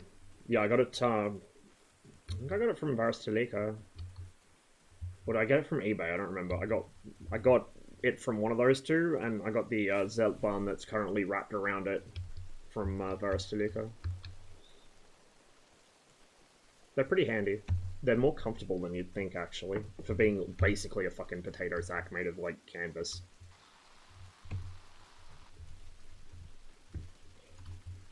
Also, they won't come undone, because the knot that ties it closed is also the fucking strap that holds it on your back. So, like, the heavier it is, the more it's going to pull against that, the tighter it's going to tie itself off.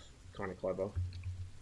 Like, I'm not going to say it's a good piece of equipment for, like, actual practical fucking combat use, because it's not. It's a fucking potato sack. But, like, as far as weaponized potato sacks go, it's surprisingly good. I haven't bought anything from them for a while, mostly because I just haven't had the fucking excess cash to. I haven't been keeping tabs on what's on their site. I need to check, because they occasionally get some really cool East German stuff in that I kind of want. I was so close to buying some East German, like, I've got the webbing belt, but it's too small for me, because, you know, of course it would be. I got the belt, I got the water bottle carrier, I've got the backpack, the Sturmgepäck, it's behind me. You won't see it because it's a green screen, but it's sitting behind me on top of my bookshelf. Yeah, I don't think I could get a mag pouch. I ordered, like, the full kit and caboodle, but they ran out of mag pouches before they could send it to me, so they sent me something else instead, and I don't remember what it was now.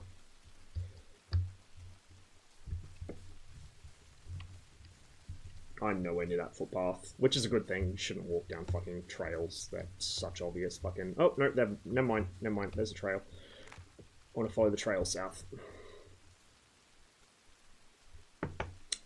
Yuzhny, this way.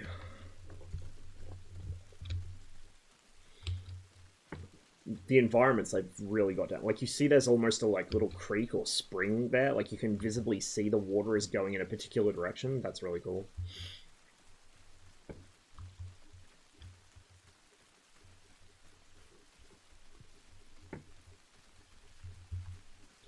It's, like, Koi, I feel like it's a bit give and take. Some things are legit better than ArmA. Some things are way worse. And some things are just, like, they didn't think it through.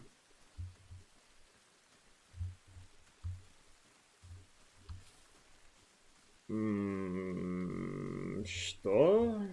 Whose is this? Ours. It's one of our trucks.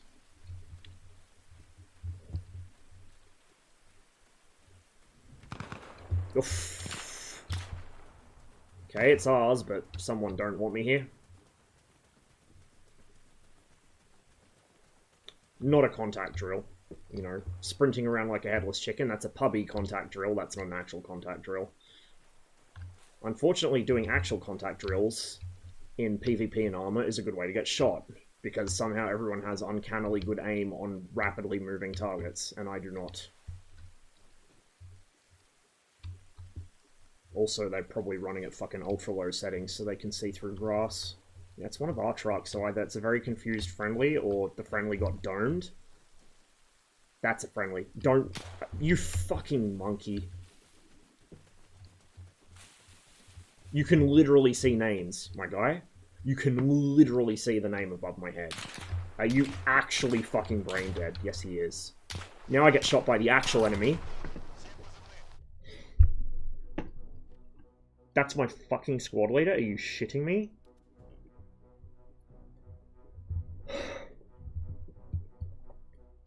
Looting on the ground? Ah, you learnt contact drills from the 345th, I see. Fucking half a minute to deploy on this dipshit that got me killed. Who was following me, by the way? He's the guy that was following me before. And he must have doubled back or something. Fucking kidding me. Oh, and we're back at the fucking base, because he must have got shot as well. Good shit. Good shit. Love it. Fuck me! And we spawn with the rifle on semi.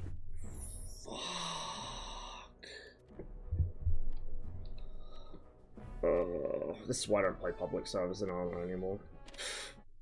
It's a shit show. Hello? Okay, we're respawned. Okay, well, it's our friend that got us killed. Fucking tree line. Watch him shoot me. Okay, well, there's the guy that fucking raided the base.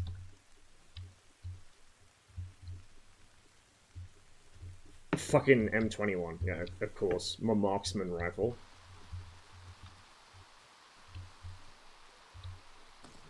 Okay. Oh, I love this song.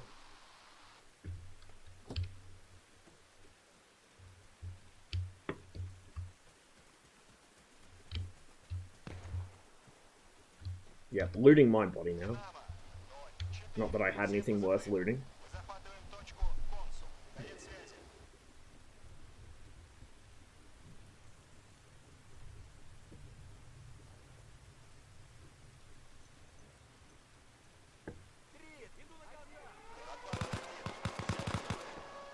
Good noises. Good fucking noises. Very good and normal sounds. Fuck me. I'm probably gonna get shot as soon as I step outside of here.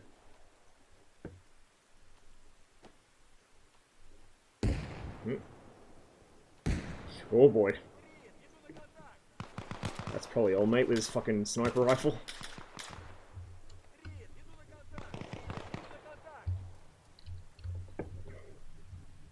The AI's flipping its shit. Me fucking... let's get out of the fucking... out of the tent. Put some distance between it and us.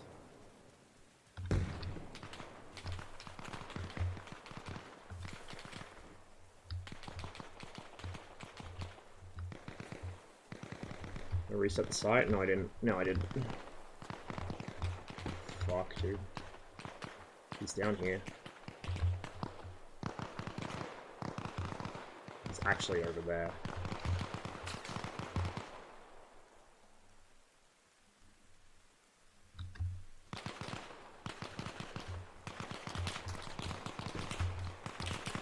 Smoke's gonna fuck with me a little.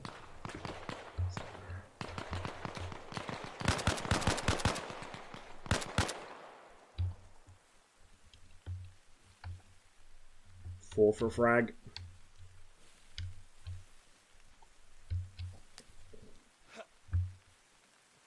Really don't like the grenade throwing system. And it fucking reset my rifle to semi? Seriously? Fuck.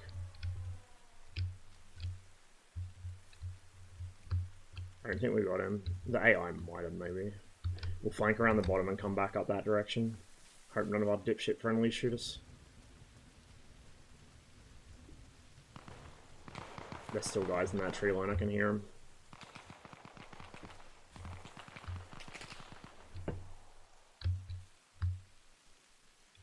That might be an enemy up there, I can't tell. Please don't shoot me. I don't even know if he saw me. Puppies have really bad tunnel vision.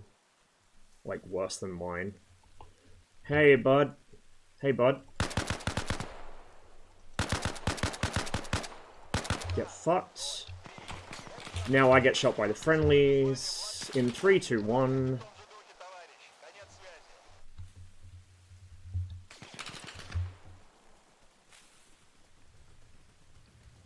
Let's get into this tree line at least.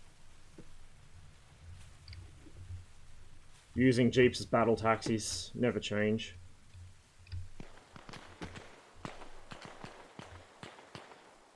My guy, they're dead. I fixed the problem for you. Chill the fuck out.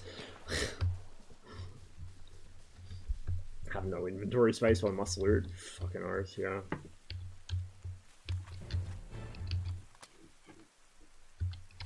Can I take their jeeps? That's a great way to get myself team killed, but can I?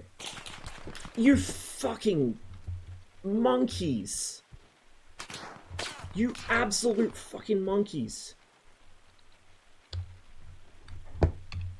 What's the chat button in this? What's the fucking chat button? What's the fucking chat button? I have no mouth, but I must scream. Backspace is third person, apparently? Fuck, what's the text chat? Controls, controls, controls, chat, enter. Really? Okay.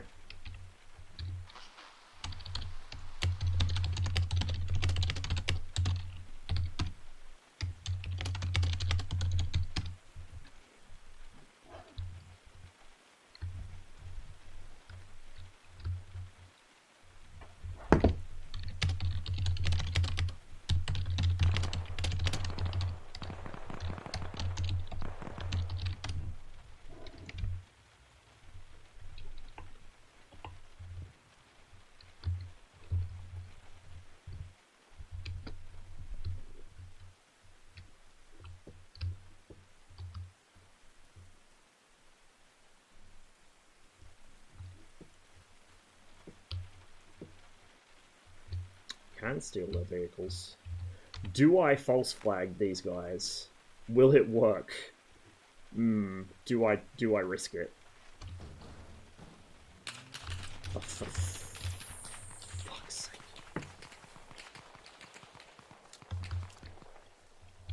Okay, Chief. Okay, Chief. Man. How much have I got in my mag? Oh. It's not the right one. Okay. Full mag. Good, good. So, there is a monkey up here that wants to come play. And can't shoot worth a fuck, apparently. Oh, he's okay, he's on this side. Oh, fuck, there's like 3 of them.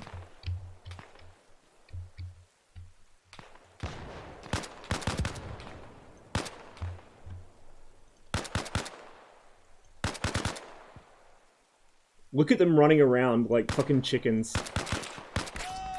And it works. Fuck me. It fucking works. That's the worst part. Just run around like a moron. Contact drills? Who even? Fuck, bro. Can I not spawn there anymore? Did they seriously destroy our fucking spawn? I think they did. Oh my god.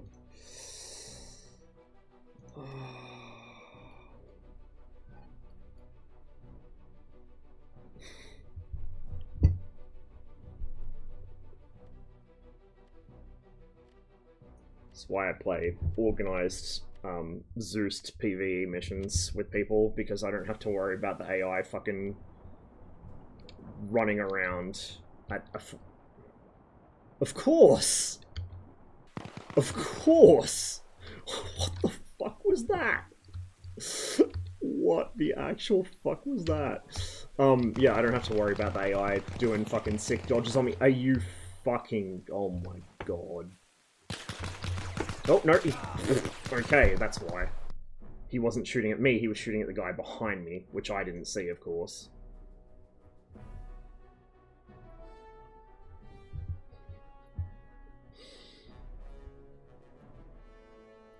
See, this is the thing. I can get a feel for the gunplay and the fact I hate this map and stuff. Like, the world I love, the way the map's drawn is shit. I can get a feel for that just playing this game mode, but I know 345th ran like an organized mission or something on this, but I missed it. I want to do a proper organized mission on this with at least semi-competent players against the AI, or against Zeus AI, if Zeus is a thing in this. I don't know if it is. Because this is like... No. Oh my god. Our nearest base is like, that I can spawn at is all the way back fucking here, and it doesn't have anything built at it. Spawn at fucking elongated muscat, sorry, not muskrat.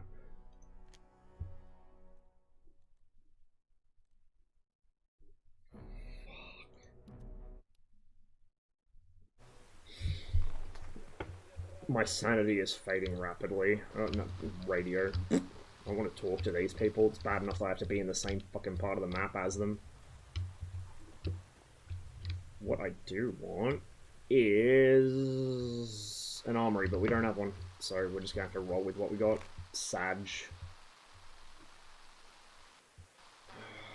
If I go, like, east-northeast, I can try and bail out whatever the fuck is going on at that base I was spawning at before. Beyond my ability, probably, but might do another attempt or two to get some Americans, and then we'll probably go to bed, because I do need sleep.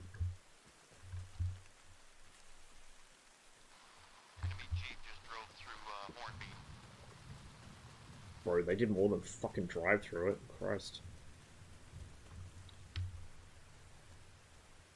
Yeah, it's a great song. Love me some Sisters of Mercy. Doesn't have Zeus the ability to save things from the editor? Oh, fuck. Of course not.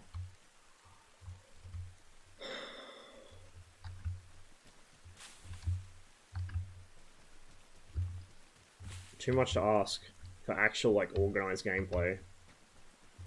So I can get a proper feel of how it plays as an ArmA game. Fuck, Koi's got a point, maybe. Trying to get the normies into the game by putting out fucking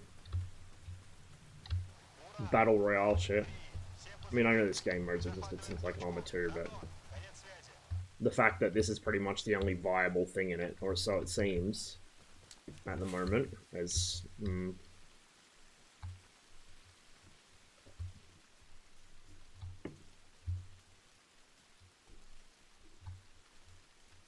I'm still pretty conflicted about this. I kind of was the first time I played it. Still am. I mean, if all else fails, even if it releases in a state kind of similar to this, modders can fix it. Like, they fixed ArmA 3, and ArmA 2, and ArmA, like, the original ArmA. And OFP. But I don't know. Something doesn't quite feel there. It's not bad, but it could be better. Feels like it kind of should be.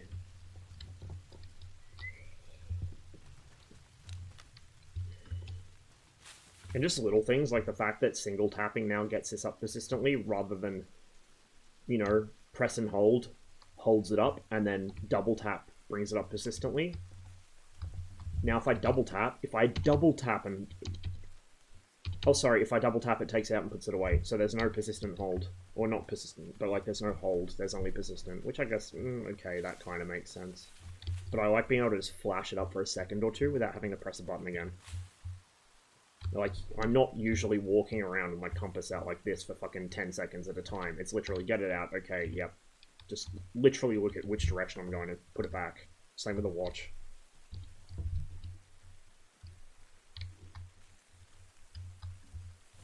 I can't open that while I'm fucking streaming, dude. It'll crash my fucking shit because it'll open my browser with all gazillion tabs.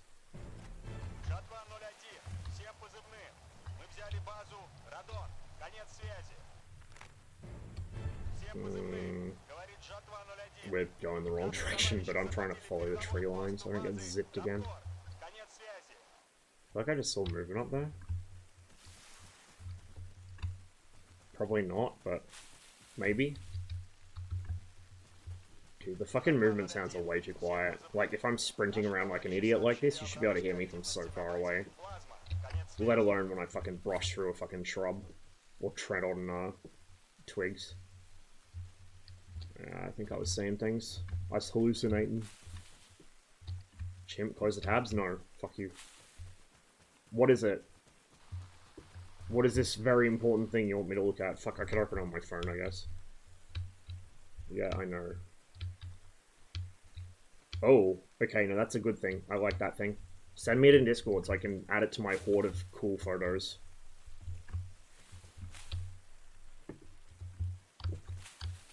No, I'm in fact Canadian. I'm not even Australian. Part of my family are Litviaks, who left, well, it was Russia at the time, but left during the Tsarist pogroms before the revolution. But no, I'm not, like, my immediate family aren't Russians or Ukrainians or anything.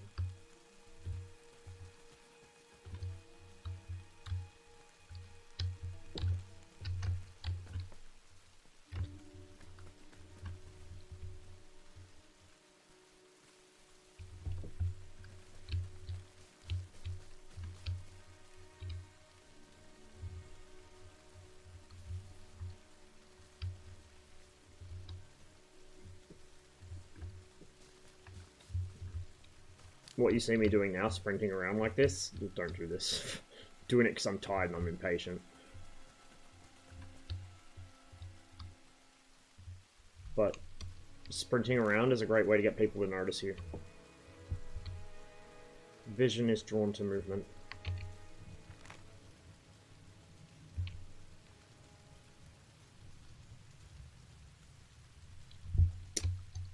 Thought so. Наши товарищи сообщили о вражеской активности на базе «Плазма». Конец связи. No, it's fine. By all means. Feel free to ask. I tend to bamboozle people as to where I'm from because I understand a little bit of a bunch of different languages that I have no reason to understand. And, like, at least when I was younger, because I was moving so often, my accent was completely fucked. The best guess people had from where I was from when we lived in the UK was they thought I was Dutch. Because I had, like, a Canadian accent already mixing with an Australian accent because my mum's from Sydney. And then we moved up north to Lancashire, so I started picking up the local accent up there. My own father couldn't understand me by within, like, a couple months of moving there. Then I moved south.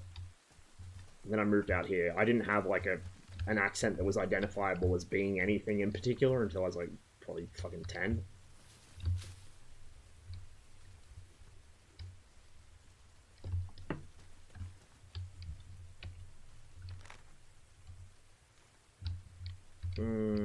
This is good, eh?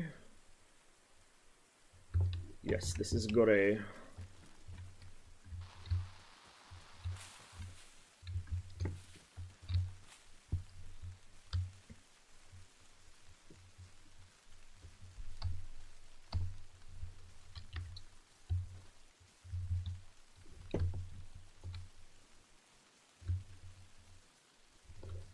Всем позывным. Это Жатва 01. Hornbeam Valley's under attack. Who would have fucking guessed? The rocks there. The fucking environments in this look gorgeous. Жатва 01. Всем позывным. Something in Fusion obviously does very, very well as environments. DayZ Standalone has really good environmentals too. That's one of the reasons I like DayZ Standalone, is like the gameplay, whatever, it has its moments, but the main part, like the main draw for me in DayZ Standalone is just the environment. It feels like a real place. It's chill to go and hang out in. Динамо 04. Всем позывным. Мы займемся этим. Выдвигаемся к точке Тимур. Конец связи. Somebody just called a fire mission? Oh boy. I didn't even realize you could do that. 04. Всем позывным. Мы займемся этим. Выдвигаемся к точке Тимур. Mortars. I caught like maybe a quarter of that fire command, but I heard Minamute mortars probably nuking the fucking base since it's under attack. So I'm following a gully right now to get to that base. Yeah, I want to go downhill, not necessarily through the, actually yeah, through the gully, because the gully runs down there. So this should take me right there on the north side, or sorry, the south side. Cardinal directions are hard.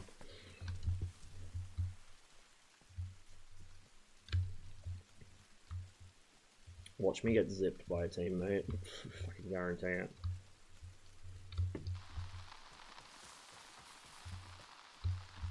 Hey man, shut the fuck up.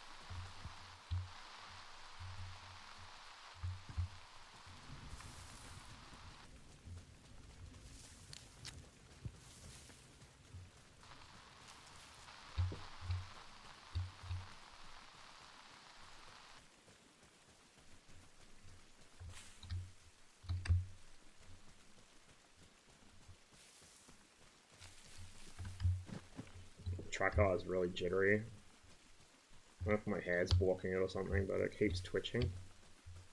For once, it's not my fault it's twitching. I'm not the one twitching it. It's so oversensitive in this game. Like I swear ArmA 3 has an inbuilt thing that you can turn down the sensitivity of your track IR without having to change the track IR profile in the track IR program, which is exactly what this needs. I am not making a separate profile for fucking Reforger. Like, that's ridiculous. Should be able to turn it down in game directly. Tried DayZ Milsim unit. Those exist. Why am I surprised? Of course they fucking exist. I want to join one. I'd like to watch one from a distance, because it'd be fucking hilarious. Absolute dumpster fire, I'm sure, but no, I'd rather not join one. Should be just coming out of the tree line now.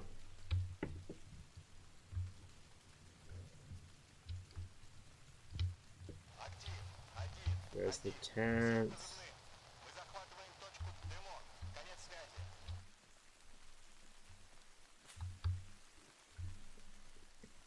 I don't know if it's still under attack. I'd like to go in and grab some gear out of that tent, but high odds of getting shot, it seems. Is that a friendly? I think it is. Of course, everyone in Reforger has binos. Yeah, it's a friendly. Probably AI. Okay, well, he's not actively shooting somebody, so we should be okay. Just zip across there and grab our shit as quickly as we can and get the fuck back out. Yeah, they're all AI. Is that... more jeeps and trucks and shit. It's a fucking American supply truck. Christ.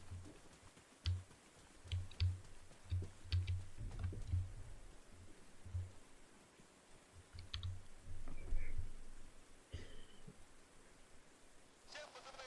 Это Динамо 04. Мы выдвигаемся. Атакуем точку Консул. Конец связи.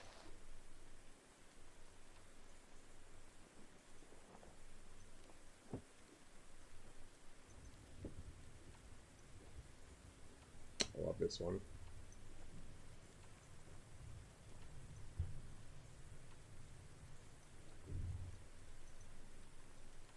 Go in your pocket.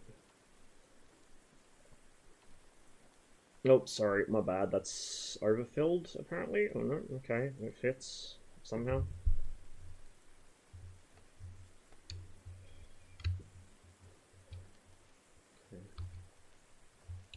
Отказ систем. Смотри экран.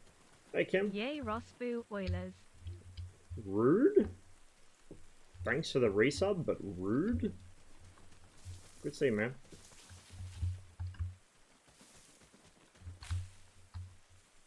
They're wild. They have, without fail, the whole trappings.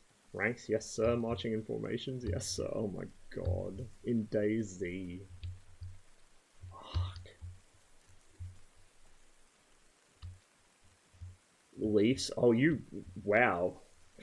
An actual unironic Leafs fan. Jesus. I didn't know those still existed. It's alright. I'm into pain as well, just of a different kind.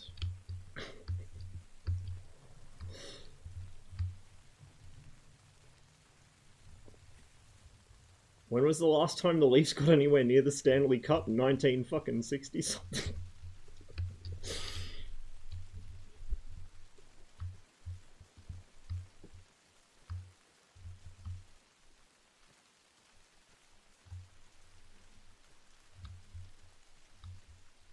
Be funny watching like a DayZ Milsim unit doing their thing in a live DayZ server and just getting fucking dunked on by a single angry bandit with an AK. Fuck, give me an AK, I'll be the single angry bandit. Gladly. I would love nothing more. Yeah, 64 or some shit. Like, the Oilers are on a bad run. Well, they're not even on a bad run. They did really well last Stanley Cup. They just couldn't clench it. Got all the way to the top and then kind of choked at the last minute, which is a very Oilers thing to do. But, yeah, like, could be worse, could be the Leafs.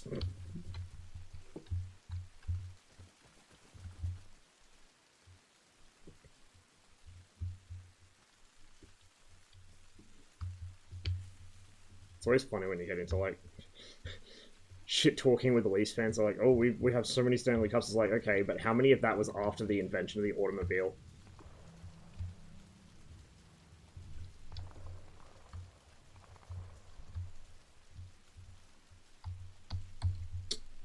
I haven't caught any games this season. I keep meaning to, but I gotta check what times they're on. Mostly like in the morning for me.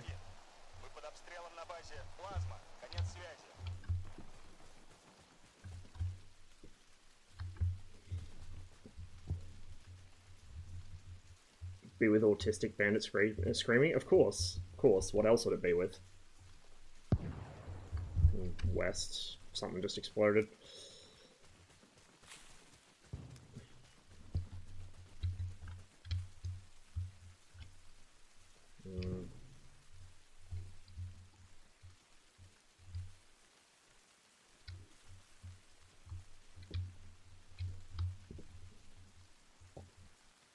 Yeah.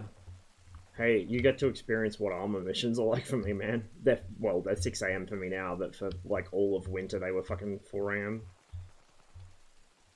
It's fucked. I hate this time zone so much.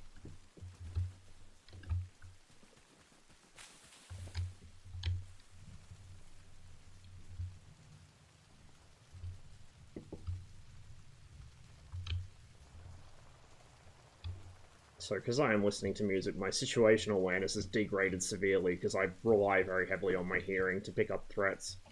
As you may have noticed watching me play with 345th, I'm usually the first to hear something.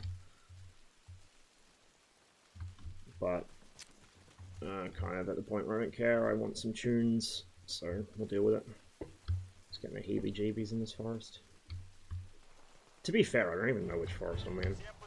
Imagine, like, navigating, who does that?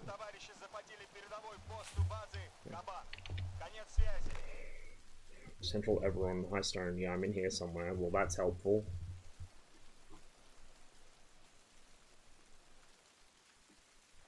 Всем позывным. Жатва 01. Враг захватил базу. Плазма. Конец связи.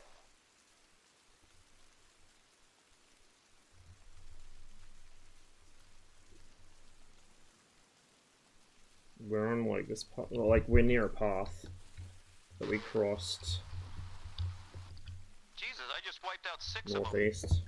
But well done, dude. How many of them were teammates?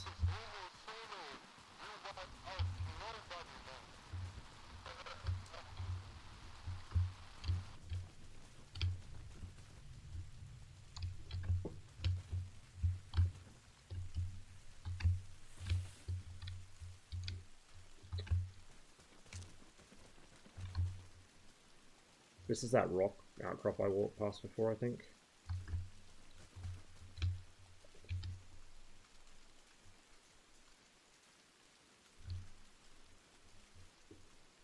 Little cabin or something. Жатва 01. Все позывные. Мы взяли базу Плазма. Конец связи.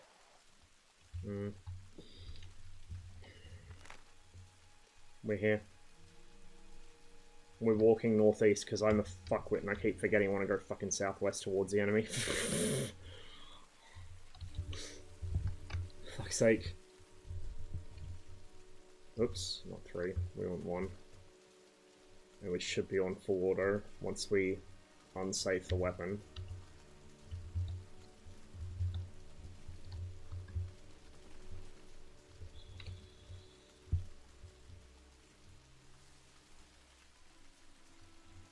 Severovostok northeast is not the direction we want to go. Fuck me. Yugo-Zapad, southwest is the direction we want to go. This way, back up the top of the hill.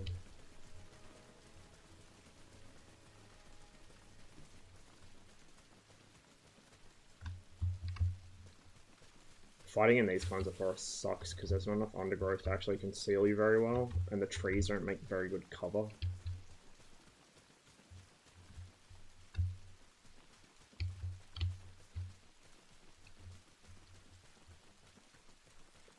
And because my reflexes aren't super good, and my aim is sketchy at this time of night, like, if the other guy sees me when I see him, he's probably gonna win.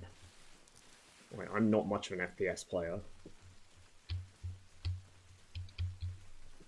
So whenever I did play DayZ, I had to rely on my particular skill set, which the government spent a lot of money teaching me to use, to ambush people and get away with it, rather than rely on reflexes when we both see each other at the same time, because I would lose that engagement every single time.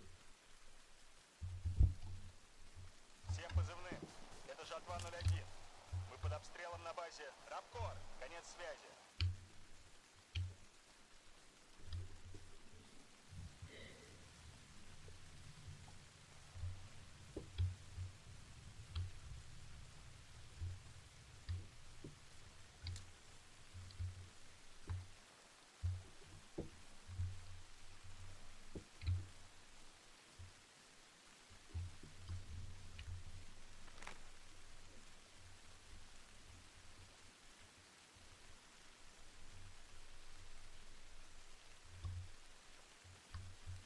That's not on the map. It's too small of a pond, probably. Which is fair. If I zoom in super far, it might appear, but I don't want to zoom in too far. Актив! 1-1! Все позывные. Мы займемся этим. Выдвигаемся к точке Дымок. Конец связи. Actually, I might have misheard that. I think that was a call from what as well. Товарищи, вы только что потеряли базу Reforger. Конец связи. I can barely hear it.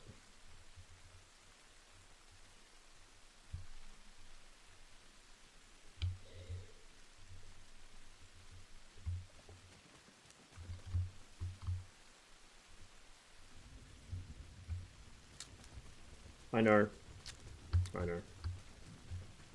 Bed soon. It's fucking 2 AM. Jesus Christ. Hey, it's Friday night. I don't care.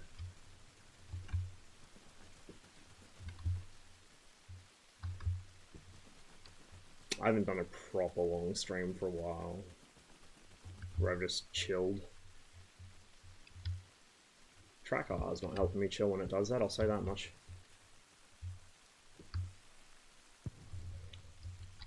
Tree line. So there's a power line running through the forest. Okay, we're here somewhere.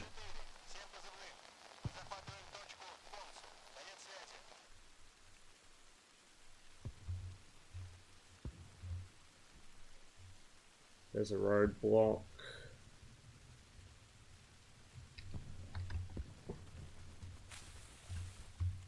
Let's go east.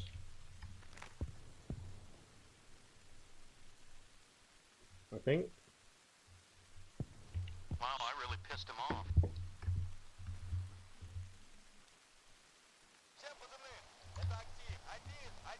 Oh, fuck. Oh, that's that outpost we got fucking popped at before, I think. Game crashed? Game crashed. That's my signal to go to bed, I think.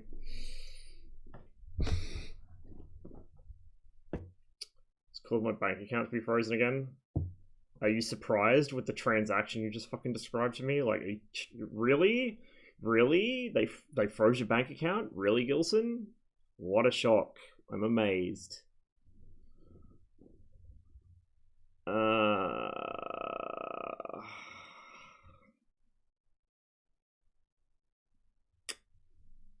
Okay, give me a minute, guys, just to set up a raid here. Now I open my browser and blow my PC up.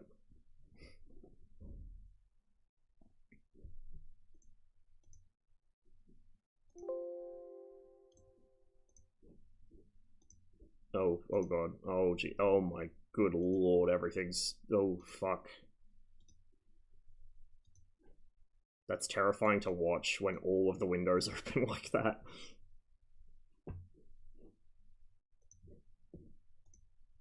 Did I have anything that's gonna autoplay open?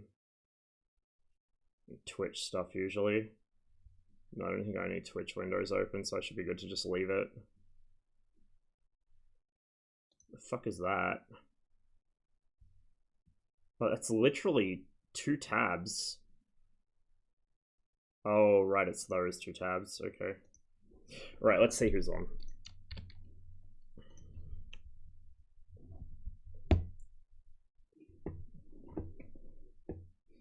Buying surplus and sending a guy called Kasim money with the tag inshallah. Oh, for fuck's sake. I feel like they've just given up. Whoever's working your fucking case at MI5 has just given up at this point. They're done. Like, you actually go to a fucking terrorist training camp and they probably just think it was a fucking joke or some shit.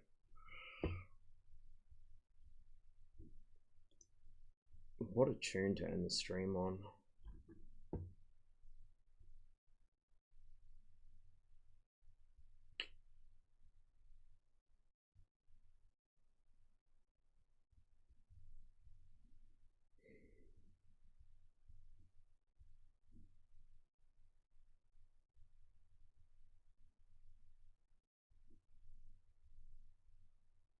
Give me a moment here, chat.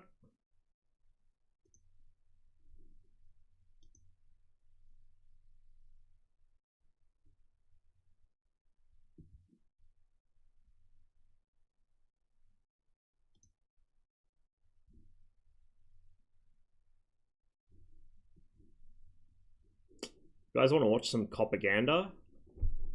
Send you guys to Frecklesteins. I would rate Upstate, who's just started up DCS, but I think I hit Upstate a couple streams ago, so I want to spread the love a little. Just as soon as I actually set the rate up, because I'm operating very slowly at the moment.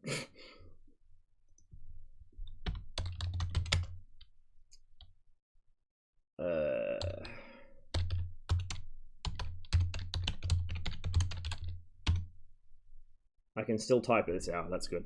Okay, thank you all very much for hanging out with me today, guys. It has been a very long stream, but it's been a very fun stream, at least for me. I hope for you guys too. Don't expect me to do this that often. But, yeah, it was good fun. I enjoyed it. Good use of a day. Enjoy Frecklesteins. I will catch you guys maybe Sunday morning my time for some DCS. I don't know. It depends if I get up in time, how many people turn up to the event, whatever. If not then the usual ArmA stream. And then later next week, we'll probably try and get some DCS in, maybe some more MSFS as well, some of the stuff we didn't get time to fly today. I don't know. I want to play more Reforger, but I don't know if it's constructive for me to stream it, because it's like there's not really much to see unless I'm playing with actual like organized people, which I'm clearly not. So we might not stream it necessarily until we can get a mission together or something, but I might sink a little more time into it to see if I can get the feel of it, see if I can figure out some more stuff to talk about on stream. But anyway, I'm going to go to bed in a minute. Just going to drop you guys off at Freckle, and thanks again. Hope you all have a wonderful rest.